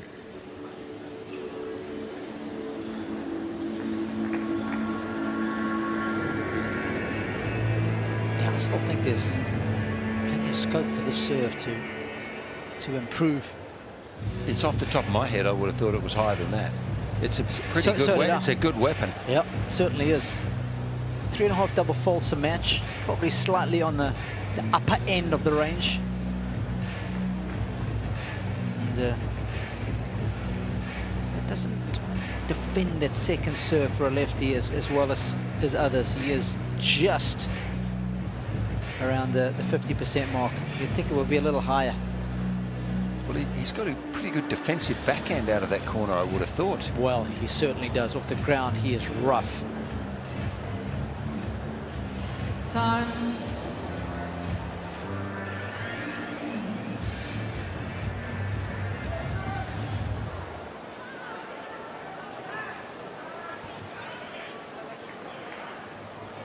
Melbourne Park in all her glory and splendor. Here at the Margaret Court Arena, of course, Margaret Court 24 times a major champion. Fair few of those pre the Open era.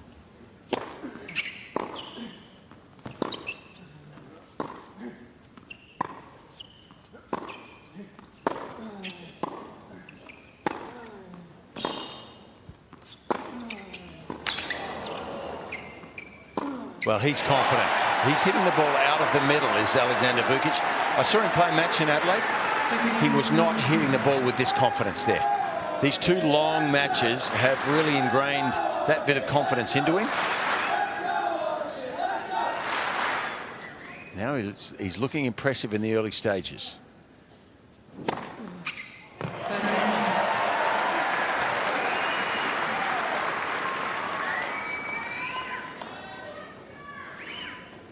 Beat Damir Zumher first round here. Sebastian Korda second.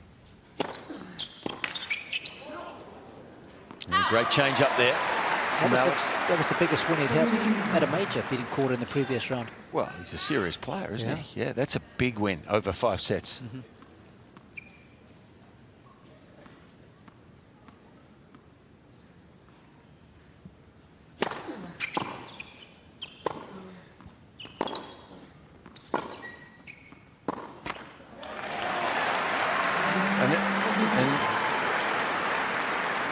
On the contrast, here is Jack Draper, who has started a little slowly, missing balls that over time you wouldn't expect him to miss. You're right.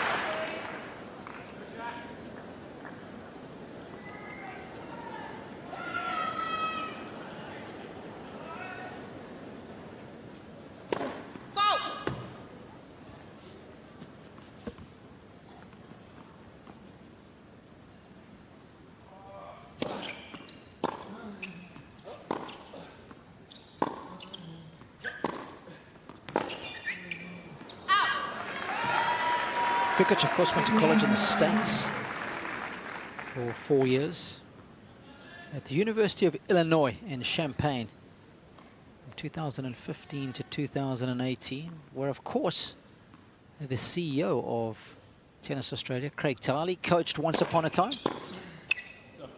That was many years before Alex went there. Had a lot of success, did Craig.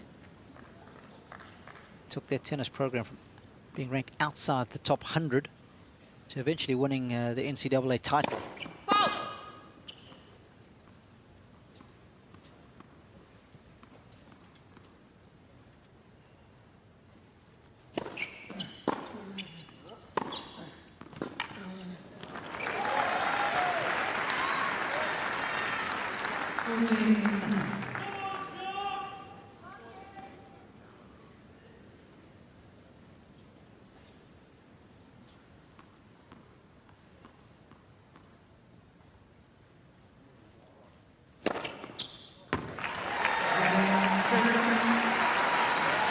It's more like it.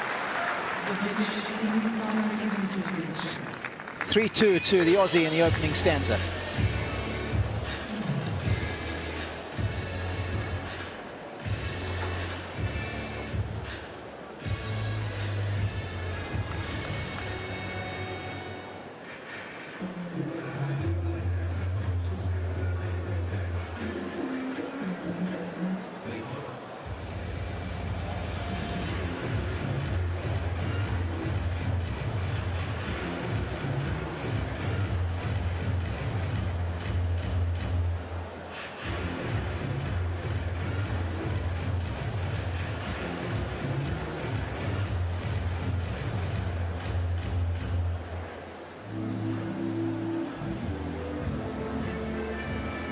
Wow, how beautiful is that?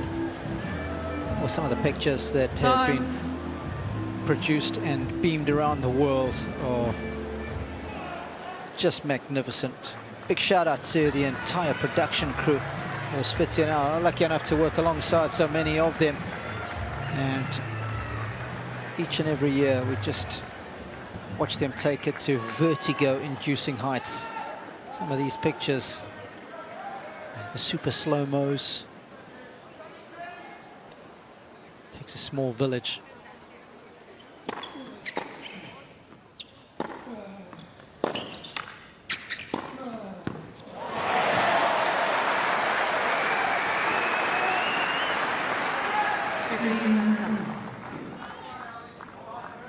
Well, he's dialed in with the forehand early, Fitzy, and coupling it now with a backhand.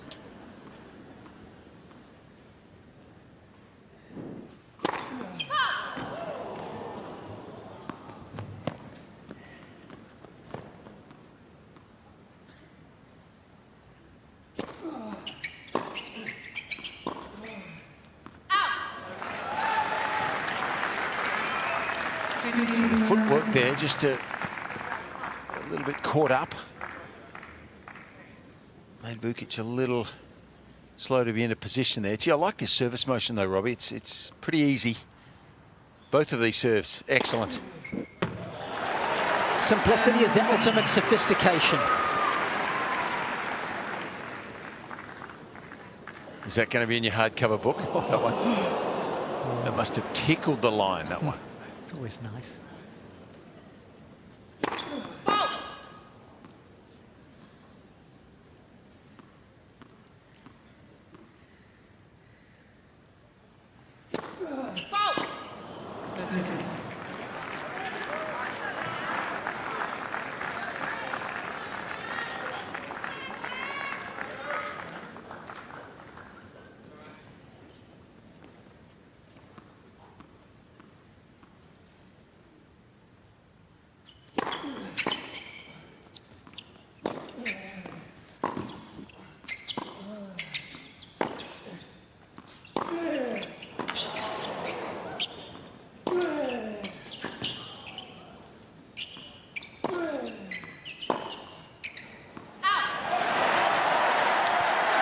Well, he was the aggressor.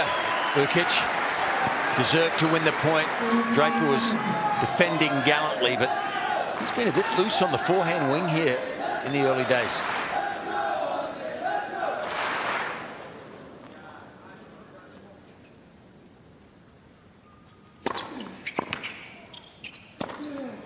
I like that.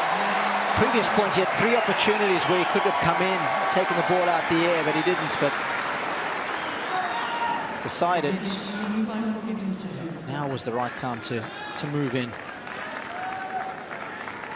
A little earlier today I was commentating that Davidovic for Keenum men's check match, and both guys half a chance to get in when they've got their opponents in trouble. They were doing it, especially Davidovich Fokina. Boy, is he quick. 15-11.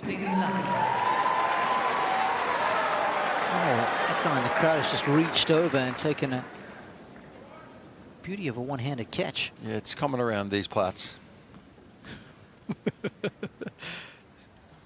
So cheeky, you Aussie say.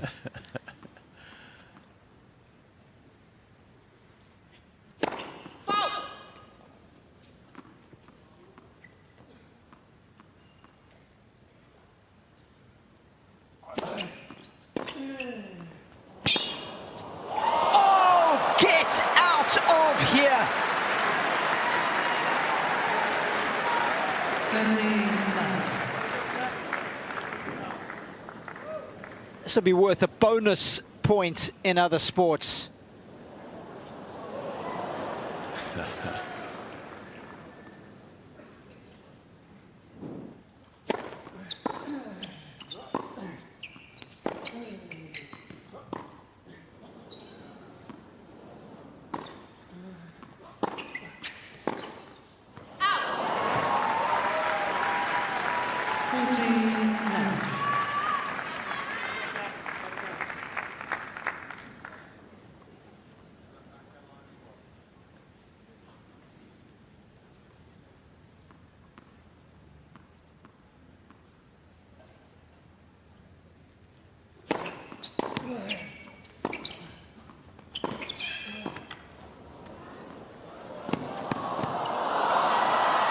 Yeah, easily done. A couple of quick holds for Jack. He is stalking Aleksandar. 4-3 first set. Aussie still leads.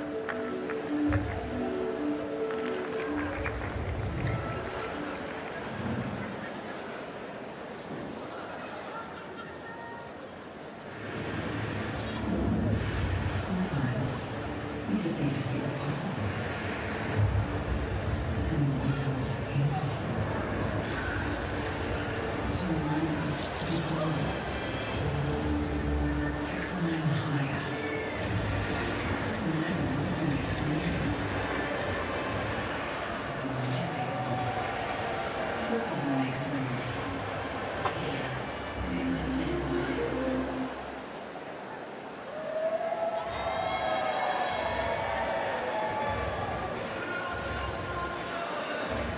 Time.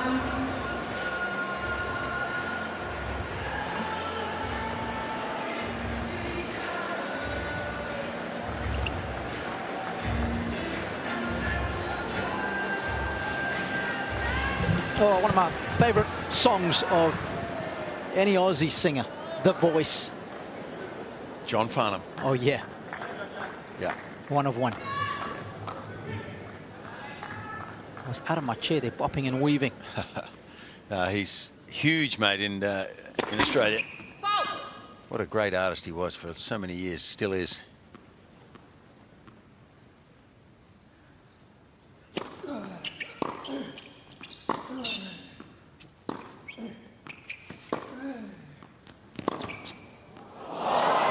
He sees that shot well. Yeah. Well, he's got the left to right, doesn't he? The curve. He goes outside the ball, curves it back in. Vukic doesn't swing hard at that backhand a lot of the time. He guides it a little bit, doesn't he?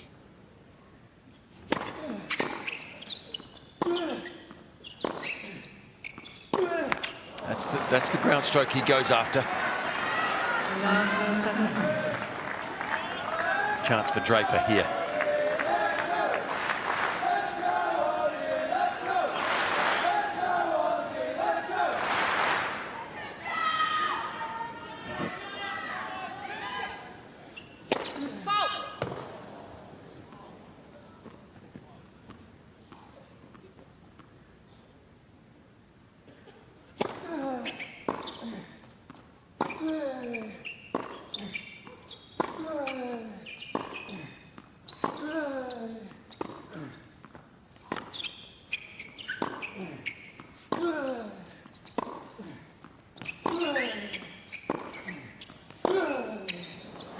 Well, Draper was controlling the point there.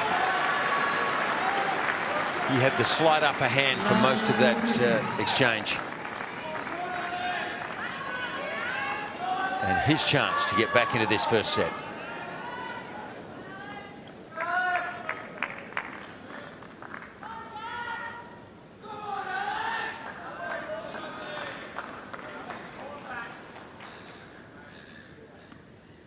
First look at a break point for the Brit.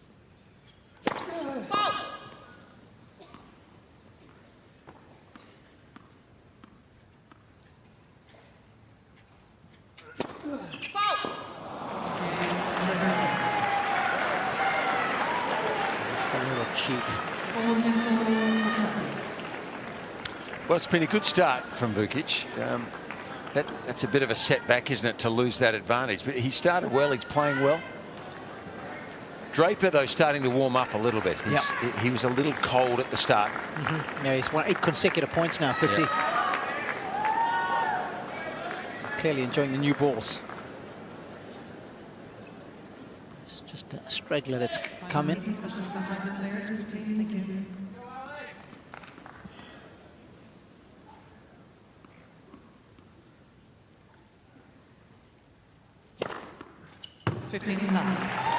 Beautiful shape on that serve. Yeah, it doesn't make sense to me that you've got that ranked at 32 on the stats, Robbie. Not you, but you read them, and it seems better than that to me, this serve. I think you get more swing on the ad side. I think it's not as good as some of the lefty serves out there. Juice, it's enough, but on the ad, it needs a bit more.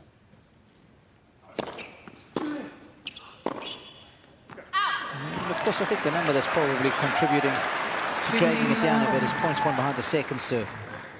Yeah, that's right on 50%. You have a look at the guys above him, like Tiafo, 53, Jordan Thompson, 54, Lehechka, 52. So a couple of percentage points better defending the second.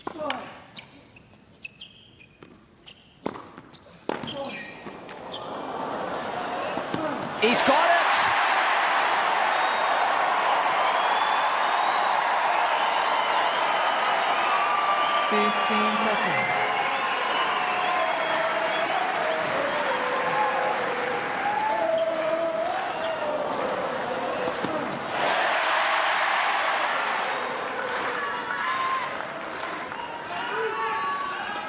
Thank you.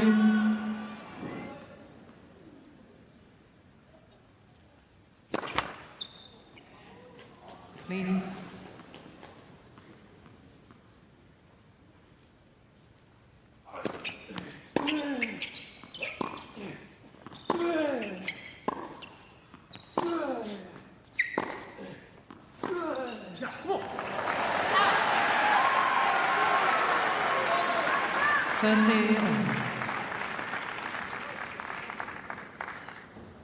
Once again, good evidence of how Draper sees that forehand down the line so well. And of course, when you're playing a lefty, you still have to guard the one cross court, don't you?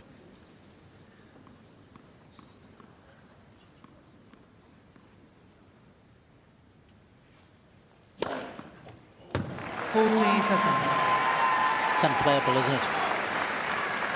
You hit the line with that much swing.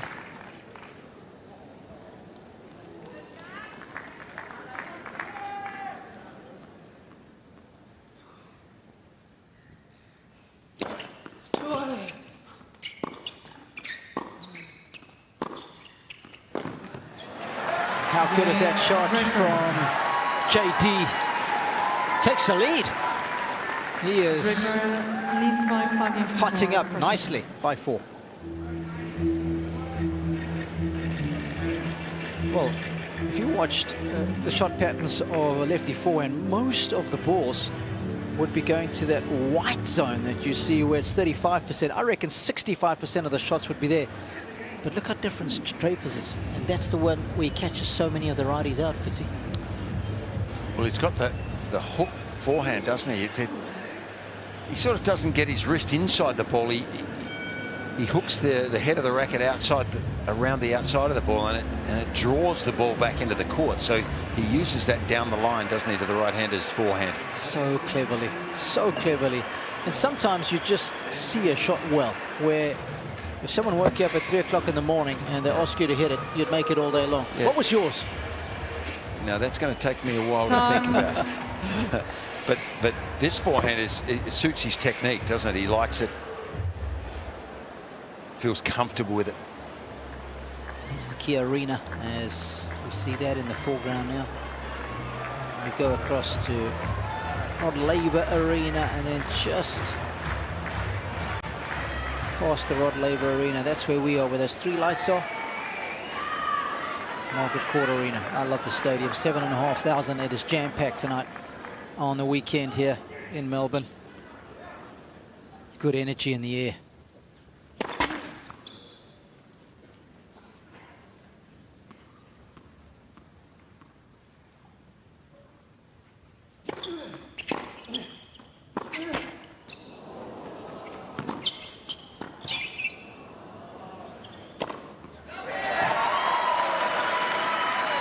So big, 1m94. Draper moves so well, so well.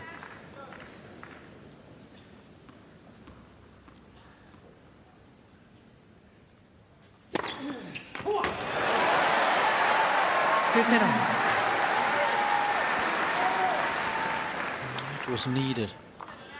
Just been a struggle for the last 10 minutes or so since being up the break.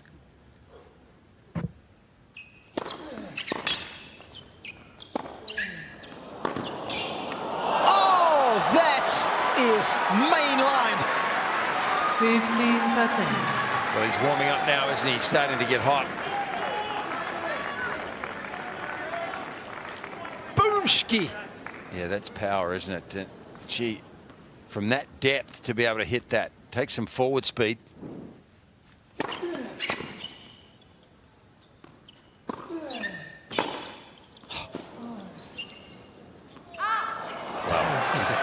His forehand has really lit up the whole space, hasn't it? And especially to that half of the court. And he hasn't wrestled this opening set away from Vukic. He has ripped it away from him. If he can convert here, 2 set points. 30-14.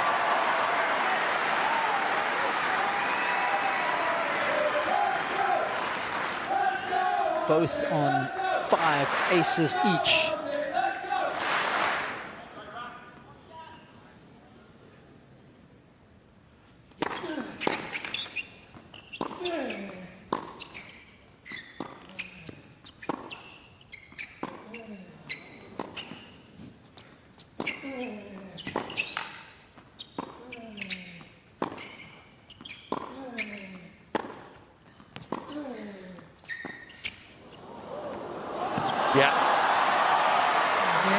Choice from Draper. He picked the right time, didn't he? Vukic was on the back foot. Well, after being a breakdown, he has put on a masterclass. The first set belongs to Draper in half an hour, 6-4.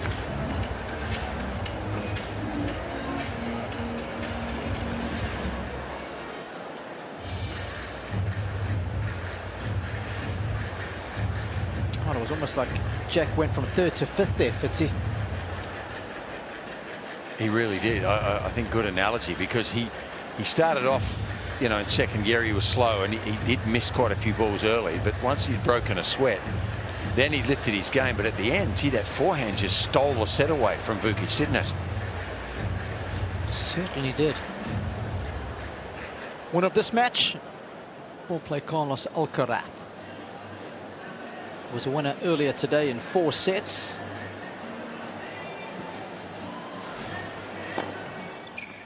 Beat Nuno Borges of Portugal. That was early on when he was large and in charge, was Vukic, but that was a shot that inspired the Brit.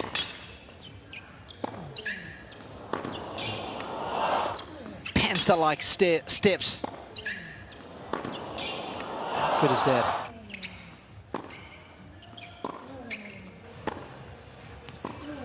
Time.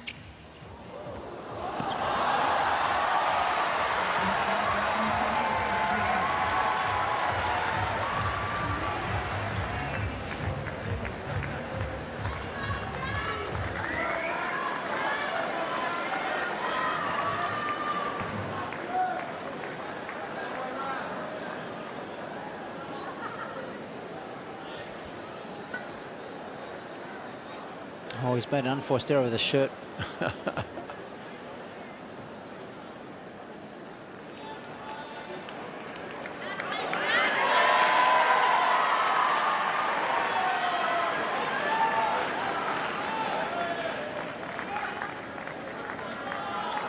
Okay, he's good to go now.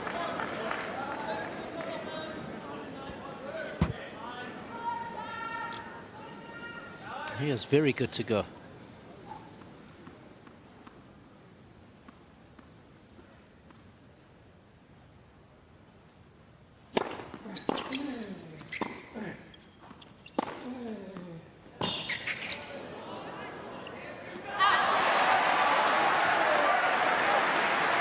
Well, the good news is, if we're wondering if fatigue would be an issue for either of these guys, the serve, backhand, forehand speeds are identical to the previous 2 rounds. And let's not forget they've both gone 5 sets in both matches coming into this one.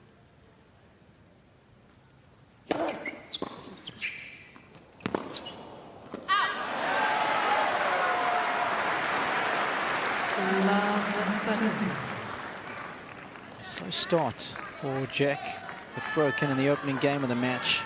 It was down 3-1.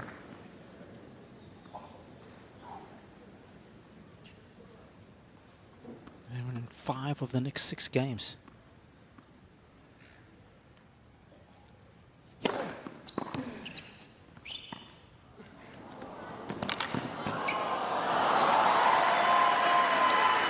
Well, I just wonder whether Jack Draper is, see the contented look there on James Trotman's face, whether he's analysed the movement of Vukic and wonders whether maybe he stands a bit too deep and has his body weight leaning backwards a little bit. He's caught him off guard a couple of times. Okay, let's receive the serve of Jack here, see what it's like.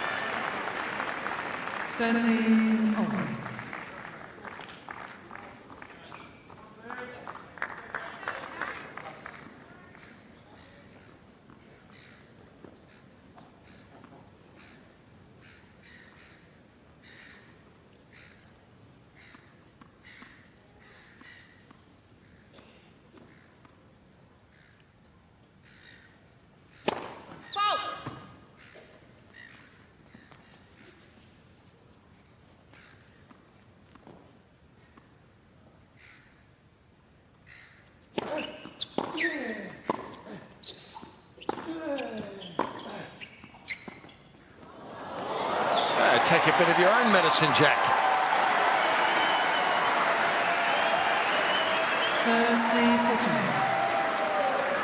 Good choice from Vukic.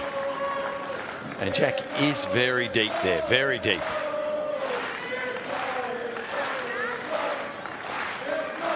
His first 2 or 3 steps, you could see how powerful and big they are, eating up a lot of ground, but it wasn't enough.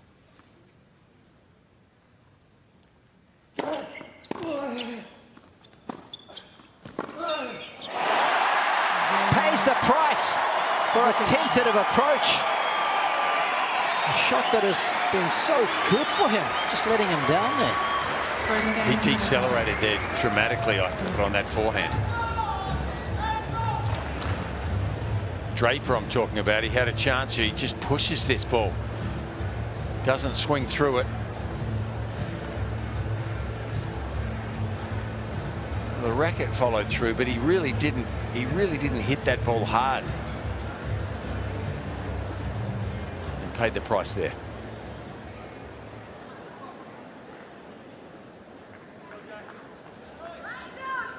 It's such a frustration worked so hard to win a set. Give your serve up as easily as he did there. Oh, keeping the Aussie S&V alive.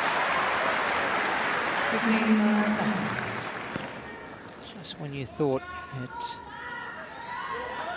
may not be in vogue or too popular.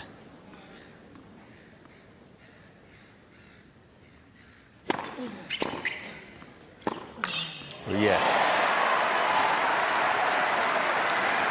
He's certainly confident on that wing, isn't he, Vukic?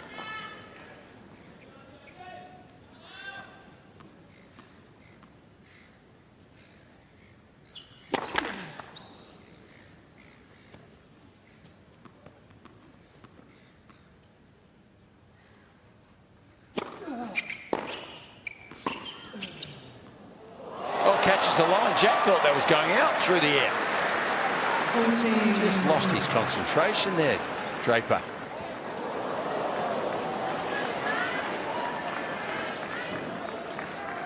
It's not a play you see the pros do very often. He was there. He could have got there and half volleyed that.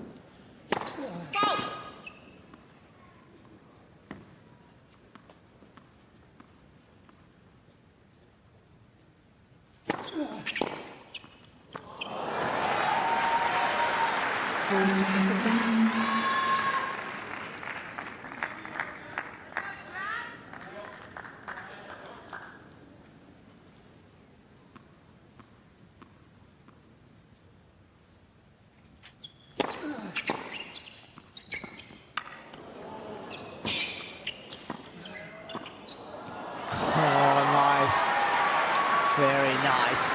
But naughty too. Because he's going to maybe hit the drop volley here on this one. And then he just pushes it deep. Catches Vukic coming in. Lovely adjustment. Good soft skills from Draper.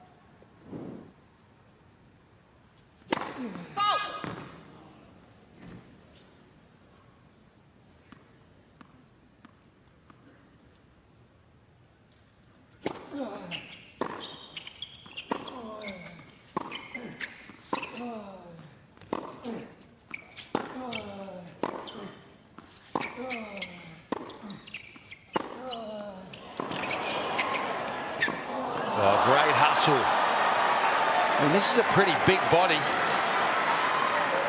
And his first step's pretty good, isn't it, Jack Draper? That was a great defensive move there. Excellent forehand from Vukic. And he defended it gallantly.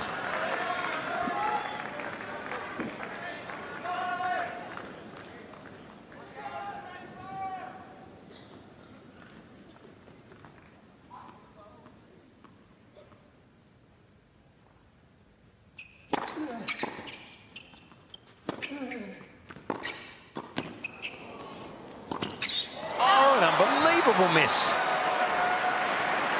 That hurts. Advantage, Vukic. Well, I don't know what car you drive, Robbie, but I bet you would have bet the car on that one. Maybe not the house, but the car that he would make that.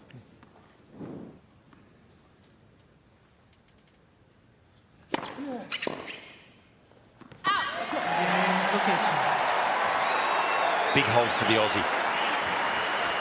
Got right off the hook there, Davis Cup captain. Very Dutch in his orange.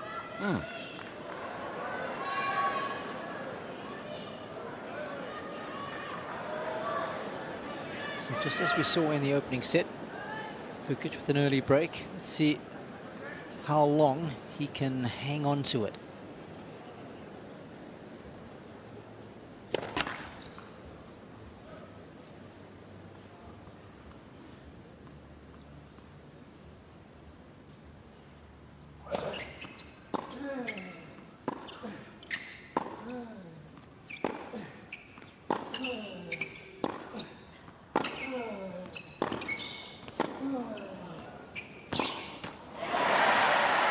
Good example of the different speeds of the Vukic ground strokes, Fitzy. Well, he's got so much more racket head speed on the forehand wing. That's his weapon. Yep. That's where he tries to hurt the opposition. The backhand, he just guides. He's got a short backswing, open racket face, so he hits the ball extremely flat on that side and just angles the ball across court when he goes there and pushes it down the line to try to open up the court and wait for the forehand. That's his strategy. He's very effective at it.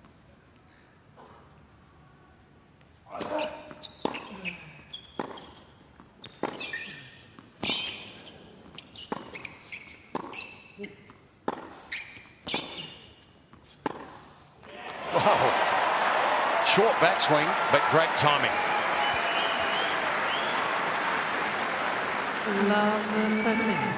He's competitive, isn't he? Good to see from the young Aussie. He's playing a high-level opponent here and really is holding his own beautifully. Oh, what a camera shot that was. Our boys and girls do not miss a thing. Slap bang on the line, no chance of that one being called out.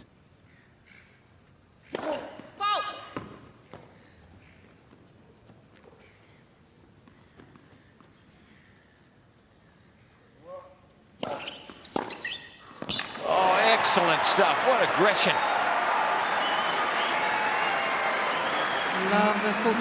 And he is a different player than I saw play in Adelaide. Good. It's got to be confidence and really showing us what his repertoire can do.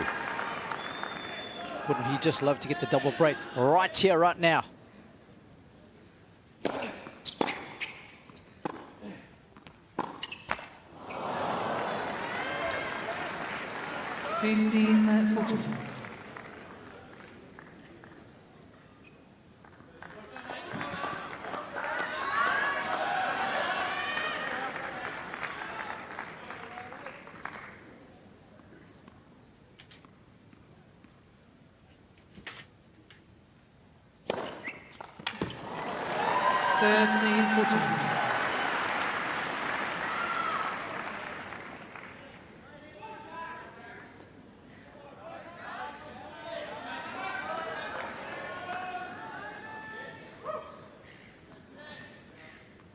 Two down, one to go.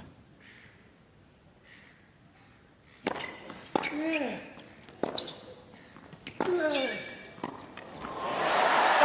what a forehand. He knows how big that was. He's got the added insurance of a double break. You little beauty. 3-love second set.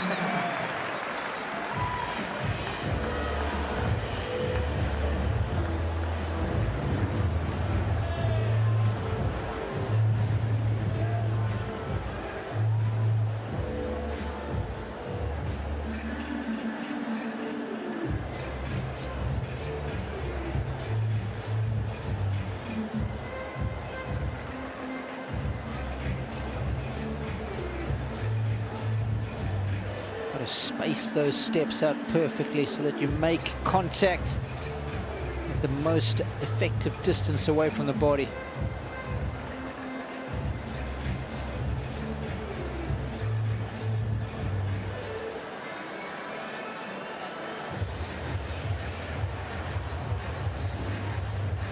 Time.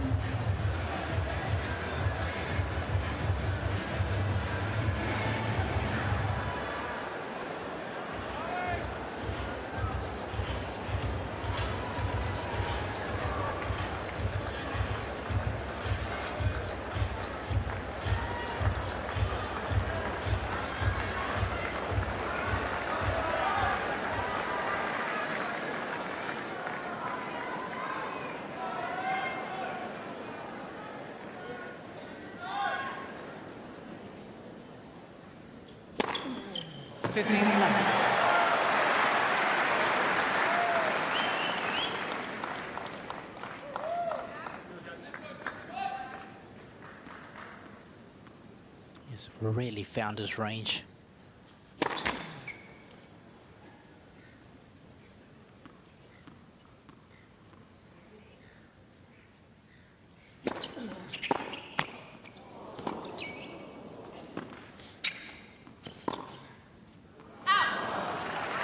I'll tell you what, this Aussie is hot right now. He is Alex Vukic, somebody else who is always white hot. There's Roger Rashid, who has just snuck in to join us courtside.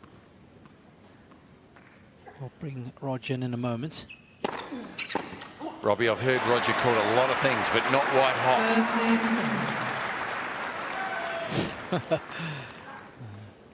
Good to have you here, Rash. He's not talking to us.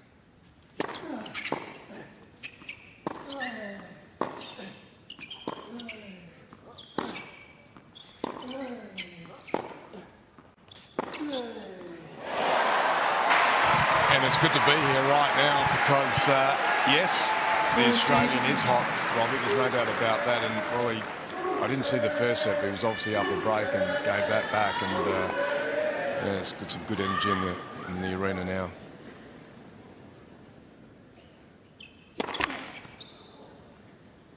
And what's been the biggest change from his end of the court?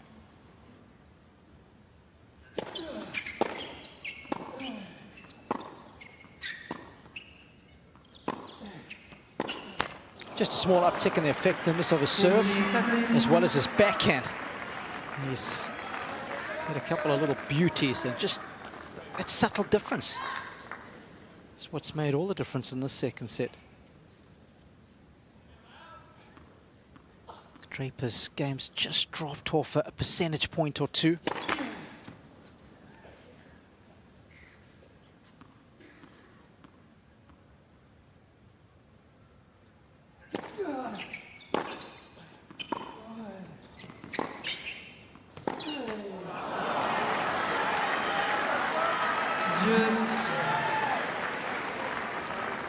And against Kokonakis the other night, when Draper was trying to defend the match, his backhand side was the side that he got very aggressive with. He started to step in the court and be a little bit more proactive, and that was the trend and the change.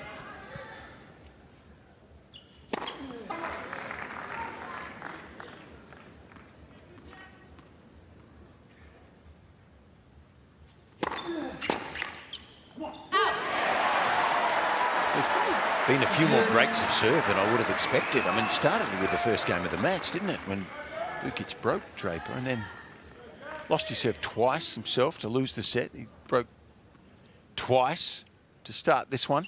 I mean, both these boys serve big.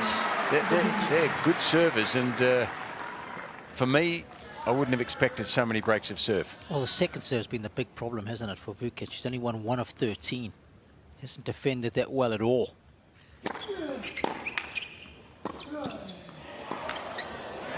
And he won't need to in this game. Well, that was a good hold, Robbie, and an important one, I think, to consolidate the second break and get him to 4-love, so that he's seriously a favourite to win this second set, and he's got his teeth into this match. It's been impressive. It certainly has been. Just enough on that final forehand.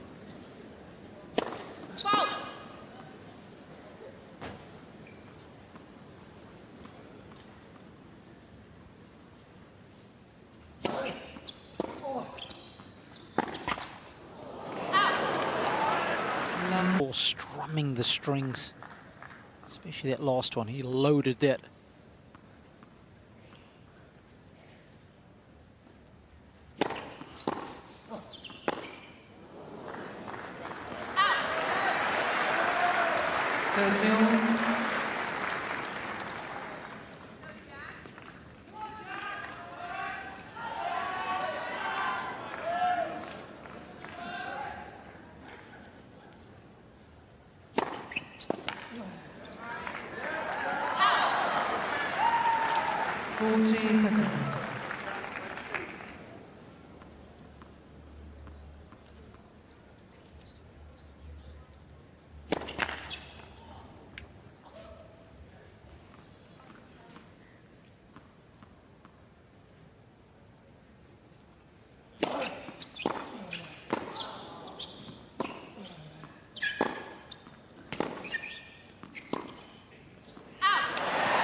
more spin on that backhand from Draper. And it's interesting when you compare the two forehands and backhands, Fitzy. Vukic more spin on his forehand. Yeah. But it's Draper with a lot more spin on the backhand, as you alluded to, right? It's pretty flat, the backhand.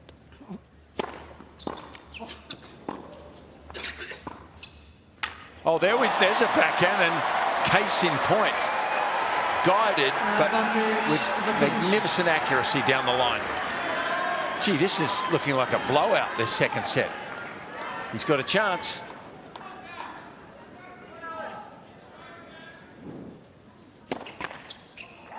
Please.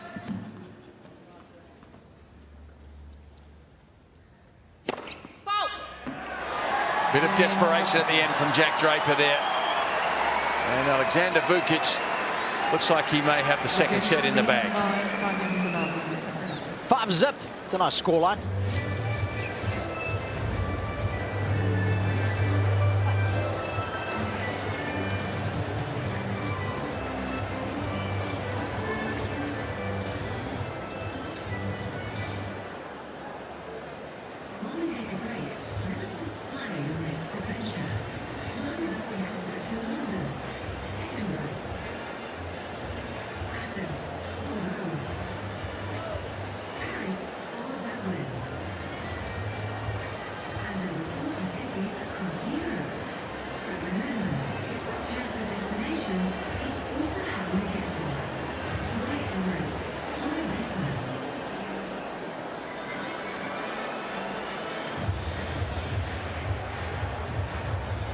Time.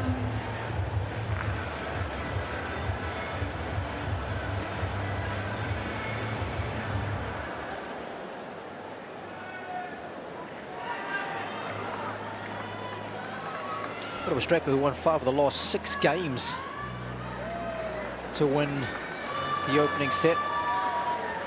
Vukic has just decided to make it one better. Let's go 5 straight.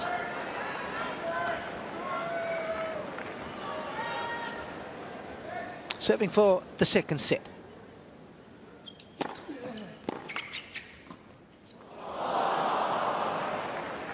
Loved.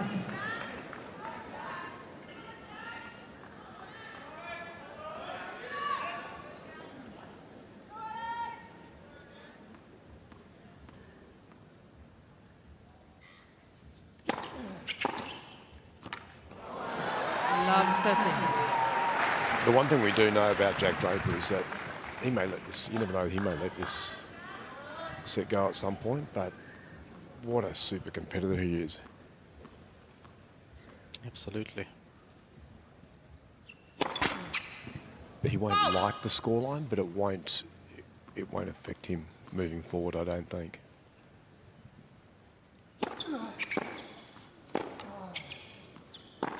Well, he's throwing caution to the wind there, and his forehand has been erratic. He's hit a couple of the best you will ever see in this match so far, but he's also sprayed it. And that's a side, Fitzy, that he does lose some confidence on.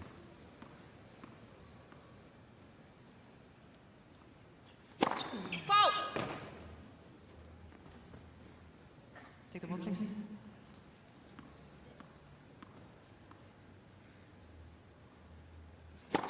Foul. 15-14. All started with a very casual first point. Got to be careful to set the tone negatively. 13-14.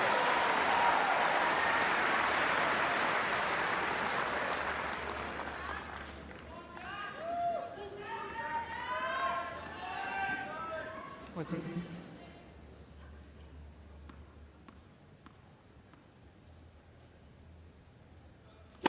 Foul.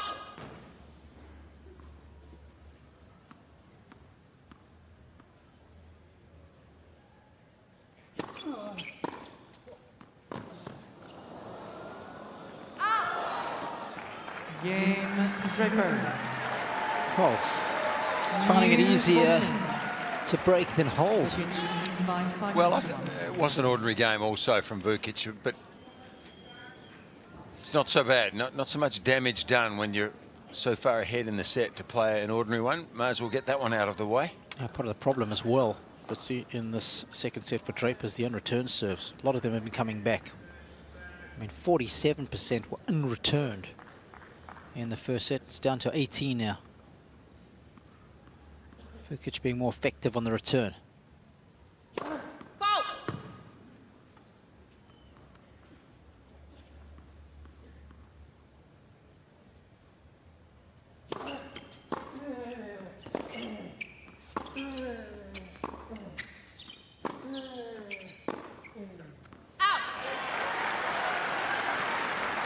Laver Arena.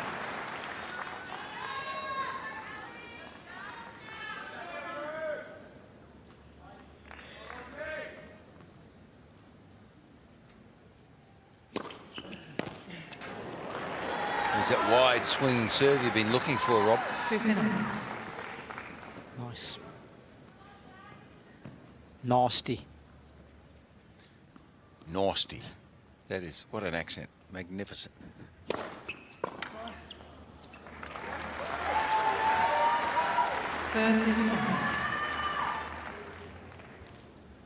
What a great season this young man had last year. Made the finals in Adelaide early on. One on the grass in Stuttgart.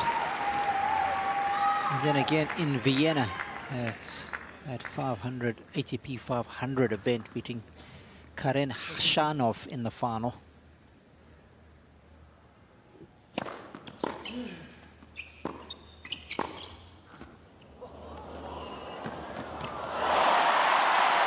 Harry casual. Beautifully done. I think he liked that. It's a little wry smile, wasn't it? Great touch here from Alexander. He almost faked one way and went the other.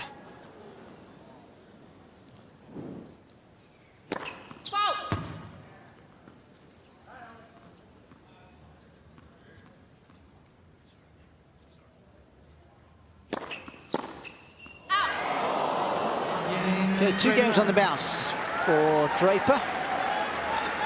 Let's see if Vukic can put this second set to bed. 5-2.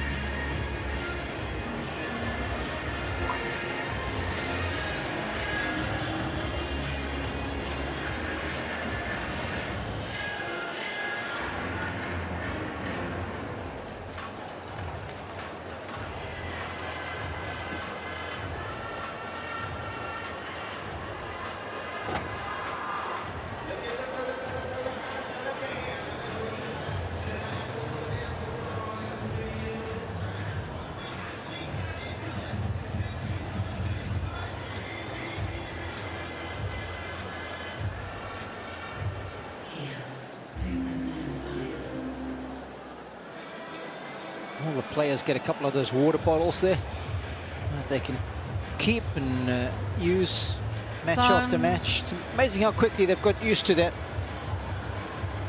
They reduce the amount of plastic that's out and about.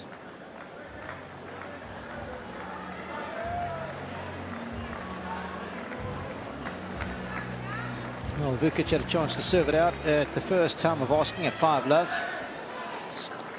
Got a second bite at the cherry here.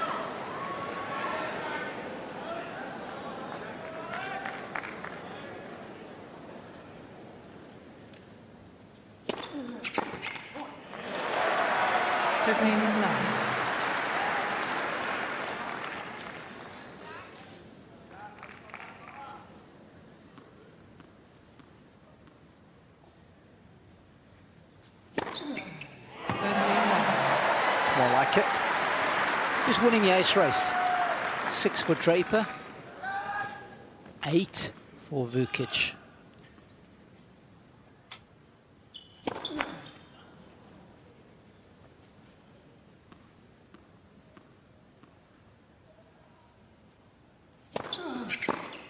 Out. 14-11.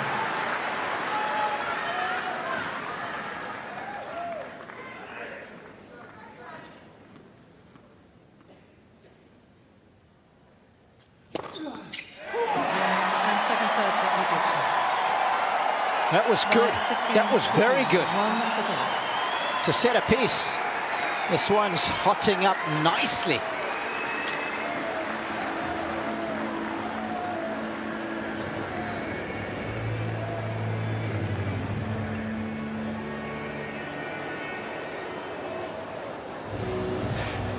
Oh, why don't we take a look at some of the numbers and see what stands out for us. The Vukic side of the ledger's looking very yellow. That's a good thing. Yes, a good thing. In fact, looks to me like every line there, he almost won. So, yeah, the winners were great. The serving was good. He's got more aces. He just played it, and he's serving a fair bit to the Draper forehand. And that side has been a little erratic for me tonight. He's played some great stuff off that, but some ordinary stuff as well. Quite a few errors. And Draper's game dropped off that set. He needs to lift now.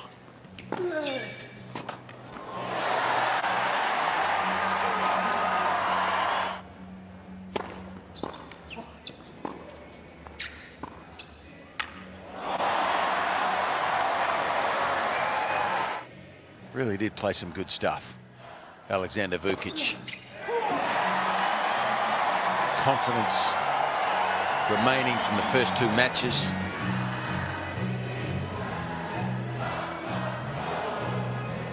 Time.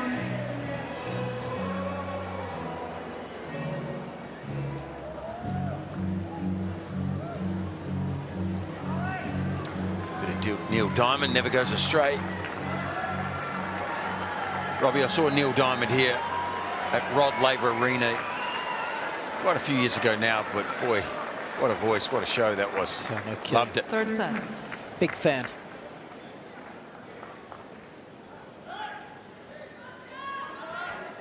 Pressure on Draper here.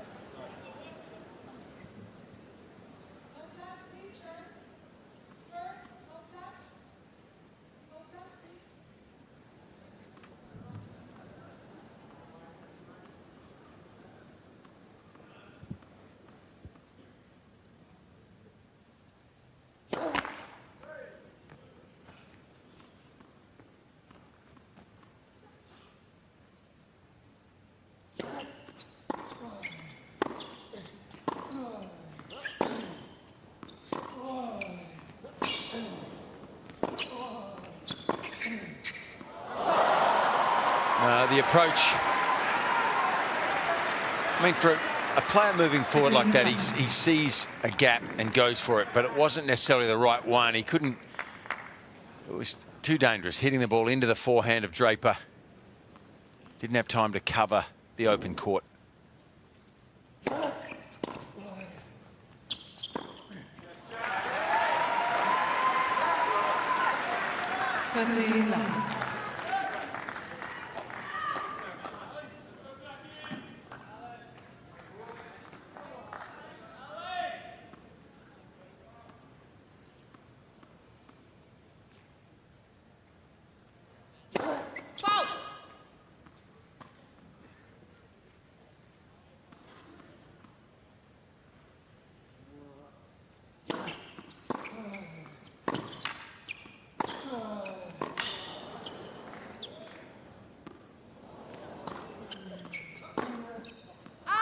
Good forward speed on the Draper. The second last forehand he hit, he drilled that. So he's got some racket head speed there.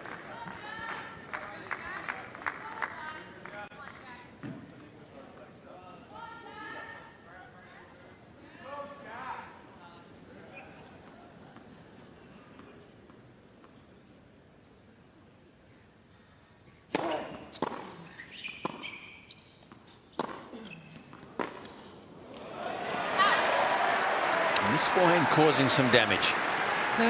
That's got some horsepower, hasn't it? And then it dips late. That's the kicker on it as well. Out, out, out, out, in.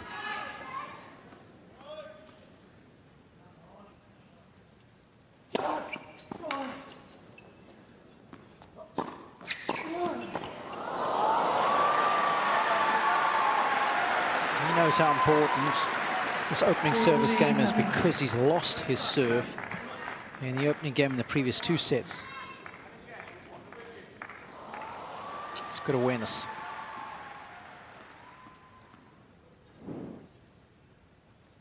It's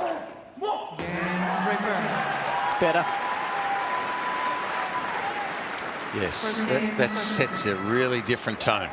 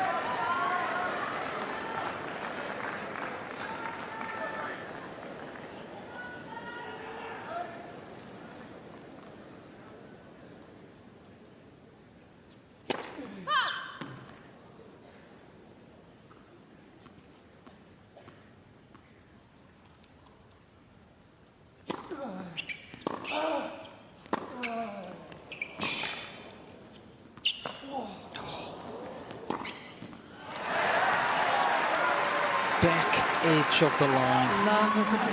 Talk about changing the dynamic in a point.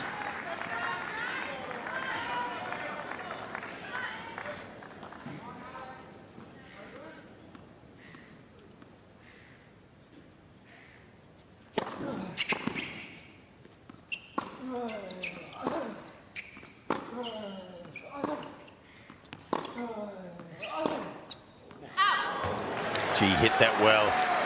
He knew it was in all the way on the sideline. But disappointed in the end by the length. Ian Smith just in the back of shot there, just applauding the hits. The strike was a good one.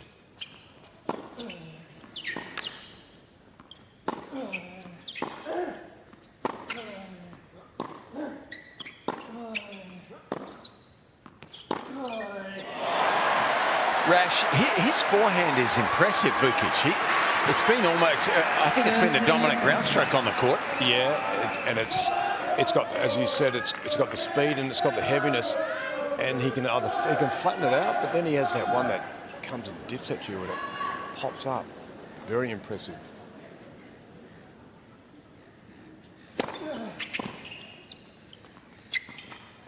Clever. And what he's also able to do, boys, is the Draper forehand that's got a bit of flight on that goes to the backhand. Because he's got that abbreviated sort of bunt backhand, he gets to smother it back. He doesn't find that too difficult. That was clever.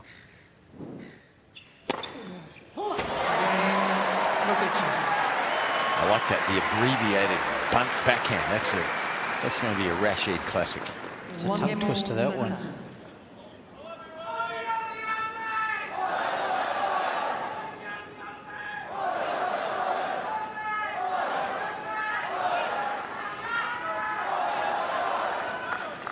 This match in the balance right now.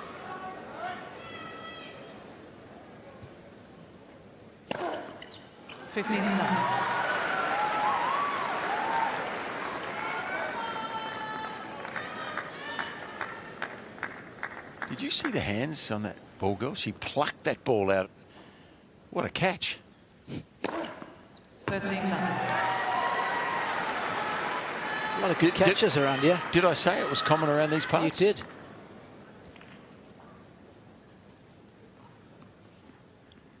One good test series and you can think you're good catchers now. You know I only say this stuff to stir up the South African culture. We could be locking horns in the summer in England, couldn't we? How good would that be? The Ashes World Test match, I guess it's called. Good serving. World class, isn't it? Yeah. He gets you moving the wrong way with that one. Aussie and a South African locking horns in England. 2-1 Draper.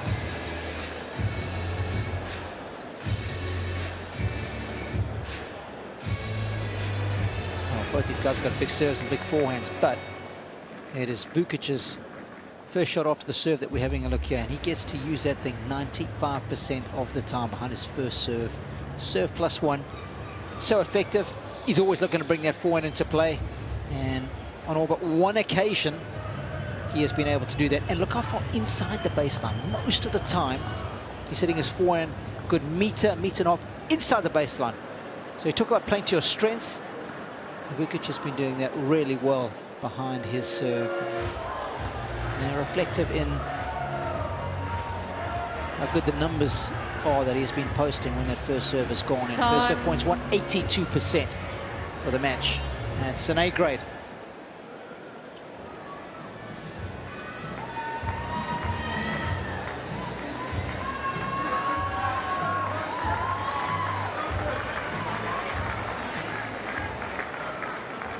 Well, nighttime tennis in Melbourne. It's all happening. So much tennis to enjoy. Long way to go here on Margaret Court Arena. 1 set all, 2-1 on serve.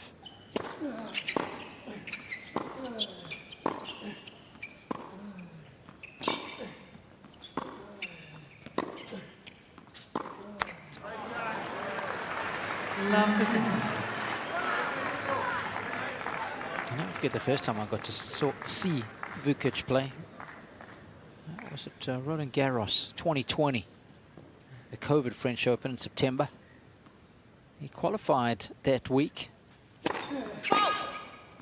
Lost in the opening round to Pedro Martinez, but I watched him come through qualies. He was impressive. That's when I first enjoyed the forehand, Fitzy.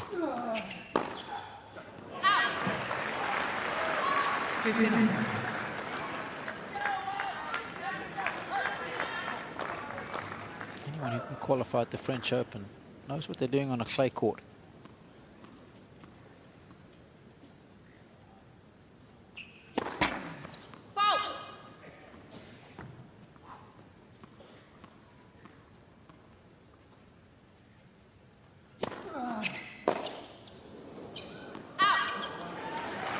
He's having problems, isn't he, on that wing? Not always.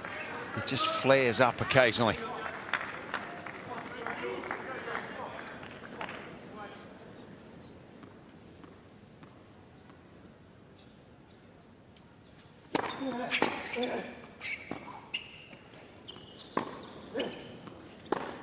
Beautiful. Gee, when he gets set there, he's confident now. When he gets rushed in there, though, it's not quite the same. But when he's set here, Vukic really is hitting this ball well. That is rapid.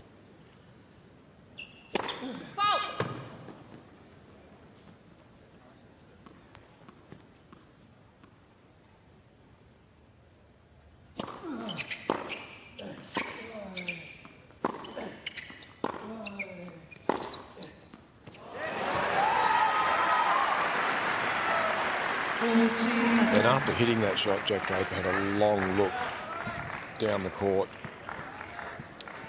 Didn't get much from it though, but nice ball strike, wasn't it? It was. That's been the quadrant that he's been really effective to with the forehand tonight.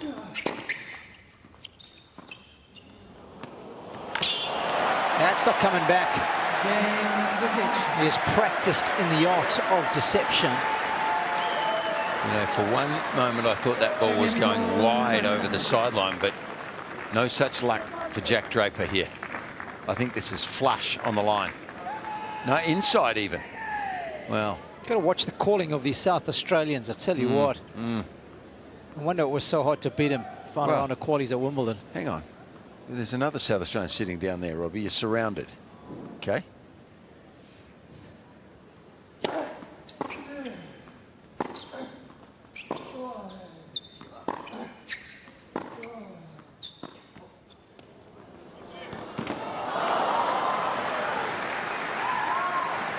We've all got SA behind it.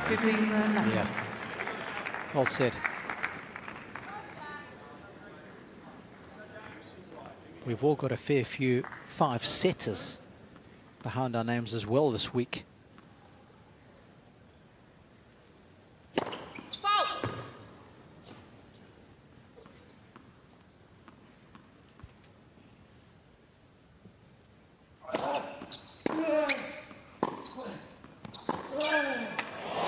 serve.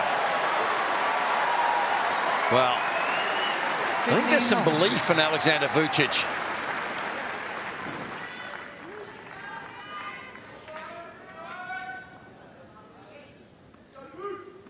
Another swift forehand. He enjoyed that, understandably so.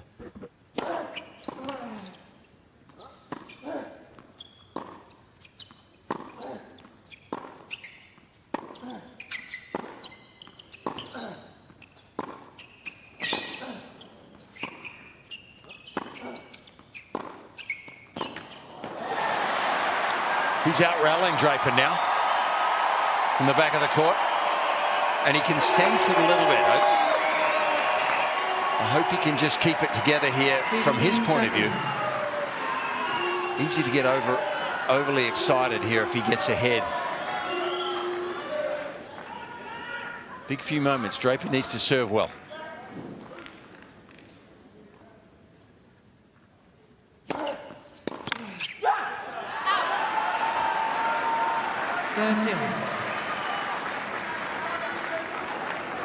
He's like a street fighter, isn't he, Jack Draper? You know? Yeah. He got that serve, gave a yell, stared down the court. He likes rolling up his sleeves.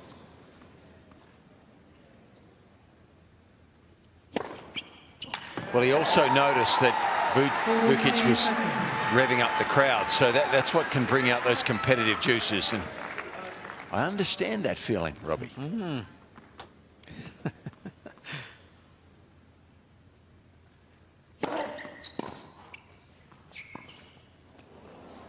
Yeah. Good finish there. Yep.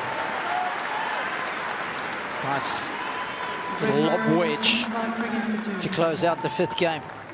3-2.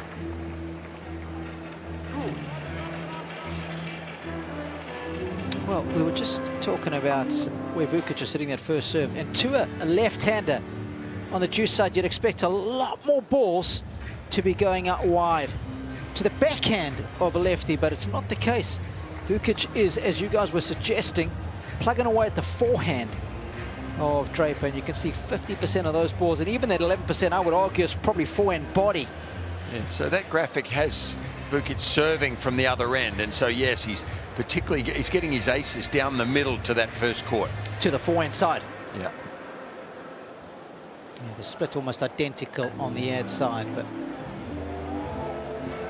doesn't return it as effectively off the forehand on the first serve.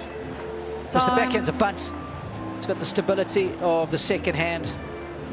It's not the case on the forehand. So nice tactical acumen from the Aussie.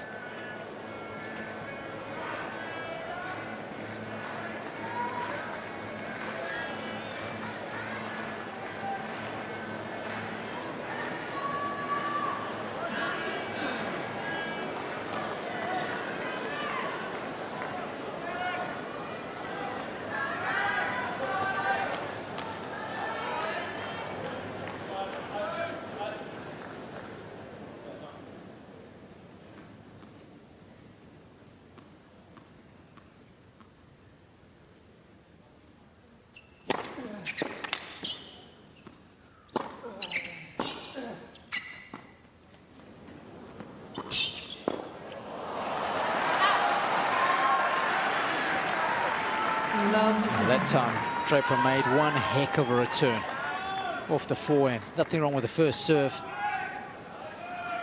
You can see him targeting that spot again. Even though he's lost the point, Vukic pumping his fist up. Aussie, Aussie, Aussie.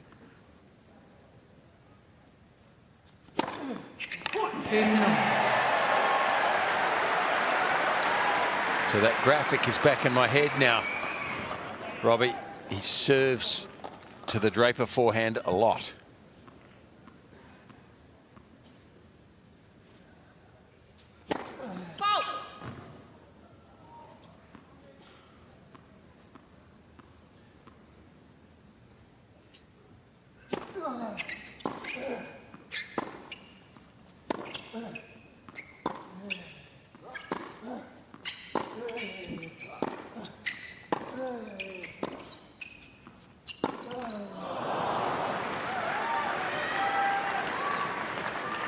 Not sure if he's trying to come in there or not, Rog, but surely the bunt down the line, the flat back can't come in, right? Yeah, absolutely. And you do get the opportunities with Jack, because when Jack doesn't quite get that forehand right out of the middle of the racket, it loses section and gives you an opportunity. Kokkinakis used that ball a lot.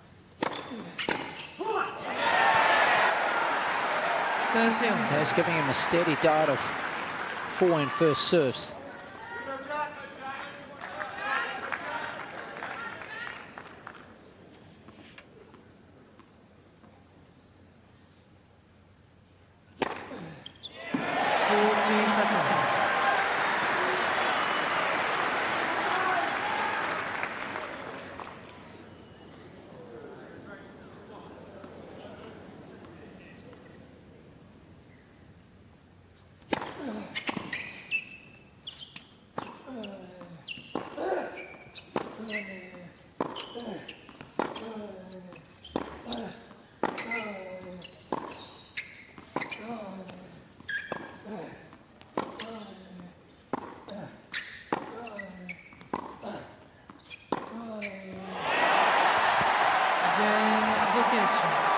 That's a nasty point. What a, well, that's your word, Robbie. That was outstanding. Poise, calm, ability to move the ball around the court, and after 17 shot, on that 17th shot, he got the ball, this one here, that sat up there and he just leant on it. That's the one we're talking about, right? Let's take that backhand down the line, come in. Let's get that body weight going forward. 15.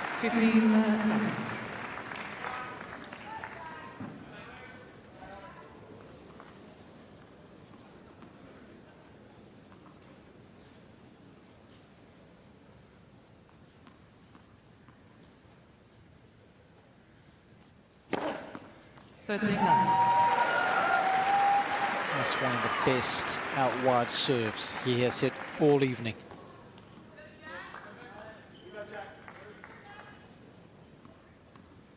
Strong and simply too good.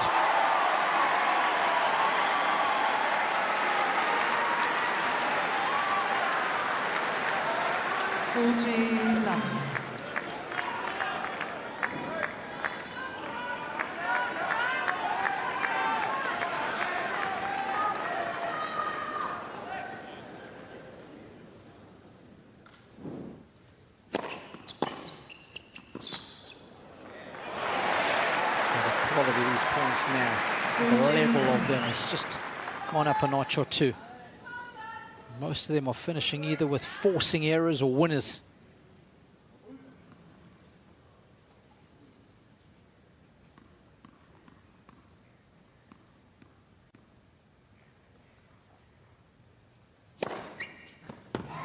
Draper.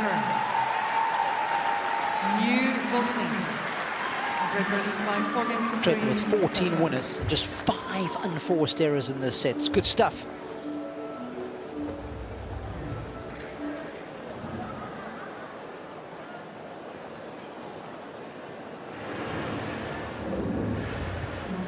I'll check this point out again. This is what it looks like. Look at the accuracy of the shots. Anytime you can finish a point off with a shot that's probably about 10 miles an hour, it means you've outmaneuvered your opponent. And that's what Draper does here. You can see how much running Alex is having to do.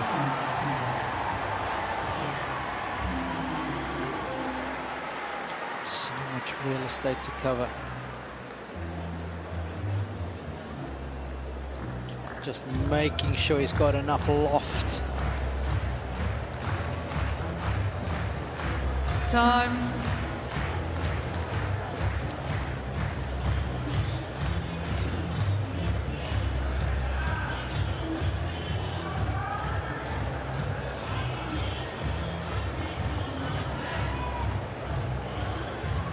Well, he certainly was enjoying the battle with the crowd on Cain Arena.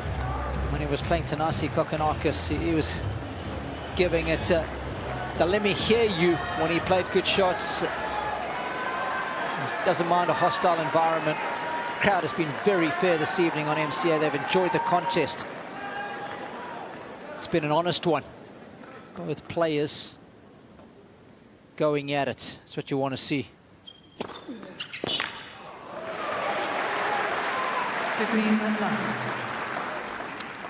How important is a third set when it's a set all? It's just a massive change, isn't it? One way or the other. Yeah. It's like a two-set swing.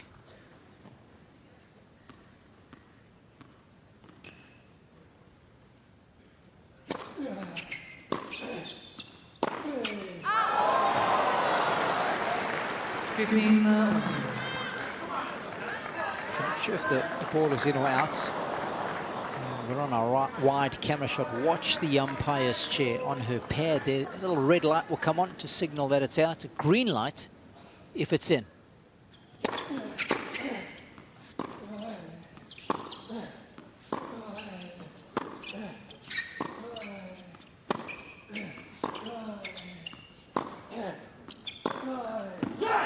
Oh, that was so good. There's the green light. Yes, why not? And that was interesting because for the whole rally, the Australian was back behind the base. He was getting pushed back, and as soon as he saw some flighted ball from Draper, he had time. He quickly launched himself into the court. Nice tennis IQ.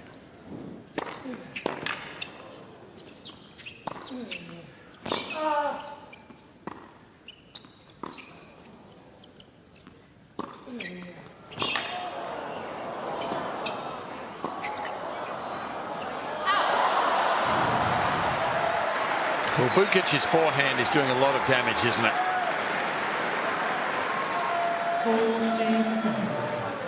Certainly is.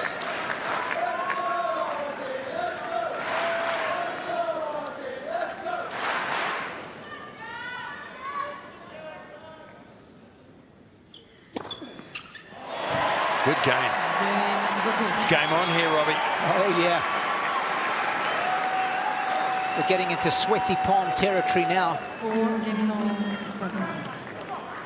Was the great Alex Ferguson would say, squeaky bum time.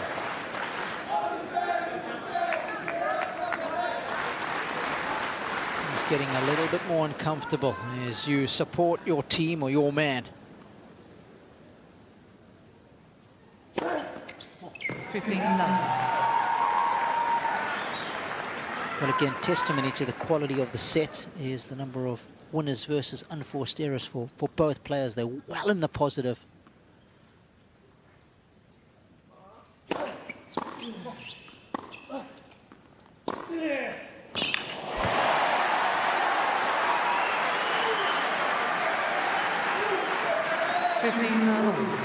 Again, if you're willing to quickly accelerate with your feet, you've got time off that forehand to get around, but you better have a big weapon.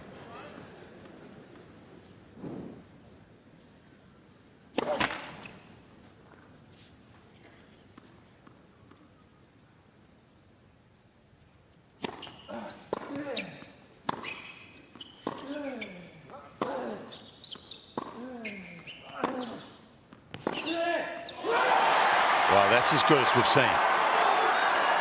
That is not necessarily a high percentage shot. That's tough to make. But he's confident on this. Magnificent forehand here.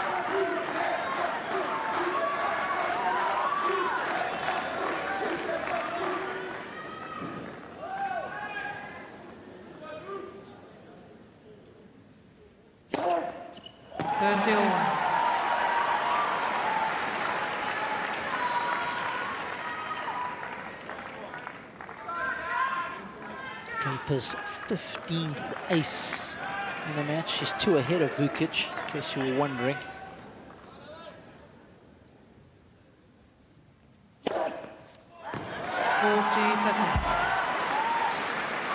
Nice time to come up with the goods.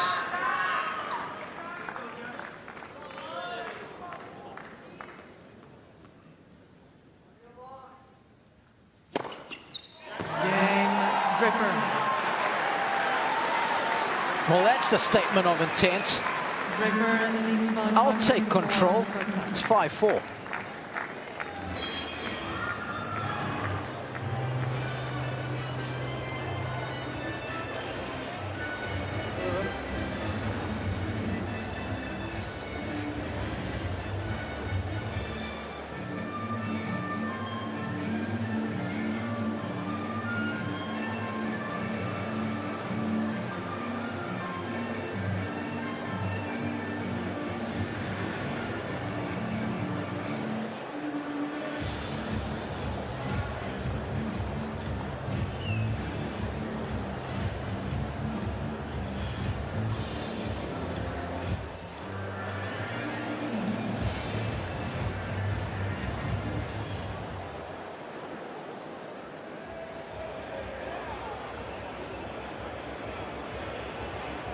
Time.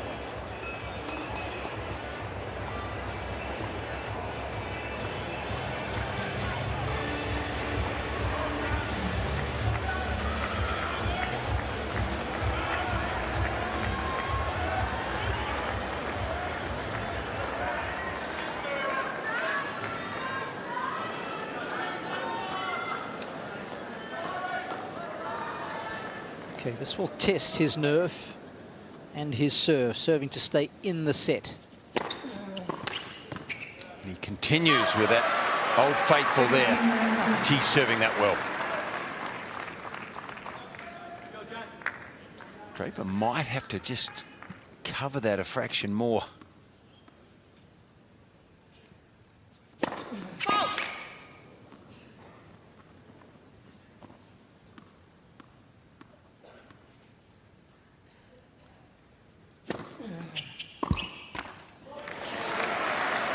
It's a welcome reprieve because Vukic hasn't had a lot of joy behind his second serve in the match.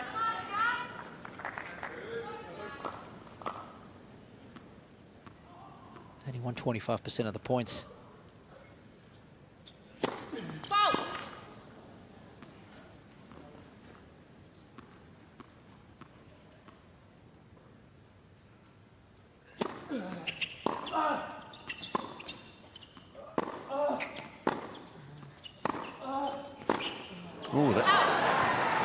That was a big miss. That was a strange miss, wasn't it? It was like he changed his mind and was out of position somehow.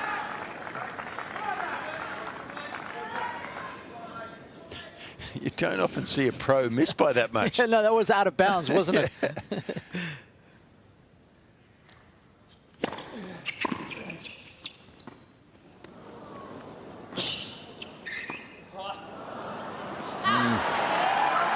Well, he's been successful several times with the drop shot, but it takes a bit more touch and feel, and when the pressure's on, it can become a little bit tentative. Not quite fine enough for this drop shot. Draper hustled really well. Big moment now.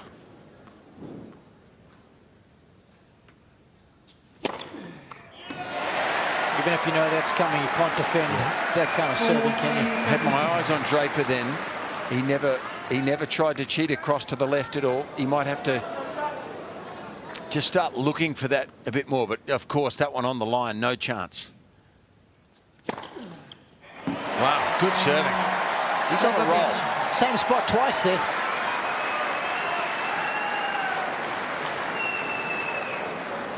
Five games almost. 30 seconds. Okay. Both guys serving well. From the back of the court, I'd probably give Vukic the edge. Because Draper's the one who's playing with more confidence given their 2024 seasons.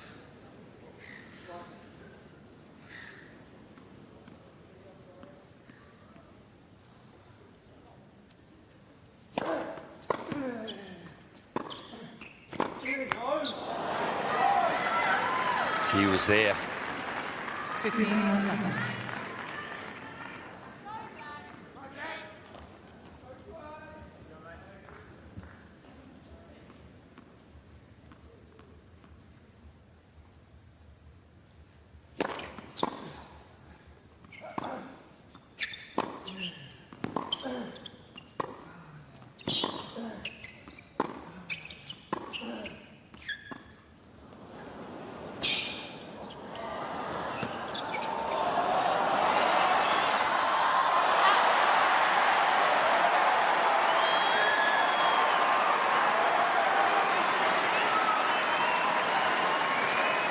the locals are loving this.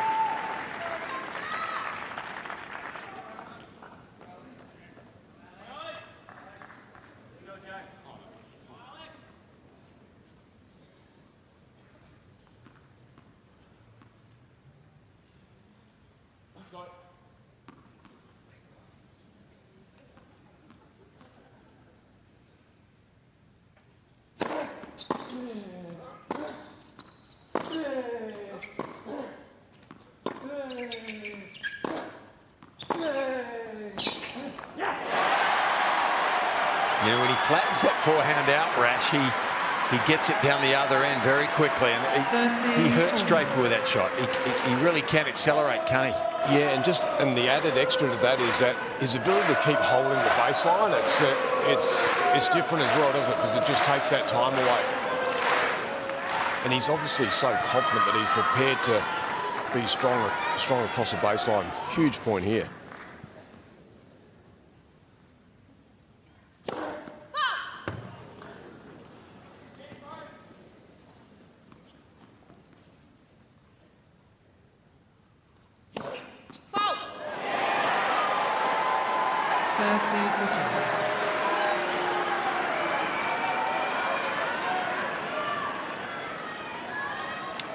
Only the second one for Jack in the whole match, and that is a shocking time to deliver a double fault. Wow, what an opportunity for Vukic here.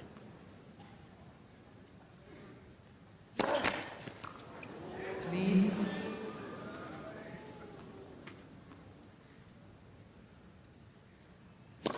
Oh my goodness, where did that come from? I can't believe it. Can you believe it? It's unfathomable. Well, Vukic is not going to complain.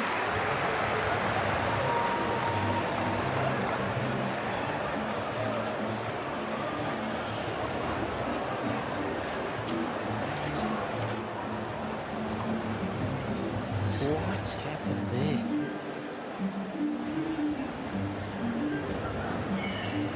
Of course, it's not how many double faults you necessarily serve.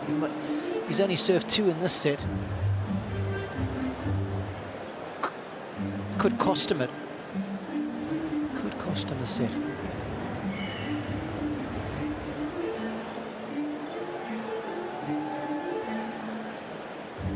He's got 90 seconds here just to get rid of those negative thoughts and move on. The moment he gets up from that bench.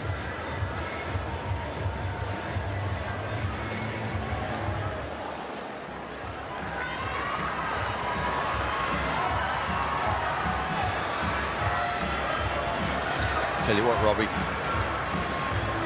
he's a positive young man. He's come out, that's what the competitor in him, he's tried to put that behind him, but he probably should cover the middle here on the first serve. That's where Vukic is going. It's his favourite, it seems. He went the other way, huh? But he missed it. Yeah.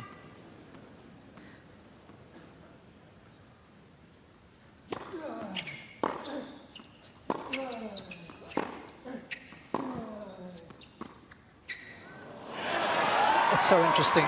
This is where you need awareness when you step up to the line. Does he not have a feeling of, Rog, of how well he's been hitting that serve? Why change now?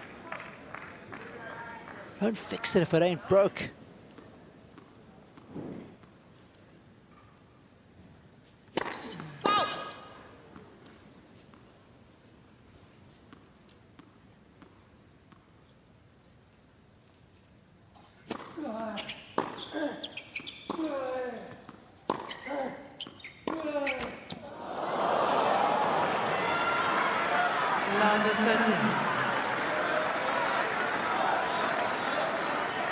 And he's also, that first point, he also took a negative court position when he didn't need to. And initially in that point there, and then he tried to force himself on top of the baseline. It's not easy, is it, serving it out?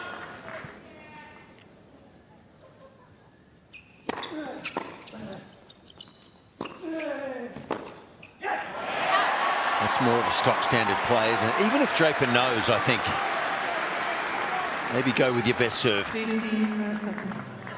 This is tense. This is a huge moment in his career. Yeah, I thought that very first point, the serve was the safer one.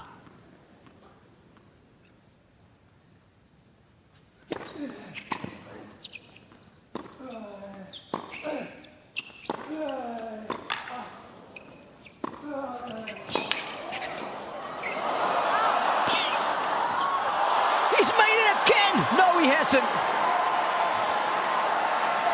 15-14. The volley was out. Ladies and gentlemen, the ball was called out on the right far sideline. That one there. And even so, Draper. That was in anyway. He had it covered. He played a great point. The forehand is really working for him, but he just got a little wayward with the volley. 2 break-back points here.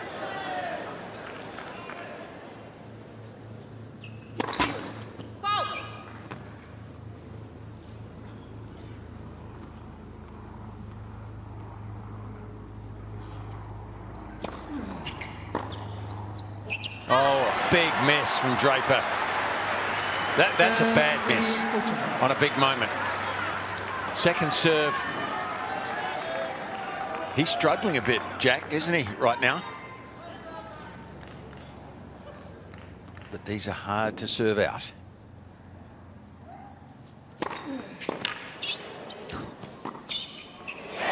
Holds his nerve, Vukic.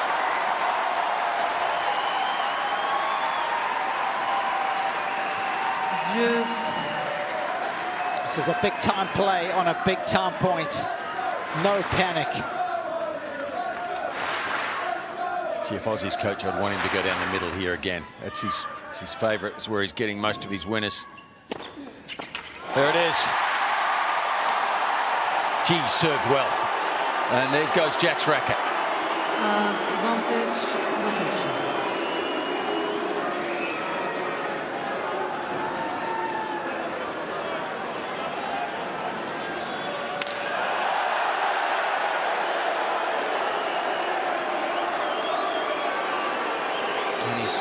Just given it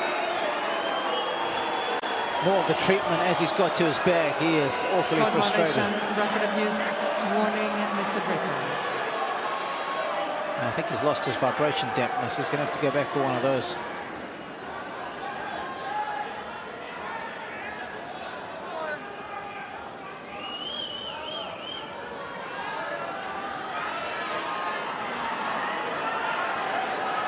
So all this unfolding right before set point for Vukic.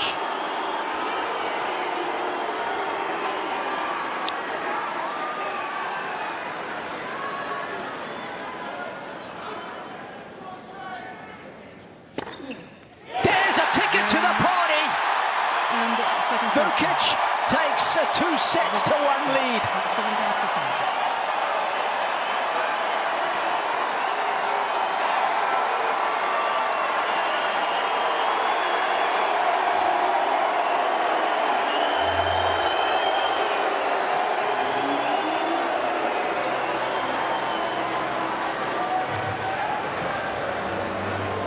Well, I'm not sure if Jack's done the smartest thing there to stir the crowd up. But there's no point of, I can't stand booing in sport, Robbie. I don't like it. I never have, and I'm not going to start now. Okay. But I don't see any reason why a young player like this would deliberately stir the crowd up. Okay, he lost his temper a little bit there, broke a racket, but don't sit down and stir the crowd up more. I'm not sure that's smart. He's going to take a break, try to cool down a bit, young Jack Draper. Oh, what about the serve? He did serve brilliantly there, didn't he, Vukic? Gee, he's got the match on his racket now. If he can continue this level, well, he's favourite to win. See those first serve points won. You can see the importance of getting that first serve in. There's a 50% drop off when he doesn't make that first serve.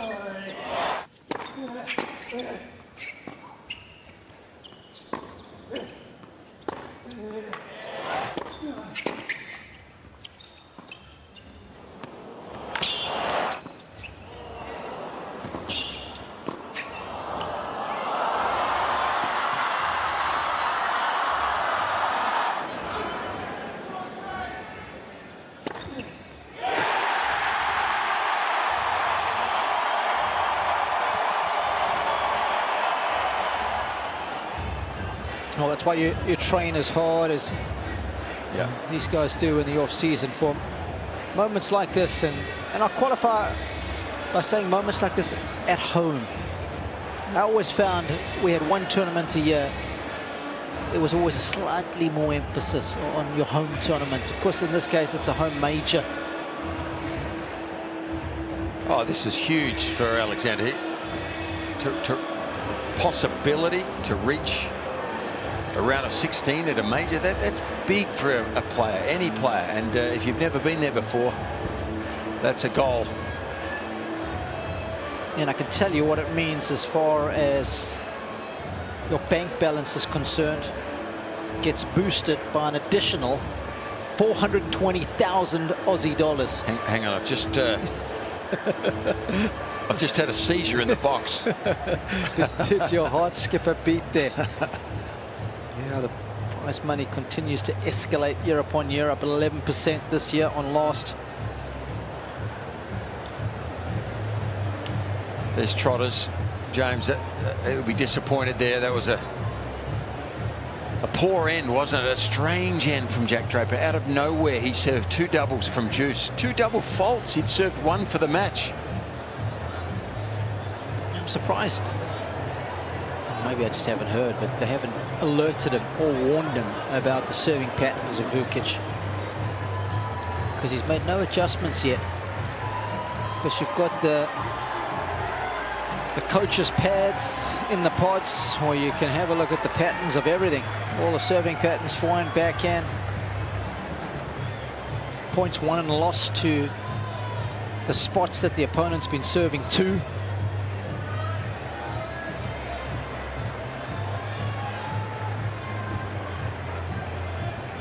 Alex Vukic is going to just walk over to his camp and have a chat with his coach. Just making sure they're aligned.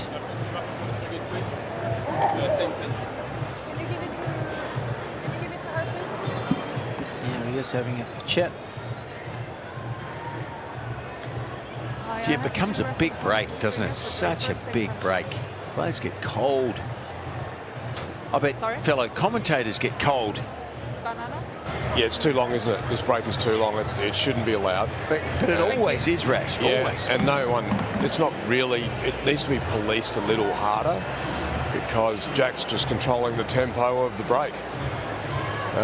It'll be interesting to hear, and we'll listen out for the crowd now, because they've now been asked to be involved on a different level, haven't they? After that incident at the end of the third set. Oh, they'll be into it now, no doubt. He's going to have to fight the crowd for the rest of the match, I think. But that is just too long. You're controlling the tempo. It drives me nuts that they can be allowed to do this to players. But anyway, it's not me who makes the rules. Set number 4.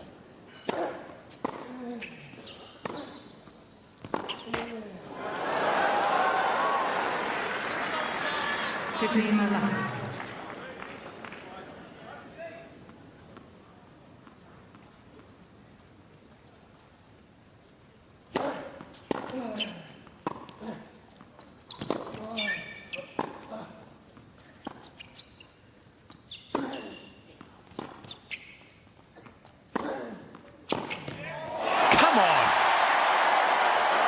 His forehand is as good as it gets tonight. I was about to say how that backhand chip was rather ordinary. Twice he hit two poor ones with no weight on them. But he always knew, I guess, that he could just come up with this. That's a haymaker, isn't it?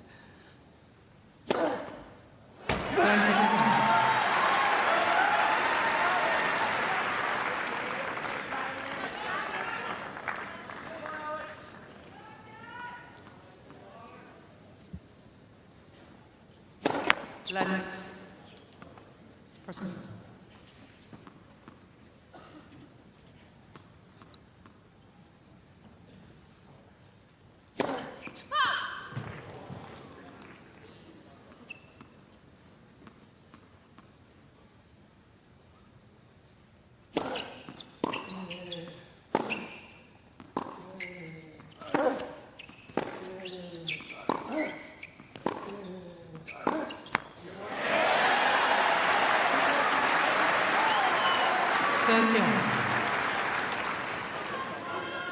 There's parts of Jack's game tonight that haven't looked up to standard for a player with his reputation. He's a goodie, but there's been some holes tonight.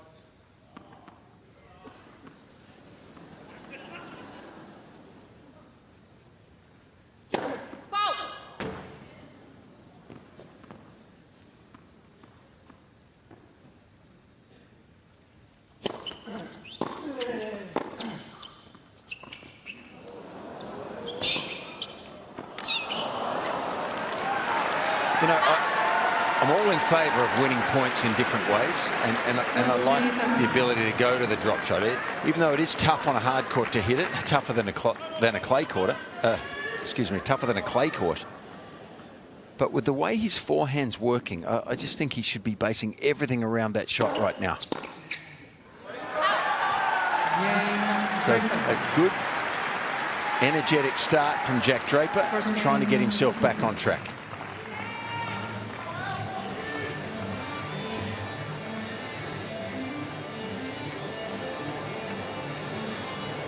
What do you reckon the win predictor's going to tell us, gentlemen? Well, I think it's got to be in favour of Vukic. You're right. Well, it has to be 2-1. Pre-match. That's interesting. I guess when you have a look at the respective seasons. What do you think, Robbie? Yeah, without the win predictor, how do you see this? I mean, obviously Vukic in a strong position now. Just he's going to be going into uncharted territory, trying to make it through to the fourth round here.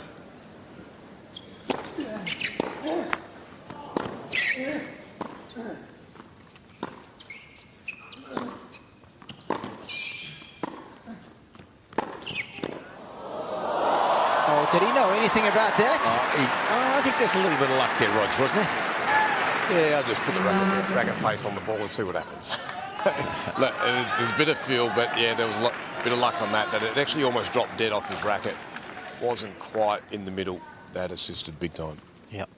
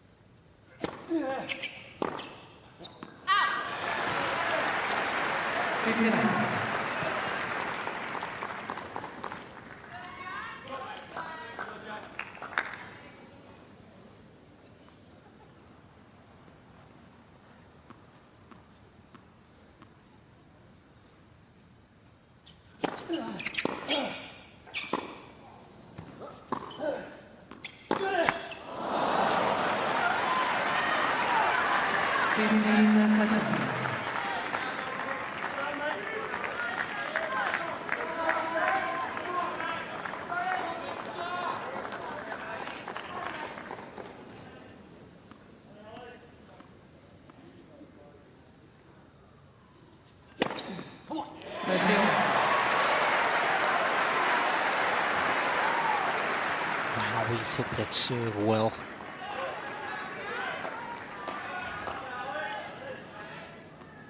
not the fastest, but it is definitely the most accurate. And again.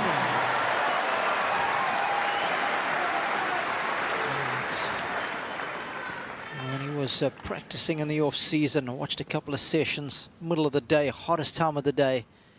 I've just been playing for 3 hours. And then straight to the basket of balls, just to finish off again, work on the serve when he was tired.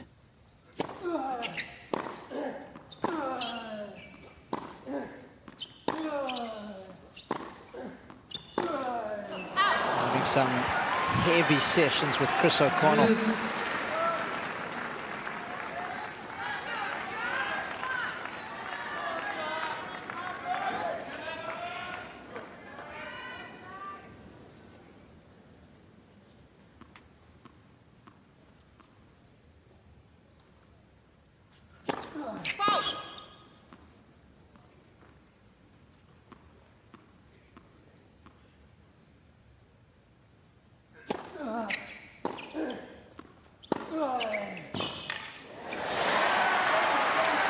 You can tell he's coming with a definitive game plan, can't you, Rog?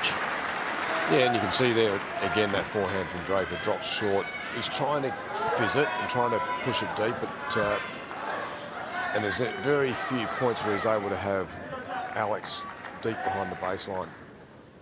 Nice work jumping on top of that.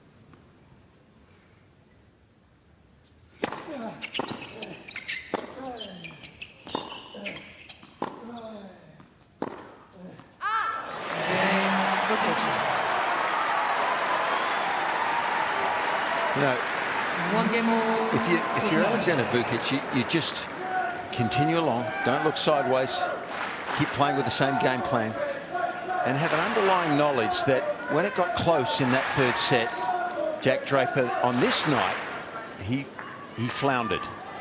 So that's what you've got to be looking for, to keep doing everything the same.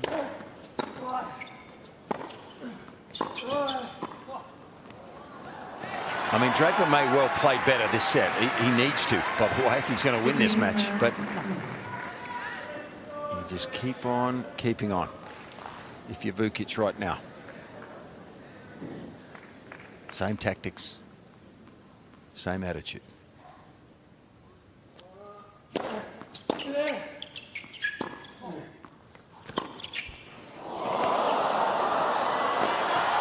Awesome, unbelievable!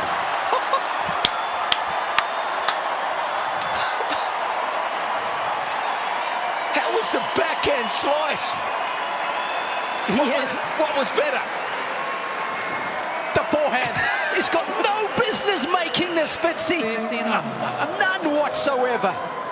That's 2 of the plays of the day in 2 hits.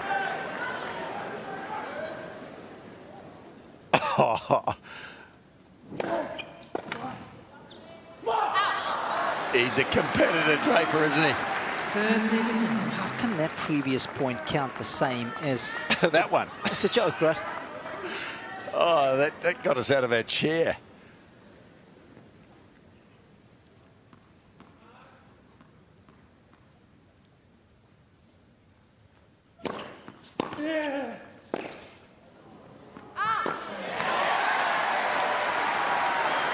Well, he's trying to compete, Jack Draper, but he's not hitting the ball in the middle well enough at the moment. Vukic has done such a good job of rushing the Draper forehand.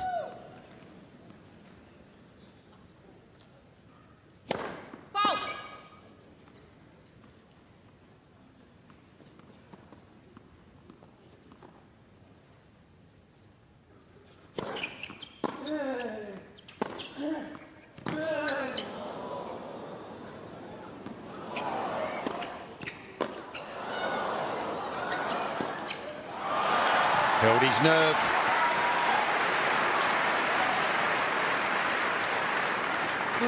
He's just putting the bat on the ball. It's going in. Isn't he? Vukic, that was, you're right, Fitzy. Held his nerve beautifully there.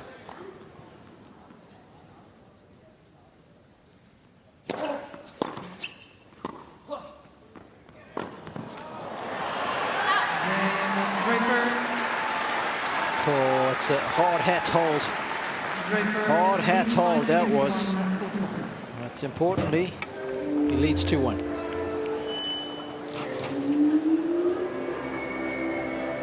Well, we've got to take a look at that great point again. Let me check this out. Here comes the slice down the line. Is that around the net post? Oh yeah, very much so. How good is the accuracy? Oh, I went over the net post, Robbie, I think.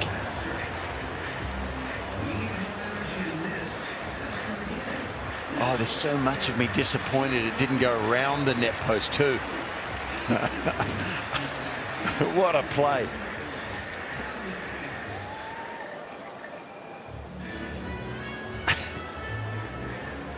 Yeah, that'll be on his Insta story tomorrow.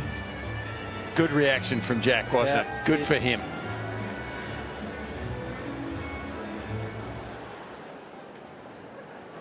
Time.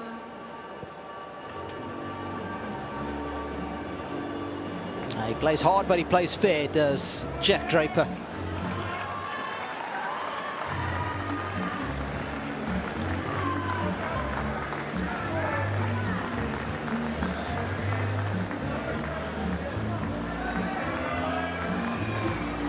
Warm-up events. He was supposed to play the United Cup was Draper. He was slated to play there, but with the hip issue, he decided to give it a miss.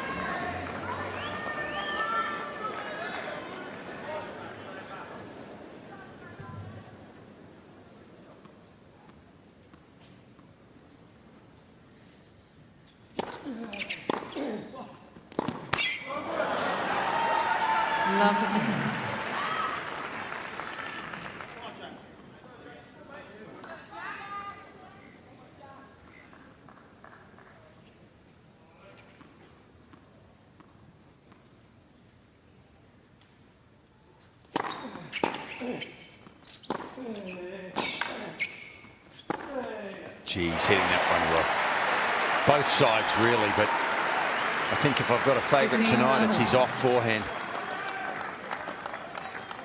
Opens the court up with that and puts it away.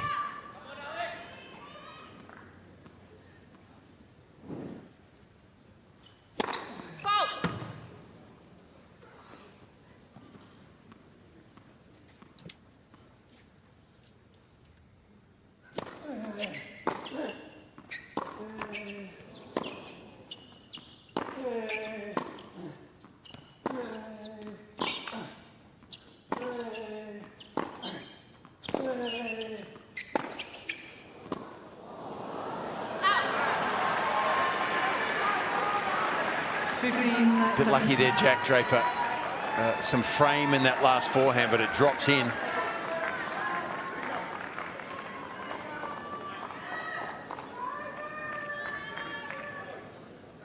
Take it when you can.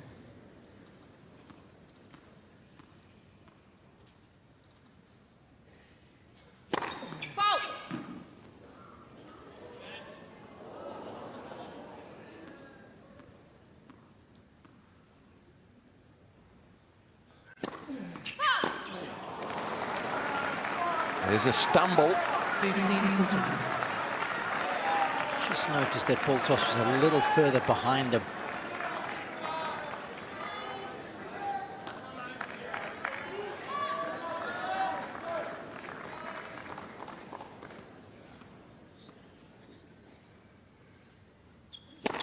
Let's proceed.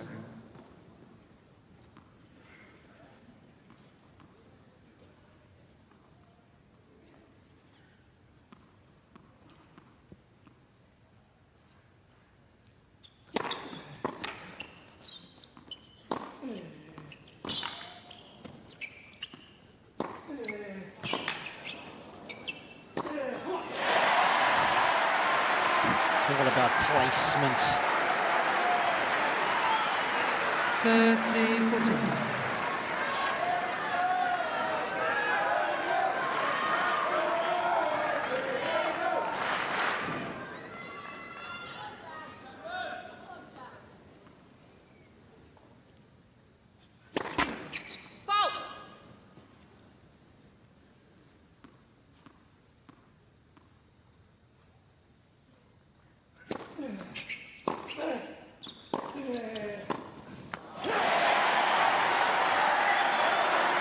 Gee whiz, he's come up big with that forehand.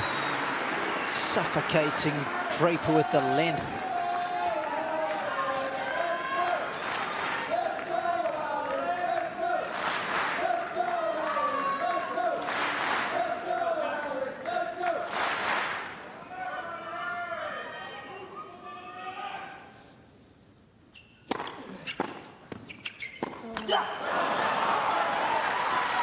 Advantage, Draper. Maybe just starting to lean that way a little bit, isn't he, Draper?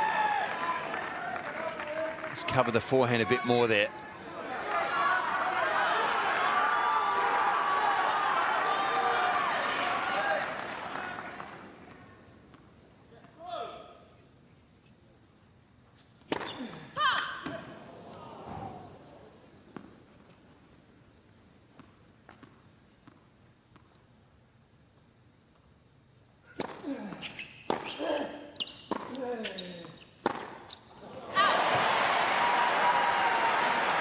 That's the one he was making with great regularity in the opening set.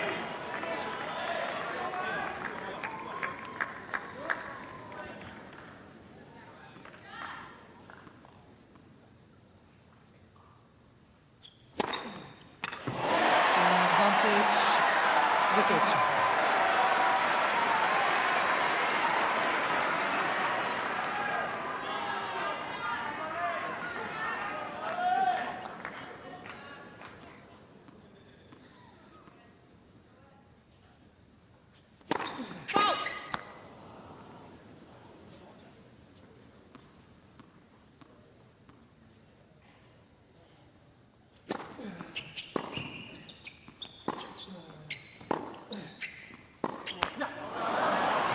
Very few forehands he's decelerated on.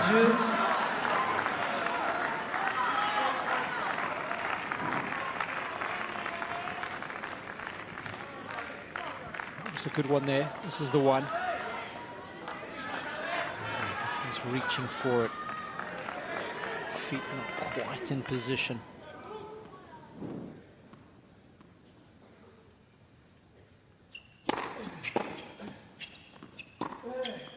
Beautiful. There's Roger Rashid's favourite short backswing bunt. It's another Perfect. South Australian who had a pretty good double-handed backhand like that.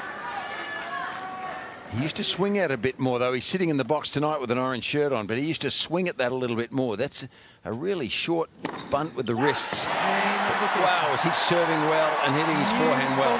There he is. Got to number one. Two-time major champion, he's not too bad. Just snuck in there between Pete Sampras and Roger Federer.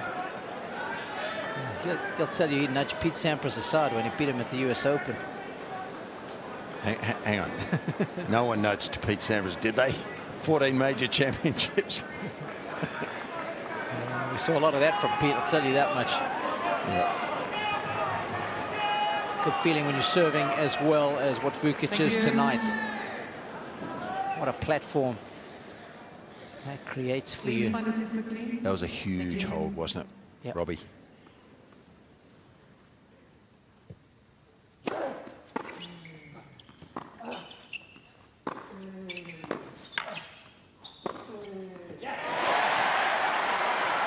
He just looks better from the back of the court to me, Vukic. He doesn't need to panic.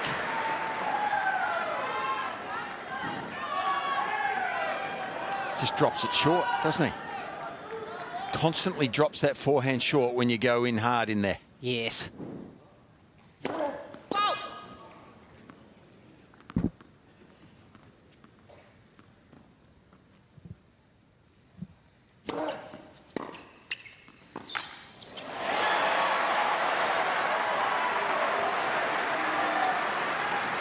So this is a moment for a young player who hasn't been here before.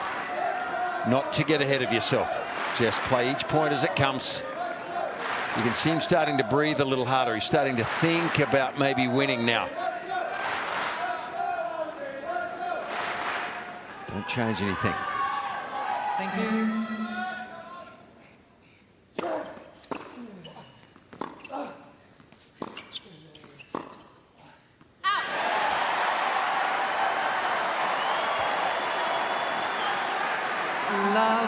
14.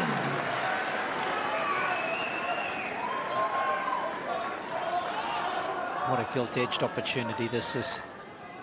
Please. Out. 15-14.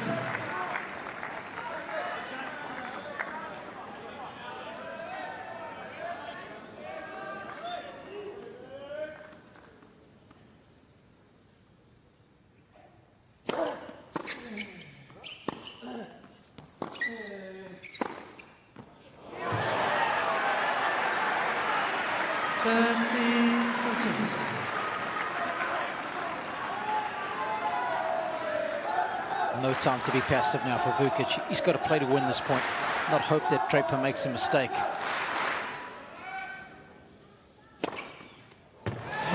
a whole lot you can do there.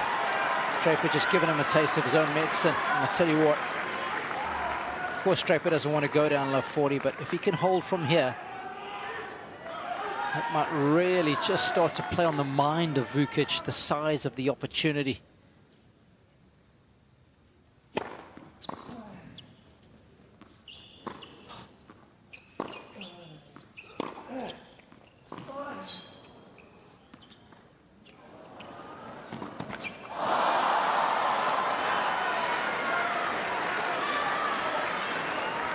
Advantage, Draper. He was there this time. The drop shot wasn't great. He was there at the top of the apex. Just missed it. Jack survives.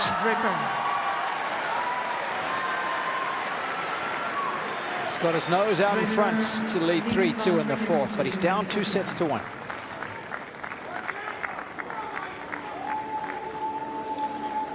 Well, it's been just one double fault from Vukic in this set, and you can see where it is.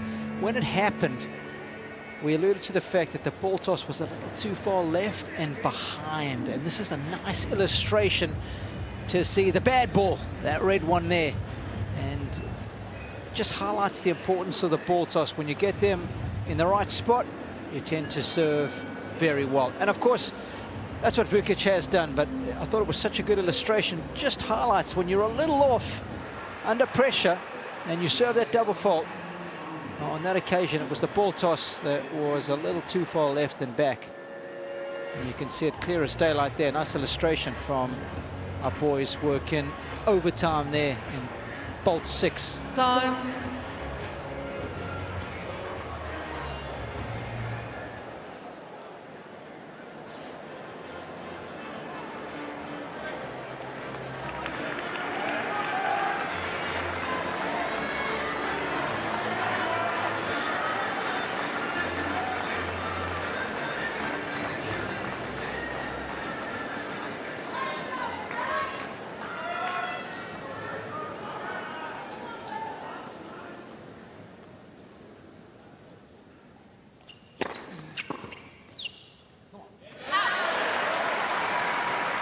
Was the perfect antidote to losing 5 points in a row.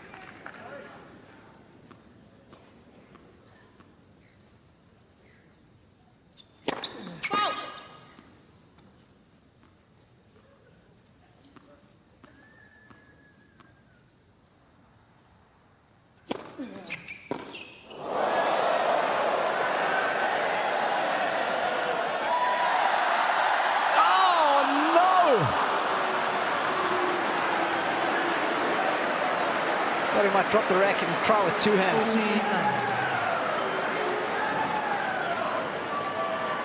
We've seen this before, haven't we, Fitzy?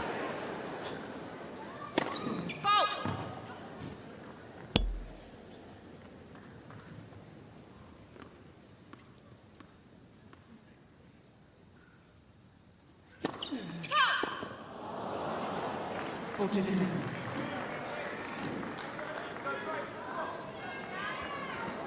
Let's have a look at it. Come to me. Oh, we had a couple of grabs at it. Is that a sign? Is that a sign?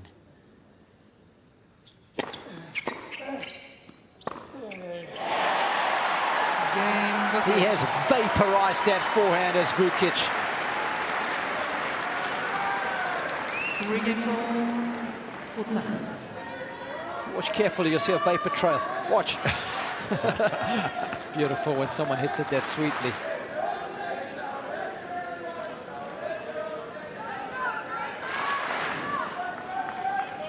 These forehand winners are starting to mount big time now.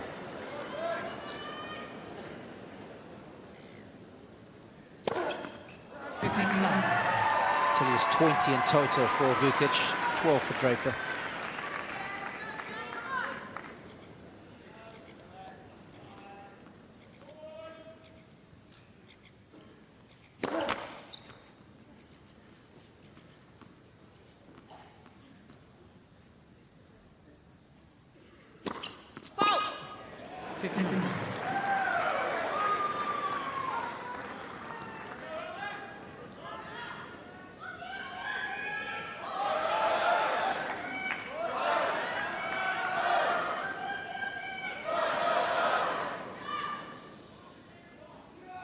Please.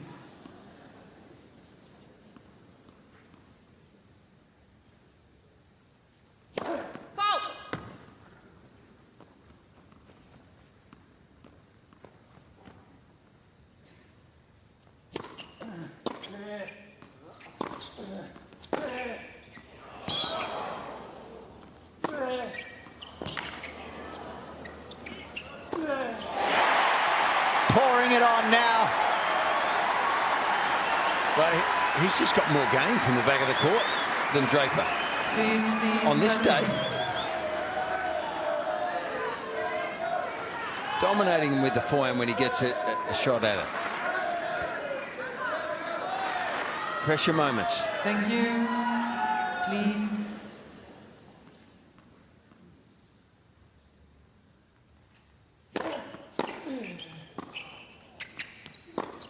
Oh, big opportunity.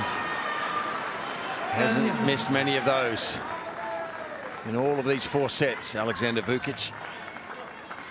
Beautiful return.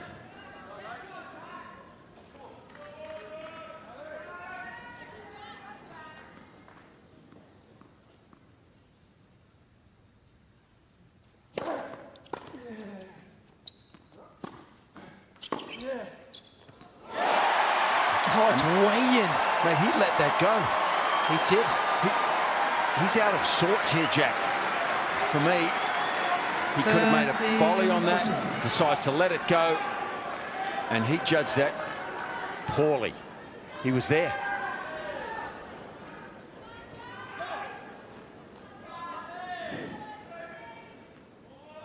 Please.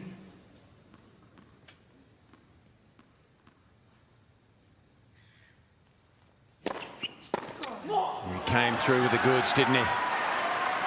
Juice.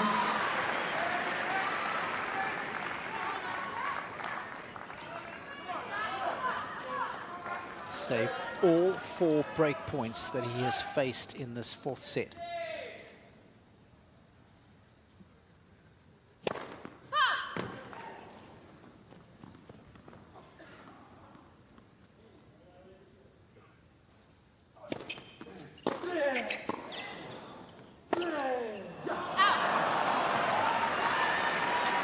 Advantage.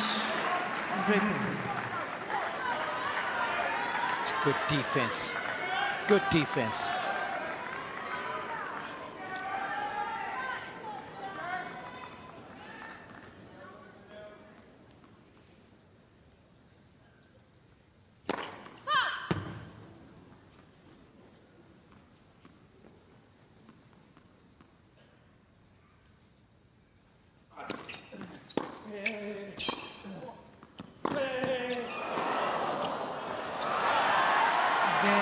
Draper. Another tough hold for Jack. This camp is delighted. Draper leads. He's dodged another one there. 4-3.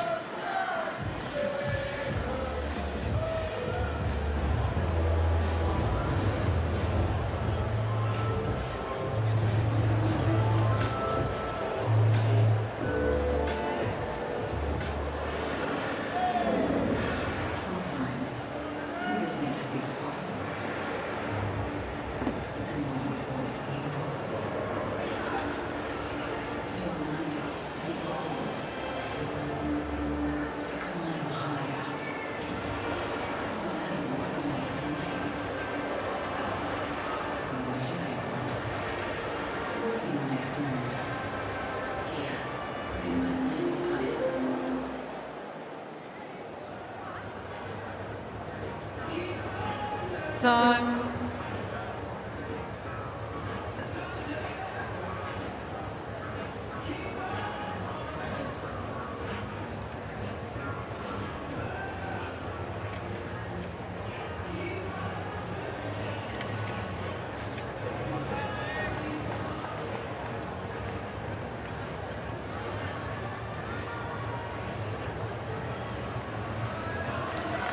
Well, I can tell you that Jack Draper is now the player with the most time spent on court at the Australian Open 2025. 10 hours. And it'll be now 13 minutes if my maths is any good. Probably a bit more now.